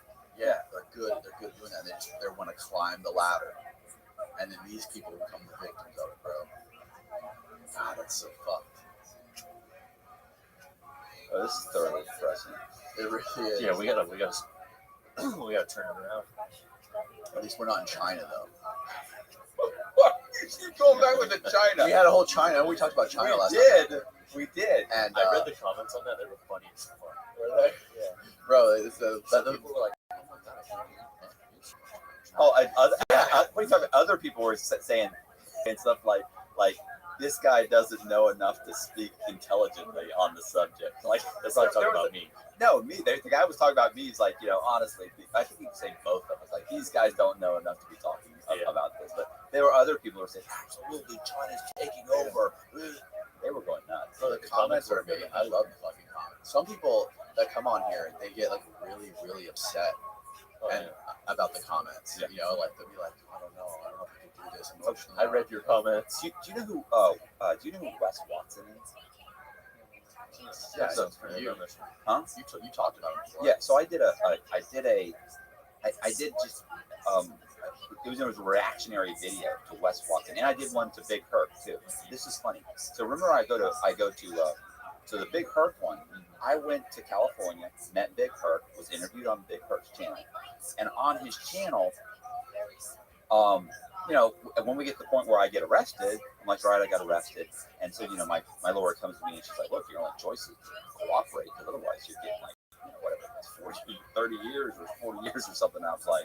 And he's like, the look on his face like, I said, right. So I looked at him and I said, so he I forget how it came out from my face. I said, so I basically tried to tell on everything I could think of.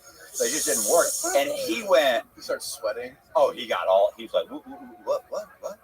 I said, yeah, bro, like I told on everybody. It just didn't work. So I ended up pleading guilty. I got 26 years. You snitch on him before? I'm like, yeah. Who?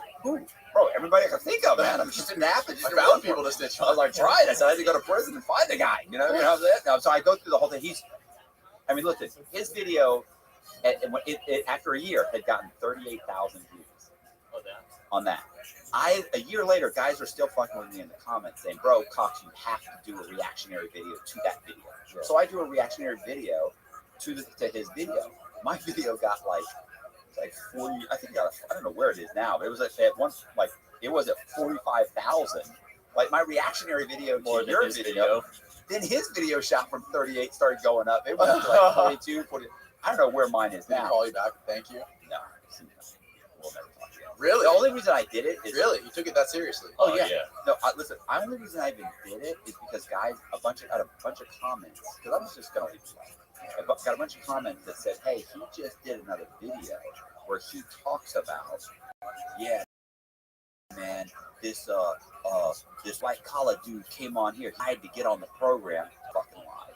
Like, I didn't have to get on your program. I even addressed it to him, saying, hey, you know my story, right? Like, I'm not your normal guy that you have in your program. Have you? No, bro. I've seen your stuff on that concrete thing. I've seen it. I've researched your stuff. I know your story, bro. Like, I haven't seen every story, but I've seen your interviews. And I thought, he said, so no, I want you on the podcast. So I thought, oh, I'm good. He didn't watch it. He obviously didn't He watch got it. a couple clips of you being on it. Yes, exactly. So saw your episode had 2 million views. Yeah, that's what he said. Yeah. So then then in the middle of it, he realized, oh shit. And his big thing is, I'll never have a sex offender, or I'll never have a snitch. And he's got me. So now he has to go around saying, oh, he lied to get on the book. No, don't do that. Like, you don't like me, that's fine. Don't lie about what happened. So, and because guys kept saying this, that you got to react. I was like, oh, fine. I'll do a video. I did a video. It did great. So then I did one of Wes Watson's. Who's Wes Watson? Wes Watson's the guy who got out of prison. He actually had a big hurt thing. And he's a white guy. He's like a white supremacist that's changed his ways. Now he's a motivational speaker. He's insane. If you watch these, like, if you watch like the best of Wes Watson, it's you should do it. You should pull it up. You're gonna be like, oh my god, this guy's my worst nightmare. Being in prison with this guy, he's the kind of guy that just watching him gives me anxiety, because these guys exist. Yeah. So I do a video, kind of mocking him, but just mocking like how ridiculously over animated. He's like a cartoon character. Yeah. He's like, when I hit the fucking yard, I hoop that shit, and I go in and I go straight to the shot collar. I say, I'm a soldier, baby. I'm a soldier. And I fucking pull out my paperwork. Hooping, sticking your ass. Yeah, So he pulls he carries his passport or his paperwork with him everywhere in his ass. Like, to me, I'm sorry. You can find it on the computer, bud. You don't have to carry it. I have an issue with this. But and he talks about like he's proud of it. Like, he's carrying around in his prison purse. It's insane. And he starts talking, oh, it's crazy. Oh, we got to get this fucker He's on. terrified. This is my worst nightmare. Listen.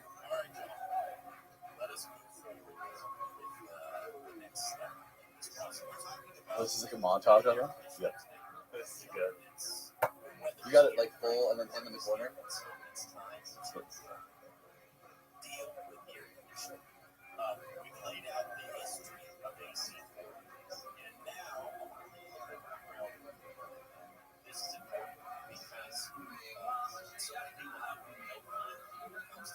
This guy's all natural.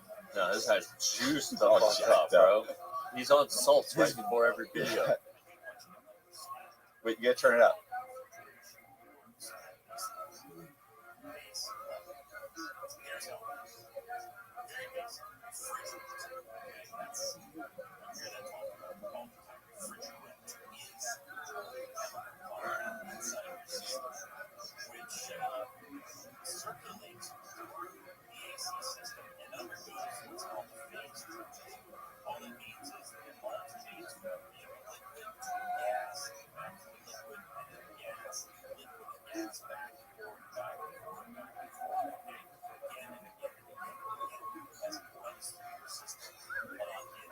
It's not funny. This goes for like an hour.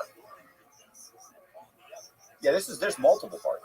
Have you met this guy? His veins. No, I can't be Look in at the his room with veins. him. His veins are like garden hoses. Looks like a liver king. For real.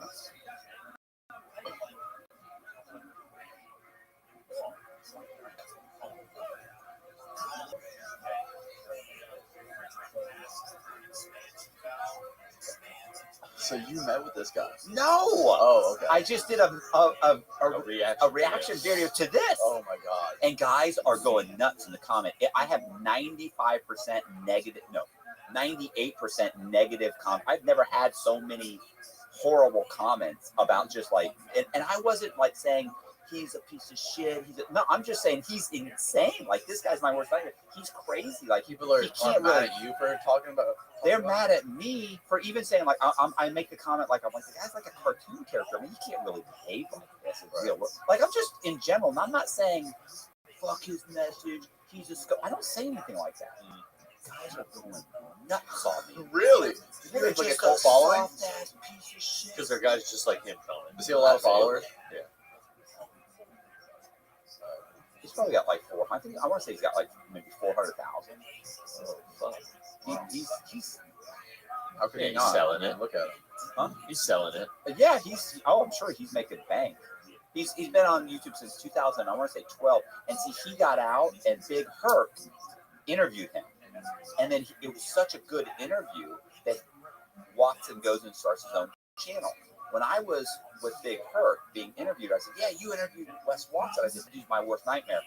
He says to me, Big Herc goes, "Yeah, well, don't believe everything that all that hype that he talks about because they know all that." You know what I'm saying? He's 39. so 90,000. right. So he gets. You can tell there's a beef there. Mm-hmm. And he says, and then Big Herc at one point tells me, yeah, a lot of these guys, like you give them a shot, you put them on the board, and then they tend like they won't even return your phone So he's calls. just mad. And I was sitting there like calm down, bro. Like, He's mad he blew up bigger than him from Right. this interview. right. And he was all upset about it. So, but yeah, listen. If you read those comments, really bad. How's Big Herc doing? Big Herc's video. I don't. Can we like, see Big? Can you pull up the Big Herc Matt Cox? I want to Oh see. my I'm trying to God. picture what this guy looks like. I'm picturing him like the guy from the Green Mile. Like a big fat white guy. Yes. No, black guy. Oh, he's black? Yeah. Yeah.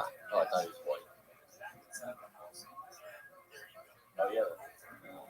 That is that? Yes. Doing whatever it takes to get time off my sentence. Oh God, pull the comments up on that one. Bro, they're hilarious. Lol. Herc better calm down before Matt remortgages his house 5 times. Oh, listen, on his guys Oh they're my hilarious. God. Don't get heated when someone exposes. Matt, they don't like you. These guys They just do like me. That's Cox kept it real. It is what it is. Yeah, 54. His 54,000 on my channel. That Herc reaction has 54,000 in 2 months. Wow. Keep scrolling down. Yeah, bro, they're hilarious. There's some. I mean, most of them, I'm sure, basically, I'm just a piece of garbage. But Matt never hit his true nature. yeah. What is that? Something Matt for staying cool, calm. I commend Matt for saying cool, calm, and collected. Yeah, bro. He's losing. Like he gets really upset. Keep going, keep going. At one point, I even turned to the camera and I go, "This is not a good interview for me." I go, "This is a bad You interview." said that on the This isn't going to be good for me. He started talking about Ted. Honor amongst thieves. Let's not be like there is. I respect this dude for keeping it. Bro, it's like you. They do. Hey, Yeah. Listen, he didn't expect that. No, No, he he's- expected the opposite. Right. He's definitely upset about that. It's And just these are his weird. people. People get upset without just like a conflicting ideas. Like they get so upset. Yes, almost all these comments are sticking out for you. I haven't seen one bad one. I mean, every once in a while, there's this guy. Cox. Like, could you imagine just like an idea rattling that much? Look at this one. Herc would have never gotten aggressive if he'd known Matt Cox had a fine arts degree. Yes! They're fucking sticking Oh, up I for you, love bro. it. Oh, that's I amazing. love it. He literally asked him, "Can I trust you?" He literally said no, I said and then no. told him anyway. Yeah. Oh my God. That's Ron Wilson. When Ron Wilson says to me, he's like, he looked at me and he goes, "This is what I was walking around the guy that I fucking snitched on." Yeah. Yeah, the old guy, the right? Ponzi scheme. Yeah. Yeah. He literally looked at me and goes, "Can I trust you?" And I go, "Probably not." And he goes, Good answer. "Well, here's what happened." And he starts telling me, I'm like, "I just told you no." Did you get time off for that guy? 6 years. Oh my God. Yeah. No, I'm sorry, 5 years. I And got that guy died in prison. 7. Right? No, I didn't. The guy he already had 19 and a half years. And he got, He got 6 more months. that's it. And Yeah. I got 6 years no off. 5 years. Sorry, I said 6. That's because I got fucking 7 and incredible. 5. Okay, 5 so years off. for people that haven't heard that, tell that part. Just tell that little story real quick. I mean, that little story is You met that him in prison. I met this guy in prison. I'm like, I just got my sentence reduced for doing an ethics and fraud course, right? Like, I got 7 years off. Like, just it was a miracle I got there. That was only because Monteo, the guy that the lawyer. Yeah. So I had just gotten 7 years off. I got back, and Ron Wilson is a guy who stole $57 million. He ran a $57 million Ponzi scheme. Like, he stole $57 million from pension funds, churches. I mean, this guy was vicious. And it's funny about him too, because one minute he would be in tears about what he'd done, and other times he'd brag about it. Like, it was weird. But I liked him. He was a decent. I mean, he was a decent guy. But in prison, he was a funny guy. He was a cool guy to hang out with. A very smart guy. We used to walk around, and he was an old con man. I'm a con man. And we're all walking around now. I'm an old con man. We're walking around, and he kept saying he was cooperating against other people that had helped him run the Ponzi scheme. So he's cooperating against them, and he's saying to me, telling me little bits and pieces about how he's cooperating. He's like, "Yeah, but they're not going to cut my sentence for my cooperation. I know they won't. They're going to find me." And I was like, "Why do you keep saying that?" And he's like, "Well, because they think I've hidden Ponzi scheme." Because he actually literally dug up like $6 or $7 million. He gave it to him. Like, "Well, you gave him all the Ponzi," and he told me that. I said, "You gave him all the money, so don't worry about it. They'd have to not give you something. They would have to prove that you've hidden something. They're not going to be able to do that." So, and this went on for like months. He's always bitching about it. And so one day I said, "Man, what?" Yeah. And I genuinely thought he did give them the money. Like, I'm not working. I'm just like, one day I go, "Bro, you keep mentioning that." And I said, "I'm telling you, if they don't give you something, we'll have Frank Amadeo file a 2255, and we'll get you the time off. He can do that. He just did it for me." And he goes, "Can I trust you?" I remember we were walking around the guy, and I stopped and I go, "Probably not." And he goes, "All right." He said, "Well, I actually did." He said, I gave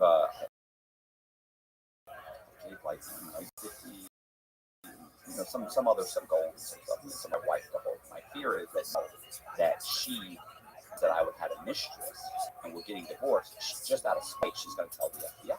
But Sarah, the Secret Service, we've done the Secret Service, was in this case, over this case. They're going to tell them. And I went, "Well, she's already told them she doesn't have any, right?" And he goes, "Right." I said, "Right. So if she does that, she opens herself up to another charge.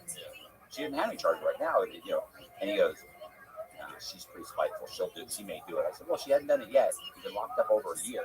I'll be right back. You sprint. I gotta go to the bathroom. Yeah. This is what bothers me, and this is what's so. What bothers me? So he then look as we're walking. He then tells me he also gave his brother some money. Not much, like 30 or 40,000, like just not so I give him some money. I was like, "Oh," I sat there and we're talking, and I'm thinking to myself, like, did he just tell me enough to get my sentence reduced? And I thought, yeah, no.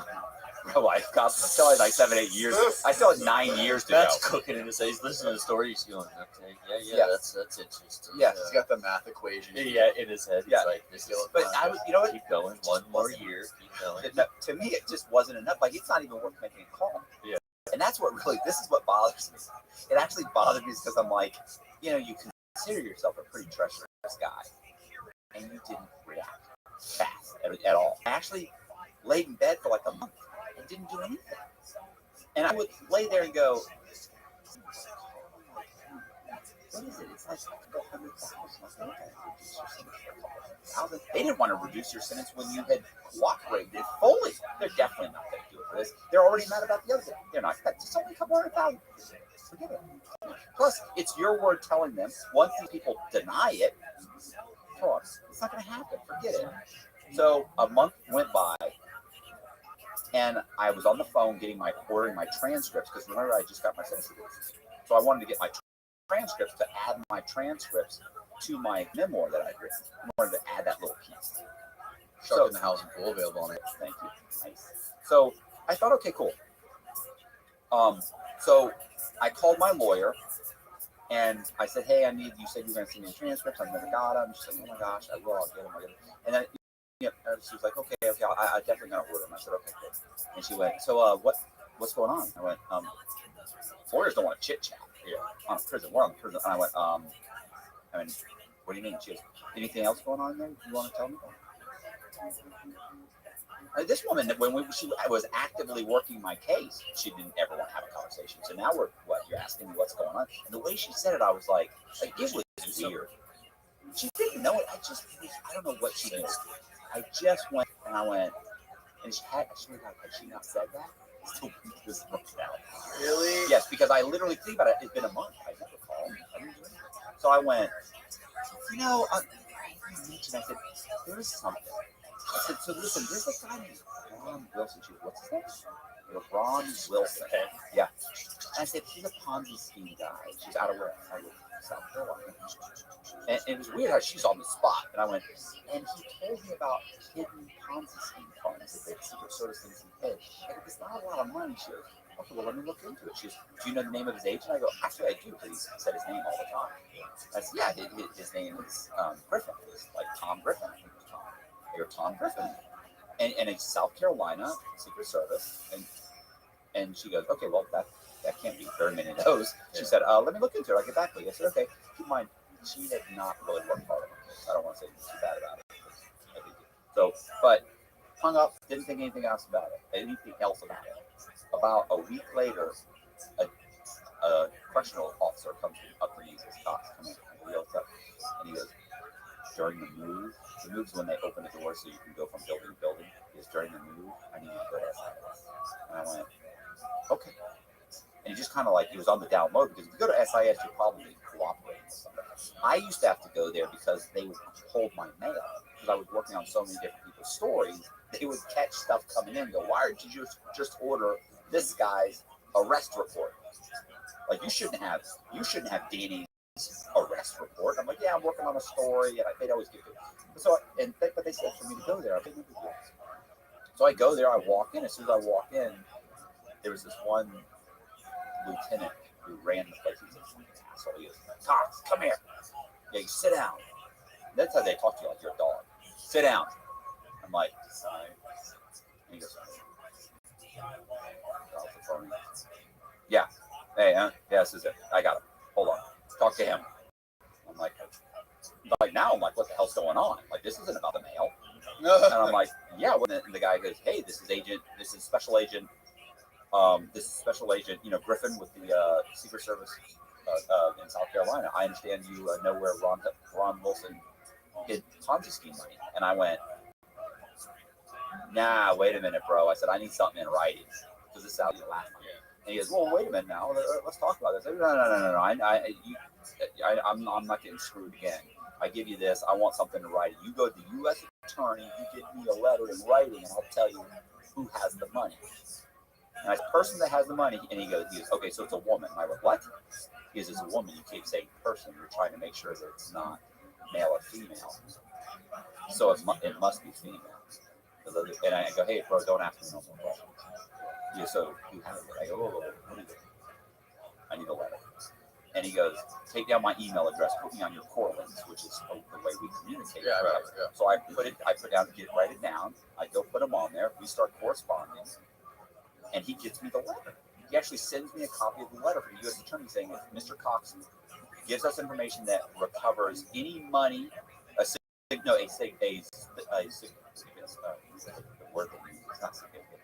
anyway, it's let's say significant amount of money, or What do they consider significant though? That's the problem.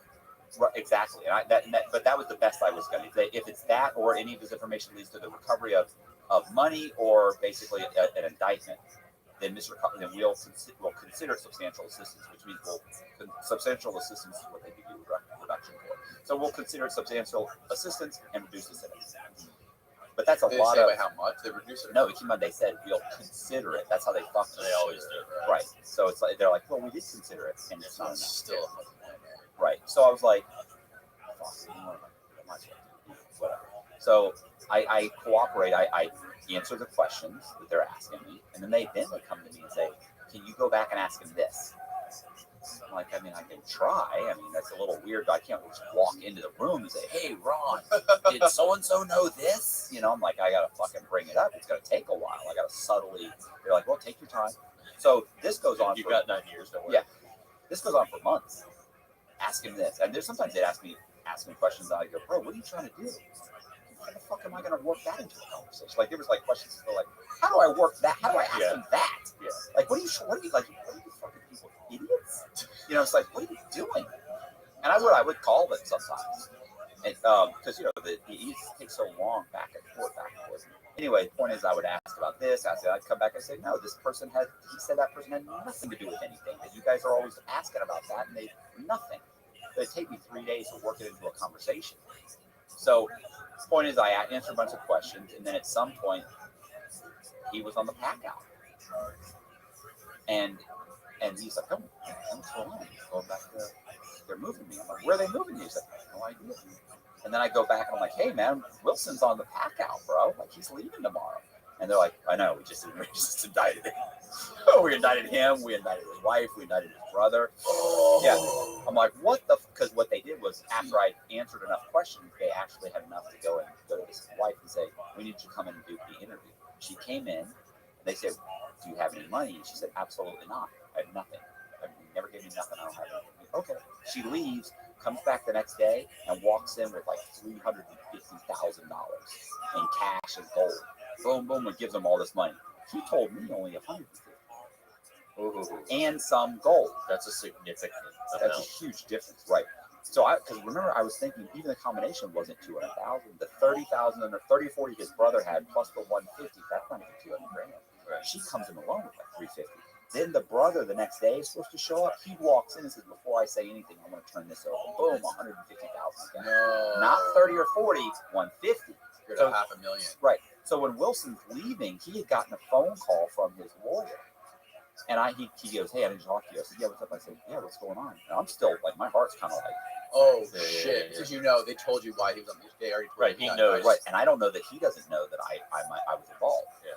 And they're saying he doesn't. There's no way he could know. But who knows? And he's like, I'm like, yeah, what's up? He goes, talk to my lawyer. I'm like, okay. He says, and then he told me my wife went in and turned in this much money, and my brother turned in this much. I go, are you serious? I said, I didn't think they had nearly that much. And I said, you told me like your brother had like 20 grand. He said, or 30. Like I like lowballed it, like. And he goes, well, he said, I don't really trust you. So I didn't want to tell you the right amount. And I'm thinking, if you didn't trust me, you should have told me nothing. Like you what you said sparked the whole thing. Yes, right. Like you should have just said nothing. Like anything is something to the FBI. They don't care if they get $5. Right. So the point is, and he was like, well, yeah, apparently I've been re-indicted. The Home Alone face. Do that. Look at the camera. I'm like, no, really? Do the thumbnail. That's crazy. And he's just so he gets on the bus and he leaves. You know what's funny about that? Did they indict the wife and brother? Yeah, but you know what they got? One got 6 months probation. Yeah, not even a felony. Yeah. The other one got 100 community hours. So he got indicted. He went back. 6. He got 6 more months. But when he got his discovery, your name's all over it. Not just that, he sees he sees all the emails. Oh. So he realized you've been working on it the whole time. In the same prison. No. You know what he did? He wrote a letter to his old roommate. So his old roommate got it, and it's a fucking letter that says Cox this, Cox. And then he even said that Cox or I never really told him anything, but somehow or another he put it all together. Like it's like you just told me everything. Yeah, you told me, Like, bro. So when I got that, it was funny because when I get it, so I what happens is I'm walking around. I don't know this letter's going around. Yeah. And I have a buddy come up to me one time and say, "Hey, bro, what happened with Wilson?" I said, "I don't know, maybe go ship him." No, Cox, I heard something. What'd you hear? And he's like, I heard. I'm like, I'm sitting there like I'm just waiting for my reduction. Yeah. Like, I don't even need to. There's no reason to even be friends and talk to you guys anymore. I'm leaving here any day. Yeah. So, of course, I didn't. Once again, they tried to fuck me over. So Wait. So before all this happened, did you already get your reduction? No. Okay. He has to be sentenced. Then they have to request it. Remember, they don't request it. After he gets sentenced, the U.S. attorney doesn't try and give me anything. They say, "We don't know what Cox is talking about." I had to literally file another 2255, and then they lied to the judge. They told the judge, "Your Honor, we don't know what Mr. Cox is talking about. We have no agreement with Mr. Cox." I had to mail the letter to the judge. The judge gets the letter, and he's like, "We're going to have an evidentiary hearing." And they're like, "What?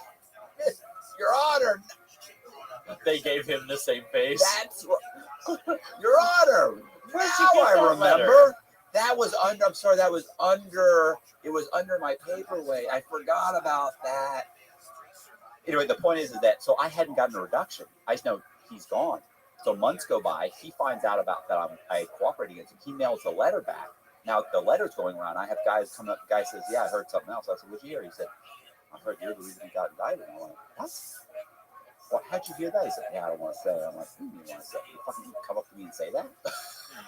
You don't want to say?" Yeah. And I went, I walk off. Another guy, 2 days later, comes up and says something.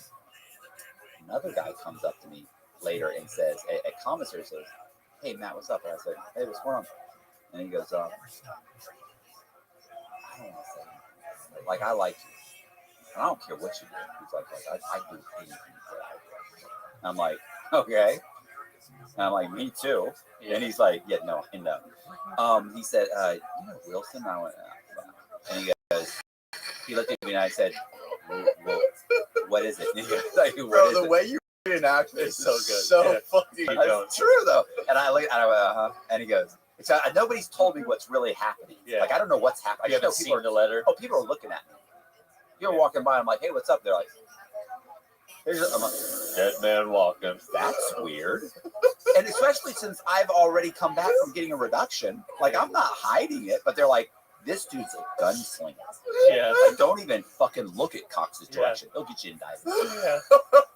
So the guy looks at me and he goes, the guy's name was Bradley, Martin Bradley. Bradley looks at me and he goes, "So, I read this letter." And I went, "Letter? What letter?" I mean, I'm doing everything to say, "Letter? What letter? What letter? What are you talking about?" Yeah. And I go, "Letter? What letter?" And he goes, "So, Wilson mailed a letter back to somebody." Now, Wilson had no friends. So I thought the only person who would have written would be his old room. And I went, right. I said, and they called him something. Called him like Steve Austin, I think they called him. Because he looked like Steve Austin. Did he really? No, he was shorter though. How old was he? He was old. He was like fucking 70. Like, no, he was like 60, 65 years old.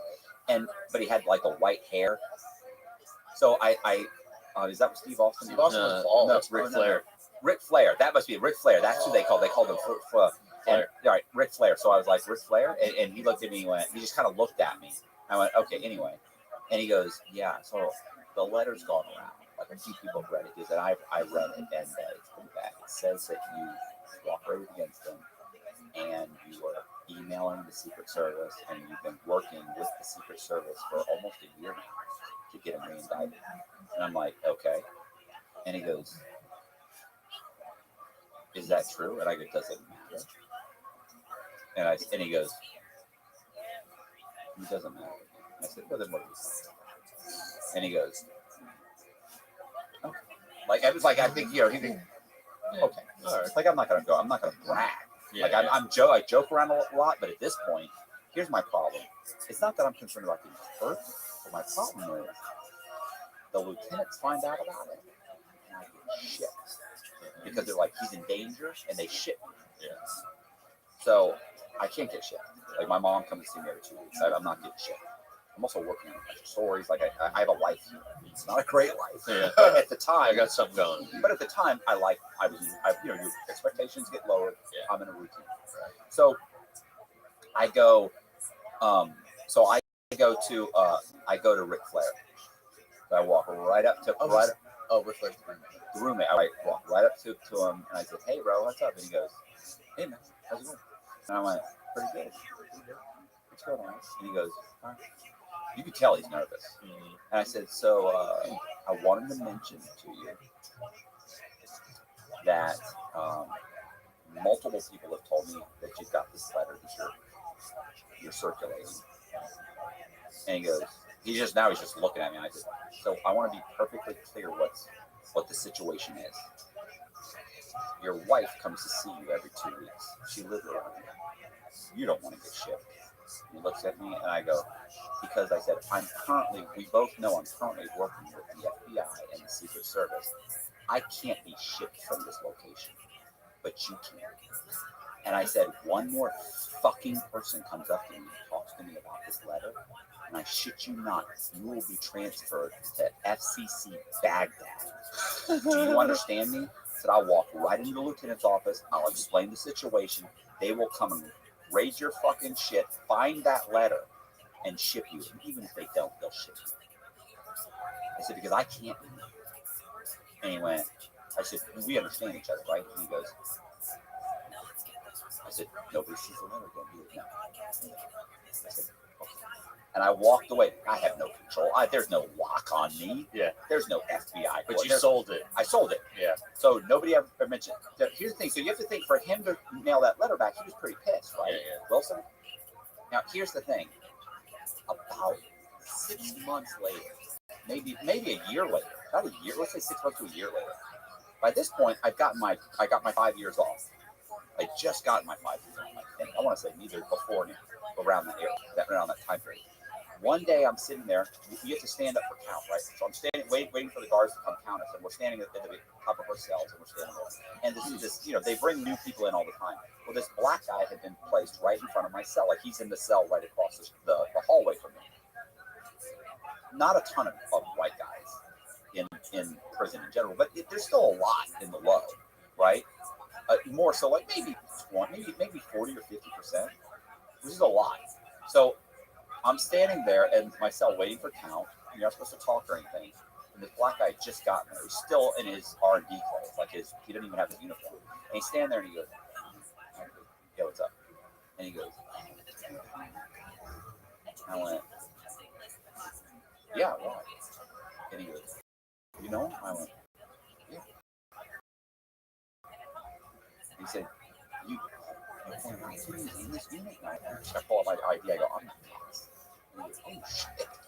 And I went, "Why? What's up?" And he goes, "You know Brian Wilson?" And I immediately, and he said, "No, it ain't." So nobody can really see us. We're pretty close. And his cell is 8 feet back. And he goes, I said, "You know what I was?" I said, "Yeah." "Why?" He said, I was locked up with him in South Carolina. And he was being shipped. And he wanted me to give you a message." And I went, "Okay." He said, "He wanted me to let you know that he's going to tell you 2 things. One, he hopes you get as much time off as you can get for what happened." And he told me everything. Okay. And he goes, "The second thing is he wanted to let you know he's at peace and he's found Jesus and he's good with it. No," and he said he had no hard feelings. I said, "Okay." And he said, and I said, so I said, "Am I going to have to worry about you telling people about this?" And he goes, "Nah, bro." I said, "Let me put it this way. I don't know if he's good at all." Like that, I went, "I understand that. I know." I'm doing the same thing. Yeah, he's just waiting to on people. He's waiting to leave. He's waiting for a reduction. Okay. Like, I'm here, but I'm leaving. So nobody comes in quick. Yeah. There's no little prison sentence in the feds. Right. So if you come in and you're gone 6 months, and this guy's gone like 4 or 5 months later. Really? Yeah. So he did some damage. But yeah, So yeah, he that was it. And that was the last I'd heard. And I'd actually thought about writing this. Yeah, you should. I even thought about sending him my book, like because I have a book where I talk about him. Like, should. Is he in Shark in the Housing Pool? No, but he's in the book I wrote. It's Insanity. Frank Amadeo is the one that fought those cases. Right, that helped him get the reduction. Right, I talk about the Wilson case. Wilson's also in one of my books called Bailout. He's only in a couple of scenes, but he makes appearances because he was a part of my life for a period of time. He's an interesting character. But keep in mind too, Wilson got 6 months. Like, first of all, you got 19 and a half years. You're dying in prison. 6 months ain't gonna make it. But not that I give a fuck. No, I don't want to make it seem like, oh, so Matt thought about this. I thought they were going to do 5 years. I don't care. Yeah, I didn't care. I didn't care if he got fucking 40 years, and he had 2. Right. Serving 2 and got 40. I don't give a fuck. I went out of prison. Right. So, but yeah, that's the whole. That one little piece is like, so like, he found Jesus, and I hope you get as much off as you can. Like, I mean, that was the weirdest thing. Can you imagine? That is weird. There's like 1,800 to 2,000 people at any given time at that thing. That guy literally is right across from me. Were you just waiting for him like to pull out a shank or something right when he said that? I mean, it sounds like something from a movie right before you get killed. I have a message. I have a for message you. from Ron. No, because he was in R&D clothes. So I mean, he's got like a t-shirt and baggy pants, and he's a soft guy. This wasn't like a thug. This was like a guy that I could probably take care of. Like, I don't think so. And he was very like, yeah. So, but he was very like, he didn't want anybody to hear. He wasn't trying to be like, yo, man, what's up with you? He wasn't trying to get attention. No. So the vibe was good with them. Yeah, that was it. What was that? No. So how long after that did it take for you to get your reduction? I want to say I don't know if it was before or after that. You know, the problem was, as soon as Wilson got indicted and got sentenced, I had to wait. Like, I waited like 6 months before we filed the 2255, because they basically, first you kind of wait 90 days. Specifically around 90 days, they're closing the file. They're cracking everything up. And at that point, they would have filed something saying, hey, Your Honor, we want to go ahead and reduce Cox's sentence because he substantially helped us in this case. Well, 90 days, it's like, so I wrote a letter to the U.S. Attorney, didn't hear anything.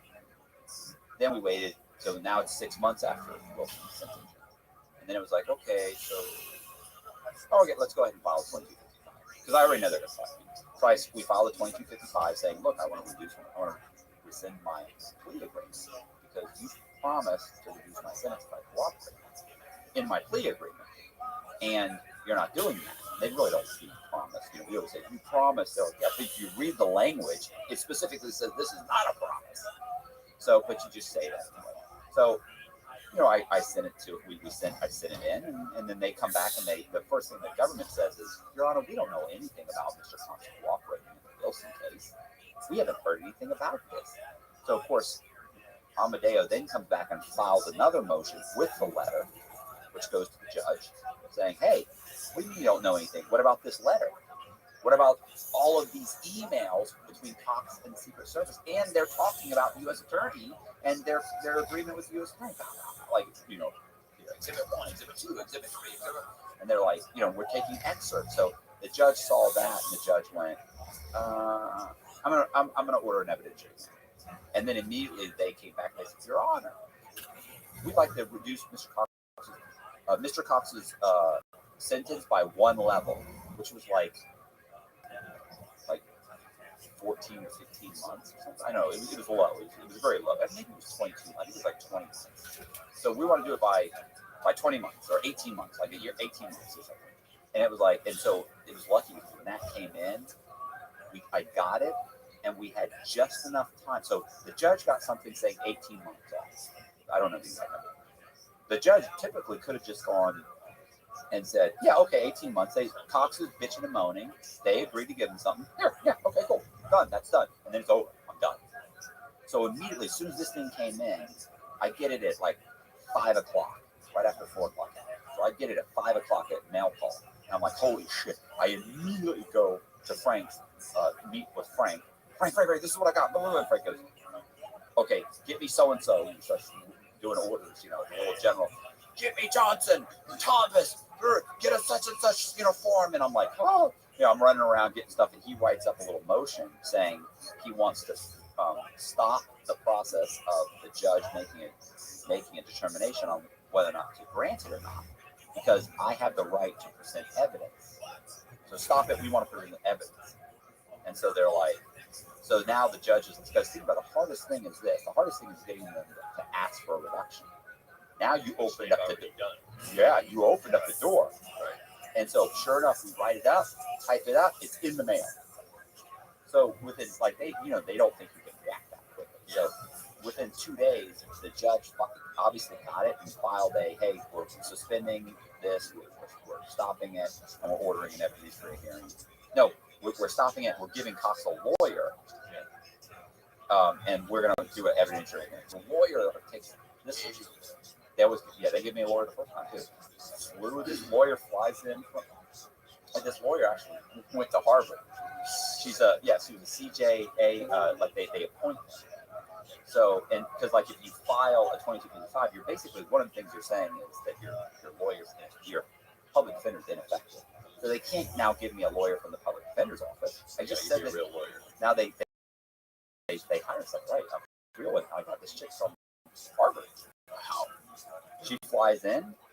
She comes. She sits down. I'm like, yeah, this is what happened. Go and go. And she's like, okay, well, I think that's one of the things where when I tell her, she's like, well, your motion, you know, the read your motion is well written and everything, but you don't really have much of a chance. And I was like, oh, I didn't like the motion. She's like, who wrote the motion? I'm like, Frank Amadeo. She's, who's Frank Amadeo? I'm like, he's a mentally incompetent inmate who does legal work, and he has delusions of delusions that he's going to be emperor of the world. He's straight crazy. And she's like, this is who's doing your legal work? And I'm like, yeah, well, it doesn't affect his legal work. I mean, yeah, he thinks God's telling him he's going to be emperor of the world, but he doesn't affect his legal work. And she's like, you've got someone who's mentally ill who's doing your yeah. Mike likes this story. Yeah, she's like, that's crazy. So she ends up saying, look, you ought to take the deal. She said, you ought to take the deal. Like, what deal? The 18-month deal. I said, really? Why would I do that? She's like, I might do 2 months. I'm like, huh? Frank said 4. Frank said tell you 4. 4 more months? Yeah, no, 4 levels. I'm sorry, 4 levels. Okay. Which was basically 5 years off. Yeah. It's actually like 59 months off or something. I would say around that. So anyway, so I said, yeah, that's right. That's so we go back and forth, we argue for the next 4 months, 3 or 4 months, and eventually they come back and they say 3 levels off, which that's 60 months. Sorry, that's 50 months. The other one was like 7. So yeah, so she and I get her to argue, and really what's happening is she's not writing funds. Like my buddy Keith and Frank are writing the motions, and we're giving them, she's getting them, rewriting them, and sending them in. I mean, they're literally they're doing the work, and she's just doing. And she keeps, every time I talk to her, she's like, "They offered this, you should take it." I'm like, "No, they're not going to get any more." Yeah, I know, but you keep saying it, and it keeps getting more. Right, and eventually I get 59, and she actually was like, "Okay, well, we're going to have to go ahead and do the evidentiary hearing because 59 isn't what you want. You want 4 levels." You only got 3 levels, which is 59 months. 4 levels, whatever, 72 levels. I was like, no, I'll take 59. She's like, well, you said you wouldn't take less than 4 levels. And this is only 3. And I said, Frank said to tell you 4 levels. We were always okay with 3. Yeah. And we want you to fight for 4. And she goes, but 3's good. She goes, okay, well, do you want me to move back? I said, why would I want to be moved back? I've won. Like, at this point, going in front of the judge, I can only lose. Like, get them to agree to 3 levels. We've agreed to 3 levels. Put in a motion. I don't need to go back. So sure enough, it was done. It was over. I got 51. And that's about this around. I don't know if it was before or after when I actually got the thing. When the guy said to me, "Are you not? Hey, I got in that call." So at that point, how much time did I have left? So at that point, I was down to probably 7 years, and I got 5 years off. God damn. And then as soon as that happened, so now I've got like less than 2 years. And they immediately were going to ship me. They were going to ship me to another place. But my mom, so I immediately entered the drug program to keep it so that if you enter the drug program, they lock you to the conduct. They put a American barrier on you.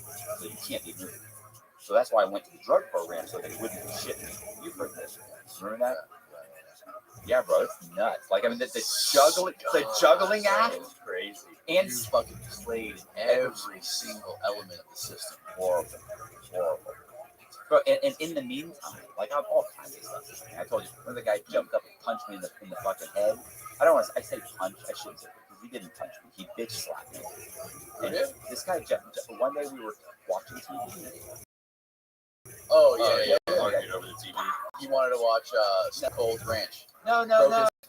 This was just a crack. He had a sex offender charge. Like, he was actually there for like oxys. He was a big biker guy, but he had a sex offender charge in his past. And I used to fuck with him all the time. I don't know why. He beat my ass. Like, you know what I'm saying? I told you guys. I think I told you this before. Like, when I entered prison, I kind of realized, like, you can do one of two things. You can just shut your fucking mouth and just say something, and just take and just say nothing and be miserable, or you can run your mouth, expect that you're going to get the shit kicked out of you every once in a while. And I thought, yeah, I just thought, hey, now some of these guys, they got to tough. So yeah, I'm sitting in the like, you know, sex offenders can't go, like, they can't live certain places, you know, they can't live around a school. Yeah, we've talked about multiple business ideas. Yeah. So the guy, this guy, his name is Billy. Billy, like, Billy would say, people would do stupid shit. Like, so, or somebody would say, hey, I just got my halfway house. By the way, sex offenders in Florida can't get halfway house. So some guy would come in and sit down and go, hey, I just got my halfway house, man. I'm getting 8 months halfway house. I'm fucking leaving next month. And they would go, oh, cool, bro, cool. And then Billy was like, like, shut up. Don't bring attention. Instead, he would say, yeah, I don't think I'm gonna take halfway house. And everybody's like, huh? Yeah, what are you talking about? He's like, yeah, I don't know. I'm gonna go all the way to the door. Yeah, I'm not sure where I don't even know where I'm gonna go when I get out. And I would go, and I remember one time I said, well, I know where you're not gonna go. Is where I go, anywhere near a school, a daycare, or a park. Fuck you, Cox. So I was always saying shit. Oh my god. One day we're watching TV, right? In the morning, he sits behind me. We're watching TV, we're sitting there, and this chick comes on. She's like running down the beach, right? Like Baywatch or something. And he goes, you wouldn't know what to do with that, would you, Cox? And I went, a better chance of hitting that than you do. And he goes, huh? He said, I want to fuck something. I'd knock your ass out and fuck you. And I said, shit. I said, I'm a little bit young for you. I said, plus I have my high school diploma. Jumps up and goes, bam! Just smashed me right in the fucking knocked me out of my fucking chair. Like, I thought someone had walked in. You know, you walk around with your chair, and when you walk to the door, I thought somebody had dropped their chair on me. And that's like, I didn't expect it. So I jump, I'm like, what the fuck, you piece of shit? We start screaming at each other, and he storms off. And I turn to one of the guys, I sit down, and one of the guys in there looks at me and he goes, Cox, you okay? And I went, yeah, I'm good. And he goes, like, that's how quickly it goes back to normal, by the way. Yes. That quick, not walking around, not pouting, not fucking moving to another state, none of that shit. It's just like, yeah, okay. Yeah. I like that subliminal shot. You know what I'm saying? Like, you just deal with it, you move on. We're all buddies, we're good. So I'm watching TV. I'm good. And he goes, no, bro, you're not good. You need to go in the mirror. Go look at the bathroom. Fuck. Like, I walk in the bathroom, fucking half my eye bloodshot red. Just completely. Really? Blew the capillary out. Like, I had no idea. I was like, holy shit. Like, how am I going to? It was just before Mother's Day, and my mom was coming to see me, like, that Monday. And I was thinking, how am I going to not? Like, if the guards see this, I'm going to shit. They're going to know they're going to fight. And so I made it. This is how many snitches are in that fucking place. Can you believe something snitch on here? They had like 5 or 6 guys in the room. Like me, Billy, and like 2 other guys. And there were like 5 or 6 cop outs, 2 SIS saying, hey, there was a Cox and Billy were in a fight. And so at the end, after 4 o'clock count, they called both of us into the guard, into the office. So we both go in the office, and I'm like, yeah, what's up, man? Like I'm trying to look sideways. Like, no. All right, Cox, what happened? And we understand there was a fight, and I go, no. Don't say fight. It was an assault. I was assaulted. Fight makes it seem like I fought back. I was assaulted. This is an assault. Billy's right there. Billy's like, motherfucker. And I'm like, what? Like, if you think you just hit me in the fucking head. You think I'm what? I'm going to not say something? No. Anybody needs to go to shoot this motherfucker. Oh, we both went to the shoot. Yeah. I ended up having to go to the pin. Billy went to the medium shoe. I went to the pin shoe for something. Let me tell you something. It's not great. Wow.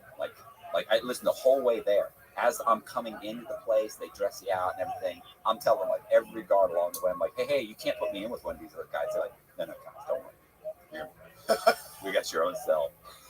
We got you some books. Wow, they took care of you at least. Oh yeah, like the guys, like the guards in the pen are super nice. Right. Like as you go down, because they're dealing with fucking they could the worst of the worst. Right. They could get stabbed. Yeah. Like if they can't, they can air below. They can treat you like garbage. You're not good. But yeah, they're like constantly. Bunch of books. You need more books. Don't hit the button. Just knock. Wait. We'll come. Don't. Here's your this. Here's your cleaning supplies. Don't drink this. I'm like, it was like Ajax, a suicide thing full of Ajax. And I looked at him and I go, is that a problem? He goes, yeah. I go, yeah, I'm not drinking that. I mean, like the cop was totally cool. I was there like a day and they let me out. Wow, man, that's fucking wild. Listen, there were guys that were whole faces, eyes tattooed, like walking around like. I mean, like walking. Like this is how their rec time is handcuffed behind their back, shackled, their legs shackled, and a chain between the two, walking around like Wes Watson. Yeah, worse. Like just like guys like that, completely tattooed. And these are guys like in the you could see the wreck inside the shoe wreck yard. You could see it when you go through intake. And I'm looking at these guys. That's when I'm like, you can't put me in with one of these guys. You cannot put me in with the like, hey, just calm down. Cox, I think they almost laugh. Like they're like, relax, Cox. We would never. You can't survive with one. They're like, right. We might as well just take you out back and execute you. Right. Be faster. Oh my god, terrifying. But yeah, so that was it. Oh, and then you're out. Wow, man, that's fucking. The way that you rehearse or recount those stories, the way that you recount it and like how animated you are is so fucking hilarious, man. Oh yeah, you should have only if you come on. I would, but I need to have a bouncer. Like we have to have somebody. Look, because I don't know a guy bigger than that guy. Yeah, we'll bring Big Mike. Oh yeah, we can bring Big Mike. We can bring Big Mike. Actually, the thing is like I've seen Wes Watson. We'll have Big Mike pat him down before he comes in. Make sure he's not. It's like an act. That was the big thing that bothers a lot of people. So I say it's an act. He can't act like this in normal life. Wes Watson cannot behave like this in normal life. Nobody would be around him. He's probably like the most like calm, reasonable person in real life. He's like probably. But I know super sweet guy. I had a guy contact me in the comment section who said he works out at the same gym, like it's in like LA or somewhere in California. He works out at the same gym. Watson has like a group of people that he trains. And he goes, oh, he yells at them all the time. Calls them names, calls them everything. It's like a guy will show up like 5 minutes late and he'll go, he said he'll belittle him in front of everybody. And I'm thinking, like, it's gotta be an act. Like, you can't behave this way in society. But maybe, one guy is telling me it's got, you're right, it's gotta be. Some guys are saying, yeah, it's Matt, come on, man. Other guys are being, then the other guys with the thing. Like, but maybe he's playing the character for them. In that role. Right. Yeah, maybe in a place where he can play that. Yes. So I can't imagine. But I mean, that definitely could be his real life. Just judging by how fucking juiced up he is. He's violent. I mean, his all and he didn't do Fed time. He did state in California state time. Oh my god, that's the worst. It's the worst. It's the worst. That's why he looks like. Yeah. Oh, you know what would be good? What about Big Turk? Oh yeah. I'd love to. Oh yeah. I want to get that football And ask player. him questions about you, and then bring Matt in halfway through. Hey, do you remember this guy? The Bubba. Yeah. Just like an episode of Jerry Springer. Bro, you have is that guy Ron Wilson still alive? Yeah, he's in prison. You have to fucking reach out. Yeah, you definitely have to reach out. I Write should. him. You Just have write to. him. Write him a letter. tonight. Get a letter from him. Let's see what he says. You know what he You looks should write like? him a letter. And You thank should. him. You should show a picture of him. Can you Google him? Look him up. Oh, he's all over. Oh, They is he have really? videos of him. Yeah, He was on American huge Greed. content Was he streams. really? Yes. He did 50-some million, right? 57. Well, how do you spell his name? Ron Wilson. Ron. Oh, Yeah, Ron, and it Ron. is. It's Ronnie. I think with an R. No, Ron Wilson. Fucking Ron Wilson. I honestly forgot the name. No, I was talking about Davey. Anyways, what's up with Amadeo? Have you talked to him at all? You know he got arrested. You got arrested. Said that last time. He's in jail. What did you go to jail for? Nobody knows. Nobody knows. I'm thinking CIA hold. At this Really? point, no. I'm saying at this point, nobody can find out. Nobody can figure out why he's locked up. He's And had that's usually public record when someone's locked up. right. They have so long to either charge you or even if it was just a violation. Like they got because at first I was told it was a violation, but in a violation they have so many days to say it's a violation. Yeah. Wow. That's him, right? Like that's after. This is him after he got picked up and left Coleman. From you. So yeah, from me. This is after. Did you play the video? Yeah. This is Did he ever talk about you? no. Oh, fucking Matt Cox. Imagine if he started with that. Mother, he told me I couldn't trust him. I asked him, "Can I trust you?" He said no.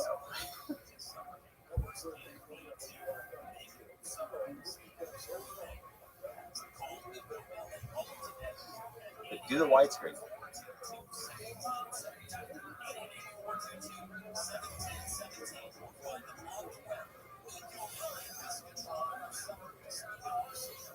I'm still.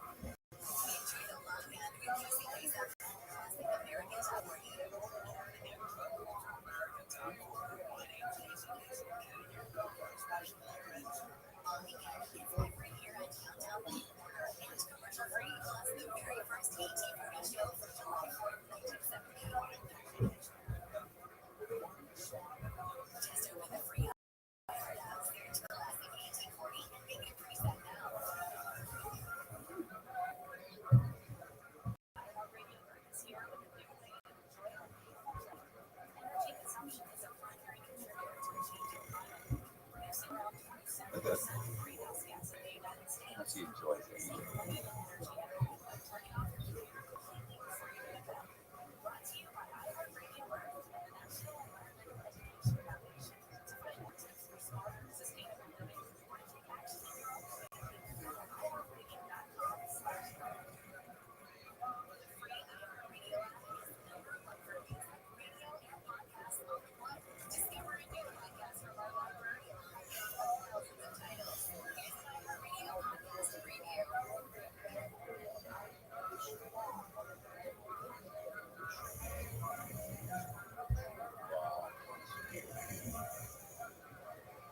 And you gotta write this guy. Look.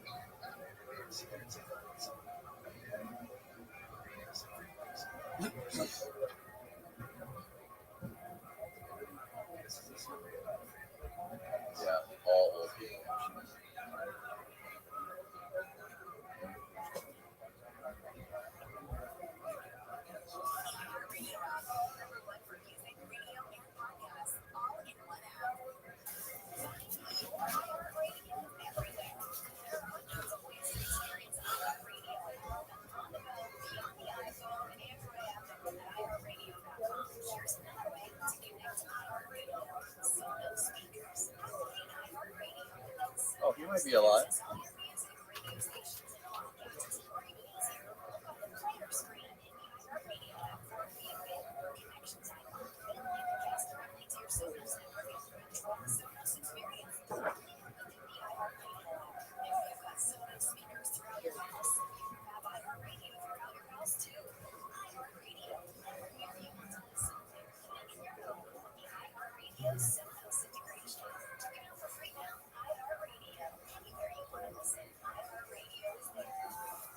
Fucking up, dude. We're in.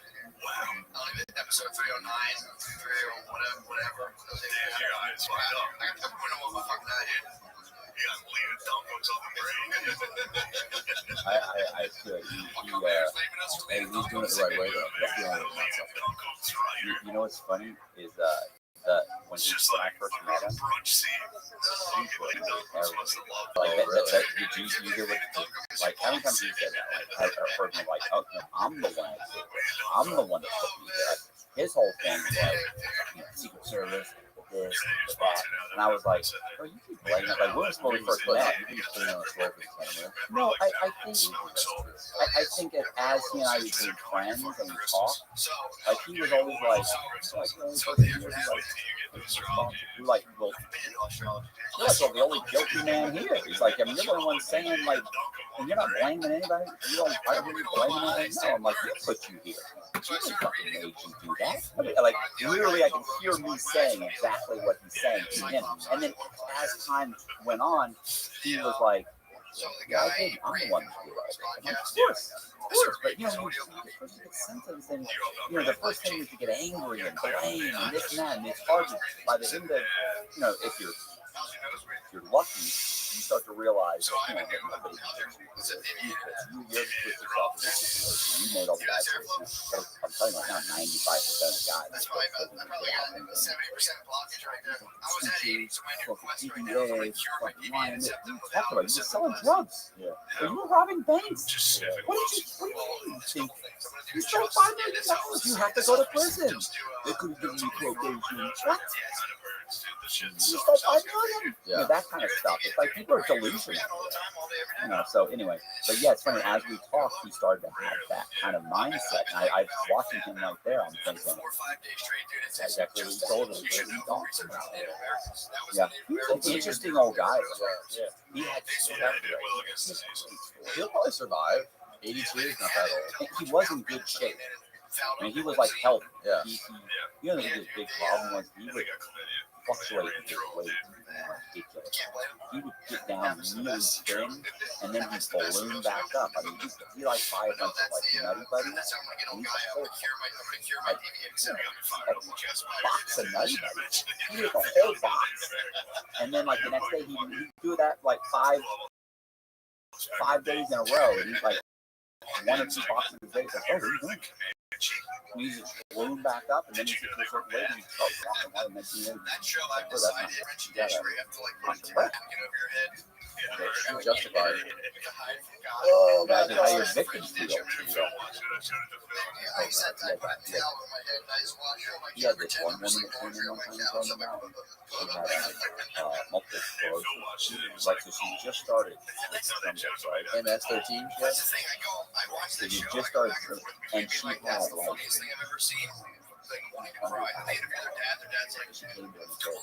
her husband, who she was divorced, her husband has been infected.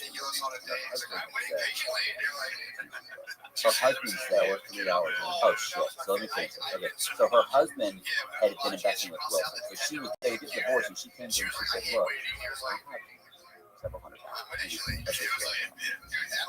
right. She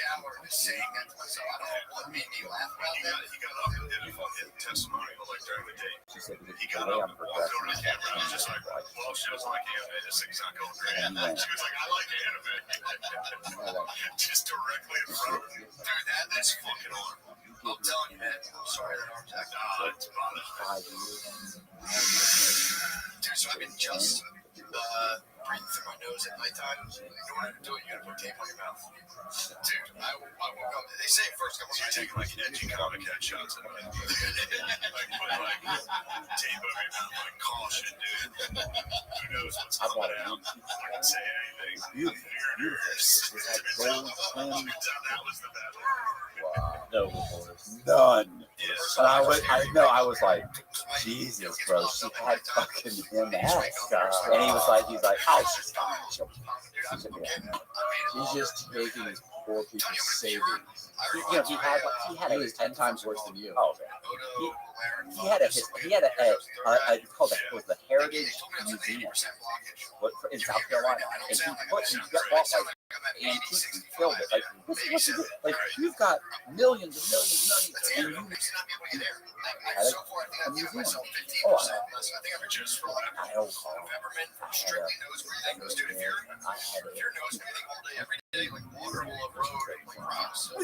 stealing from people and buying crazy shit. All right, Matt. Thanks for doing this, bro. We're still over 3 hours in. Nice. That was a solid podcast. This could be 3 hours of content. 3 hours of Matt talk. People are gonna fucking love it. Thanks. Plug yourself. Do all the latest. Nobody's watching this, but they're watching. If they watch the first 30, Okay, go plug yourself. what's They it caught plugging? the Ron Wilson story later. Oh yeah, yeah. No, Listen, for sure. The Ron Wilson story had me in my You got listen. I got a channel. It's called Matt Cox and it's Matt Cox Inside True Crime, and that's pretty much it. Like I got some Instagram stuff. I wrote a book. I wrote a bunch of books. Yeah. I've been kind of plugging the whole way. I think that's pretty good. So if you like the video, do me a favor and subscribe. Hit the bell so you're notified. Share the video. Leave a comment for the algorithm. Subscribe. Yeah, the whole thing. Do the whole thing. No? Goodbye, world. Thanks, Matt. At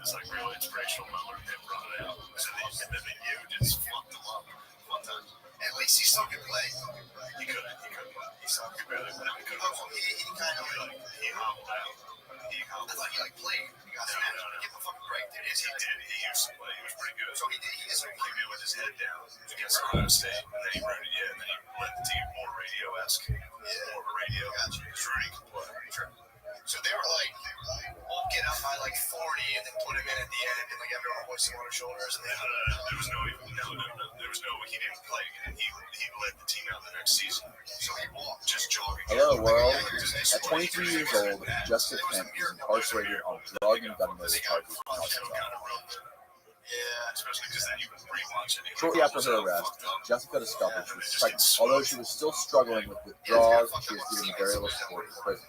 When she gave birth in prison at age 24, the process was barbaric as she was chained to the bed and not allowed to get up and use the bathroom for 48 hours afterwards. Today, Jessica uses her YouTube channel to talk about PTSD, addiction, and other issues.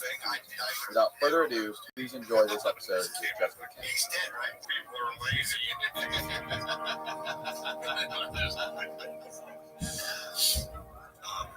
All right, thank you, Jessica Kent, for doing this. You have a sweet YouTube channel. It's mediocre at best, but I appreciate the enthusiasm. Yeah, we have lots of cool videos with lots of wide variety of topics. It's crazy over there. But before we start, I just want to thank you for your patience with me because this is an episode that was supposed to happen 6 months ago. And it didn't, so you've been very patient with me. Oh yeah, no worries at all. Thanks for being here. How did you get on the whole YouTube journey? How did you get up to Yeah, I never thought I would talk about my time in prison. It was not something that I even wanted my family to know about because it was so rough and I'm sure we'll get into that. But I actually found this gig. I was talking to mentoring a research in prison. And I was filming these little videos on my phone, like 3 and 4 minute videos. And it was like, yeah, man, you can get out of prison and not go back. Like, you can do it. And they were really short, like, motivational type videos. I got fired from that volunteer job because a new ranching teacher came in, you know, like, you're pushing too sweet, you don't like it, we're not going to play these videos in prison. So I was like, well, that fucking sucks. I have so much more to say. And then I decided I was going to film 7 videos on my phone, sitting on the floor in my living room, and they were going to be called Tailoring My Road to Recovery. And if people find them, cool. If they don't, whatever. I'm going to record a 7-video series. That was 3 years ago. Now I have like 1,000 videos all across the internet, and it kind of just took off. And I realized how they expect me to film the stories and videos. That makes no sense. And people come in and they're really supportive and really kind, and it just made me continue to share my story. It's so wild, like so many people that have stories similar to you that are out of prison or like fucked up their lives somehow. They end up, you know, finding stuff like this, like an outlet on the internet where they gain tons of momentum and followers and stuff like that. So a huge following, like true crime. General, true crime genre,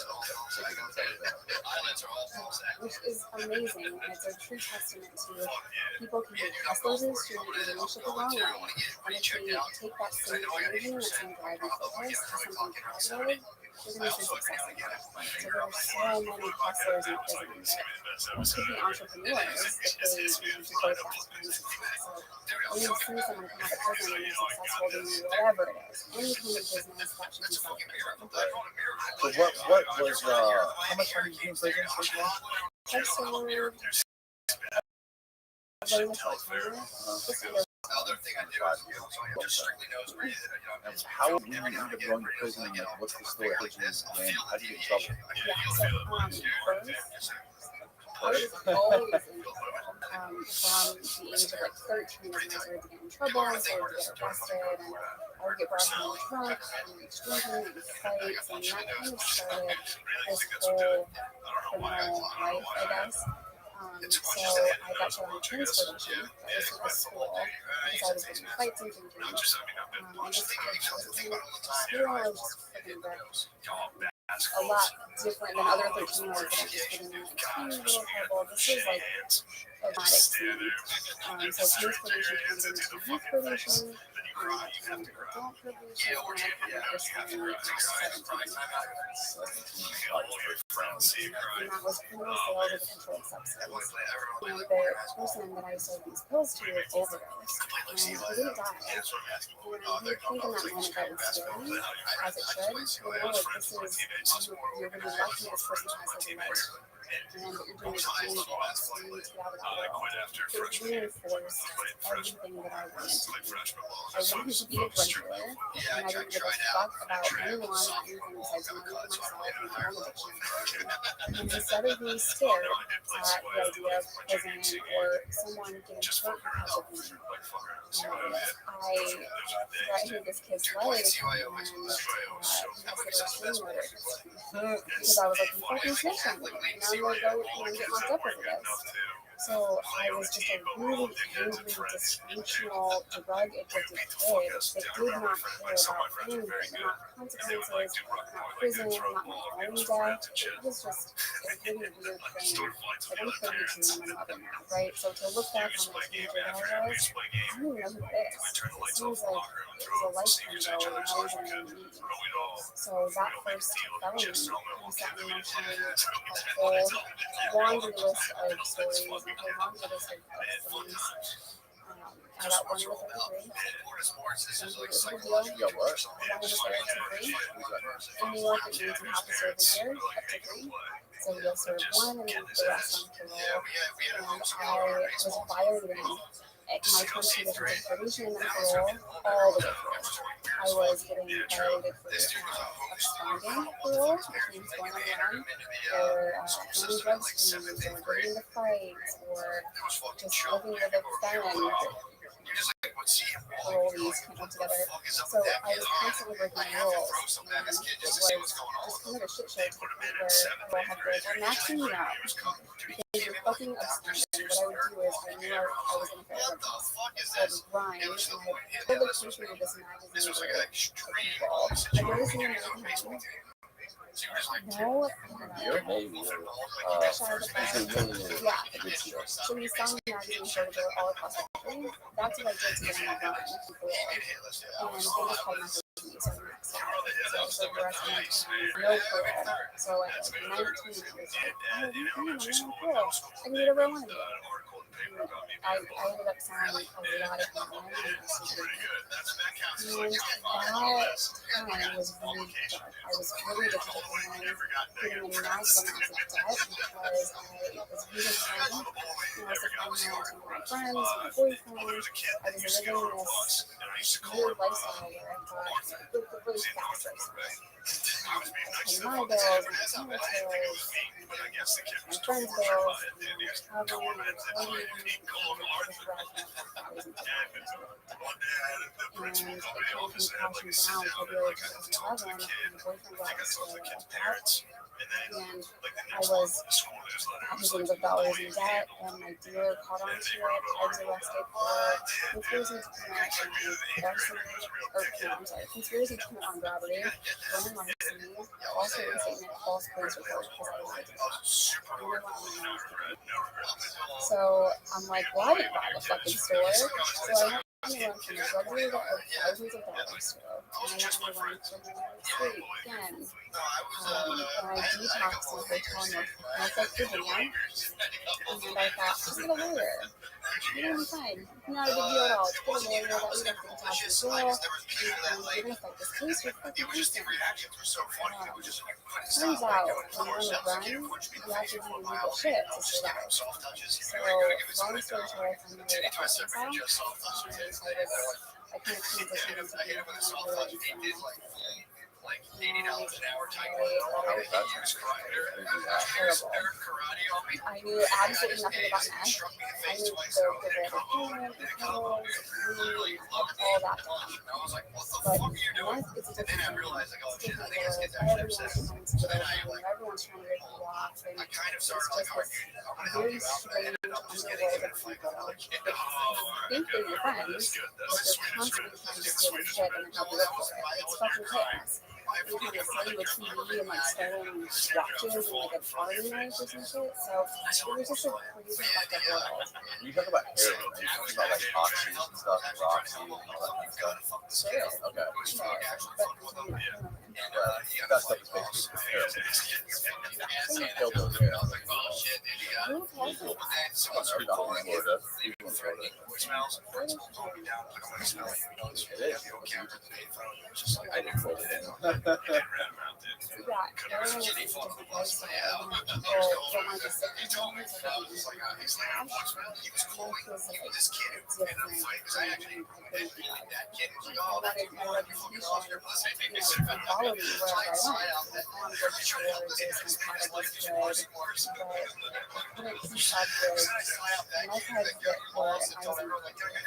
I think if other people on meth that were constantly saying that I was cut and they'll sell you this money. So it's just a complete mess. And I was also at the point of going to eat meth. Because I realized, Dude, there's a show. It's on FX. It's on Hulu now. well, my deal It's hilarious. So funny. This dude is an energy vampire. So he, the rest of them are like classic vampires. There's one guy that just looks like a dork from an I'm not office. going to be And the violently way he sick. gets his powers, he And I drains really you. like that. So like he'll come in and be like, dilly dilly, how was your I'm already weekend? doing this And now, people are so just you like, can imagine how sick. A napkin flying out of car windows that was small. Like, I was huge. But October of 2011, I found my way through next door and just be like, yes. on top of the companies that I had no magazine with. So it was very overwhelming for me, but my friends were preventing me from giving to my career. And it's so funny because back then too, I just wasn't like I would start a fight and just purposely crush people and be like, that was awesome. That was so funny. They freaked out in my head.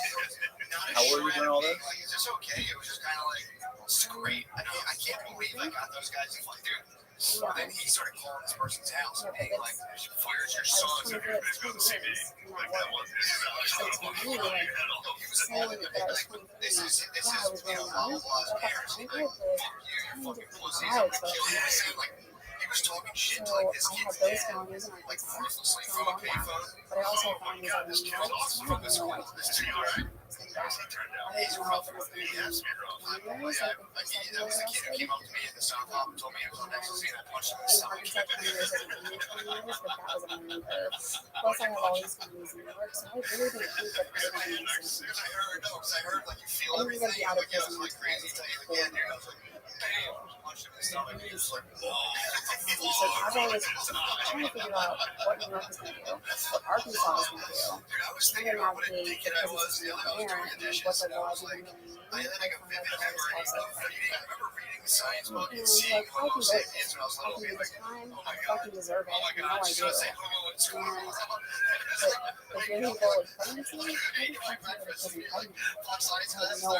concept for what that looked like or what that would mean for my life. I didn't know if she was going to be child. I didn't know if she was going to be safe. I didn't know if I was going to get enough water or getting nutrition for her. It was a lot. It wasn't too long. I don't know if she's going to be able to first few weeks in Arkansas, I was scared. The first time in my life, it caught my attention. Because about 1 year, I just stopped being selfish, running around and being a thug, and then took responsibility for each other. And that was a major thing. So once you ran down south and places and meth and all that, how did you eventually get arrested? Actually, 5th grade, we had somebody come in to give us like a sex ed class. I mean, well, arrested. So I was going to leave Arkansas. I had friends that would get me arrested at some point. I would call them out and no one occurred and so I'm really fucked up. And I'm sick and I'm treatment and need help. And all my friends got me arrested. They would do that much and I really appreciate that looking back because someone was like, I had a bus ticket and at 14 morning downtown but instead of sitting in this hotel waiting for the bus next morning, I'm going to go to the gas station and get food. Why? I want to. Nothing good happens at 4 a.m. in the South. No one is out and not in Times Square. Like, there's no one on the roads. It's you, speakers, and cops. That's it. I'm a speaker, and there was a cop across the street from the gas station, and we pulled into this gas station. And I thought, leave everything. Throw it away. Don't drive away from this gas station with drugs and guns. Like, this is, you're going to. And the person that I was with, I was trying to let them know, like, we're about to get arrested. Like, we're at least about to get pulled over. Make sure you get everything. And there's this thing in the meth world where everyone's like, you're paranoid. Like, you're fine, relax, you're too high, you don't have things. And it's not paranoia if they're really fucking coming for you. So try to convince someone that there's also paranoia if you're about to be arrested. Because when you're doing that, people will look at curtains and think the cops are coming for them. So you cannot tell someone this is really happening. They don't believe it. They think that everything is a scam, everything is a game. So he thought I was going to try to take whatever stuff he had, right? Because if you leave it at the gas station, maybe that was a plan for someone to go in there. There's no reason with this person at all. So I get back in the car and I'm like, okay, I'm going to fucking prove it to you. Let's go to prison today. Like, instead of just not getting in that car and walking away, I just wanted to prove a point. So we pull out of the gas station, and sure enough, within 2 minutes, gets behind us and now I'm really high, like really fucked up on that. Crossing a million miles an hour. Everyone in jail for Smith, because that was the night I got arrested and I put Smith.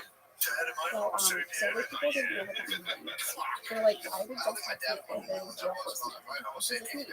I'm texting people with society, I'm texting my family, I'm texting my friends in different states, they know where I am. Half of them have no fucking idea what that text meant. And I'm like, someone's going to know where I'm at, and you get behind.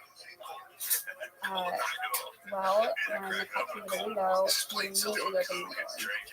And he immediately took me to the phone. And I'm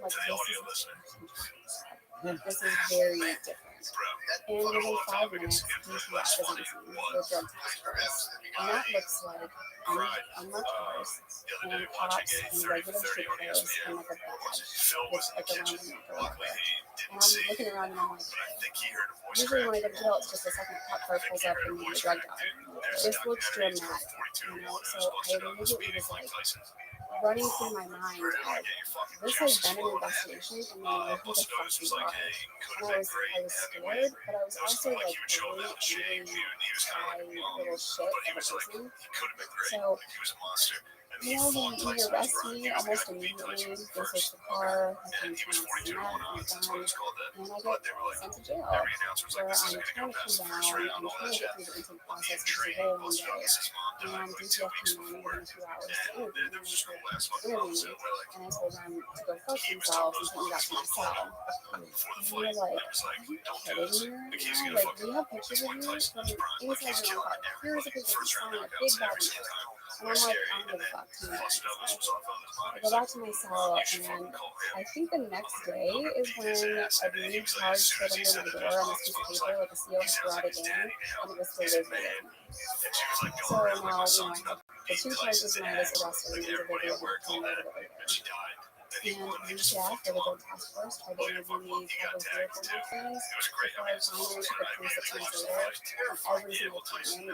That's not my job. You're a crime stopper. Figure it the fuck out. And the whole time, everyone around me was like, Jess, everyone's there are 3 kinds of people in Arkansas. Those that told, those that wish they told, and those that wish they had somebody to tell them. Which one are you? And I'm like, I'm a lost New Yorker. Like, what the fuck? You don't snitch where I'm from. And I just didn't understand. I really didn't. Until I did. Until my emotions just came back and they were strangers. People snitching that I had never met before. Really? Same thing for everyone that I met. Strangers listening to me to get out of our loss because I just wanted to back out on the street and smash. And that's the method.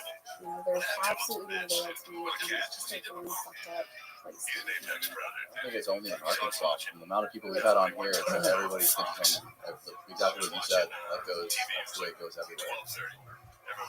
It's fucked up. I'm a firm believer in doing that. If you're running a gun and you're in that lifestyle and you're arrested, and just to get out of trouble, you try to tell on someone else, fuck you. It's so funny. We had this guy on here last week. He was talking about how he was in prison for like 20 years, and he met some old guy who ran a Ponzi scheme, just randomly, like 10 years in, he met the old guy, and they walked the yard together. And he said this guy was just like telling the story about all this stuff and where he has his money buried or whatever. He asked him, he's like, "Can I tell you this?" And he's like, "Probably not." And he told him, and then he immediately went to the feds and told them he got like 5 years not talking to him. And the guy that he told on only got like 6 months added to his sentence. 5 years? He got 5 years for it. Did you do it for 5 years? You telling some old guy who did ran a Ponzi scheme, get 5 years of freedom? Really? No, because you have to think about it. Why you got years not talking to the science, but not every single person on the compound knows you're a snitch. Right. There's not a second that I'm gonna live in that world. It's dangerous. Yeah. You know, so who goes out with the It depends on the kind of correctional facility you're in, right? You know, a bunch of people that are doing this, like on a low level, everyone can be dangerous. Any day. Emotions run really high in prison. We're not drinking enough water. We're not getting enough sleep. We're not getting enough nutrition or emotions run really fucking high. I've seen people get beat up over a 50-cent pizza sauce packet. Like, people are not fun. So anyone can be dangerous at any moment in time, no matter what level you're at. I'm not snitching. Yeah. What kind of, you were in like a state prison? Where were you? So most women became maximum security systems. So I was maximum security, and that might seem weird, but if my salary in the last place that I was at after murder, because there's not a lot of facilities for women. So men will get transferred a lot, low-level crimes will be sectioned off of low-level crimes, and there's all of these yards, and you can go on. It's different for everyone. So men will go like agnostic, and then they'll go finally to go home jail. The feds will move you around. It's just really different. I had a couple female ex-cons on here about a year ago, and they were talking about how they were in a low security prison, and they were saying that they could basically manipulate the guards however they wanted. Like they would have the guards basically like wrapped around like because these guys who were prison guards were kind of like losers. And they were just like desperate for any kind of attention from the female. So these soldiers just like played as far as they could just take it as far as they possibly could to get whatever they wanted. To the point where these prison guards would bring them to that's not what it was like when you were there. Hey, it was like, hey Michael, can you hit the power button on the So, yeah, that happens. It happens. You can get anything that you want in prison. Doesn't matter if you're male or female. You can get anything you want.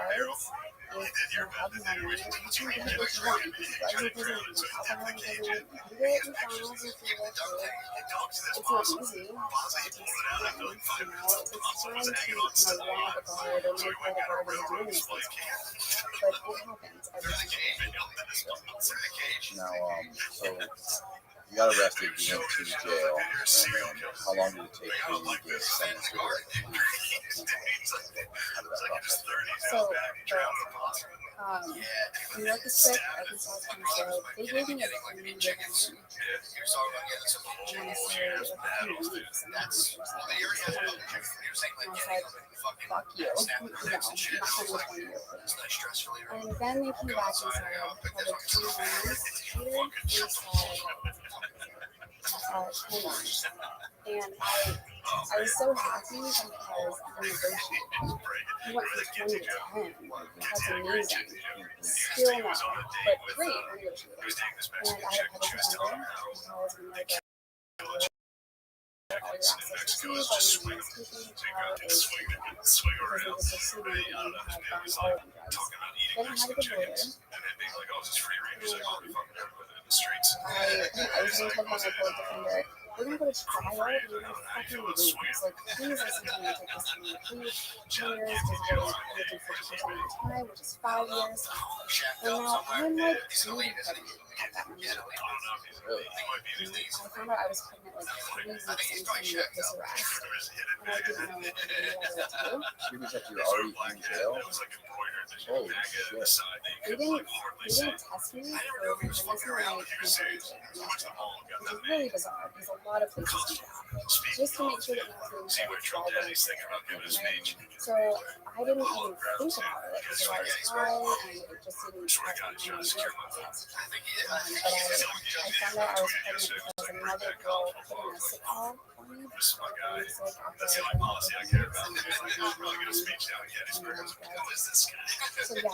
I found out I was pregnant, and these pleas, like I can't sign a 10-year plea, because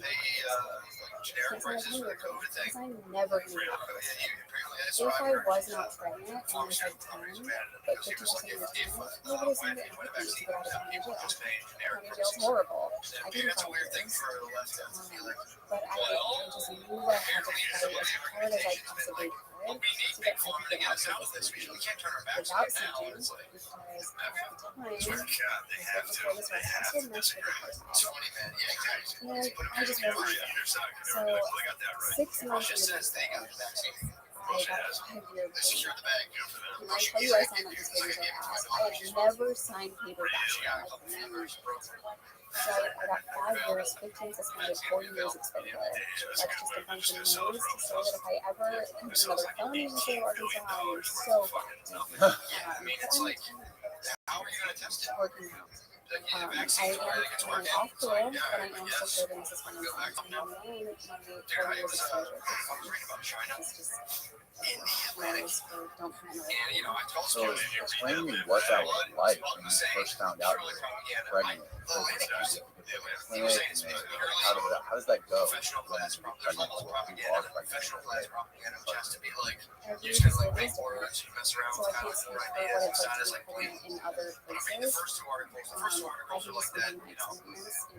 Arkansas. So when I found out, I was into his because I didn't know how to handle it, and on drugs, and for 20 years, and I couldn't handle it. So I remember telling the nurse, like, number one, you mixed up my stuff with someone else. There's no way. No way. Somehow, like, and then this was just, like, mentally for me, it was too much. So for my first 2 months in, I probably just didn't about it.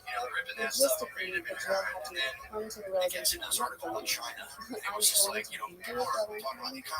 So they had to take me to a clinic, leave so I would be kept up, chained up, and taken into the free world, in orange, and chains to stop my business. So embarrassing. And they wouldn't, like, bring me through the back door. No. We're walking through the front door. And, like, they'd hear the chains, everyone would turn left. I had one girl taking pictures of me one time. Fuck out of you. Like, I was so embarrassed and so mad. And that's just how they handle it at that facility. You like sit in the lobby and shows all the people. Wow. With 2 guards on my side. Like I'm a serial killer or something, and it was so embarrassing. And like I think every moment throughout my incarceration this last time was so embarrassing. It was so hard, like mentally draining, physically exhausting. It was so traumatic and difficult for me that it changed everything. It changed how I saw myself, how I looked at the world, how I looked at the street life that I had meditated on for so long. Like I was 12 and 13 saying like I'll go to prison one day, but I'll just get it. So finally I get my food and I get transferred out of prison. Well, I have to go forward at some point. So that has to happen. At what point do you like accept the fact that you're pregnant and have like some like mind changing way of thinking to where like you want to actually get care of the baby and think about like being a mom and getting out of prison where you're going to get out, it's going to be like you give birth and then be separated. Like you start to like think about this kind of stuff. That's a part like change the way of thinking at all. Re-educate them and make them like fully Chinese. But what they said was these little kids, I was just in such denial for so long and I didn't know what to do or how to handle it, right? So when I got to prison, they transferred me out of the max into the medium. I had met other girls at the time that were also pregnant. And, you know, I would watch them grow up with these physical pregnancy. I was watching their families and because these things were big. Right. The big sister, so you go off to like Chinese school, and then the guy, big brother, like Chinese big brother, was like sitting at the dinner table being like, what do you guys think of President Xi, whatever, and they're like, I think he's very good. So like you really feel about the literally, you have to sit there and I have gone through so much shit. and then you go to the Chinese school with Big Brother, they're saying, oh, sleep in bed. Like, sleep in bed with your wife. Everything was sticking around. And I was just Yeah, dude. They'll just be, there's just a guards dude wasn't here here, they were never talking sure you're about not fucking around. it, and I was just really scared. Just So, and then we walked on now home from what me, they're saying is they're which was developing all this very AI difficult not to technology. go there. Where they're trying to get it down there. They're not there yet. It's And actually they're kind going of to funny. help It's like you because you're at one the of their infirmary. the Like, future. it's a really long walk. Prison has long hallways, you have to buzz through every single door. They have to Big Brother. you can't just like walk straight in and tell everything That's what we're talking about. so it takes time to get to the guard. Government. It's like stuck in the house because the door was welded shut. I got there by like 4:30 She's stuck. the CO, like the nurse, just sit down here and when shift change That'll comes, probably I'm go all the way after that. I think they're exporting like plug and play credits, like man up they go to where it's like you can see everyone's movement. You and corrections sell the officers phones, link them all in a network, are like on the the China medicine prices. can't count. They're playing, Right. So they fuck it up every single Don't time. worry, according to the article, autocratic so they kind of get talked up every single day, all day long. They just send me an account and then this emails, which means like I'm gonna need money, they're gonna fuck it up because I'm supposed to be mean. So I just know that that's gonna be good. I had to sit there and active labor by myself in a wheelchair with like a puppy pattern with me, just by myself watching the clock. After you were in labor, Being active labor. First time mom, I had no idea what's gonna happen, and no one took it seriously. Like, I don't know what that means. Like, I never had a fucking baby before, so I'm like, I don't know if I should be at the hospital right now. I don't know what's happening. And all I could think in that moment, and this is probably the first time I've ever thought this, is I just wish the way the recording. So finally, we go to the hospital, and the nurses are like swishing around me and talking to stairs, and that was like, I feel so defeated and embarrassed that I'm here as an enemy, because I'm also an extremely they asked me if I wanted the girl, but they asked me to bring the cars if I could have one. This is a medical decision. I didn't ask the CO if I could have one. They're like, they're fucking babysitters. They're not medical professionals. It was just a really bizarre experience. So I am trying to like mentally prepare for having a baby together. We were having a baby together by myself. No one feels on my shoulder. Fingers on my shoulder. I don't know where this is going to go. I don't know how to like it's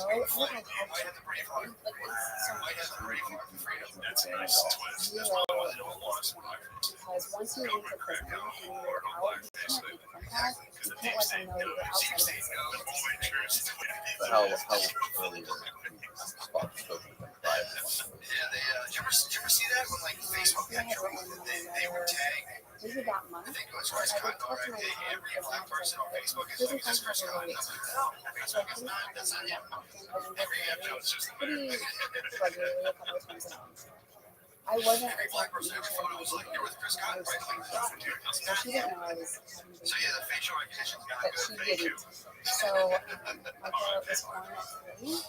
And I to prepare for this, I thought, when she comes out, I'm going to take her to look, I'm just going to walk over here, and if I don't look at her, maybe I'll be okay, like, I won't love her. And as weird as that sounds, and as much as people have judged me for saying that, I understand. I spent 9 months preparing to give birth to a child I wasn't going to have, and I didn't know what to do.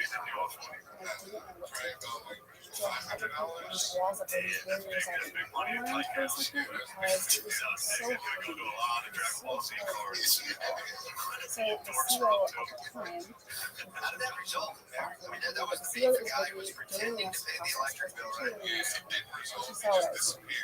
And she said, "Well, it was a female and a male. The dude left. He's like, we're good. We're outside."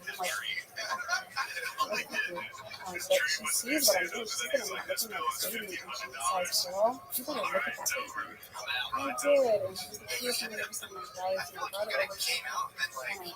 And I brought her over to her, and I held her, and asked her ago, if I had thought that I wanted to go something different. No. Not until I saw my daughter. When I saw her, everything changed. Everything changed. And people talk about malibu instincts, but they don't say, like, you will kill for this little baby you met 5 seconds ago. And it's so cute, it's so sad.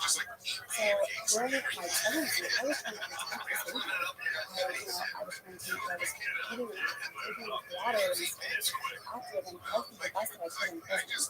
I had to fight for similar vitamins at one point, and I was just desperate to keep this baby inside of me healthy. But I didn't think to do that. So now, when I'm holding her on her birthday, I thought, I have to protect her at all costs. I have to be there for her. Which is a really traumatizing thing, because 2 days later, I had to go back to prison. That's you got 2 days. I was only supposed to have 24 hours. So the doctor came in, for whatever reason, she granted me 34 hours.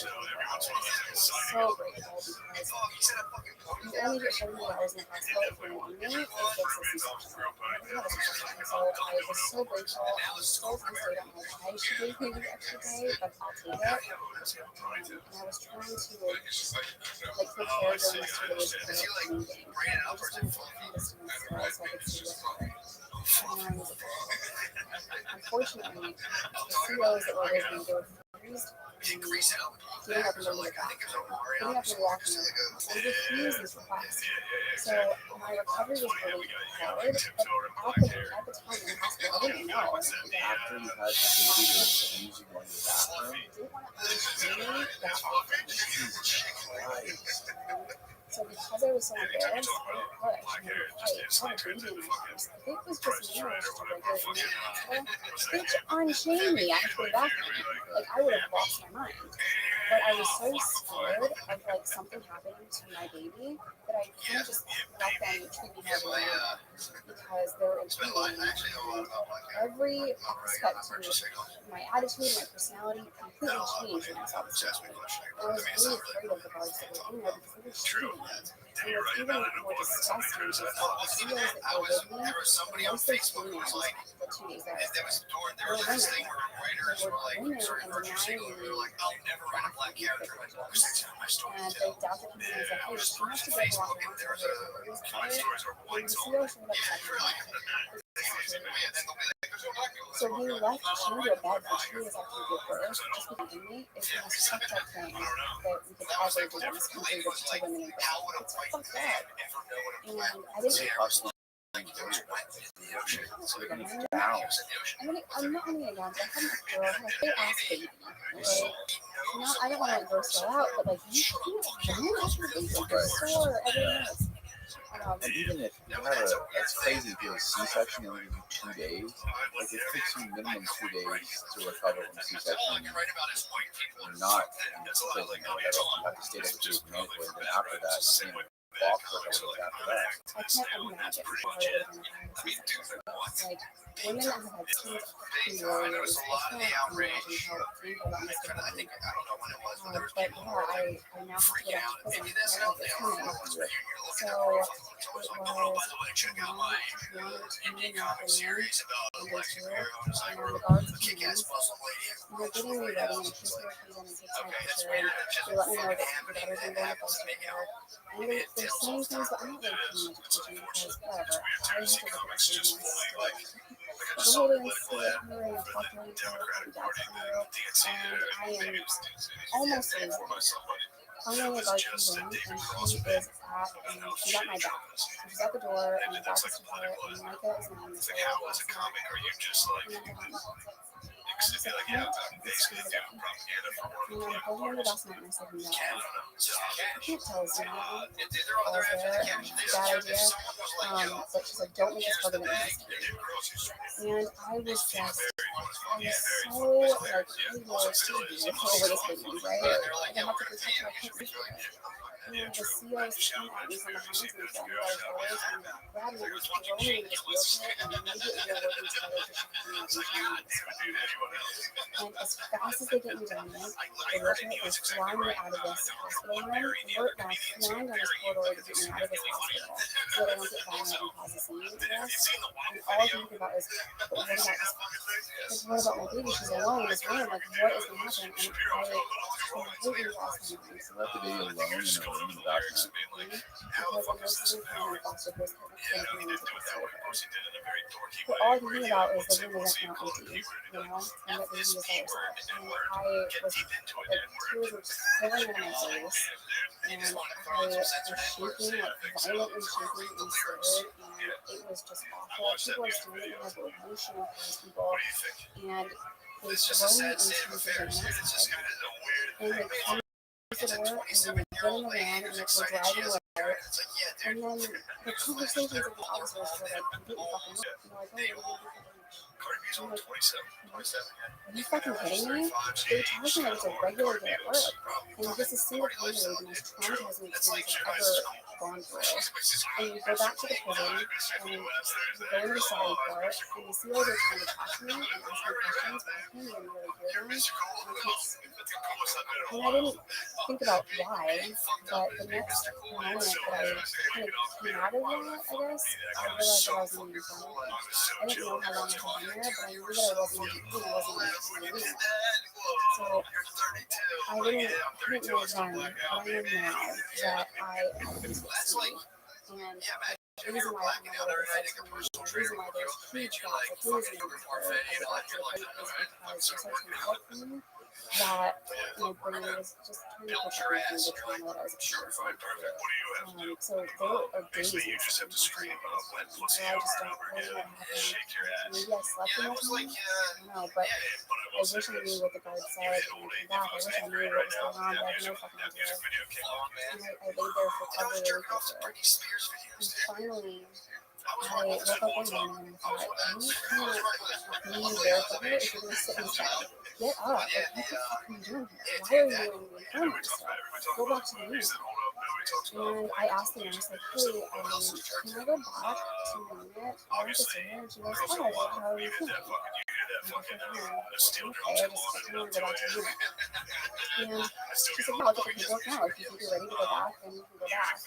Which is bizarre to look back on because I didn't have a psychological evaluation on them. I didn't have any medical or mental health professionals come in and see that I remember.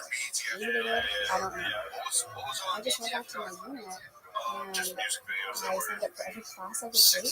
I signed up for teaching areas, teaching classes, and anything I could think of to make it look good for my jacket so that I could try to get out. And I didn't get a picture of my daughter until she was probably 2 years old. I got an invitation here. I didn't talk to her. I didn't know who she was. I didn't know who had her. And the first time that I finally saw her again, she was 6 months old, and it was at 13. The judge gave me like 15 minutes and she was like, and I got to hold her for 15 minutes. And I got to meet the doctors and they were such an incredible couple. The wife was very interested in what I had to say and was very kind and compassionate and moving. I could tell that she wasn't judging. I could tell that she really loved my daughter. And for the first time in 6 months, I was so relieved that a good person passed me by. Because I didn't really know. She was writing me letters after the first couple of months, but I didn't know. And I'm a fan of using like energy, so like I really loved her. She was just so kind. Her husband was in a blue polo in the corner of the room with his arms crossed, and I'm like, I could just tell. So I wrote her a letter once I got back to the prison, and I asked, is your husband like a cop? And she goes, oh yeah, he is. He is a cop. I can tell. So it was that awkward like inmate vibe, and I could just pick up on it, which was really funny at the time, like the irony and but they took such a care of her. And I told Heather, the foster mom, I told her, do whatever I can to be with her. I'm changing my life, and I will be there for her. And she believed me. And she saw how serious I was in that moment. Because statistically, it would have been right. I was a drug addict, multiple times a year. So to say that she's not going to be able to get together and we're going to be able to adopt a baby, that's a fair statement. Judging by all of this, I would have probably made a scene. I got out and was released to a halfway house. I was technically homeless. I had prison shower shoes, which are really janky flip flops. And I had sweatpants that said 711 540. That's all I own in the world. I bought them. Oh, Yeah, that's we have to awesome. pay for them. So good job. I don't. No? I have a prison t-shirt with my number on it. I think I lost this one. I know.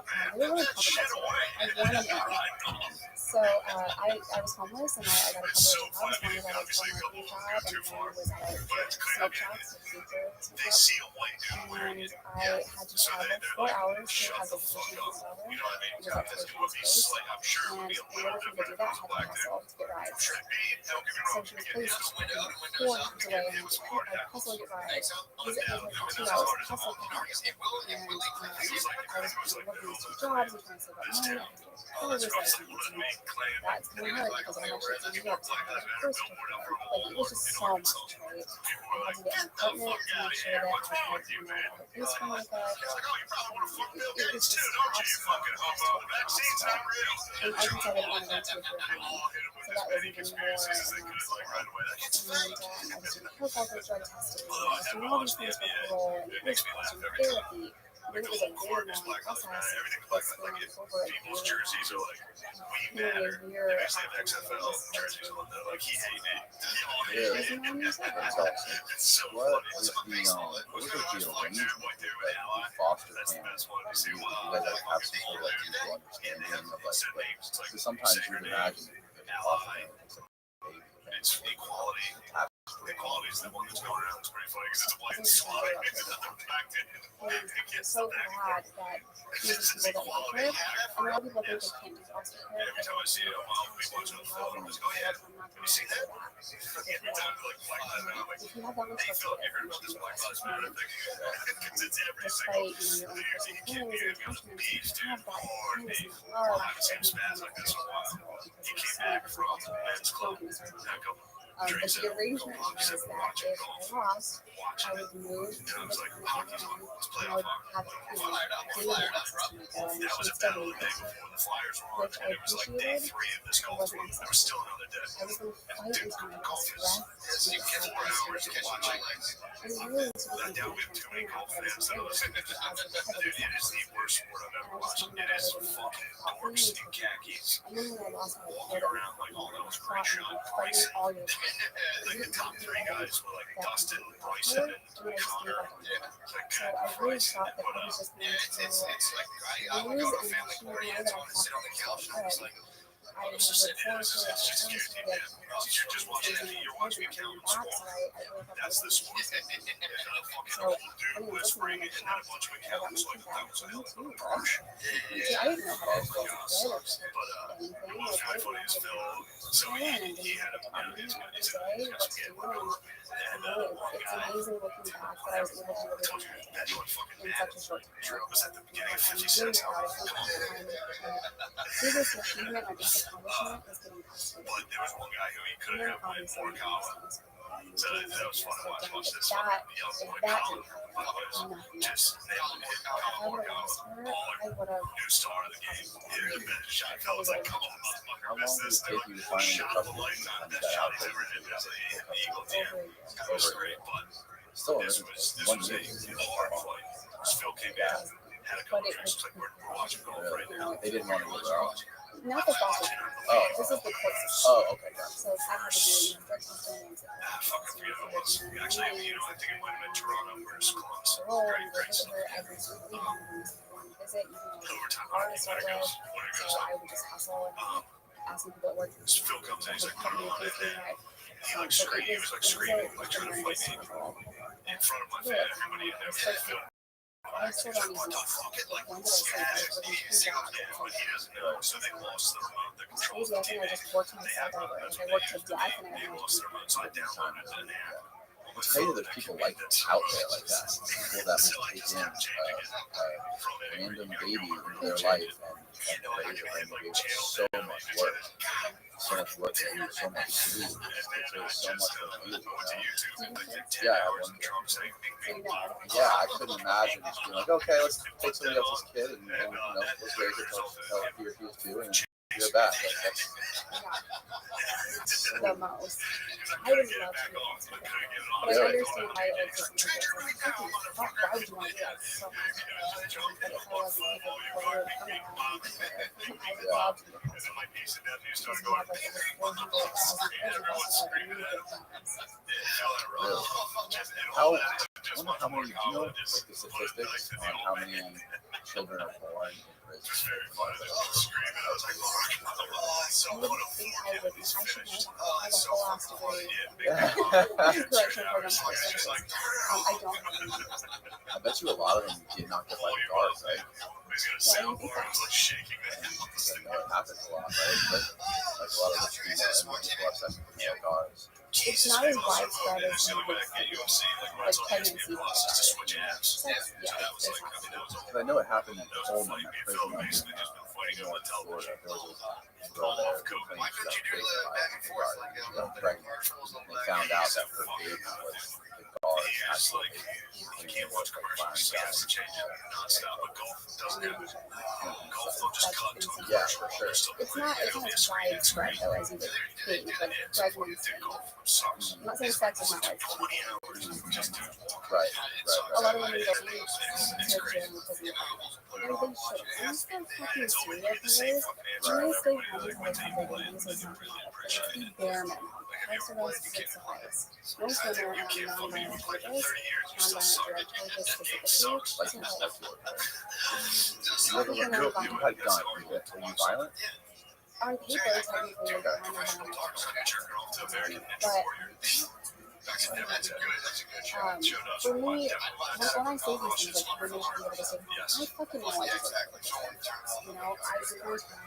I know that I deserve it. I'm not going to violent. So for me, that wouldn't have to change my opinion, but it changes the opportunity. I don't think anyone, I don't think any person should house pregnant women without having nurses program. The trauma surrounding losing your baby, not just for the mother, but the baby as well. It's so hard. You're ripping a baby out of, its mother's hands. Like, this baby has the most healthy and always 9 months. So That and it's like breastfeeding too. Like that's really important. How did you deal with that? that's a really good question. Did they like tape you up or something? I was given ACE stitches and told to wrap my chest with ACE stitches. Really? And it was the most painful experience of my life. I have some friends that are teens that had chest surgery. Your chest so tight, like, I couldn't even go through that. It was excruciating. It was humiliating. I have big hurts and fixed it, but it just looked awful and it hurt. It hurt for like 2 months, I want to say. So it was really hard, and plus because I wasn't walking around in my own, like my cousin was really bad, so I was like limping because like whatever reason, I was a doctor. But my other girl, I felt everything was going together, so it was really hard in the healing process where like my ankles and abs my back was so hurt. I don't know if that is like a common thing with epigenetics said, but I was breastfeeding something that experience was literal bliss. That girl was fire as fuck. I didn't know anything. And like I knew what to do. I felt when I was supposed to push, and it was just this very beautiful, happy experience. And I thought I had no idea. I didn't feel anything. I just it was like my body was like just completely I didn't know what was happening. They told me what I was thinking about. But I'm sorry, I was able to have the experience of home, eating hot wings and ice cream, like normal. And it was just such a great experience. A woman's worst nightmare. Having friends standing in line with their shirts off, just dragging just like all of it. I really don't have words to describe how traumatic it was, but I am diagnosed with PTSD. Yes. It was eye-opening to get a diagnosis. I didn't really know what happened. I didn't know what was wrong with me. I didn't know why I couldn't remember things and why I was in bed for 2 weeks and I knew how you would look like if you were like in your process. And when you've experienced trauma surrounding pregnancy, I think it changes how you view it. So I never want anyone to go through this pregnancy. I don't want anyone to have that experience. I never want to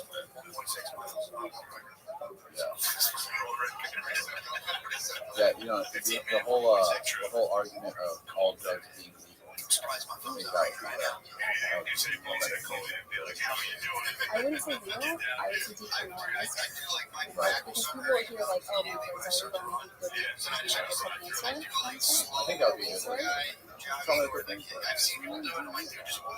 I mean, as long as the doctor gives it to you, it's safe.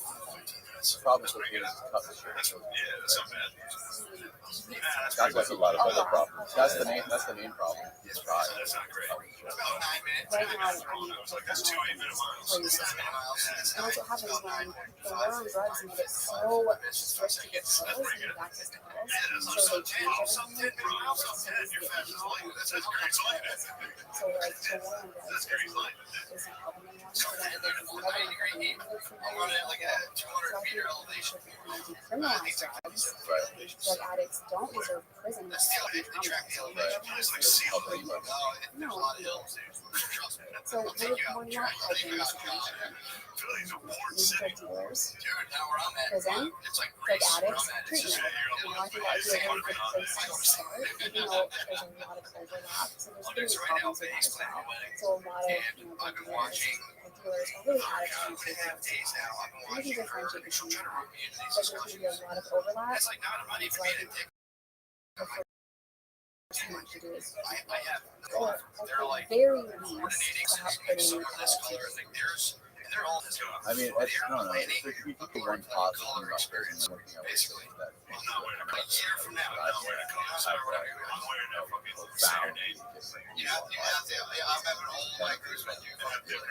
well, you have to sit in one room for that long period of time, one place for that long period of time. You have to do so much self-reflection. You know what I mean? Like, you learn so much about yourself, by the small group of people that you're surrounded with. Sit there and think, do whatever you do, write letters. There's some sort of, I think, personal growth sometimes. Prison, makes a lot of people angry. They're fucking mad at the system, and our youth are treated like animals across this country. Bad analogy. Prison is a really fucked up place for inmates who are traumatized and PTSD away from inmates. We're that war, combat war that happens. That's not okay. To have a recidivism rate of upwards of 70% in the first 3 years, it's fucked up. To ostracize violence and getting work, apartments, or further disconnecting them from society, other rules, recidivism rates, addiction, suicide. There's so many problems with prison. People that that are doing well included, but we have so many problems with it. I'm not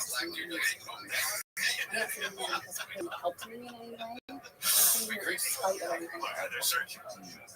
Have you been in contact with any of the people that were involved in your past life ever since starting the whole YouTube thing? Yeah, I interviewed former runners. A friend of mine used to sell drink. She's sober and doing well, and she hasn't. So I do talk to people from my past life. Sometimes along the way, I've tried to help my ex who was really unfortunate things, a lot of people struggle. Yeah,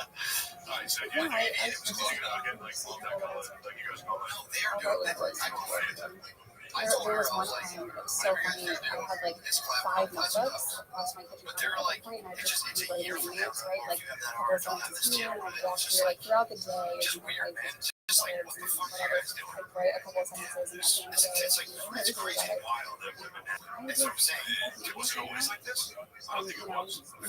from back home get worked up in this addiction, and I am the least judgmental about it, and the most supportive that I can possibly be. They don't make it easy for you to get out too. They don't make it easy for you to get back into society and try to build a better life or live a normal life. It's a possible job, it's a possible rent an apartment. It's really hard to get a job. And even if you do get a job, you're not going to get a career with benefits and dental and vision, or there's not going to be a lot of opportunity for long-term growth. So that's why, when we first sat down, I said that we need to be celebrated, we need to meet people from entrepreneurs and YouTube channels. It's not just because we have jobs, it's just the same. I'm incredibly blessed, and I work for myself, and I answer them all, and I'm so grateful. But that is because my subscribers have been so supportive throughout the whole journey. Everyone who's watching my channel and all the other stuff that I'm doing, I'm treating someone, I'm a board member of a nonprofit, and I'm doing a lot of stuff. And it's really because my subscribers, they support me and watch my videos. So I'm very, very blessed. I think if you go to the short clip on YouTube on any of my videos, on TikTok, and you read the comments, that is not the right way. And you'll see Short shelf? It's like TikToks, but on YouTube. Oh, the shorts. Oh, yeah. YouTube has the TikTok. Okay, I got you. Yeah. So if you go to those videos that get pushed out really heavily, you're going to see a fucking laundry list of people that are like, this one broke the law, shouldn't have broken the law, jump for the jail. And it's just over like convict movies, but criminal, and it's just hostile and really violent. And I think that's a really good testament to how people view you after. You know what I mean? Not everyone, but it's like 50-50. Some people are like, dude, you've been through a lot of stuff. Like, good job getting your shit together and trying to keep going. It's like half, right? The other half is like Canadian people who are just fuck you, convict, you don't give a shit, and they're aggressive about it. I love the YouTube commenters. Do you? So they hate me. They want me dead. But I think they're fucking. No, like that means that you're doing it. But YouTube is like a rare thing because it's like it's the only. I think it's the only social media platform that pays you to make shit, right? Besides, is TikTok bad now? TikTok is. Okay, so TikTok and YouTube. What else? Instagram is. Instagram is monetized, so I can take my TikToks and make them Instagram reels, and they pay me, and then I can also get paid on YouTube with my shorts. Do you get paid directly on Instagram? We should talk. Really? Oh my god, that's crazy. I had no idea. Yeah, they're changing. So they recently monetized just a few months ago. And so the Instagram, so YouTube is trying to compete with TikTok and making these like short videos or whatever. Yeah, almost careless. Really? Why are the shorts happening? But it allows me to be seen on a wider audience. And a lot of my shorts have surpassed my best performing YouTube video by millions of views. It's insane. Because they click. Someone was just telling me about this yesterday. Somebody was just telling me about YouTube Shorts, and basically it's like YouTube trying to compete with TikTok. Then I was thinking about it. I'm like, what the, like YouTube subscribe to people who go on YouTube and they subscribe to a channel. They're usually they want to sit there, and especially if it's like someone they know, like you, like it's a personality who they're familiar with. Like, they are used to 10-minute videos or 20-minute videos of you talking about whatever. And if they start seeing these 30-second videos pop up every day, like, is it going to piss them off or annoy them? Yeah. They're so into it. But it's helped me to grow. So because of the short talk, it's really fun. And I love it. But also, but I've grown like 100,000 subscribers just like every week. That's so wild. It's crazy. Does Larry do those too? I think he does. Larry's a little TikTok. Yeah. He's always on TikTok. I'm in TikTok right now. What? I know. They always put me down. I'm used to it. I've done a hard time. So I can do jail you don't want to be in. But yeah, I meet Larry tomorrow, and I have all these TikToks planned, and I'm thinking to post them like Monday because I'm in jail. What does that mean? You're in jail, TikTok jail? So they violate you for saying shit like ew, because they're like, oh, you said ew. I said ew on someone's video, and I got Like a comment? And they suspended you? I mean, so I like live in TikTok jail. It's either my content or the comment that I send somebody. Which, if it's my content, fair. I get it. Like, I present addiction and mental health and swear. Okay. But a comment, like, come on. They're too sensitive. If it's a video of my story, though, I would 1,000%. But why would TikTok allow it and YouTube not? So Instagram and YouTube allows it shit, but TikTok is so different. There was a TikTok like whistleblower that said if TikTok hates you, like people at TikTok will constantly flag you. So someone at TikTok is pissed off, like they don't like me. And yeah, I'm kind of it. It's fine. But you know, Do you have any issues on your the kind of content you post? True crime, prison stories, stuff like that on YouTube. Have you ever had any kind of issues like YouTube censoring content? all the time. Really? So they'll demonetize a video because it's not even American stuff. You know, so that's YouTube will be like, we're not going to pay you for this. But I knew going in, like from the very beginning, that a lot of stuff that I talk about goes against their guidelines. And I'm completely okay with it. So I'll film a video about my addiction and full ride it. Because it's important. What's an addiction on phone?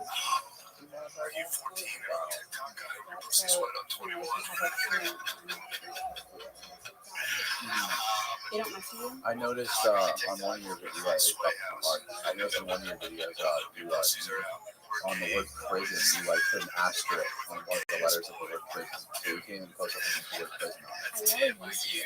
They don't care about it. So I used to. I know a lot of people who say that they get shadow banned on YouTube to where like they'll post stuff and people can actually find it in search. Especially like one guy I know who like coupon stuff. And you type in the name of the video and you can actually find it. You ever dealt with that before? I mean, right now my views on YouTube are huge. And it just comes in waves. So sometimes YouTube won't even recommend my videos to my own subscribers, which is so fucked. Which is hard. It's a hard world. Instagram is, I sent it to you, hit me up about it. Instagram, I heard it's going back chronological to where they don't just show you whatever the algorithm thinks you need to see. You know how they think, I don't know if you know, it show you like what all your people you follow. It would show you what they posted in that order. That's when they posted. Now what you do is they show you like and share. So, algorithm is going backwards. I know I'm on social media, it's like my job, but I'm not I don't watch a lot of YouTube, I don't watch a lot of TikTok, I don't scroll. Really? I try not to. I don't have my phone in my hands, I try to detach. Well, you're busy. You have two children. The phone is violent. I could just be minding my own business and I'll get a death text like random. And I'll just see it. I have all notifications turned off. So I'll just be sitting there eating dinner or something, and I even have all notifications turned off because like you want me to see this. Not a nice comment, like bitch does that. They hurt you.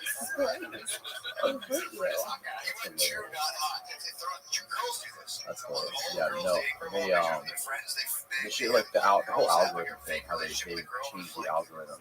It seems like every single week, and there's people out there who like make content and they just constantly try to chase the algorithm. You know, they're constantly trying to like find what's gonna like fit, what's gonna like hit right clickbait, right thumbnail, blah blah blah, all that stuff. So many people on YouTube are so obsessed with that stuff. I've done this. So we need to learn what's performing well and what's not. And I can get caught up in too. Because I get ridiculous on shit.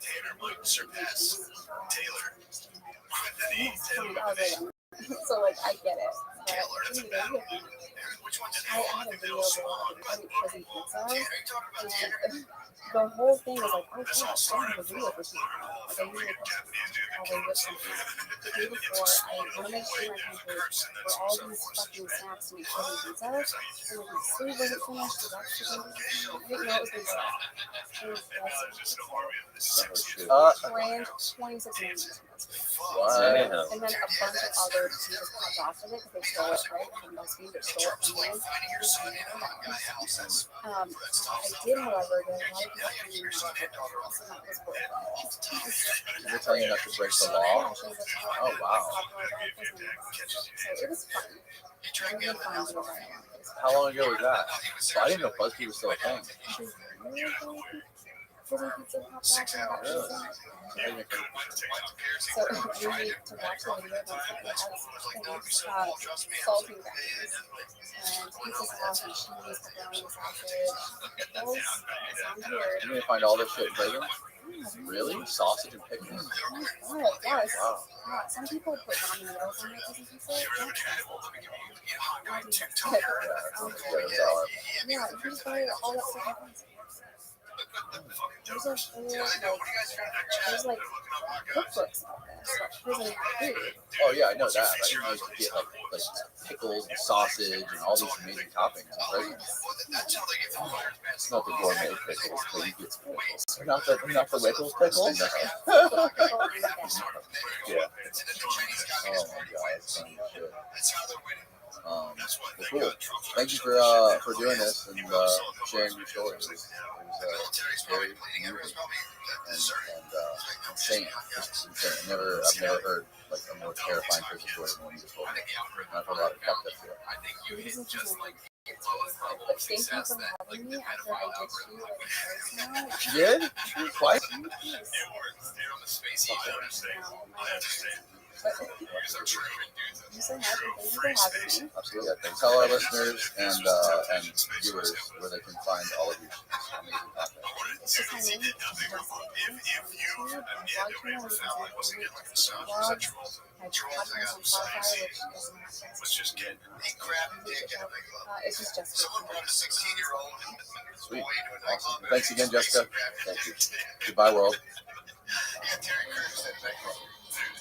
Think of a 16-year-old like all like excited to be like, this is gonna be fucking cool, man. I'm going to a nightclub. There's like Kevin Spacey comes out of nowhere and he's like, Spacey. You have like 1 second back there, Kevin Spacey. You got me. He just rings your bell and he's like, hey, pulls your dog down.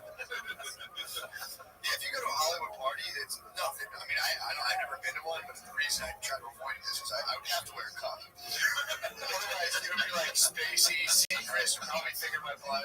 If they saw you trot around, dude, they have thick ass. After I just ran 2.8 miles, that's what I'm training for. 2.8 today. Hello.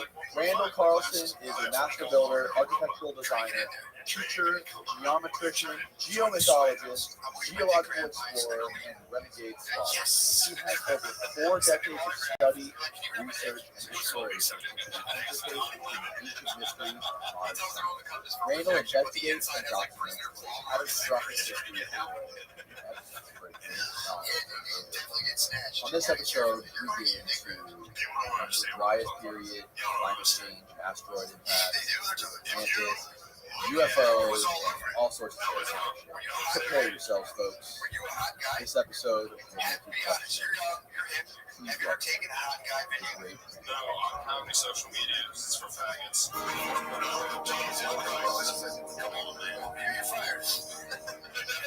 Carlson, thank you so much for blessing us. Extra slice of pizza for that. Thanks for having me, Dan. It's a pleasure. Great little vacation. Yeah, not too far. Yeah, we're having fun. It was an 8-hour drive. Not bad. 500 Man, I hate miles. those fucking kids so Better much. than 8 hours flight. Yeah. See, that's the thing. I've been Because I can stop and get out whenever I want. kind of non-judgmental and evaluative kid. I see that when it's it's not a good thing. If those boys are doing it, I'm like, it's not good. It's not good for anyone. Florida, we're Can't doing be actually hot girls. They're just chill. I Democracy can know. flourish with that. Rare enough. I'm always, come on, Florida, man. Yeah. That's how that's the We're not too far behind yet. No, you guys aren't too far behind. We're all doing a lot better than California. Oh my God, yes. And, where I live is really pretty intense blue zone. Everybody wears beautifully wears their mask. As soon as you get out into the outer areas, the rural areas, everybody's been going on just like normal pretty much. I spent a lot of time up in Dade County. I hardly never seen anybody wearing masks up this entire thing. And last time I was up there, which was in October, I didn't see any folks on the streets anywhere. It's so strange. It's always funny. I was just in Nashville, North Carolina. It's the first time I've been to a public place where everybody Well, kind of somehow transformed to a black guy. yeah, well, that's Just they get paid. indicated, right? True, once you get paid, Pretty you much definitely the same. don't say that. You can make a ton of money. It's not a problem. See that dude, whoever that guy's sidekick, So you actually just had COVID, right?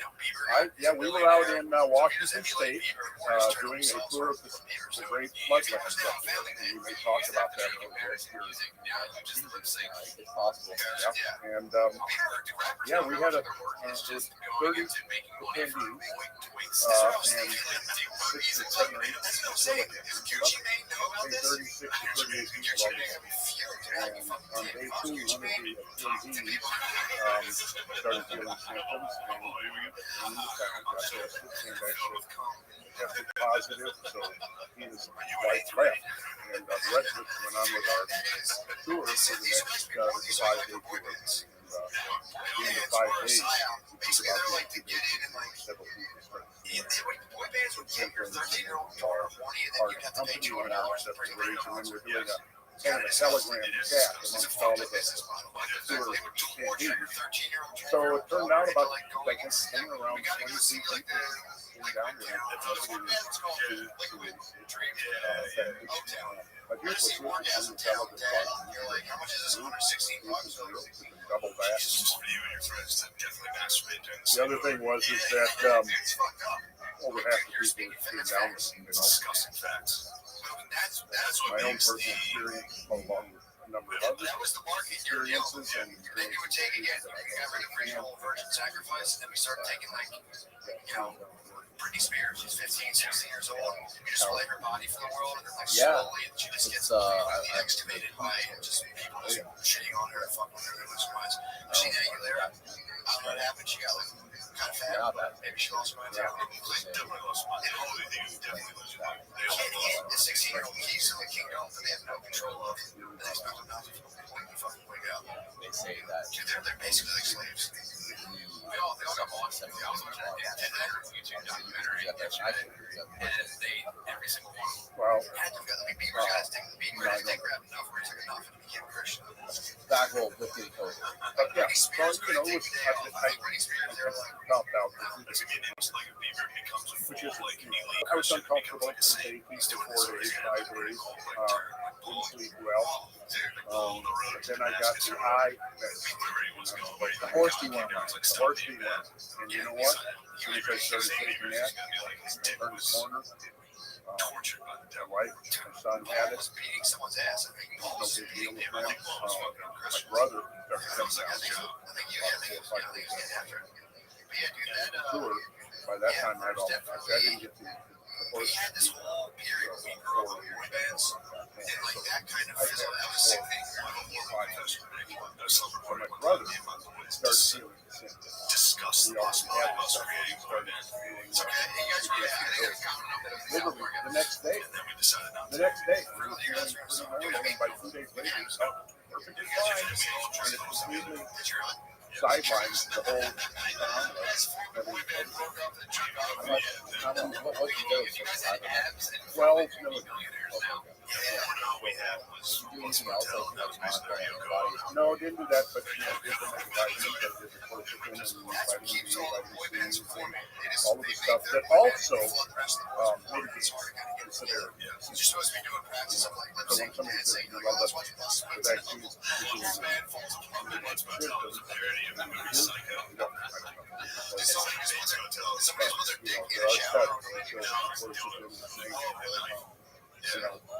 mega doses of C and D, things like that.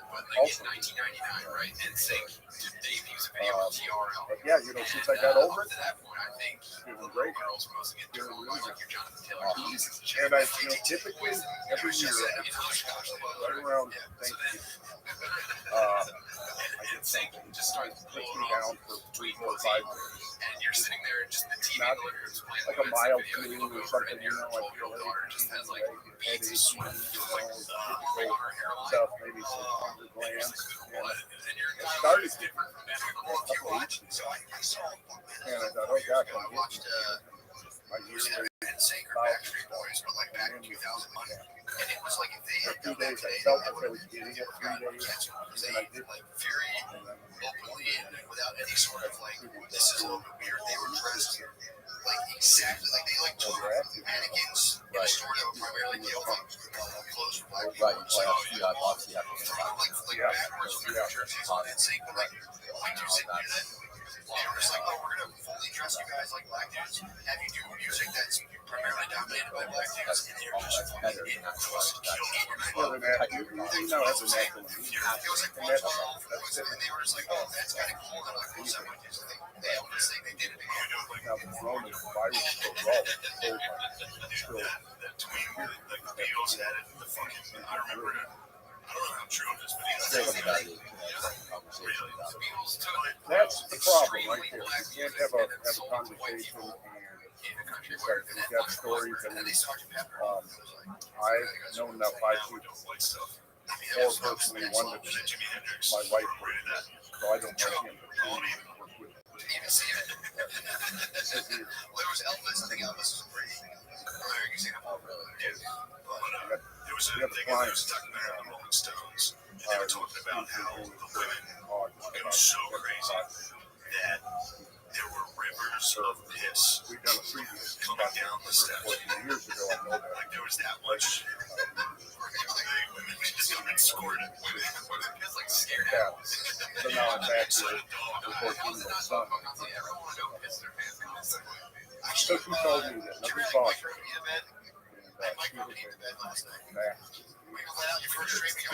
she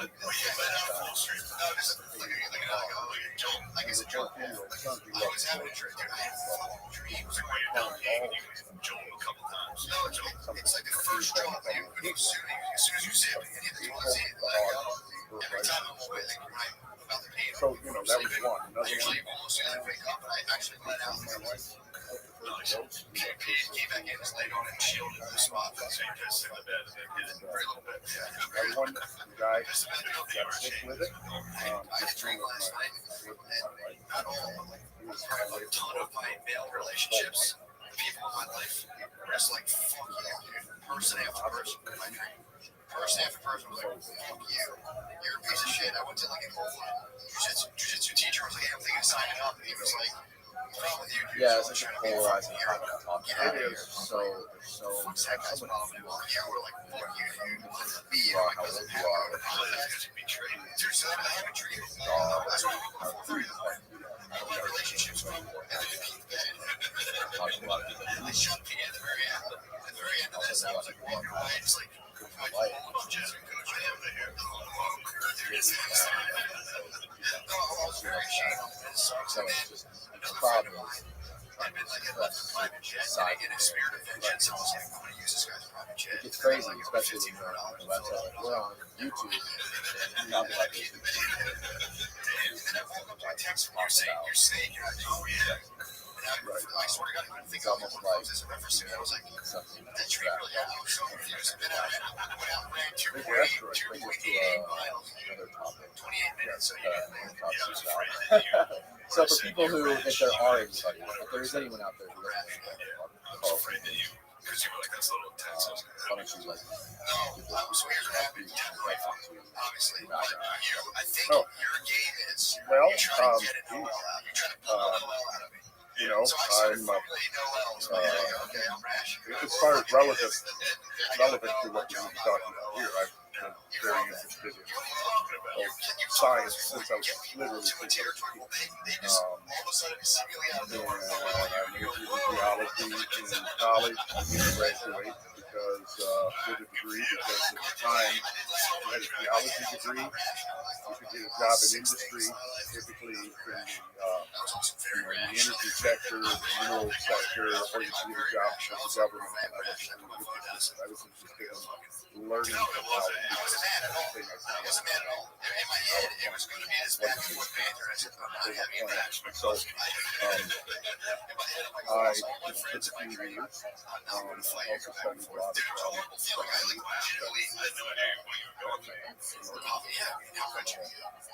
Also studied a lot of astronomy. Didn't I was dropped. And I bet I've run my own business for going on 40 years. Contract. I do all kinds of things, but primarily our business that I worked on partners with my younger brother, the third generation.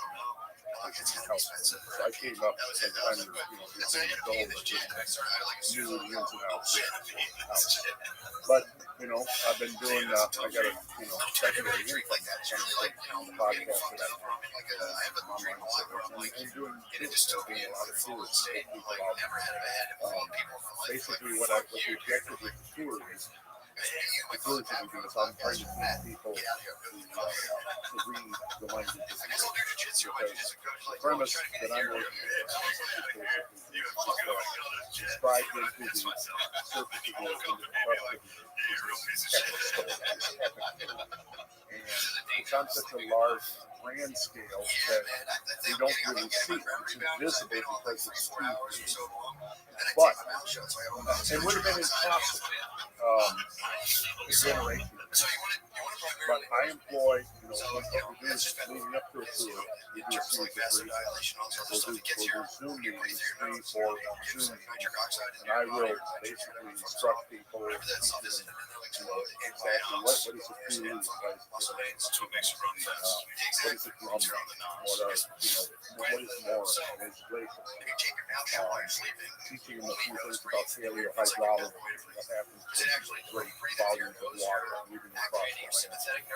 How do they shape the landscape? What is the features that they produce? What is a point ball? What is a cut vector? What is a boulder ball? What is I teach them a little bit about precision, a little bit about setting topology. Then when we're out in the field, they've already got some conceptual awareness, they've got some vocabulary, visit sites, and then I'll explain. And what we do is we'll travel around, and we did that the tour that we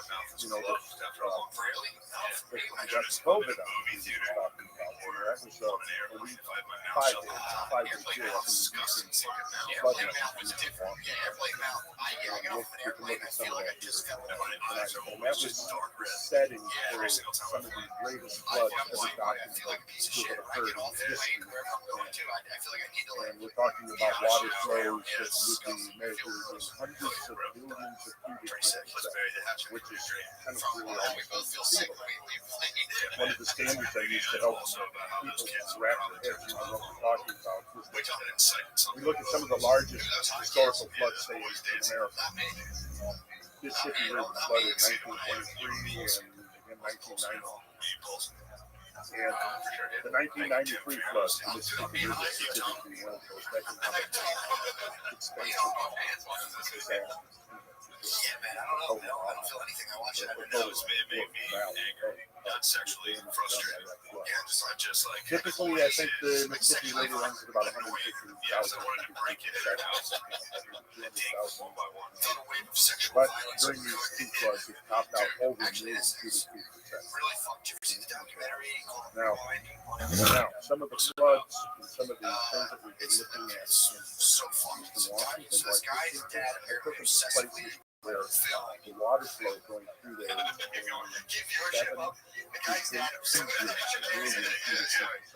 He obsessively filmed his son's childhood, and it turned out that his son was getting viciously molested and raped we by can talk his about it all the day. We entire can look at time. photographs. We can look at the video. And now I'm collecting a lot of drone footage. It's a new perspective on this stuff. I started exploring these landscapes in the 90s. So the dad There was no was molested by his older brother. His most older of brother them was were just molested by their older brother, who was also a recording officer. and I would hire pilots, Which was crazy because they were like, they were these home videos. so I got a lot of aerial Come here, like they would slow down. The dad would like look over and just like walk over. from the ground. You just can't get perspective. So now what I do is we have It starts out, you're like, there's all it was just like a divorce. So again, my there's husband always massive had photography, there's aerial photography, now there's LiDAR, this guy really which bitching has about this. opened up a And it whole was new like, vista of then I found understanding sores on his genitals. Um, And they slowly, there's now always somebody there's experience the youngest drone brother was pilots, getting so soft. The other one was like, accumulating a whole lot of talking about, is this the son in This this is movie, starting or to go is up this on the my dad, or website is now. it backstory? So the dad was being sucked by but his see, brother. once you begin to understand these floods, now the eastern northwestern floods of Oh Washington man, I think it are went on like some of the most into the spectacular. teen. And It had it's a long spectacular teen. because I don't know. It was definitely their from like grade their school. journey from their Then there was source the older brother who was like to a teen. There's the their older brother who raped the ultimate middle brother. um, And the middle brother where was they're sucked ultimately heading, his youngest which is brother. the Pacific It was Ocean, fucking crazy. is a relatively short Knowing this span. shit all happened, the guy was like, Radiant he's trying to bury it in the back of his head. Now you had gigantic floods coming down the Mississippi River, and these floods that I'm talking about are all coming from melting glacier ice. Because if we go back 13,000 years ago to say 25,000, more than half of the North American continent is buried under a mantle of ice, bigger than the one that is now covering the South Pole. Right? Now, how do you do that? How do you well, we don't have there's no explanation how you can get from present day North American environment to an environment that's close to modern analog whole of the world, of the planet. But it was. And look, we can look at some slides here in a minute to kind of convey graphic what the Earth would have looked like, say, 15 to 20,000 years ago. One of the most fascinating things through studies is that these ancient biblical myths and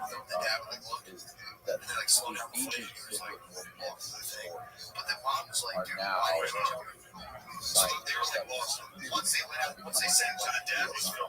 We've got a new branch of theology called geomythology, which basically looks at archaic accounts, traditional accounts that come down by whatever biblical all kinds of have hundreds, right? Oh yeah, hundreds. We're talking about floods. We've got these several hundreds of accounts. 13th grade is one of the first, I think, is very collected a lot of the flood. It's amazing the parallel. Usually, there have been ways that academics have been able to sidestep like concocting a lot of very weird. Usually it comes down to, oh well, it was a local or regional flood. It was bad, but there's nothing, on a scale that was planned. And then through the telling and retelling, That's like the Hall of Fame. You make it into the Vatican City. People though that are concocting those kinds of explanations don't know anything about geology. They don't know anything about glaciology or paleohydrology, or the kinds of subjects that would allow you to go into the field and actually observe firsthand these landscapes the Bible. That's the thing about this, right? Is that there's so many different studies like geology, glaciology, and so many things. It's almost impossible for one person to have a comprehensive knowledge of something. Yeah, It's very rare. Yeah, it's large. Well, it's definitely, interdisciplinary. And I basically call it catastrophe studies. To really to be very knowledgeable in catastrophe studies, you have to know this. You have to know some paleontology. You have to know some sedimentology, some stratigraphy. All of them. You have to know about impact. There's a lot of things.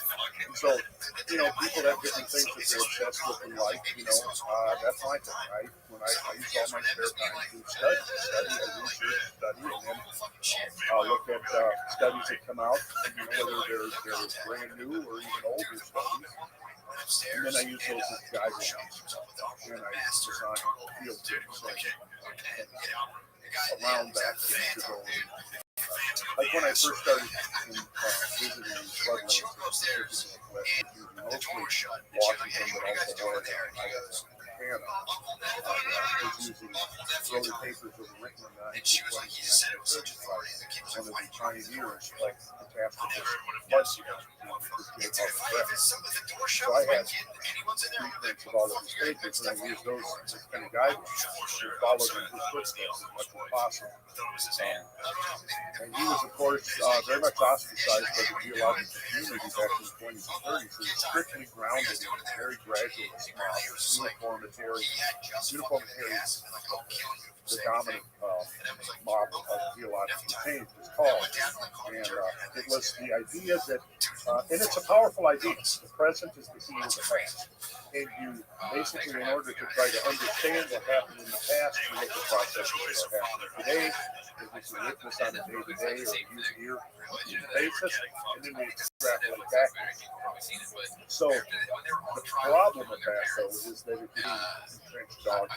And what that meant was that only processes that we're seeing today, in terms of scales and rates of change, magnitudes of things, anything beyond that was considered to be pseudoscience or science fiction, and so you couldn't talk about, giant floods.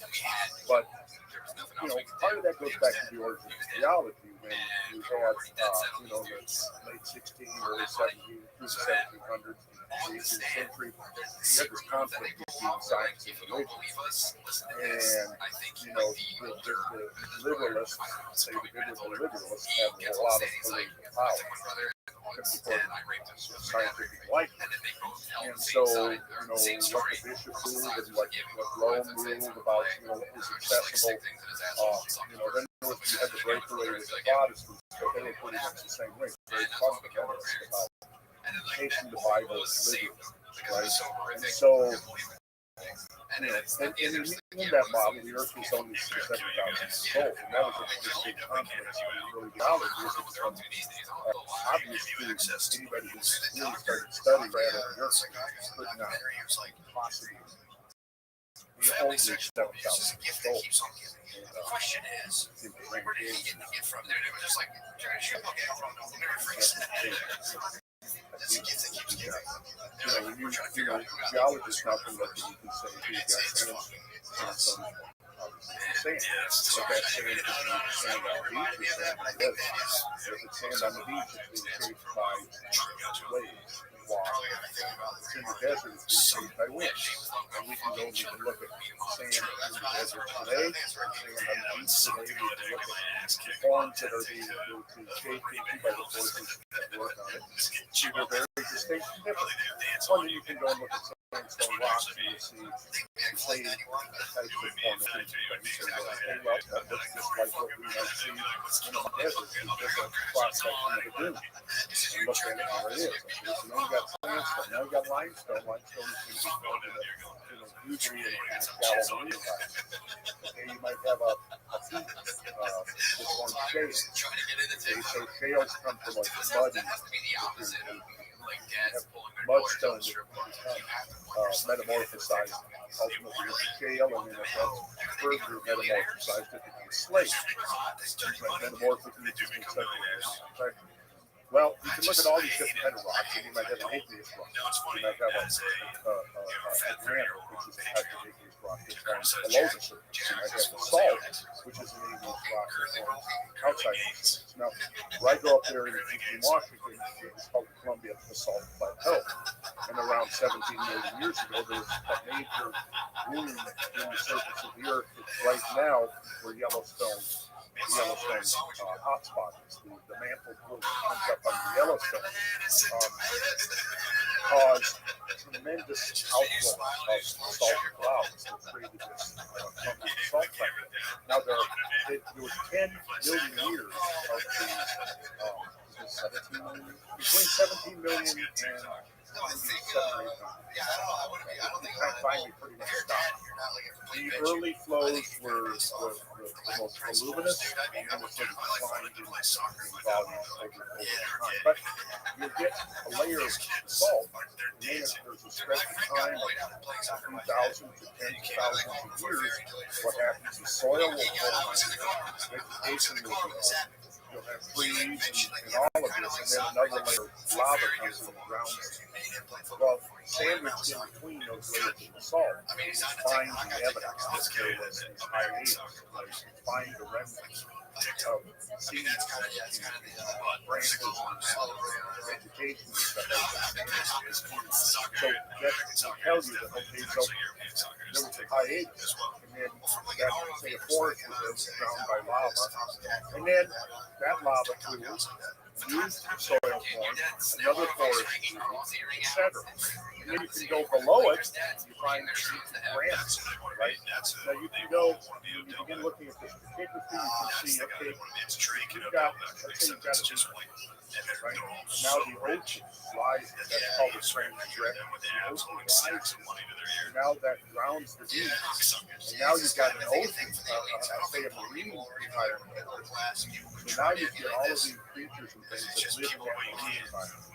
The little creatures that they die, they get to the bottom, eventually they form hip layers of malines and rocks.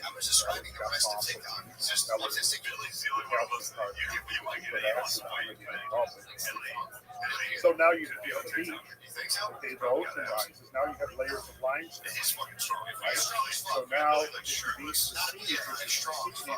Maybe the swamps or the forest will follow. And then eventually you'll get the layer of shale.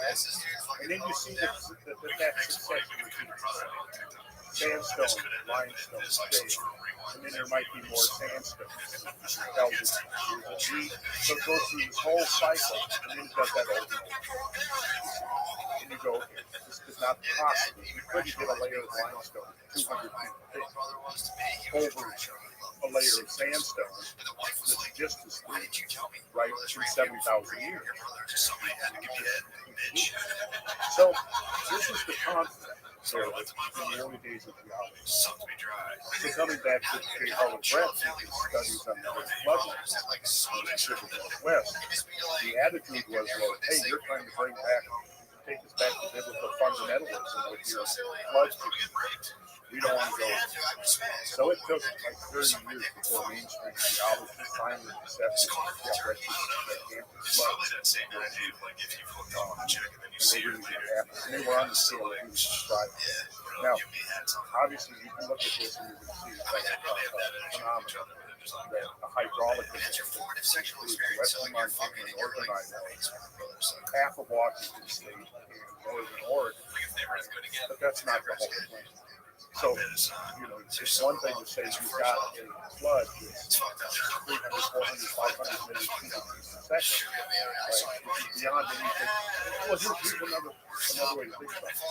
You took every single river on Earth. Think about it. All the continents from North America to South America. You talk about the Mississippi, the Columbia, the Missouri, the Ohio, all of those up in Canada. You have the Yukon and the Mackenzie in South America. You have the Orinoco and the Amazon in Europe. You have, the Pole and the Pins. And you go all of those rivers. You go to the Yellow River in China and all of the rivers there. All the rivers, the Nile River, the Congo River.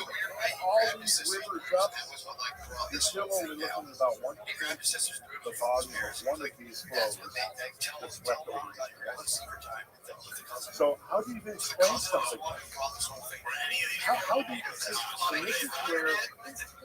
this is where out of nowhere? Well, it's out of somewhere. There is an explanation. There's an naturalistic explanation how you do that. Now here's the other thing that you got to understand is that while that is happening there, there are other gigantic floods happening in other places around the planet. Something really extraordinary happened around 12,800 to 13,000 over the last time. I say ice age because the volume of ice on Earth was more than double what it is now. But half of that ice is gone. And in terms of geological time scale, things like that. So something melted all that ice in a very short period. You got it. And to me, it only comes down to two things. Possibly asteroid impact or impact, I'll say, bolide impact. The term bolide can be anything that can be rock, it can be something that comes out of the sky and say encountered or the sun. Or a combination I don't know what else to do. I've looked at things on a galactic level. I don't think that it would be on that level. I think the most likely explanation is that however, there are new studies out there coming out in the last 20 years that simply started with once we deployed solar observing satellites, we've seen something very interesting. There seems to be a connection between hyperactivity on the sun and the infall of what's called the point sun grid, which is a family of comets that nobody knew about when we deployed solar success of the satellites. So at least I think it was expected, but we hadn't really observed it. Now we're seeing that constantly there's cometary masses falling into the sun. And they're generally small. However, as we may talk about when we get into the end of riots, there's evidence now that somewhere between 20 and 25 you apply it, really not charge schools. There's charge schools that folks, but you have to get to try to pick from folks who you have to kind of and right, and that comet began to undergo a hierarchical fragmentation to go to this littering the inner solar system with byproducts. because they can all together and demand And that that the they have a Earth French may program. have encountered We can go here. that It's empty. material Nobody's going on to more than one It was occasion. like half A capacity. lot of it could have been swept into the sun, and what the sun rays are telling us And is this that guy led like hypervelocity impacts into the sun kids maybe to through this the school on one grade, but solar he was storm. also a professional fundraiser, so he also raised So like $100,000. Yeah, maybe now they got something that like because that. it was only going to like And French program. interestingly, Shit like that. so what it might mean then is that you almost have this So perfect he got storm. he took a If skip. you have a very large mass of positive debris, if you want to call it. Some of it's going to hit the Earth, some of it's going to hit the Moon, some of it's going to probably hit Mars. Most of it will end up probably being swept up by the sun. Typically, It's just a lot of it's not personal together. It's not that personal. He was just like she was holding like people account for shit that she would never hold. it's going out through the She'd be orbit, like, comes white back people in didn't and want to circles pay. They around were the sun. afraid that their kids When would it be. comes in and makes that close passage to the sun, that's called the perihelion. That's next to the sun. Typically, because the sun is such a strong gravitational force, I don't know. I haven't really often gotten what that happens far is yet. cometary It's usually masses in like parent teacher disintegrate meetings, which she goes when to. their It's usually perihelion like points to short circle. arguing So with a we guy named like Randy. We saw something very similar. We were talking about it the other night. You are not part of the parent teacher group. Of 1994. That money should be for all of Right? us. You had a single cometary mass that passed by Jupiter in March of 1993. Passed so close to Jupiter that Jupiter's ultra strong gravity, force of its gravity field, literally ripped one cometary nucleus into 21 called subnucleus. And then those 21 objects then formed this called the string of pearls. If they moved away from Jupiter, they spread out in a long line, made a passage by the sun, and as they circled back out towards Jupiter, they arrived at Jupiter's orbit the same week that Jupiter was at that same position. So you had 21 impacts over 1 week of July 1994, 21 impacts. This was a meeting for parents. And any one of those impacts, I think that from what I recall, those objects, some of them were a kilometer more diameter. Now, if we had something a kilometer diameter, well, it's right to Earth, it would pretty much throw our whole civilization against the it would have economic consequences in the immediate area of the impact. Nothing would be and then the secondary consequences of the impact repercussions Cast tech. in terms of climate.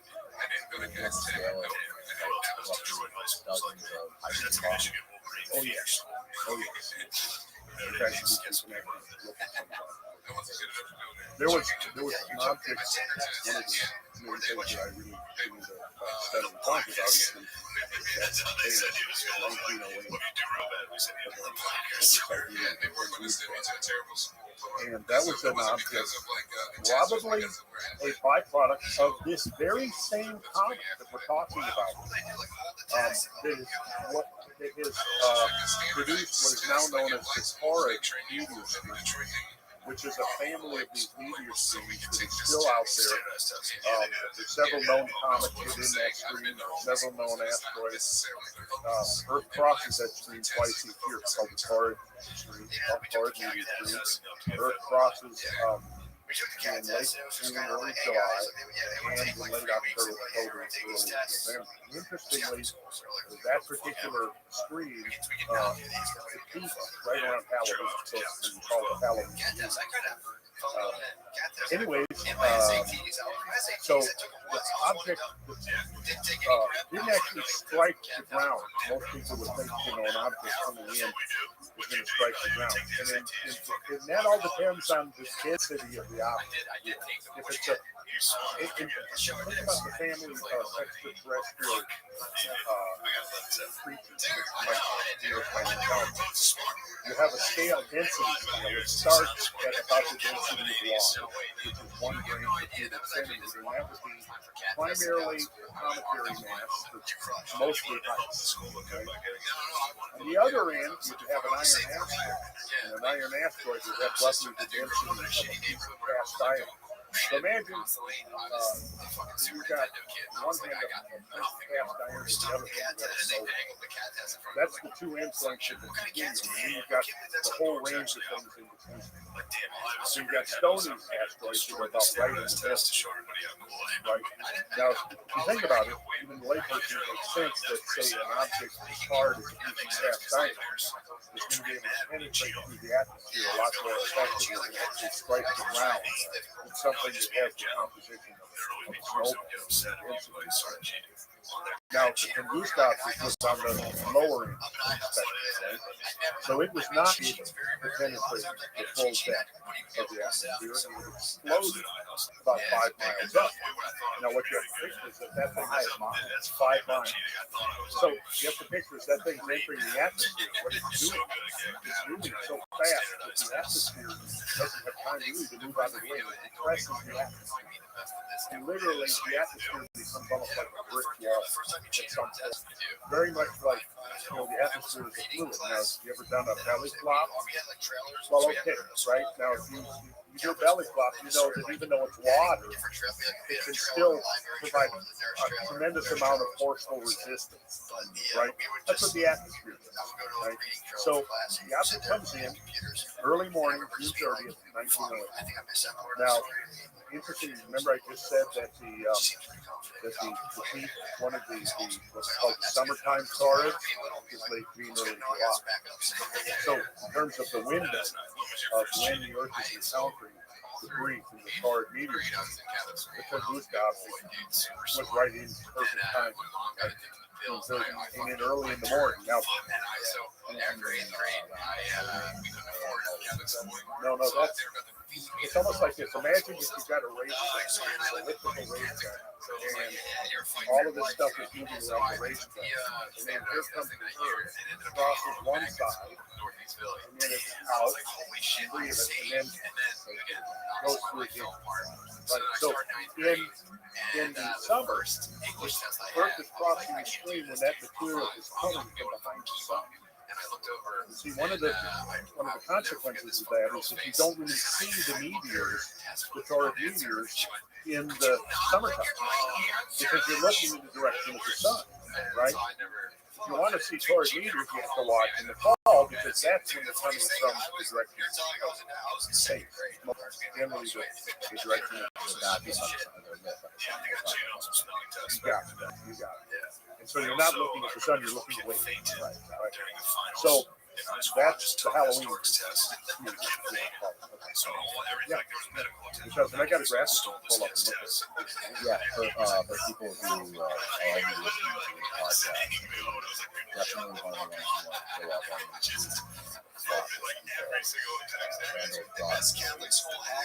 deep library of slides. Yeah, so much of this is, you really don't get it until you see the graphics. It's so crazy how the Tunguska asteroid, which was only 1908, and it exploded 5 miles in the minute. Yes. And it still caused so much devastation. About 820 miles over the before it's completely just blown over. These are 3 and 2 and 3 feet thick. I forget when it was 80 million trees instantly snapped off. Like the force of that explosion was about equivalent to 15 megaton, maybe 20 megaton in that range, hydrogen bomb. Now, in the peak of the Cold War, the largest bomb, the largest warhead deployed by the U.S. And that was, that was part of the whole mutual assured destruction. That, if the Soviet Union launched the first strike at us, we would have enough retaliatory capacity to kill completely. And so one 15 megaton hydrogen bomb is enough to wipe out any metropolitan urban area on the earth. I mean, think about this. If I go 15 megatons, that's 15 million tons of TNT. Now, to give you a comparison, that would be the equivalent of 1,500 atomic bombs that destroyed that's one hydrogen bomb warhead, right? 15 megatons. Actually, no, it's more than that because the bomb that took out Hiroshima was only about 10,000 kilotons. So, it could be even more than that. But it gives you an idea. I think that the Nagasaki, Hiroshima and Nagasaki, that's right. Why did they do it in the air? Because the radius of destruction. Because if it strikes the ground, a lot of that energy is absorbed by the ground. Right? So, if you want to knock over the maximum number of buildings and kill the maximum number of people, you detonate it in the atmosphere. Now, that's exactly what the thing is happening with the Hindu God. Now, as it turns out, there's no known direct effects from that because it's so remote. In fact, it's so remote that it killed Liana Kulik. I think 19 years later, he finally was able to get to the site. And it was very disorienting. Ascended the bridge and then looked out for the first time and saw the remnants of the destruction. Now, if you look at any modern urban area, I think I have it here on the map. It's got a 285 perimeter. Washington, D.C. is roughly the same size. The area within that, which is the entire metropolitan area of Atlanta plus the outside suburbs, is about roughly the area of devastation. So, again, it's one object. It's a huge thing. It's no big object. It's about the same. Here's the thing. It's about 50 meters in diameter. Roughly 160 feet. So that's a baby. That's a cosmic step that we're talking about. I mean, the Chelyabinsk that happened in 2013, also a little town. That was like only a tenth the size. If even that, like a Tunguska. It detonated like, was it 15 miles up? But it still caused 1,500 injuries. Nobody was killed. But it caused 1,500 injuries, some of them serious. And it also damaged 7,000 buildings. And I don't know if you've ever seen some of the videos of that, but when the sound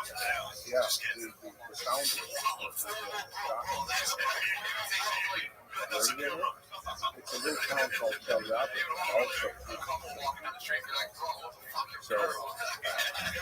So it's not anywhere close to the but there's a possibility that it also was part of the same. Ours is like a same just came out. School studies. I think I'd be even angrier if somebody was like, actually,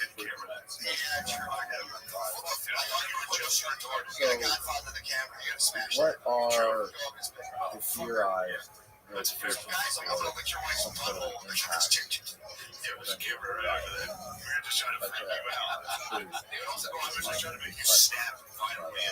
Well, just like with the Cretaceous Earth impact, it wiped out the dinosaurs 66 million years ago.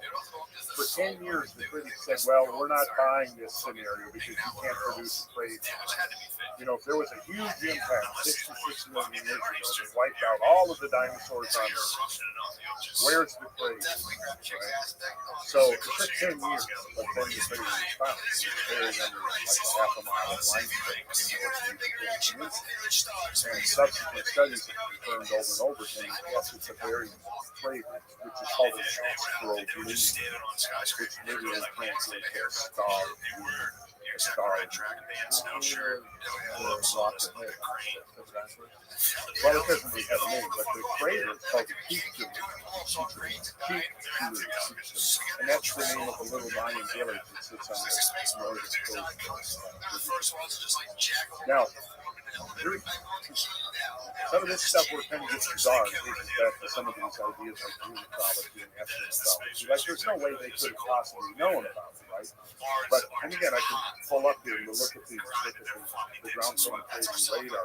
So that it's a giant 120, 130 mile wide star. There's absolutely star, right? Now, typically, so, and you know, that would probably not be only impact at that time. Anyways, if you look at the structure of these large impacts, there's several things that characterize there's multiple rings, because you don't see you throw a rock in a pond, rings emanate out. Right where if you throw a rock in the pond, it's going to be a splash that comes up, right, and immediately falls back down. Well, in an impact like that, hypervelocity impact is basically liquefies the crust. And it sends multiple rings moving out, but they're rapidly cooling as they move out. And then at some point they cool enough that they crystallize and they sort of get locked into the landscape. You can see the multiple rings, and then at the center there will be a central uproot. It usually forms a peak, right? And that peak is where the ground, this molten ground, is rebound, and then it'll come up, and then it'll literally like freeze, crystallize, and create this upward peak. It's called the central peak. So the Cretaceous Tertiary impact, the Peak Bloom impact, has a central peak, and it's directly in the center, and sitting on the ground surface above where that central peak is Peak Bloom, which is a Mayan term.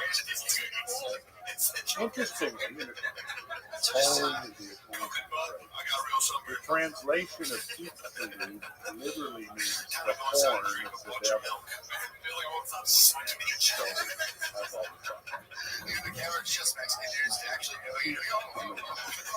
that's I think it ended up being like a production. I don't think it's yeah, well, it's not a crater because it's bare. It's an asteroid. So you'd have to strip away like half a mile of limestone to get to it. So it's there. You can't. The only indication that it's there is the ring of Sinope that just inside the ring, Great Barrier Crater.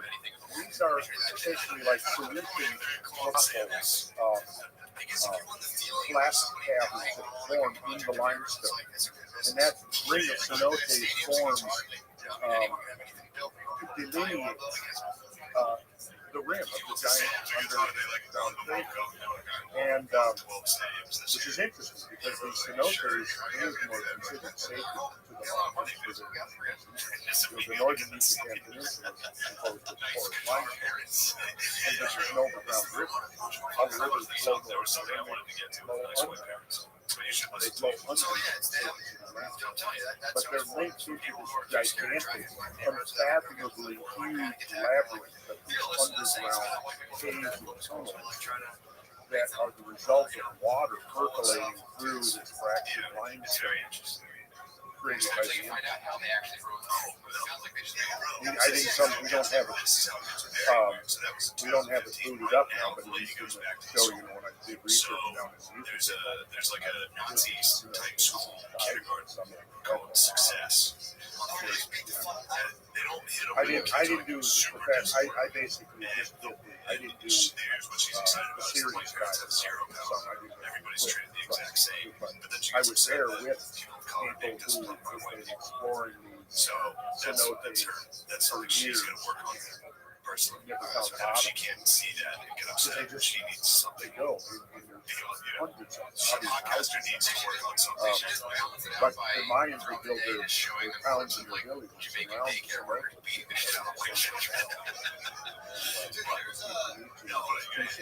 This is where it gets crazy. Go upstairs. All they're obsessed with race. And they're so obsessed that they have a squad that goes door to door to look for racism in the classrooms. So like people walk by with clipboards and just peer into your classroom and see if they find any racism. And then all these adults that are going around classroom to look for racism in kids come to this, yes. And the adults, it's like a committee of adults looking for similarities, racist to each other. And then they all go back together. And when they found this one lady, it was like, there were groups of three. The black boy got the answer first. And the white girl got the white boy first to see if she should go with the black student's answer. Now, this could be that she trusts the white student or the black student. Because they were all black before. Does she not see him as a human being at all? sacrifices there. I mean, it's just like, well, what are you doing, They lady? would throw these pipes of burning coal down into the well of sacrifice to represent This lady is probably a little has her own little weird things going on. I guarantee if I can name her last name. and that was all. Yeah, my name is Smith Steinberg. Janelle Smith Steinberg in the third and fourth. In dozens of these It's pretty fun to do. surface efforts, We were doing it. I would drive and listen to it and just reading road signs like an NPR. Last name yeah, is in the future, they have George Wright. slides, you can see the whole thing showing you the slides. Berg. Smith. So no days I've got the slides, some of the artifacts pulled out. So yeah, we tried to get to something. So the younger guys, Yeah, it is like ASMR for just one kill. Yeah, it's fucking wild. That's fucked up, man. You walk around third grade, that's what's fucking kill. Why did you No, check that's off the the black situation. kid? You don't think he's a person? You're just sitting there, you're like, 66 million years. I was but wrong. the younger guys, Your brain goes on third grade. You're just in third grade. I was Well, see, just as I was saying before, okay, it was like a full fucking like back up. Blair Witch Project POV. And then you're like, remember what I was saying is that, one of the primary objectives of the critics is skepticism. Oh, no, it was not an impact. It was a long, protracted sermon with neither dying right, et cetera, et cetera. And if you can't produce a flavor, you got for us to start buying into this theory, you have to produce the smoking gun. Right? It's called then the Crater got produced. They found it. And in fact, several other craters, smaller ones, that seem to be dated right to the same age. In fact, the Indian geologists have found what they think is the Kiva crater, which is the same age off the coast of India and in the Indian Ocean, right? So I haven't seen the latest studies to see if that's been verified or not, but the studies I've seen suggest that the Indian geologists really do believe that there's a giant 18 boundary crater on the bottom of the Indian Ocean, which means it might have been a double land, or might have not happened at the same time, but over a short period of interval. And one of the scenarios that's kind of emerging now from studies of the cosmic environment is that you might think of a bombardment, where you have longer periods where bombardments are relatively isolated and few, and then there'll be a cluster. So a lot of the critics of the dinosaur termination said, well, they didn't all go extinct at once, so therefore it couldn't have been an impact. Well, what they're doing is they're imagining only a very almost obsolete model of impacts, is that they only happen in isolation, randomly, one at a time. They weren't even conceiving of the fact that you may have periods of time where you have multiple impacts occurring over a short period of time, or even multiple impacts occurring all at once. Like Shoemaker leaving 9, right? in terms, you can think that as, all of those impacts, 21 impacts, took place in less than a year. So that you could think of as geological, and that's simultaneous, right? So now the question is, and you get some of the same objectives with the younger Dryas boundary impact, is that the work smoking gun, where's the crater? So, but here's the problem, as I see it. If you've got an impact into an ocean, well, chances are craters can be very difficult to find, right? And if it's a 2-mile deep ocean, then the 1 kilometer diameter impactor, the crater, it's called the transient crater, it's only going to be a very short lived. It's going to be in the water. Now it's going to create huge tsunamis, right? So now those tsunamis may leave deposits that could then be identified. Particularly if there's datable material in there, which happened within the last 50,000 years, it's probably organic material, which is like radiocarbon, right? But so that would be one thing you could look for to try to identify oceanic impacts. Now, go back to the Ice Age. There's approximately 6 to 7 million additional square miles of the Earth's surface that is covered by massive ice sheets. Most of that is in the northern hemisphere. Now, if you have a bombardment in the northern hemisphere at this time, the chances are much higher that impact could have been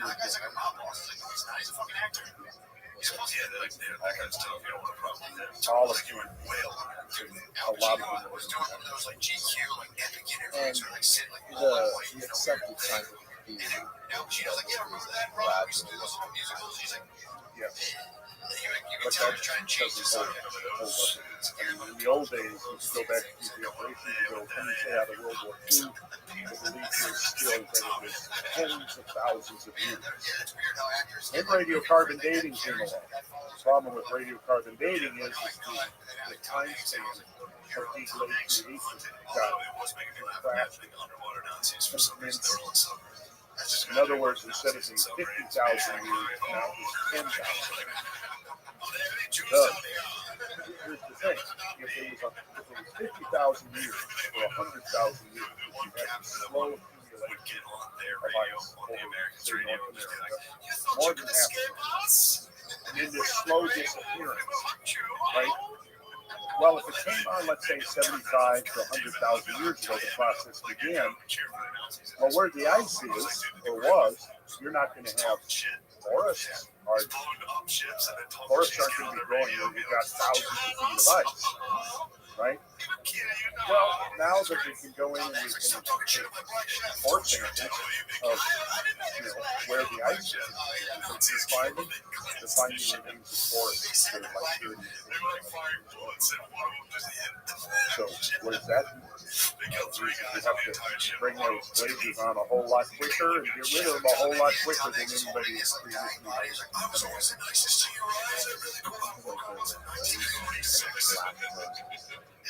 Oh yeah. I mean, you say nature, but within hours. Yeah.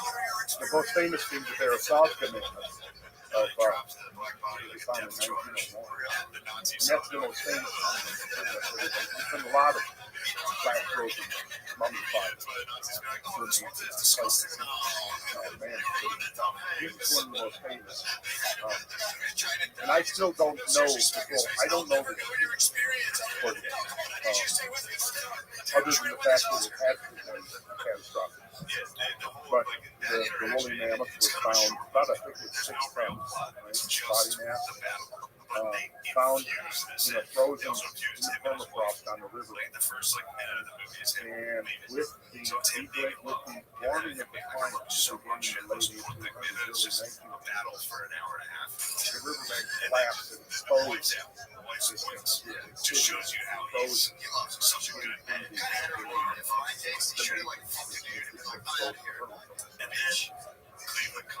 they were able to, in that first year, there was no scientific study. It was a year later than the first scientific study. But anyways, they get there, and in the interim, the skull had been exposed and rolled. The flesh remained and he's sitting in the pond, and in his mouth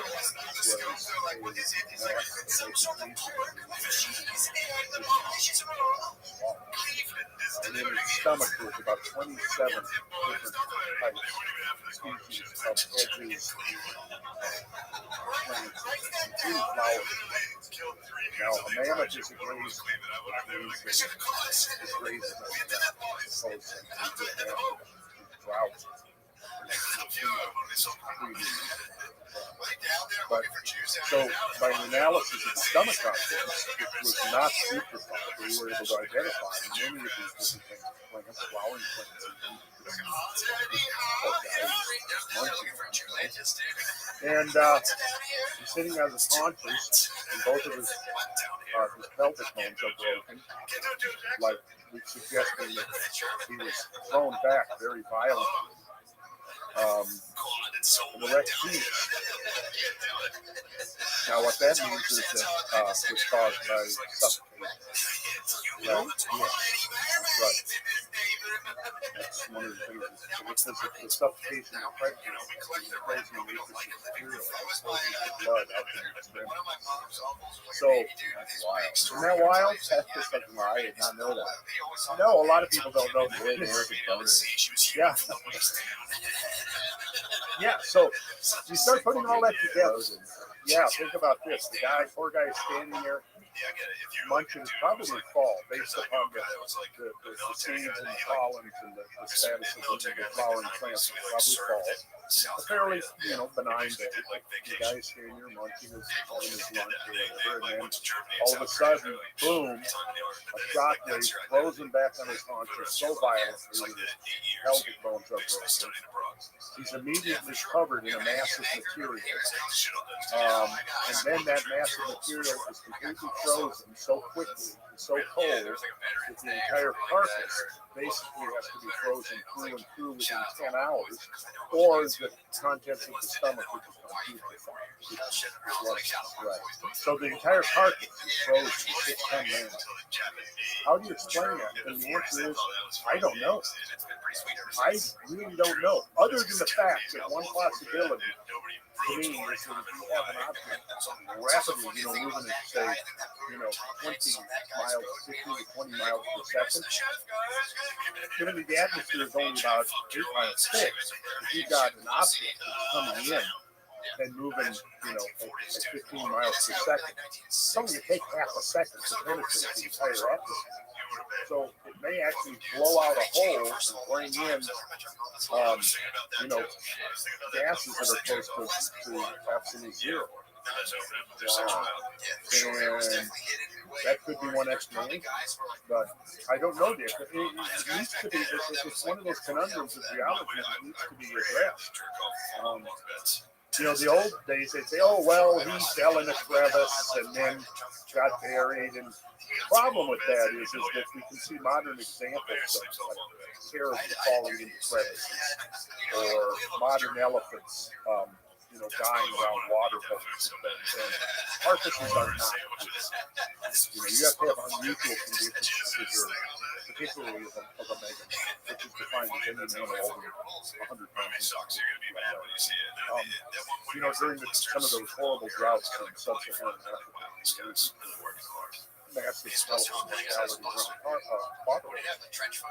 Typically, you got an elephant that dies there, his carcass decays, scavengers will eat the flesh and carry off bones and stuff.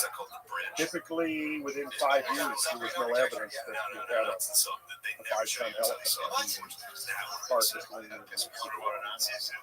So, typically, for any animal to become a part of the fossil record, they have to be removed rapidly from the forces that would normally recycle and release. Think about this, during the post-Civil War, 1870s, 1880s, and there was a tremendous slaughter of American bison.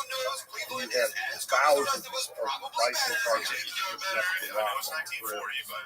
I mean, there's no remnant of them there. In order for those carcasses to be preserved as fossils, they have to be removed from oxygen, they have to be removed from scavengers, they have to typically be buried very rapidly. So, maybe we should look at some slides. Let's look at some slides.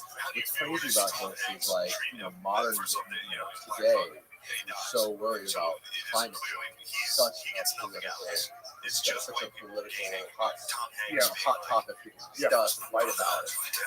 How much impact do humans have on climate change?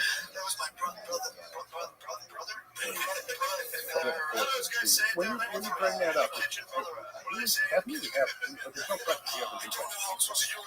And the environment. Through all kinds of things. It's not just the burning of fossil fuels, it's deforestation, it's agriculture, it's mining, all of these things have an impact on the environment.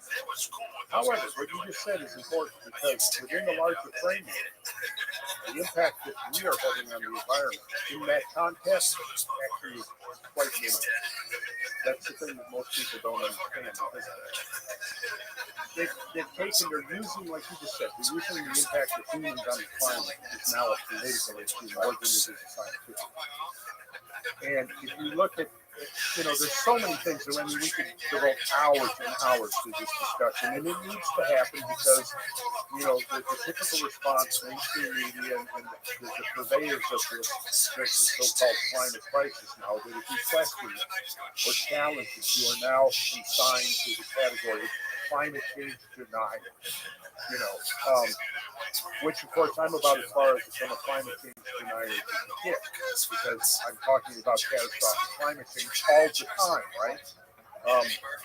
Now I do question the severity of human climate change by releasing very much really a small part of the carbon dioxide that is locked up in the crust of the earth into the atmosphere.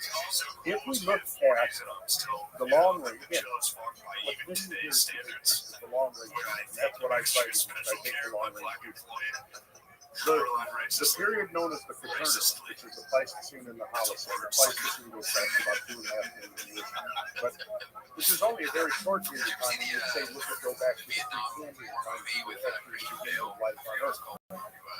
Within that period of time, the range of life on Earth, which is the Paleozoic, the Mesozoic, and the Cenozoic. Mesozoic was the age of the dinosaurs. We all talk Jurassic Park. The Jurassic Park was the middle period of the Mesozoic, preceded by the Triassic and followed by the Cretaceous, right? And in fact, for people who are really into most of the dinosaurs that were in Jurassic Park, but I don't know, Cretaceous Park doesn't have the same ring. Some dinosaurs over there. I think steel's like the one gun they have or something. Yeah, I've been a little concerned. And it turns out that was a real guy in real life, and it was like. But then I realized, we got off. Dude laid himself down, and Herzog was like, oh, my man. Like, he used his real name in the movie. Oh, I thought it was for protection from us. Oh, no, also, So, where was I? Yeah. Okay, so what I'm about to say was that if you look at the ambient concentration of carbon dioxide in the global atmosphere, the lowest throughout the entire range of the so-called Paleozoic, which is a great eon encompassing Paleozoic, Mesozoic, and Cenozoic. Right? The Pleistocene and Holocene has been the lowest carbon dioxide has been in the history of life on Earth. And this lowering of carbon dioxide coincides with the concept of this oscillating cycle of glaciation and glaciation. Now, carbon dioxide has two primary functions within nature. On one hand, it is a greenhouse gas that can capture long wave thermal radiation emanating from the earth, right? It's been absorbed from short wave solar radiation impinging upon the earth, being absorbed and then being re-emitted once the Earth's saturation is re-emitted. So it's a greenhouse gas, and it's important, right? It's also the fuel for photosynthesis. So it has a dual function. Without carbon dioxide, there's no photosynthesis, right? Now, carbon dioxide typically, once it gets below 200 parts per million, it starts getting dangerously close to the point where photosynthesis will shut down. Photosynthesis begins to shut down between 150 and 180 parts per million. During the last so-called late glacial maximum, carbon dioxide concentrations reached as low as 180 parts per million. Now, no green. Keep pushing a little bit. The first plants that go are the so-called C3 plants, which is basically describing the photosynthetic pathway. Most of our food crops, most of your weeds are poor, which means that they have been adapted to low carbon environments, right? But most of the stuff we eat is adapted to a higher carbon dioxide environment. This is why commercial greenhouse growers ramp up the carbon dioxide to like 11 or 1200 parts per million, which is three times or more the present day concentration in the atmosphere. No, about 400 to 400. And at the beginning of the Industrial Revolution, it was about 200. So throughout the 10,000 years of policy, it apparently rose about 100 parts per million. It has risen another, 120 parts per million. Right?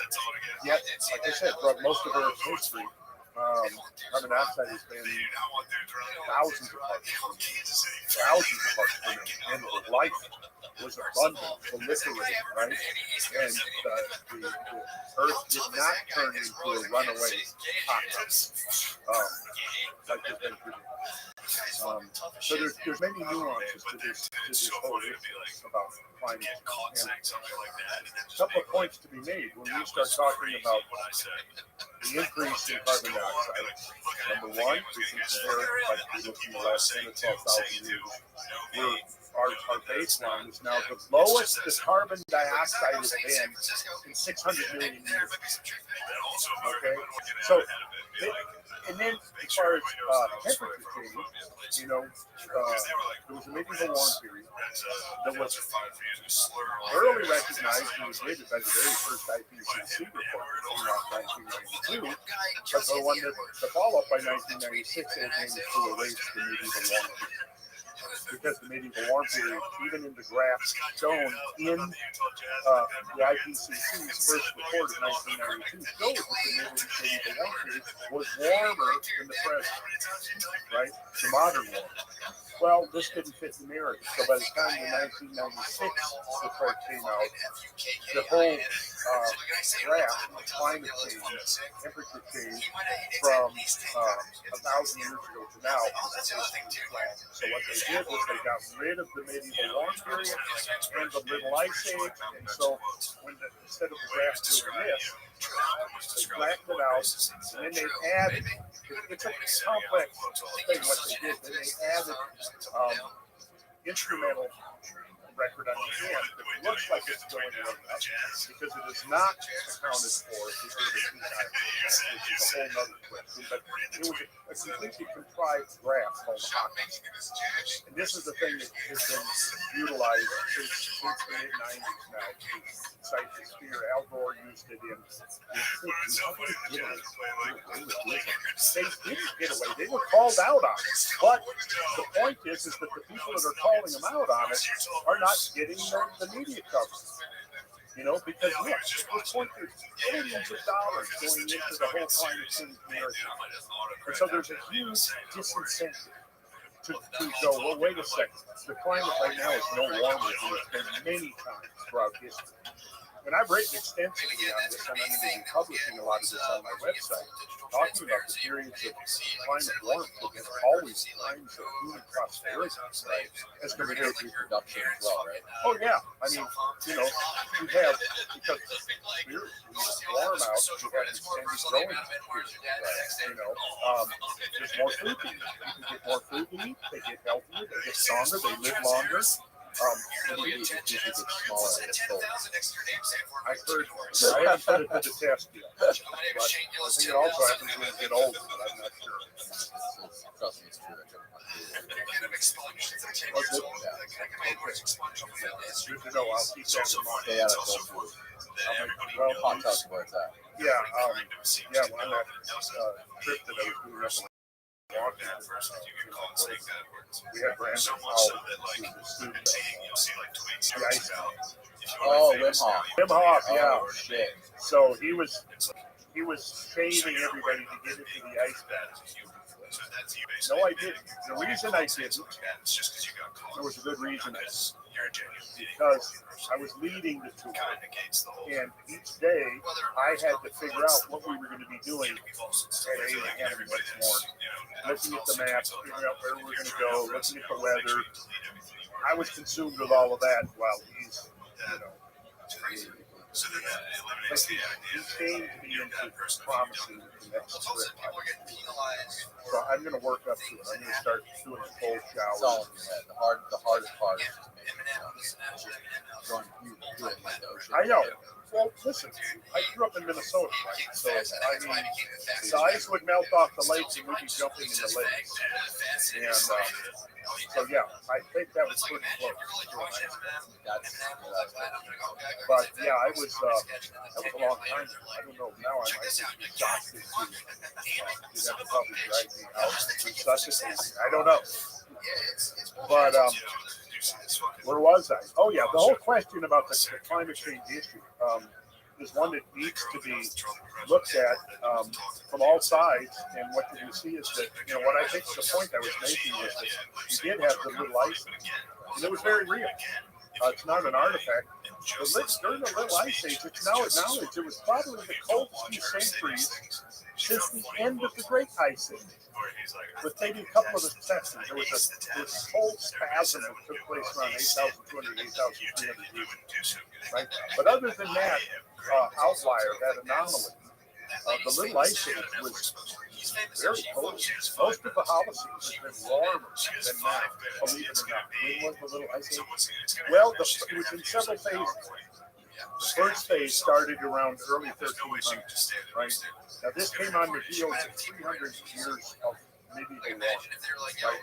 Now, it was during this medieval warmth that the Vikings colonized the west coast of Greenland and had farming for hundreds of years there, where it's permafrost now, right? It was also the great era of cathedral building in Europe.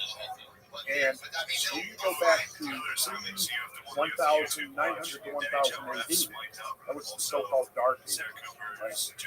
And the Dark Ages was a period of basically 536 AD, possibly the oldest year of the last 2,000.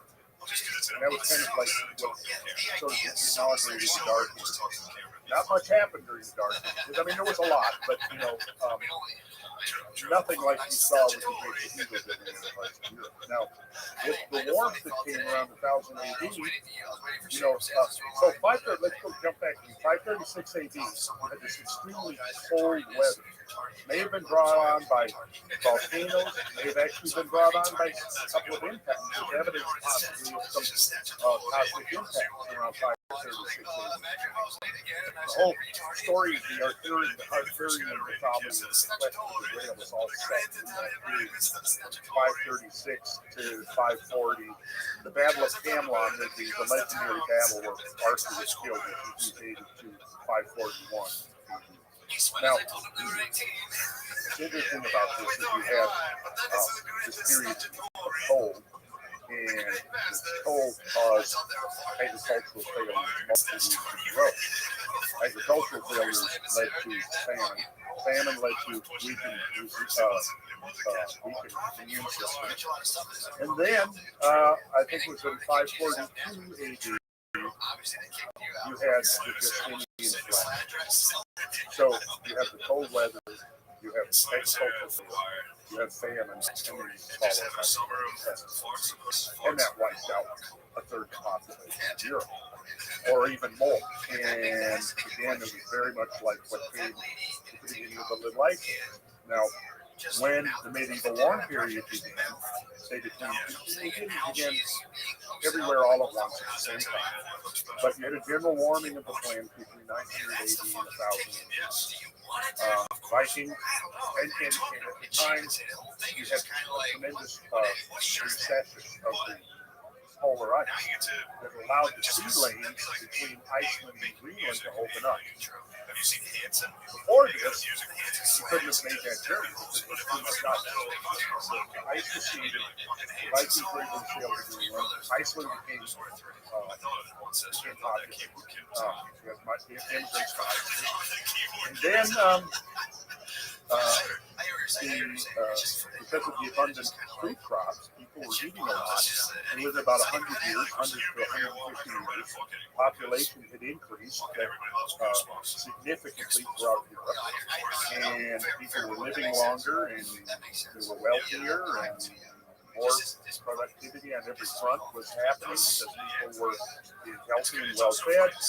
Infant mortality declined, lifespan, even human stature increased by 3, 4, 5 inches during this period. This is the warmth. This is the medieval warm period, right? Because of the surpluses that were created, you now had this possibility of armies of tens of thousands of highly skilled artisans and craftspeople and glaziers and carpenters and stone carvers and stuff, able to build these tremendous Gothic buildings. I don't know if you've been to Europe. Like Notre Dame, yeah, you saw Notre Dame, right? That was built during this period. Amiens, Chartres, Reims, Leon. There was about 80 of these gigantic abbeys that were built during this time, and about maybe 500 smaller ones. But there was this incredible, prolific building period. What's interesting about that is simultaneous with the century and a half of this epic building phenomenon that was going on in Europe, you also had major building campaigns going over on in India, China, and Southeast Asia that built the last phase of all of the great temples in Cambodia and Laos and Vietnam that are so impressive.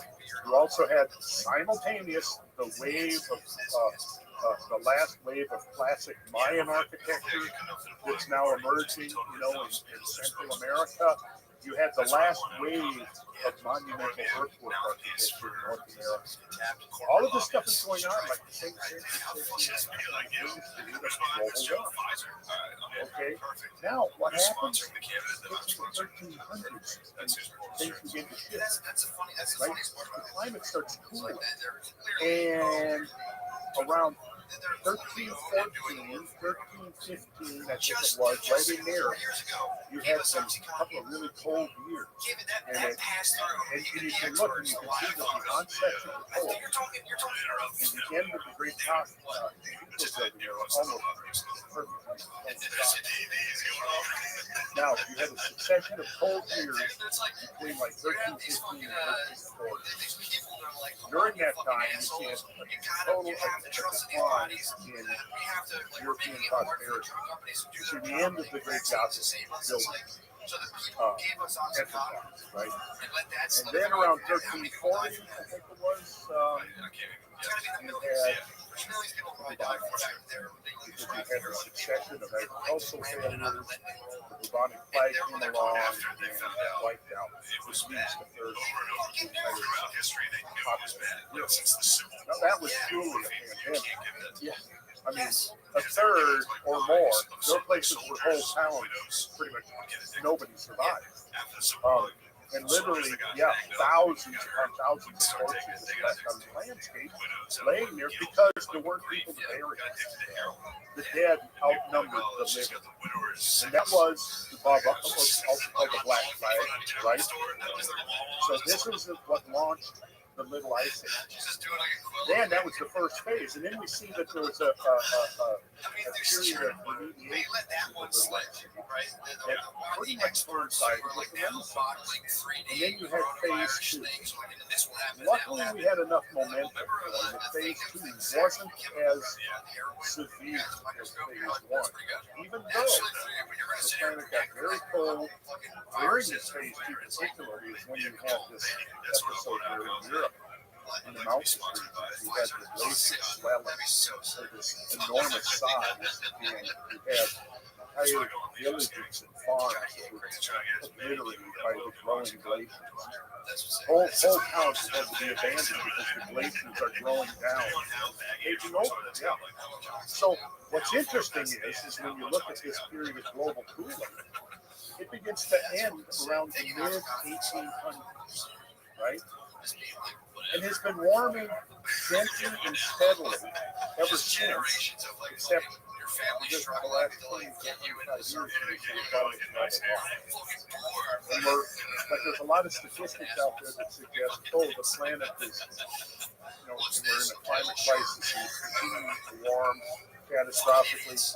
But there are studies, and we can come back and we could dive into this. Nothing but this conversation about climate. Recently, a study has come out that when you look at temperature data, one of the things that you look at is around these weather balloons and the satellites. Those are the three primary sources of knowledge. And you can't, if you get vaccine from you can't get any. You got it. See, so we started ground-based data collection station there. It's in a rural area, particularly like in a rural airport, let's say 50, 60, 70 years ago. Well, then what happens is that it becomes urbanized. So, if you got a temperature station sitting, in a field, well, then you come in 20, 30, 40 years later, and it's surrounded by buildings and pavement and air conditioning. Right. That's the urban ecology. And generally, a lot of the modern temperature data doesn't really effectively account for it. And they also just don't include the role of the sun. And we know a whole lot more about the sun now than we did in 1988 one hot July day before Congress, when this whole ball started rolling on, catastrophic greenhouse warming. But one thing that should be mentioned is that the ability of carbon dioxide to capture long-wave radiation in the wavelengths of roughly 14 to 17 microns, right in that window, is pretty much saturated. In other words, you can keep adding carbon dioxide to the atmosphere, and it's going to have an exponentially declining effect on long-wave thermal radiation capture. Which means that, and typically, if you look at experiments going back decades and decades, show that most of the heat capture of carbon dioxide is in the first 50 parts per million. And when you add 50 parts per million, and you've already got 400 parts per million, the heat capture of it is minimal. Now, the computer modelers know this, so they have to introduce all kinds of positive feedback into the model in order to ramp up the effect of the carbon dioxide, because they know that the carbon dioxide by itself is not going to have a huge effect on global temperature. So there's so much like this, Danny, that's just not out there in the mainstream discussion. And it's sad that this is the case, but, again, like we were talking about, the science has been subordinated. Yeah, it really has. And there's too much incentive to suppress these episodes. Yeah, too much money on the line. Stand by yourself in a field. Yeah. And occasionally walk over and get some photo. People like you. Welcome. Great skeptics. Achieved it. I was going to say, to achieve everything is outdoor function. In the mainstream. The outdoor function. Well, you may have noticed that there's a very noticeable reluctance on the part of the proponents to debate. This is how, Because it's hard. Nobody knows what it's about. People are talking about it. They don't really know how much time do they actually spend studying. right.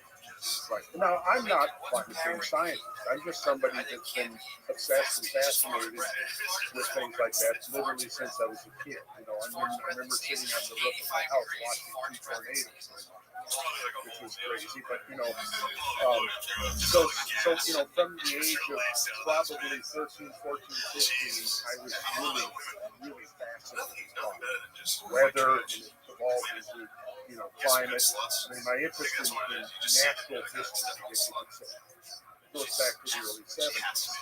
You know, so growing up in, you know, an environment like rural Minnesota, right where we lived, we had land on a lake. There was a leftover meltwater bubble from the ice, and the ice right where we were was at the margin of the so-called superior lobe of the Laurentide ice sheet. And right where we lived was a place where the ice would expand and contract and expand and contract before it finally disappeared. And so it changed the entire landscape of the, you know, the environment of when I was a kid growing up. And I always had this kind of undefinable fascination with the land, because it always seemed to me, even as a little kid, that there was something about, you know, a hill is not just a hill. It's something else. It's maybe it might be a drum. It might be a terminal mooring.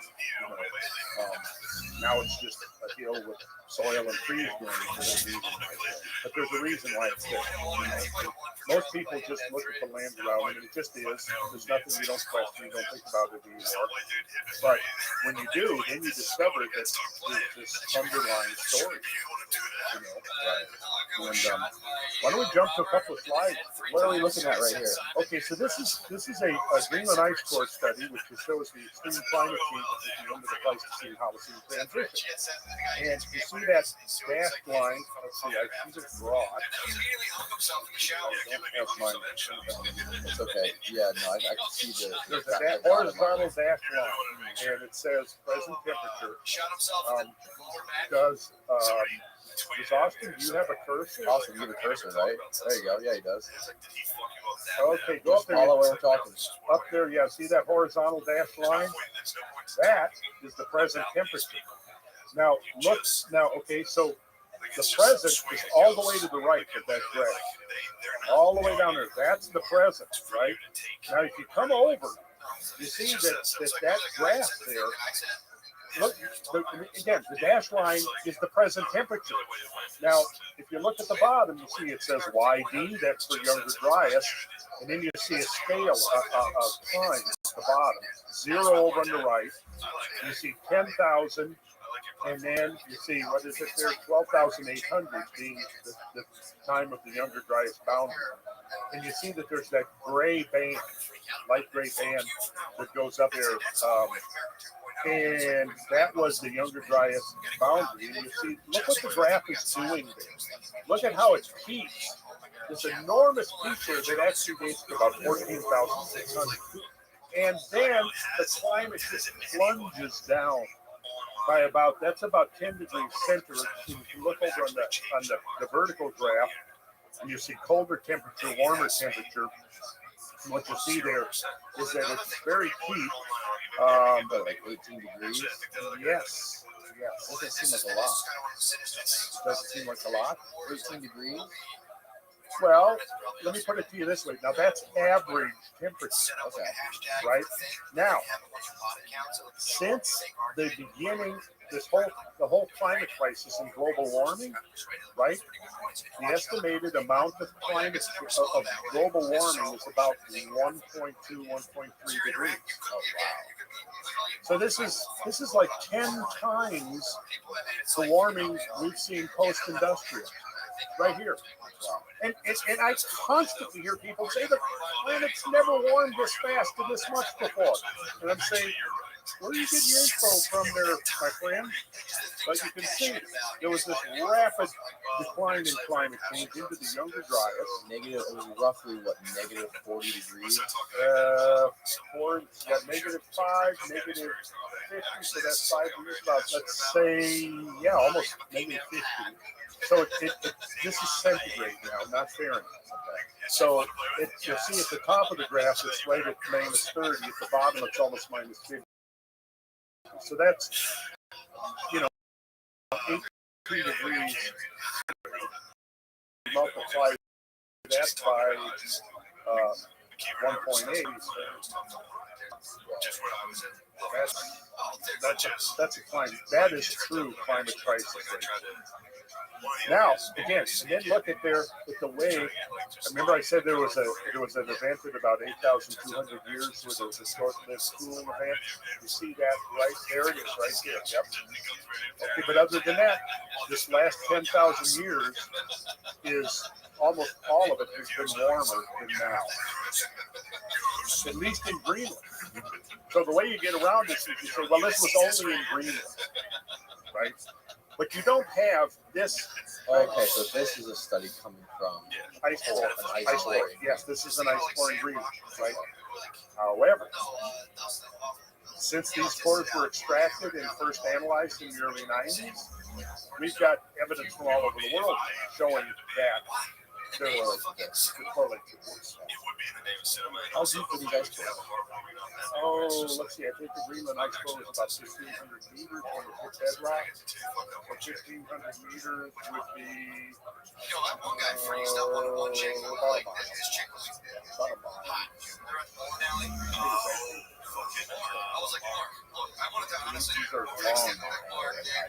yeah. And that's over Greenland at present. See, present it's a mile deep. Yes. So look, you can see up there through the medieval warm period. Now look at the medieval warm period, and then look at the present global warming, which is right where that graph hits the vertical axis. You see right there, when I said that the medieval warm period was warmer, all of the evidence suggests that the medieval warm period around the world was warmer than that. And yet, it was not a time of climate crisis. It was a time of human prosperity. But that does fit the narrative. What about right on par with the little ice age? Yeah, we're actually a little warmer. And see, this is going to be a little bit biased because it's in Greenland. If you have to go to the European, if you go to the southern, farther south in the latitudes, what you'll see is that, relatively speaking, yes, a little ice age is colder. A couple of degrees colder. Okay, and then you see warming at the end of the Younger Dryas, and that was a spasm of warming. Now, check out that huge spike over to the left. That's like within how long is that spike? That's a massive spike. On the right, on the very end of the Younger Dryas. That one, yeah. Probably a few years. Yeah. And that is about 11,600. Now, what you had there was two gigantic pulses of meltwater into the global ocean, which caused what John Shaw and his colleagues refer to as CRE, catastrophic rise events. And I believe that these events, these warming events, are associated with the gigantic floods. Because it was these warming events that melted the ice. If you go to the next slide, you see that the next slide is a late Pleistocene mortality graph. Now, in these events that terminated the ice age, roughly half the great megafaunal species on Earth died out. Very rare. And what we have here, if you look at this graph from left to right, on the far left is 50,000 years ago, and then it ends at 4,000 years ago. Yep. But now, if you look at each one of those squares, represents a fossil specimen. So, for tens of thousands of years, from 50,000 years ago to about 14,000 years ago, you'll see that it's generally fairly sporadic. Then you get to 14,000, and it really peaks around 12,000 years. So, all of a sudden, around 12,000 to 13,000 years ago, a huge number of fossil remains were introduced into the environment. And so what? And then at the end of this, these species extinct. They don't exist anymore. So these are, each square represents a fossil specimen of an extinct megafaunal species. Mastodons, mammoths, giant ground sloths, dire wolves, Pleistocene lions, saber-toothed cats, giant elk, giant beaver, giant armadillos, everything was giant.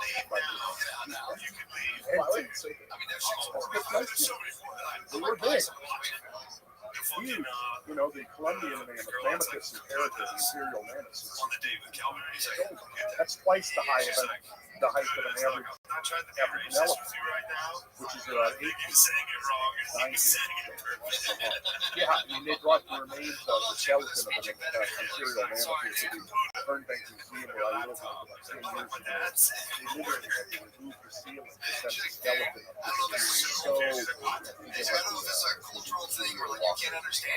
Yeah.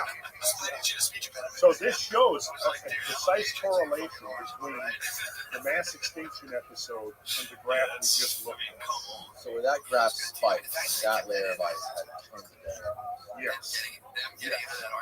And if you go back one, Austin, that spike, I would actually do a slide. No, not forward, Austin, back. If you go, that spike, if you were to flip this graph over, that spike would coincide with that younger dryas drop. It's a very convincing correlation. And then, now you can move, Austin, go forward 2 slides. Next one right there. Okay, so now this is the graph of sea level rise at the end of the last ice age. Now bear in mind, if you're going to add 7 million cubic miles of ice to the surface of the Earth, where's the water come from that forms those glaciers? From the ocean, right? Well, if you take that much water out of the global ocean, sea level is going to lower. So during the late glacial maximum, sea levels were at least 400 feet lower than they are now. When, in the old models, sea level would have been a gradual rise that would have correlated directly as the glaciers shrank, sea level would rise.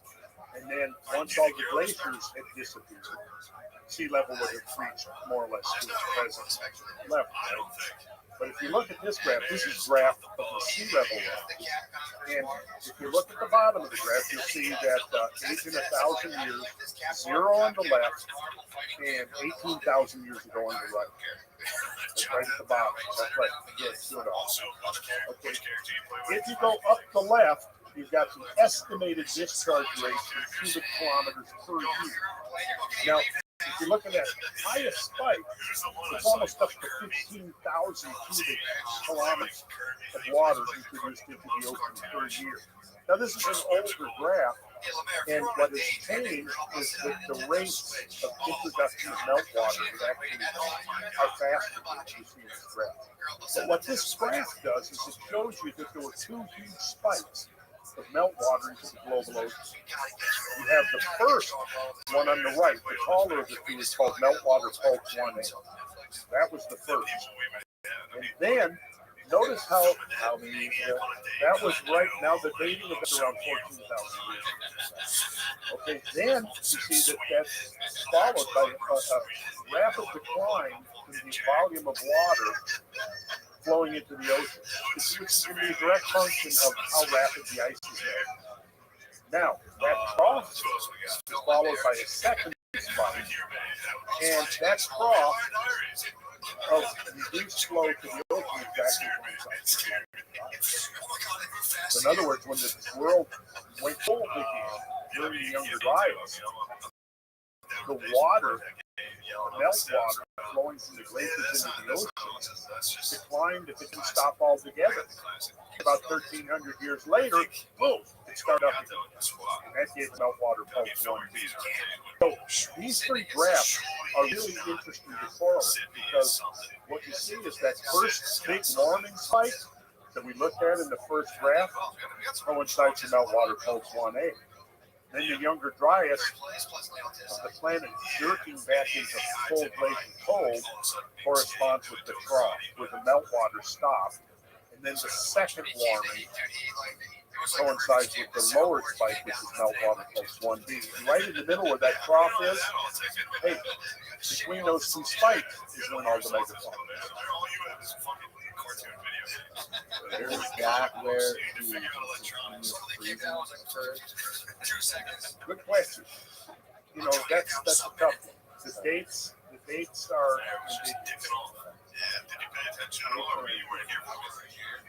So the spikes coincide with massive flooding. yes, Catastrophic flooding.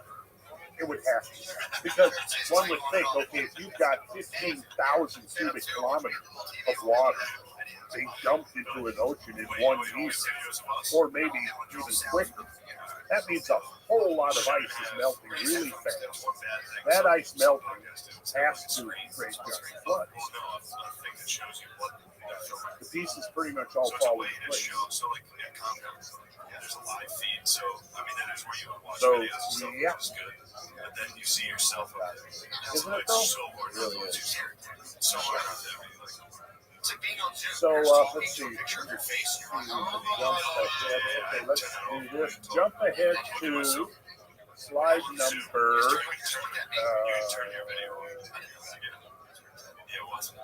Oops. I kept looking at myself.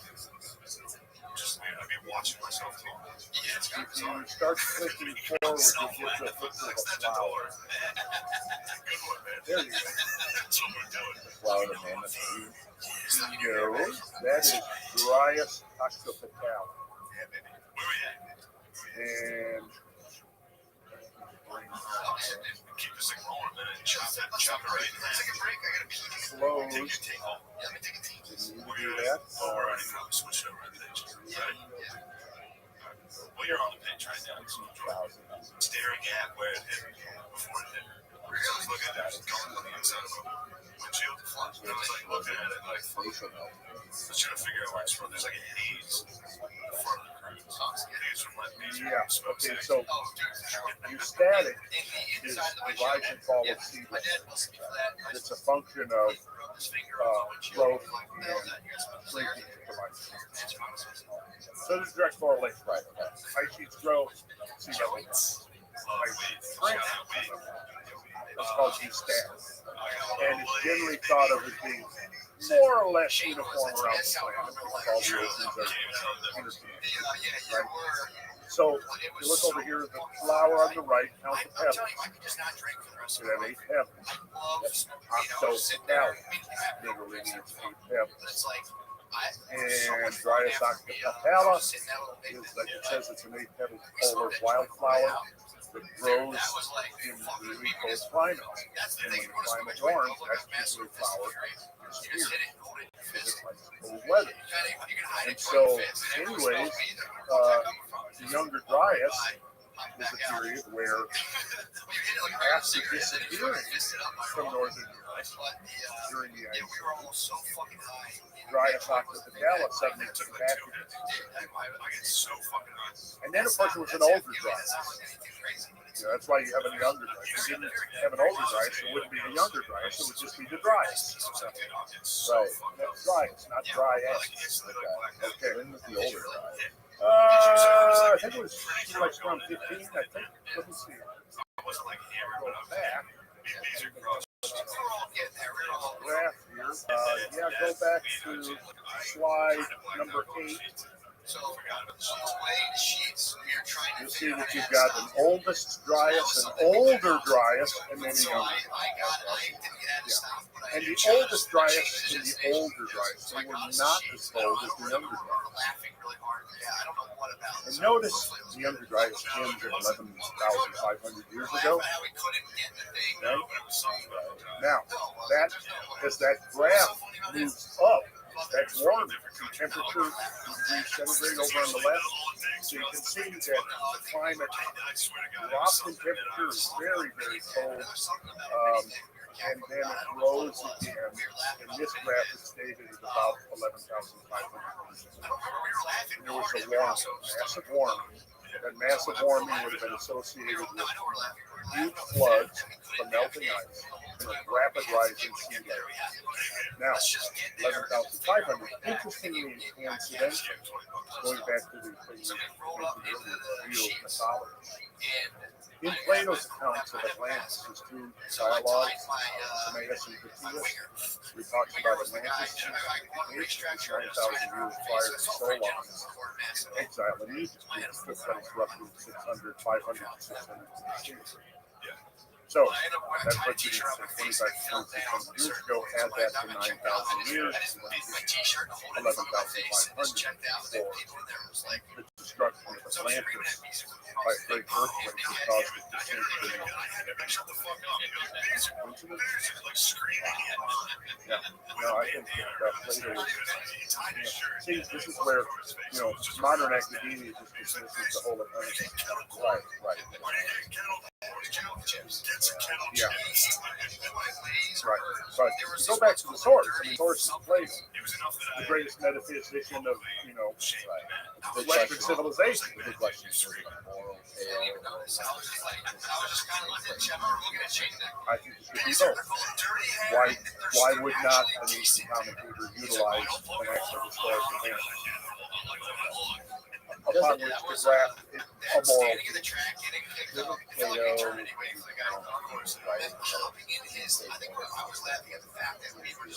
Oh yeah, multiple. Yeah, he affirms the veracity of the account. This may have the appearance of myth, but it's real. It really has. He says, yeah. So, which brings us to the recent video of the guy who was just on Joe Rogan's podcast. Jimmy. Yeah. Jimmy. What's the name of his channel again? Bright Insight. Bright Insight, yeah. So he had a conversation with Joe Rogan about the eye of Ashton. Right.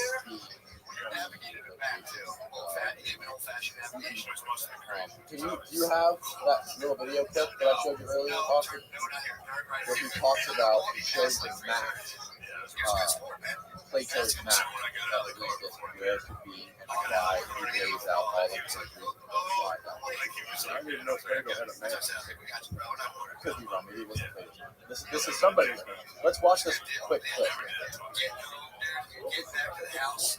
My mouth was crushed. Steak. And then you're like, no, bottom drawer. Unearthed. I unearthed this steak. No lie. Had it in 14 ounces. So good. I cut it in half. I was going to share with you. These are one of these are all these chips. So I ended up eating. That was the end of my night. Eating like that 16 ounces of steak, whatever that was. And just passing out and sleeping. I was like, oh. That was nice. That was Trying to get a game in with Wes Watson. Wes Watson was quarterback in my legacy mode at NCAA 14. Oh, dude, I played Notre Dame with your told was up a touchdown with like 2 minutes left. the game. Throw a pick. Then they whipped out some Subconsciously, I think he did it on purpose. No, I don't like Notre Dame. Really? They are friends. They're really big.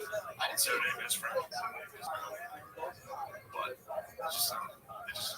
it's like a pro team that like can draft somebody and like turn around. It's a college team. It's just this is kind of as good as they are. Same batch of nerds all the time. Same batch, maybe less nerds. Yeah, it was fun. That was good. That was good for me to get out. I let my hair down. Yeah, man. Let's have you see you drinking some cider. I was like, I came up yet. I had those 2 I was eager and strong from your trips. activated all my fucking molecules. It's like a pig when it gets feral. In like a week, if you go to a dirt track, you grow them all. Dude, I was emptying a couple bullets. I saw. Where are they from? Well, I guess Central Pennsylvania. It's pretty easy. Again, it's literally like nothing but cornfields. I told my dad where we're at. He's like, anywhere you tell my dad, you can name any city in America, and he'll name another city. He's like, oh, up near Centralia? I don't fucking know. Yeah, that's up near Centralia. I'm like, I don't fucking know. He has the name. That's just yourself. Centralia We're south. That's what I thought. I was like, well, now you guys are north of York. North of York, south. York's. They got little races. I bet York's races. Really? Yeah. So Mechanicsburg, that's kind of racist. That's kind of racist. You've seen it. I've seen it. Maybe you're from around York.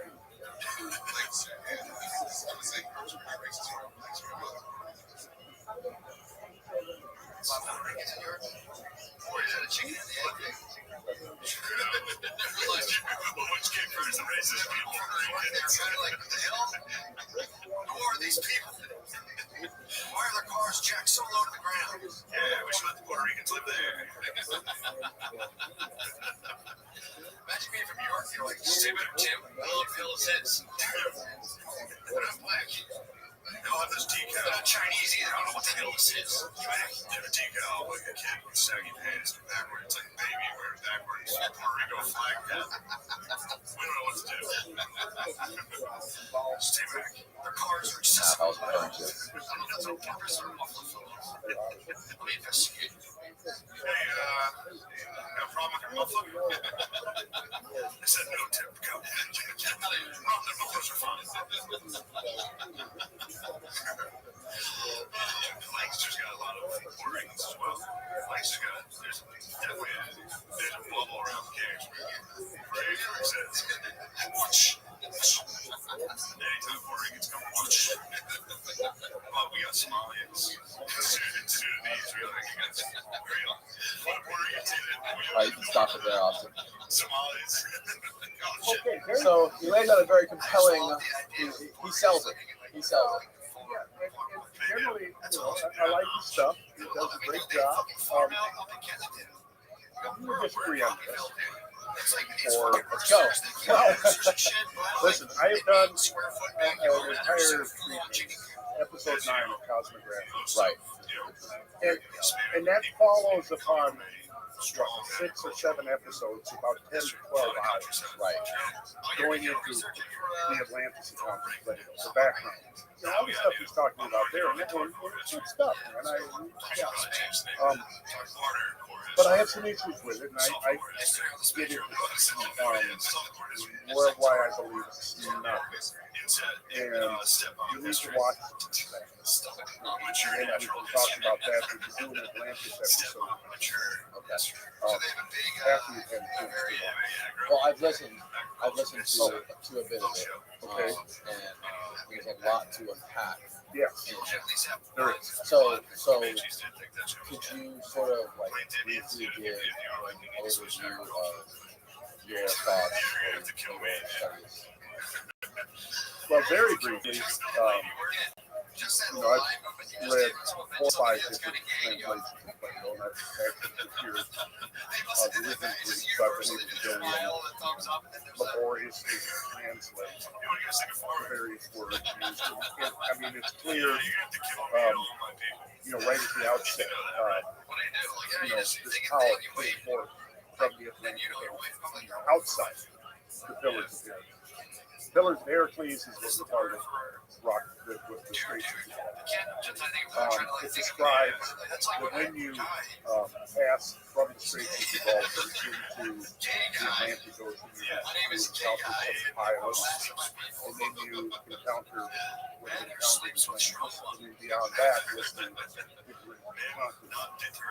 So in other words, when you look at the geography, and there is like this Parcel Bank, there's a sunken island right there in the mountains. There's actually an island where sailors can stop. And then there's Deer, possibly even other islands. That's my problem, is that Plato very clearly, to me, puts it in the Atlantic. And also very clearly describes that it sank within the ocean. So what I have done is shown throughout hours of video that there is solid evidence for post-glacial subsidence of particularly along the mid-Atlantic Rim. So all the things that Jimmy is describing, I could show essentially the same configuration for the sunken Azores Plateau, as it's called. open to the south, mountains to the north. And that's what I do in this series because I was not really familiar with the series the IFAS considered to be Atlantis. When I did those, I may have heard of it, I hadn't heard of it, I didn't look it up. So then so many people were asking about it, and I did a follow-up specifically focusing on the reach abstraction.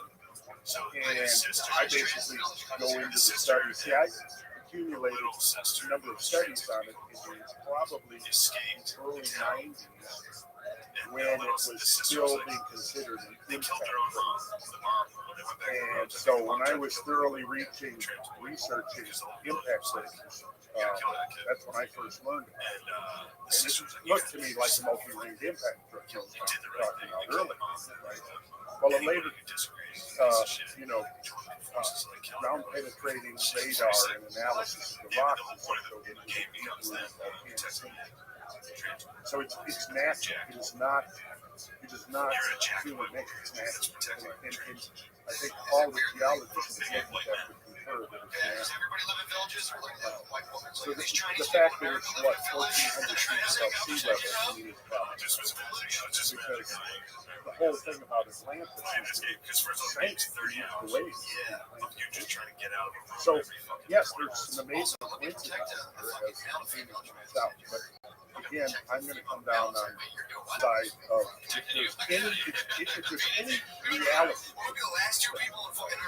My reading is people go, oh, Randall says Atlantis was the Asian.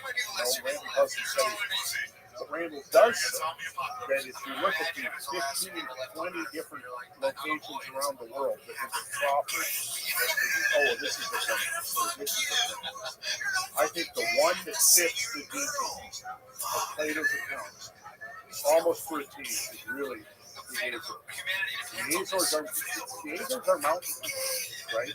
And those mountain peaks have their roots on it's called a microcontinent.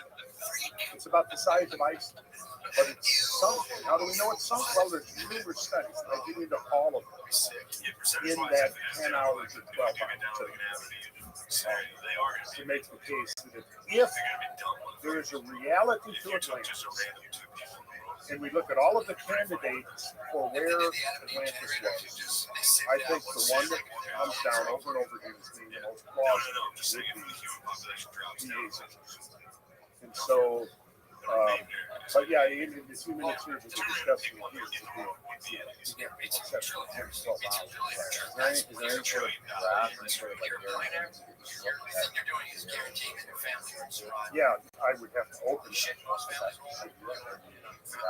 I did not do that too. I have it here. Okay, so we're looking at the video. Yes, we are.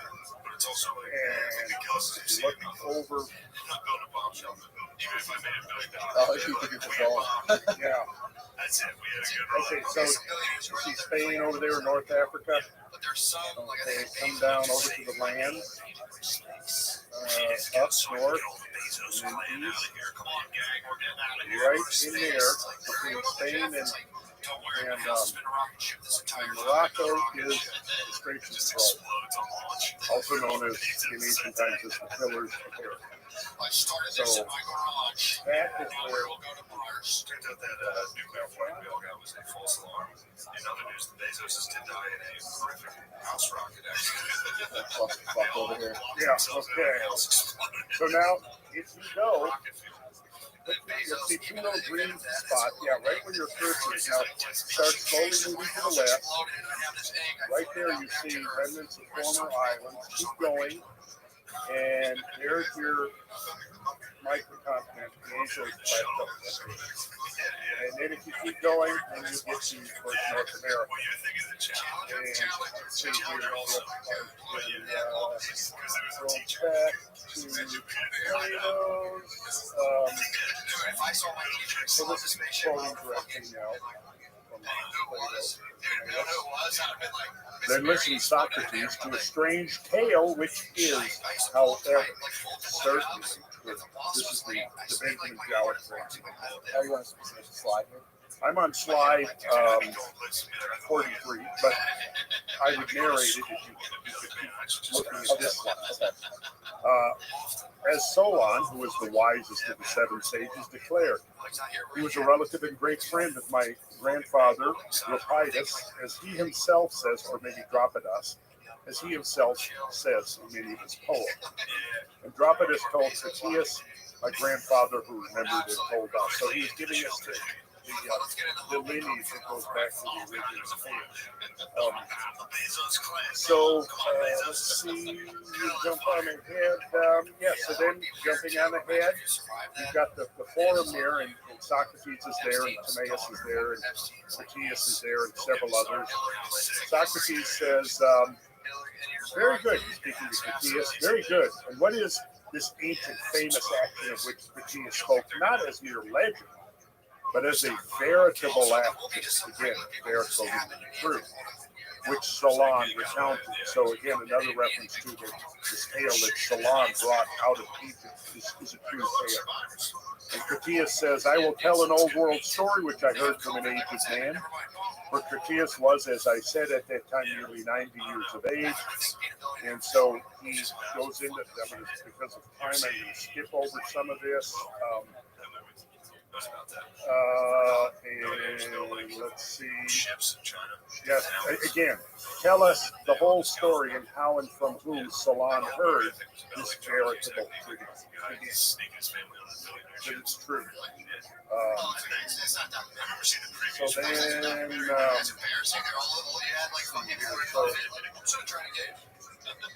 so Solon now is asking the priests, the elderly Egyptian priests. I'll just read this is again from the Jala translation. Thither came Solon, who was received by them, the Egyptian priests, with great honor. And he asked the priests, who were most skillful in such matters, about antiquity, and made the discovery that neither he nor any other Hellene or Greek knew anything worth mentioning about the times of old. On one occasion, when he, Solon, was drawing them on to speak of antiquity, he began to tell about the most ancient things in our part of the world, about Phronius, who was called the first, and about Niobe. Now, Niobe was the queen of Thebes, the daughter of Tantalus. And after the deluge, to tell of the lives of Deucalion and Pyrrha, and he traced the genealogy of their descendants and attempted to reckon how many years old were the events of which he was speaking and to give dates. So then we get into the dating of these things. He says, thereapon one of the priests, who was of a very great age, said, O Solon, you Hellenes are but children, and there is never an old maid who is a Hellene. Solon, hearing this, said, what do you mean? I mean to say, replied the old priest, that in mind you are all young. There is no old opinion handed down among you by ancient tradition, nor any science which is hoary with age. Now, that's interesting. He makes reference to a science which is hoary, meaning very old and venerable, right? And I will tell you the reason for this. There have been, and this is really, I think, one of the most important lines that has come out of the Western metaphysical tradition. There have been, and will be again, many destructions of mankind, arising out of many causes. But the greatest have been brought about by the agencies of fire and water, and other lesser ones by innumerable other causes. Then he goes on to say, this is the preface now. This is the preface to the story of Atlantis, which I find extremely significant.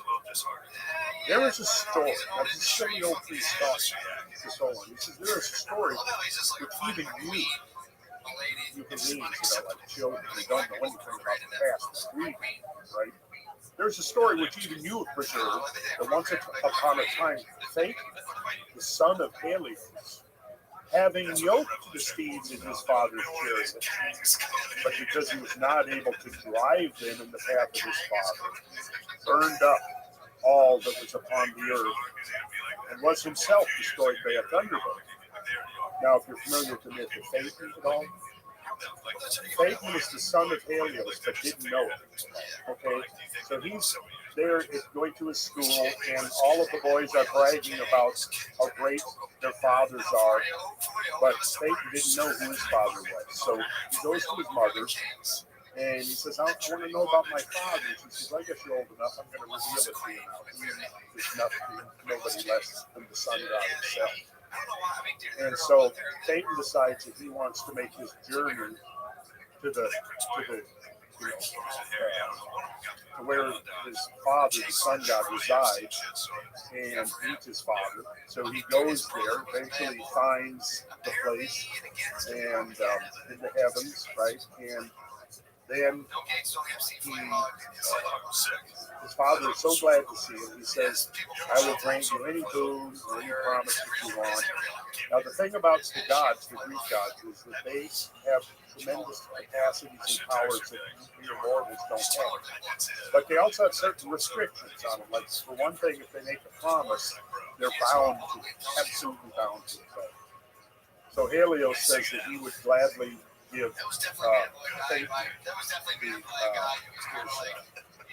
whatever boon he wants. So then Phaeton says, well, I want to drive your chariot. And then Phaeton, Helios says, well, how about anything but not that? Not that. What kind of chariot do you have? Well, it's a chariot pulled by these great powerful steeds. So this is actually an extract now from Bolton's mythology, extract from the Fall of Phaeton. And this is Helios now speaking. He says, suppose I should lend you the chariot, what would you do? Could you keep your course while the spear was revolving under you? Notice the word spear, revolving. Right? It's written 2,400 years ago. Perhaps you think that there are forests and cities, the abodes of the gods and palaces and temples on the way. On the contrary, the road is through the midst of frightful monsters. You pass by the horns of the bull, right?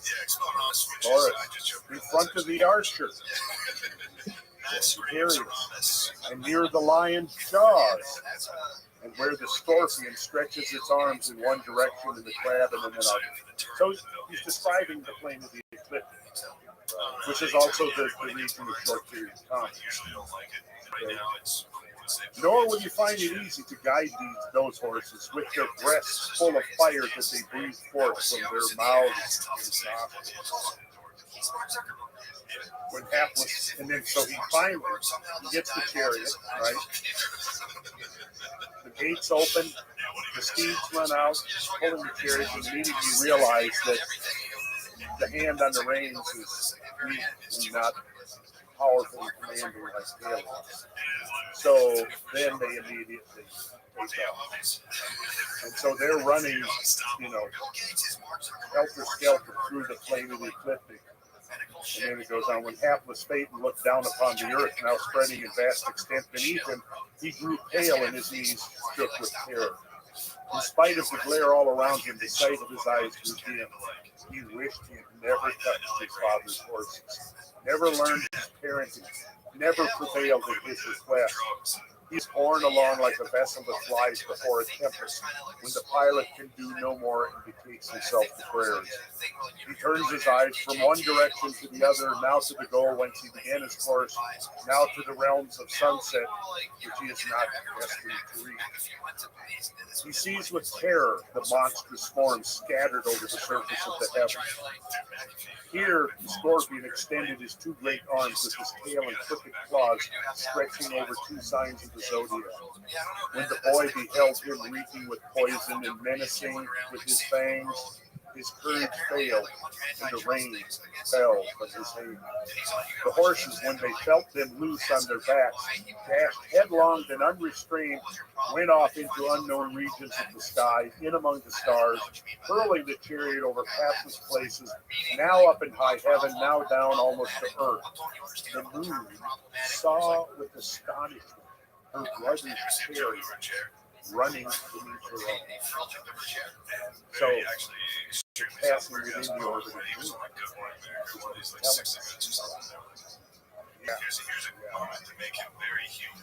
The clouds begin to smoke. The mountaintops take fire. The fields are parched with heat. The plants wither. The trees with their leafy branches burn. The harvest is ablaze. But these are small things.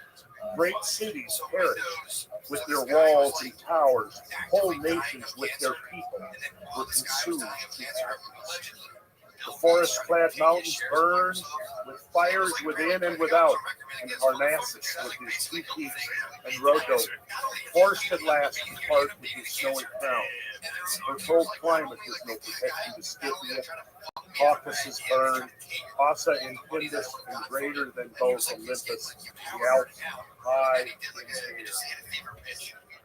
Then fate beheld the world on fire, and felt the heat intolerable.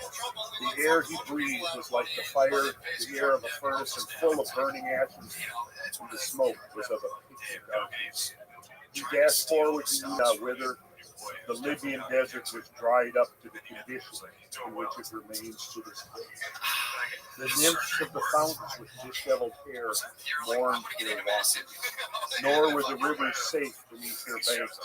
The earth cracked open, and through the chinks, light broke into Tartarus and frightened the king of shadows. The sea flamed up, where before was water it became dry plain, and the mountains that lie beneath the waves lifted up their heads and became higher. The fishes sought the lowest depths, and the dolphins no longer ventured as to sport on the surface. So it goes on, describing this great catastrophe. So now, what's interesting about this, fantastical tale. isn't that? Yeah, that's why I bring it up.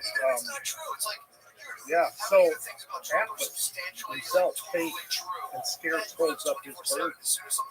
If sea, earth, and heaven perish, we fall into chaos, ancient chaos. Save what remains to us from the devouring flame. Oh, take thought for our deliverance in this awful moment. So what happens? Thus spoke the earth, overcome with heat and thirst, today no more. Then Jupiter, omnipotent, calling to witness all the gods, including him who had lent the chariot, and showing them that all was lost, unless some speedy remedies were applied, mounted the lofty tower from whence he diffuses clouds over the earth and hurls the forked light.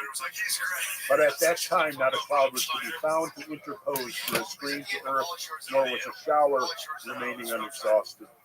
He thundered, now this is Zeus, and brandishing a lightning bolt in his right hand, launched it against the charioteer, and struck him at that moment from his seat and from existence.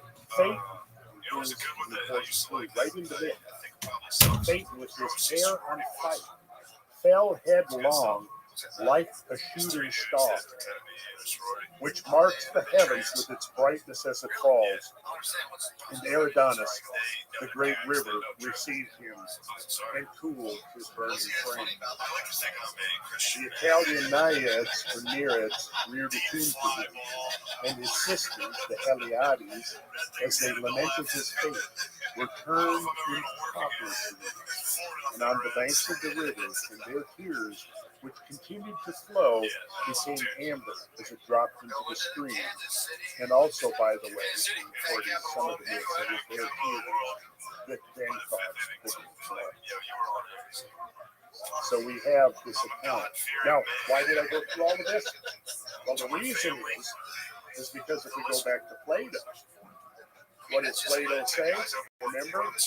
He says, about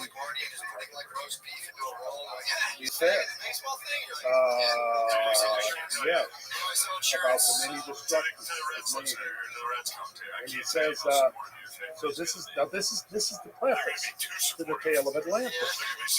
There is a story which even you have preserved that once upon a time, Phaethon, the son of Helios, having yoked the steeds in his father's chariot.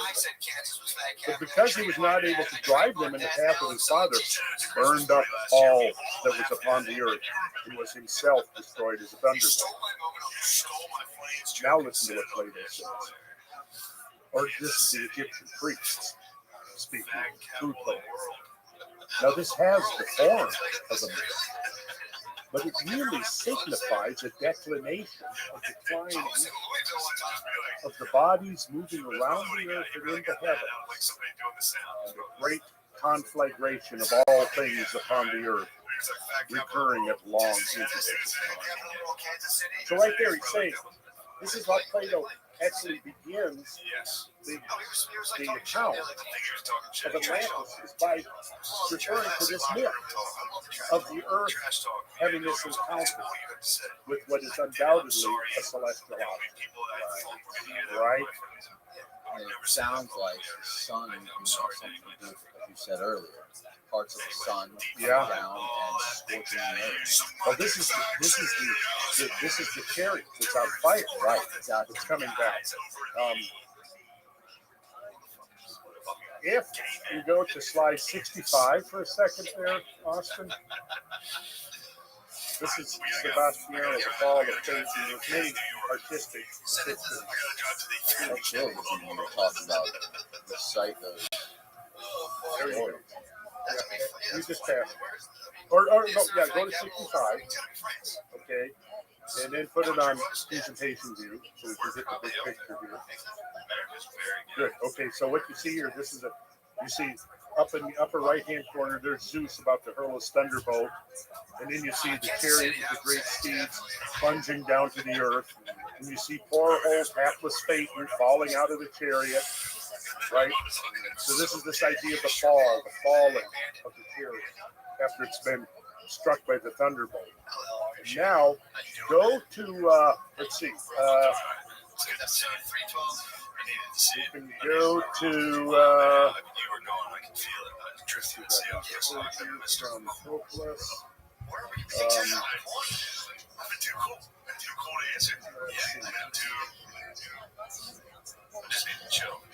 And this was all.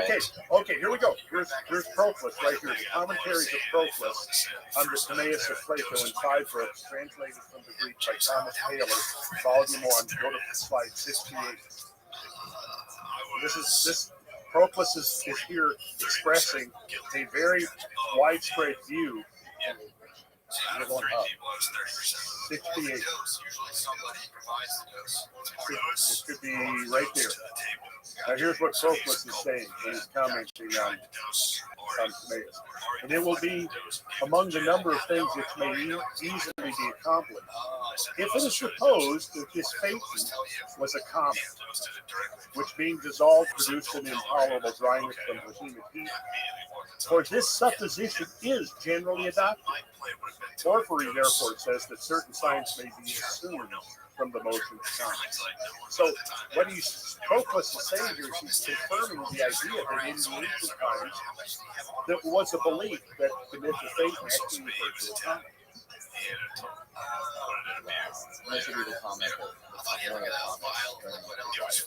Well, I tell you what, now go to the next slide, Austin. Roll it right on. Okay, The Fall of Phaeton by Gustave Moreau. Now, Gustave Moreau was a very mystically oriented artist who was very immersed into the ancient traditions, occultism, and all of this. Now, take a look at this slide. Very interesting because look what he's showing. He's showing the fall of Phaeton. Yeah. Right? The lions.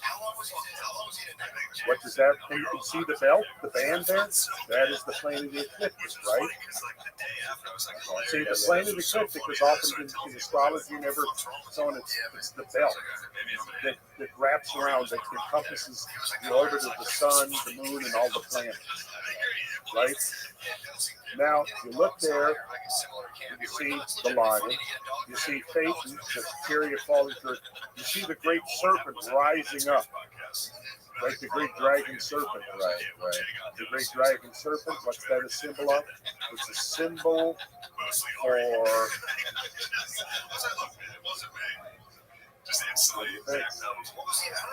You come back to that.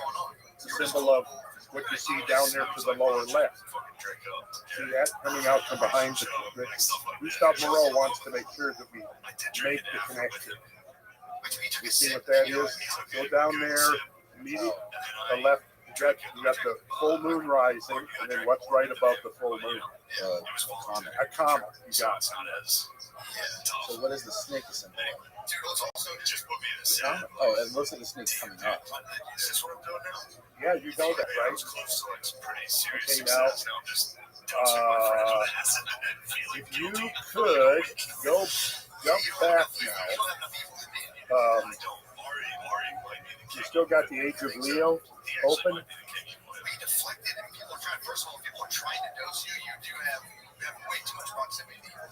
Okay, go back to slide number 4.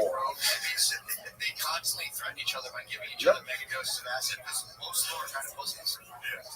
Dawn of the Age of Leo. 12,900 years BT. So this is the Younger Dryas right here.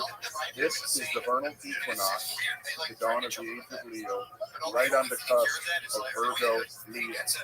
So the beginning of the Younger Dryas was at the beginning of the Age of Leo, which is represented by the motion of the vernal equinox. And we talked about, everybody's heard the Age of Aquarius, right? Right? The age of, preceded by the Age of Pisces, preceded by the Age of Aries, preceded by the Age of Taurus. Right, this goes into your sacred geometry. Sure, absolutely, all of it. So using that as a model for time change. What we got here is that at the beginning, the dawning of the Age of Leo, 12,900 years ago, the end of the Age of Leo, encompassed the Younger Dryas and the dual catastrophes that ended the end. Now, if you go back to Gustav Moreau's painting, he's showing us exactly when the comet came. He's showing us exactly when Satan's chariot. You see? Holy shit, man. You're blowing my mind over here. That was my intent. Yeah.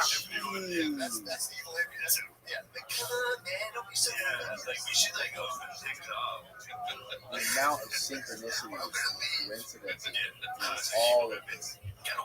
All of this. I was in the belly of the beast for a while. I remember, I was over in a long time ago, 10 years ago. I remember There's a lion.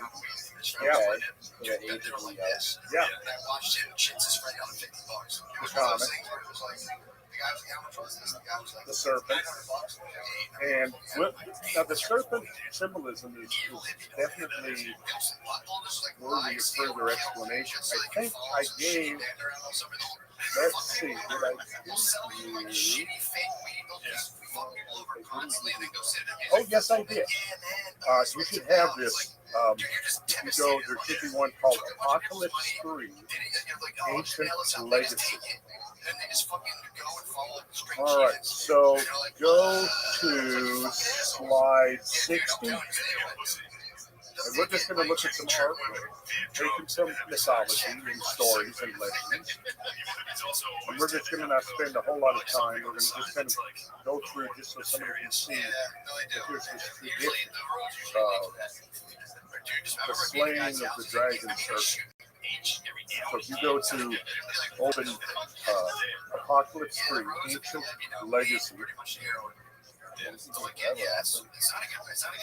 Well, I will read you a quick quote here. This is from the book The Cosmic Serpent, a catastrophist view of Earth by Victor Clue, Bill Mason, 1982. One of the really early books that I read that helped me is 50 Species. So page 192, they're talking about myths, right? And they say the earliest recorded myths are those of combat between a god or hero and the dragon. The dragon was a familiar figure in Greece, Egypt, Mesopotamia, Babylon, India, China, North America, and elsewhere. Usually, he has the form of a winged serpent. He is a gigantic monster. He spouts fire and smoke, bellows and hisses. He throws rocks and is the creator of terrible destruction. And his home is in the south. So the whole premise of this book is that the ancient myths of serpents and dragons were referring to celestial comets, asteroids, and right? So that's the connection.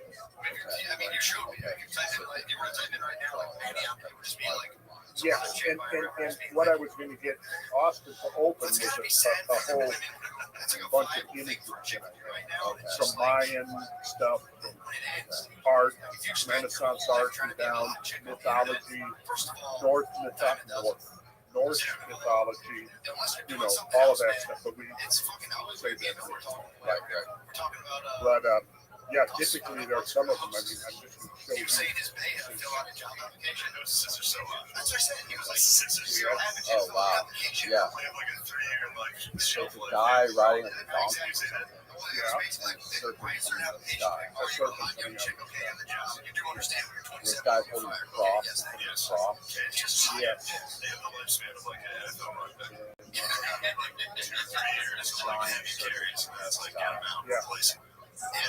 Snake is even a dragon. So there's various depictions. It's like the hottest chicks you have access to. That's you hide. Sometimes you'll see the hostess, it's a good litmus test for the whole town. You'll be like, this is your prima donna. There's a lot of this stuff. Basically, what it's showing is this tradition, long established tradition of associating dragons and serpents with meteors, fireballs, comets, asteroids, all this stuff happening in the sky. So,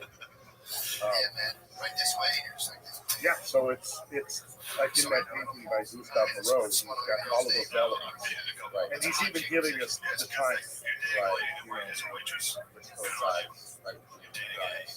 Yes. So let's come back to Atlantis after we've taken this little segue. Yes, right. We were on, so then I'll go on to one more piece of culture. So the old priest says, now this has the form of an imp, but it really signifies its explanation of the body moving into and the great conflagration of things on the earth with the series of so the fact is that wherever the extremity of winter frost or of summer does not present, mankind exists, sometimes in greater, sometimes in lesser numbers. And whatever happens, either in your country or in ours, or in any other region of which we are from, if there were any actions, noble or great, or in any other way remarkable, they have all been written down by us of old and are preserved in our countries. Whereas history of you and other nations are continuing to be provided with other requisites of civilized life. After the usual streams from heaven, like a pestilence, comes pouring down, and leaves only those of you who are destitute of letters and education. You have to begin all over again like children. And know nothing. Who's telling us right there to this idea?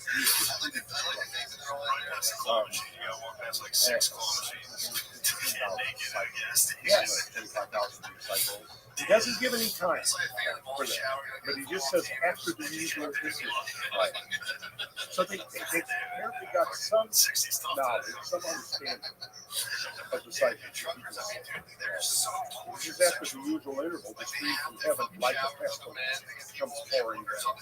So Okay, so we're talking about the interval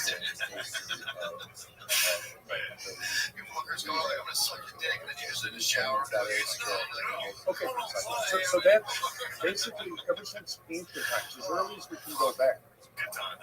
The ancient peoples who were confederate, obsessed skywalkers, identified these constellations, the 12 known ones, as being unique because they were the ones that basically all of the movements of the heavenly bodies, the sun, the moon, and the visible planets, all moved within those constellations. Right? Now, in addition to that, the vernal equinox, the equinoxes and the solstices, which are formed like a giant cross in space because they're right angles to each other, it's rotating slowly. So the vernal equinox was like considered to be the marker for the beginning of the year. And it was moving, it was not fixed, it was moving, and it's called presets of the equinoxes because it's moving east to west, whereas all of the other planetary motion, lunar motion, and solar motion is from west to east. So if you're standing facing the south, looking up in the heavens from the northern hemisphere, all that motion is going to be from west towards the east, except the vernal equinox is in the opposite direction. So roughly, this is very rough, roughly every 2,000 years, that vernal equinox will be passing through or transiting one of those 12 signs. So like for the last 2,000 years, it's been passing through the constellations of Pisces. Hence, we've been in the age of Pisces. Now, there's a lot of course New Age blue associated with that, but underlying that New Age blue, there's actual authentic astronomical phenomena, which is the perception of the equinox. It's simply an intersection of point between the plane of the ecliptic and Earth's equator, celestial equator, projected into space. And this is going to get complicated, and we'll save this because it requires some graphics for people actually to visualize. Other than the fact that the Earth's axis is not stable. Right, it's moving multiple rotating sun for one. It's doing the rotates on its axis, revolves. It revolves around the sun, and then it does this precession. Well, which is called revolving, right? Yeah. Now, if you picture that the Earth's equator is moving with it, then you project that plane out into space. That great plane is called the celestial equator, and it's moving at the same rate Earth's axis.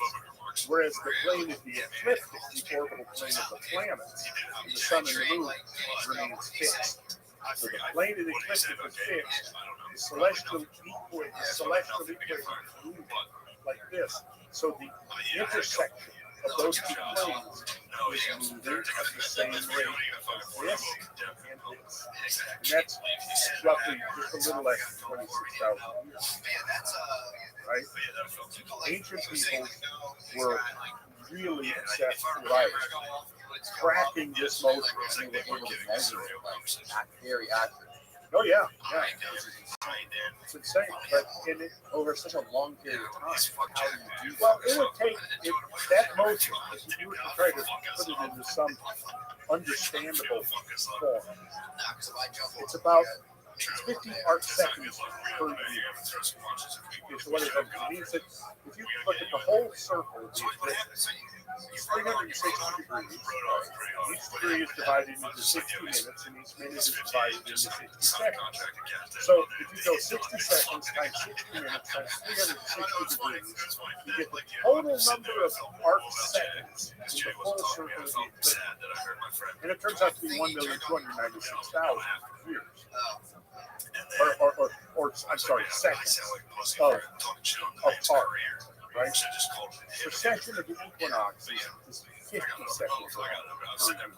So if I take my calculator and I go 1,296,000 years, It sucks to have like an average career. On video. You calculate it, right? see this, Austin. Okay. Now, I divide that by 50. That's how much it moves. There's the number of years it takes to make one full cycle. 25,000. Yeah, just a little less than 26,000. That's one full cycle as well. Yes. The equinox moving through all 12 signs, coming back to where it started. If we took where it is now, and we batched it up, if we went back 25,920 years, the vernal equinox would be in the same position. It would be on the cusp between Pisces and Aquarius. And each one of these, what these myths are saying, each one of these full cycles of 25,000 years, there is a major Probably more than one. And in fact, I would argue that it's catastrophes associated with the transition of each of the four seasons. And this is the term, great year. Just as there was the great year. At least if within the arguments of Hamlet's, which I think is credible. They were the ones who wrote the book Hamlet's Tale in 1969. Giorgio de Santillana wrote this book. Scholarly told fairy tales came out in 1969. They make the argument that, and you do know that there was a great year concept. They make the argument that the great year was ultimately which has come down to us in these ages, the age of Aquarius, the age of Pisces, the age of Aries, which is a remnant, even though it's been watered down into the New Age rules, behind it there is an authentic beginning.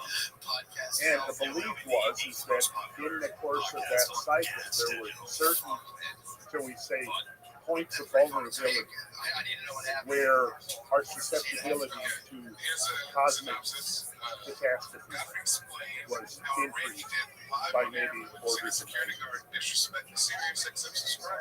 And so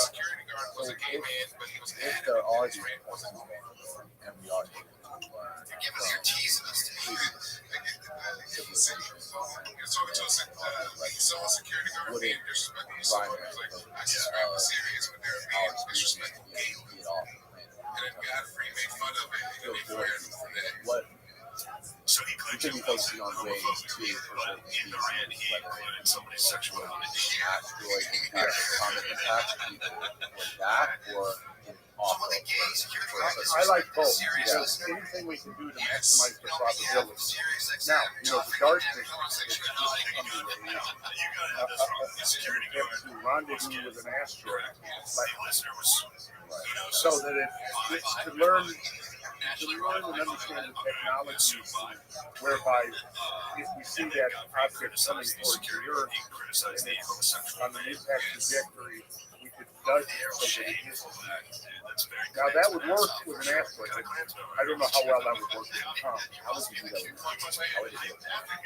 All you have to do is nudge it a little bit. So this is what the dark is.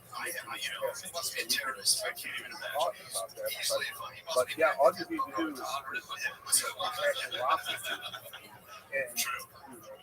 again, if you catch it early enough, then just a little bit of a nudge turns a direct hit into a wide miss. Right, it's like spirit hitting a golf ball.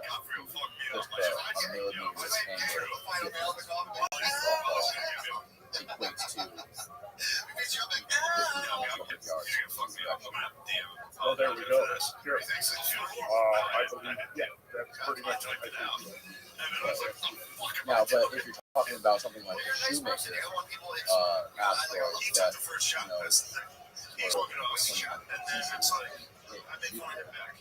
I still feel bad because that is pussy shit. That how podcast being for a comedy is gay. That is gay.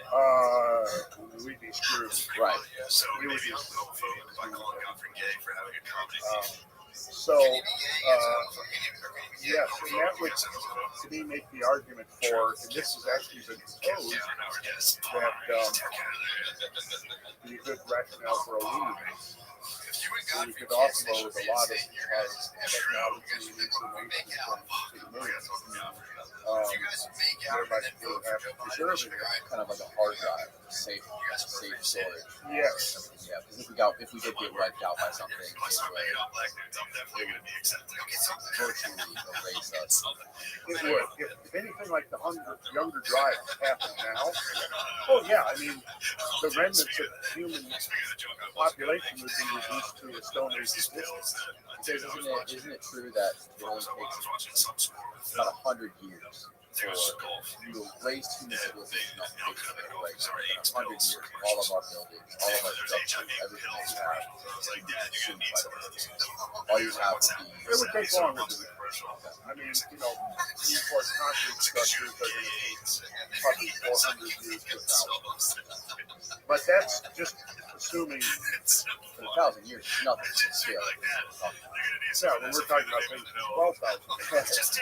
Now, that's assuming, there was that book came out about 10 years ago called The World Without Us, where he kind of goes into talking to engineers and material scientists and all of this, and tries to get to the bottom. What would happen if all of a sudden all people disappeared and human infrastructure was still there? What would happen over the millennium? And pretty much the conclusion was there wouldn't be anything left to speak of after 10,000 years, with the exception perhaps of the pyramids.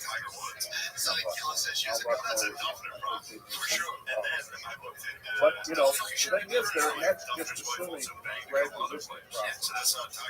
That's not even counting when you might have some serious catastrophes in the and what I tried to show, in fact, there's somebody now who put out a video called Why Randall Carlson is Wrong.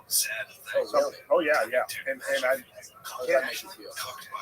Oh, it doesn't make me feel. I mean, I'm totally cool with that. And the reason is that this particular video basically is just your standard issue response to these kinds of questions. And basically what it boils down to is that, well, if there was something existing, and of course, what this guy does is he basically takes some quotes of mine out of one of the Joe Rogan podcasts, out of context, and then he implies his own scenario of what I'm saying, which isn't what I'm really saying. And then he, total stuff. That's exactly what but what is clear from what I watched the video a few months ago was that he had no concept of this and what the implications in terms of, because his basic argument was, well, if there was some civilization, back in the Ice Age, we would still be finding artifacts and this kind of thing to prove that it was there. And this has been a rationale that's been proffered by these guys for decades. That, well, where's the facts? Where's the evidence? Well, I mean, now, like Ray Hancock, like to point out, every year we're learning more and more stuff, and he cites, go back to the death right? Right.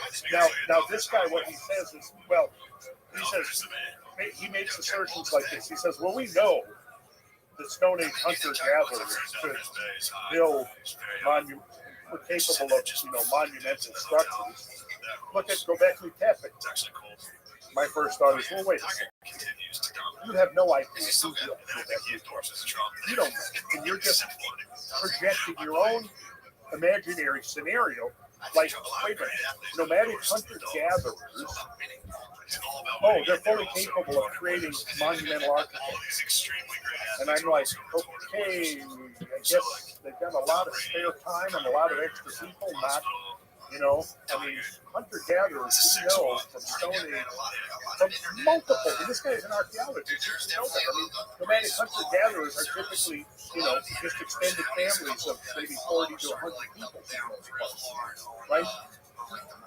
To accomplish these kinds of monumental infrastructure workings, you have to have an organized society. You have to have leisure time. You have to have abundant food. You have to have the people that are doing this are not spending their time out hunting, right? No. And why would you do it? What's the motive? Come on, I'd like to know a motive. You're not consumed by survival. Exactly. And then in the case of Göbekli Tepe, you know, it's the dairy. Right. Now, Something purpose. oh yeah. So, you know, why would you do that? Well, I think this is my first thought that comes to my mind because, you know, I studied nuclear strategy. I've studied, you know, our Cold War doctrines and, you know, the ideas of mutually assured destruction and learning about, you know, all of the different capacities of nuclear weapons and what happens in the course of the nuclear war. And the first thing that should come to your mind is this: is that you know, we were talking earlier about the nuke and this 15 megaton bomb. Well, you drop a 15 megaton bomb, it's going to wipe out anything on the surface. But why, as part of our nuclear doctrine, do we put missile silos underground? Essentially, we bury them. Same with hardened command and control centers. No, aerial detonations, aerial explosions, surface explosions of nuclear weapons. Yeah. So you've got a super hardened missile silo that's, you know, stories underground. Remember in the late 80s when we were developing that new generation of missiles like the Version 2 missiles, the 5 missiles. You know what they were designed to do? They were designed to penetrate up to 50 or 60 feet into the earth before exploding. Why? Because you had to do that if you're going to take out a missile silo or a command and control bunker. You've got to be able to explode them underground. If they're buried, they're going to be, you know, they're going to be protected from what's the blast and the fire and everything that's up on the surface. That's why it was done.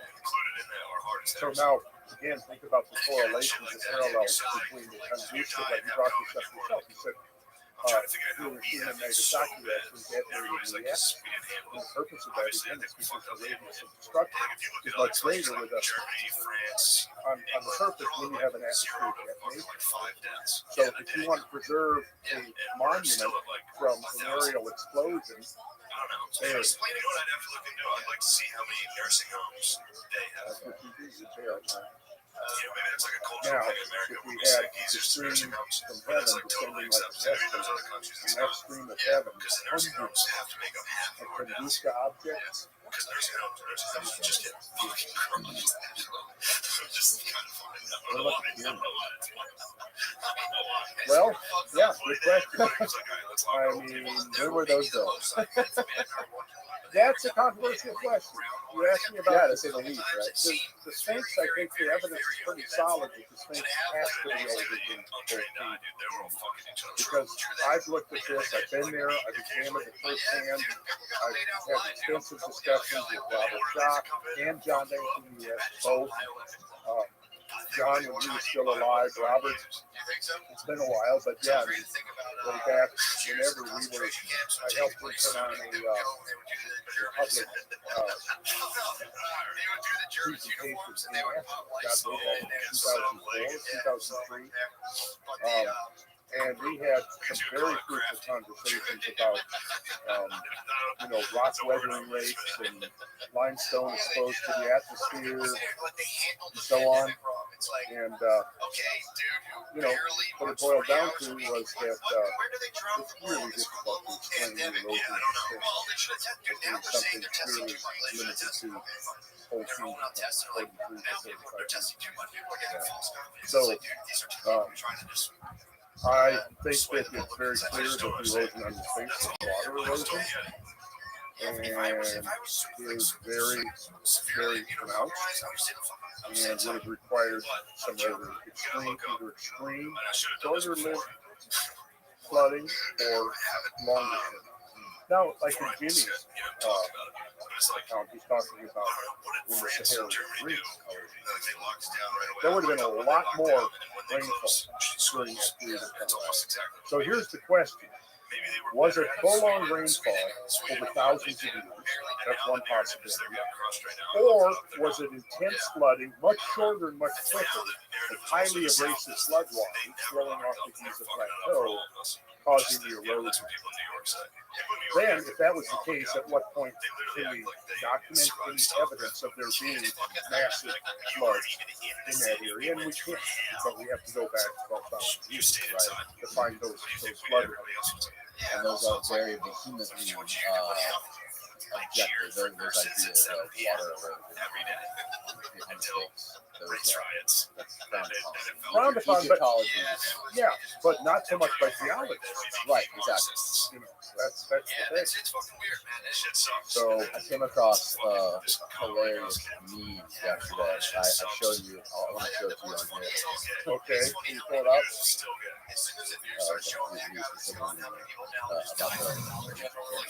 But anyways, like we were talking about before, we got it seems like you said, getting everything that we know, preserve what we have,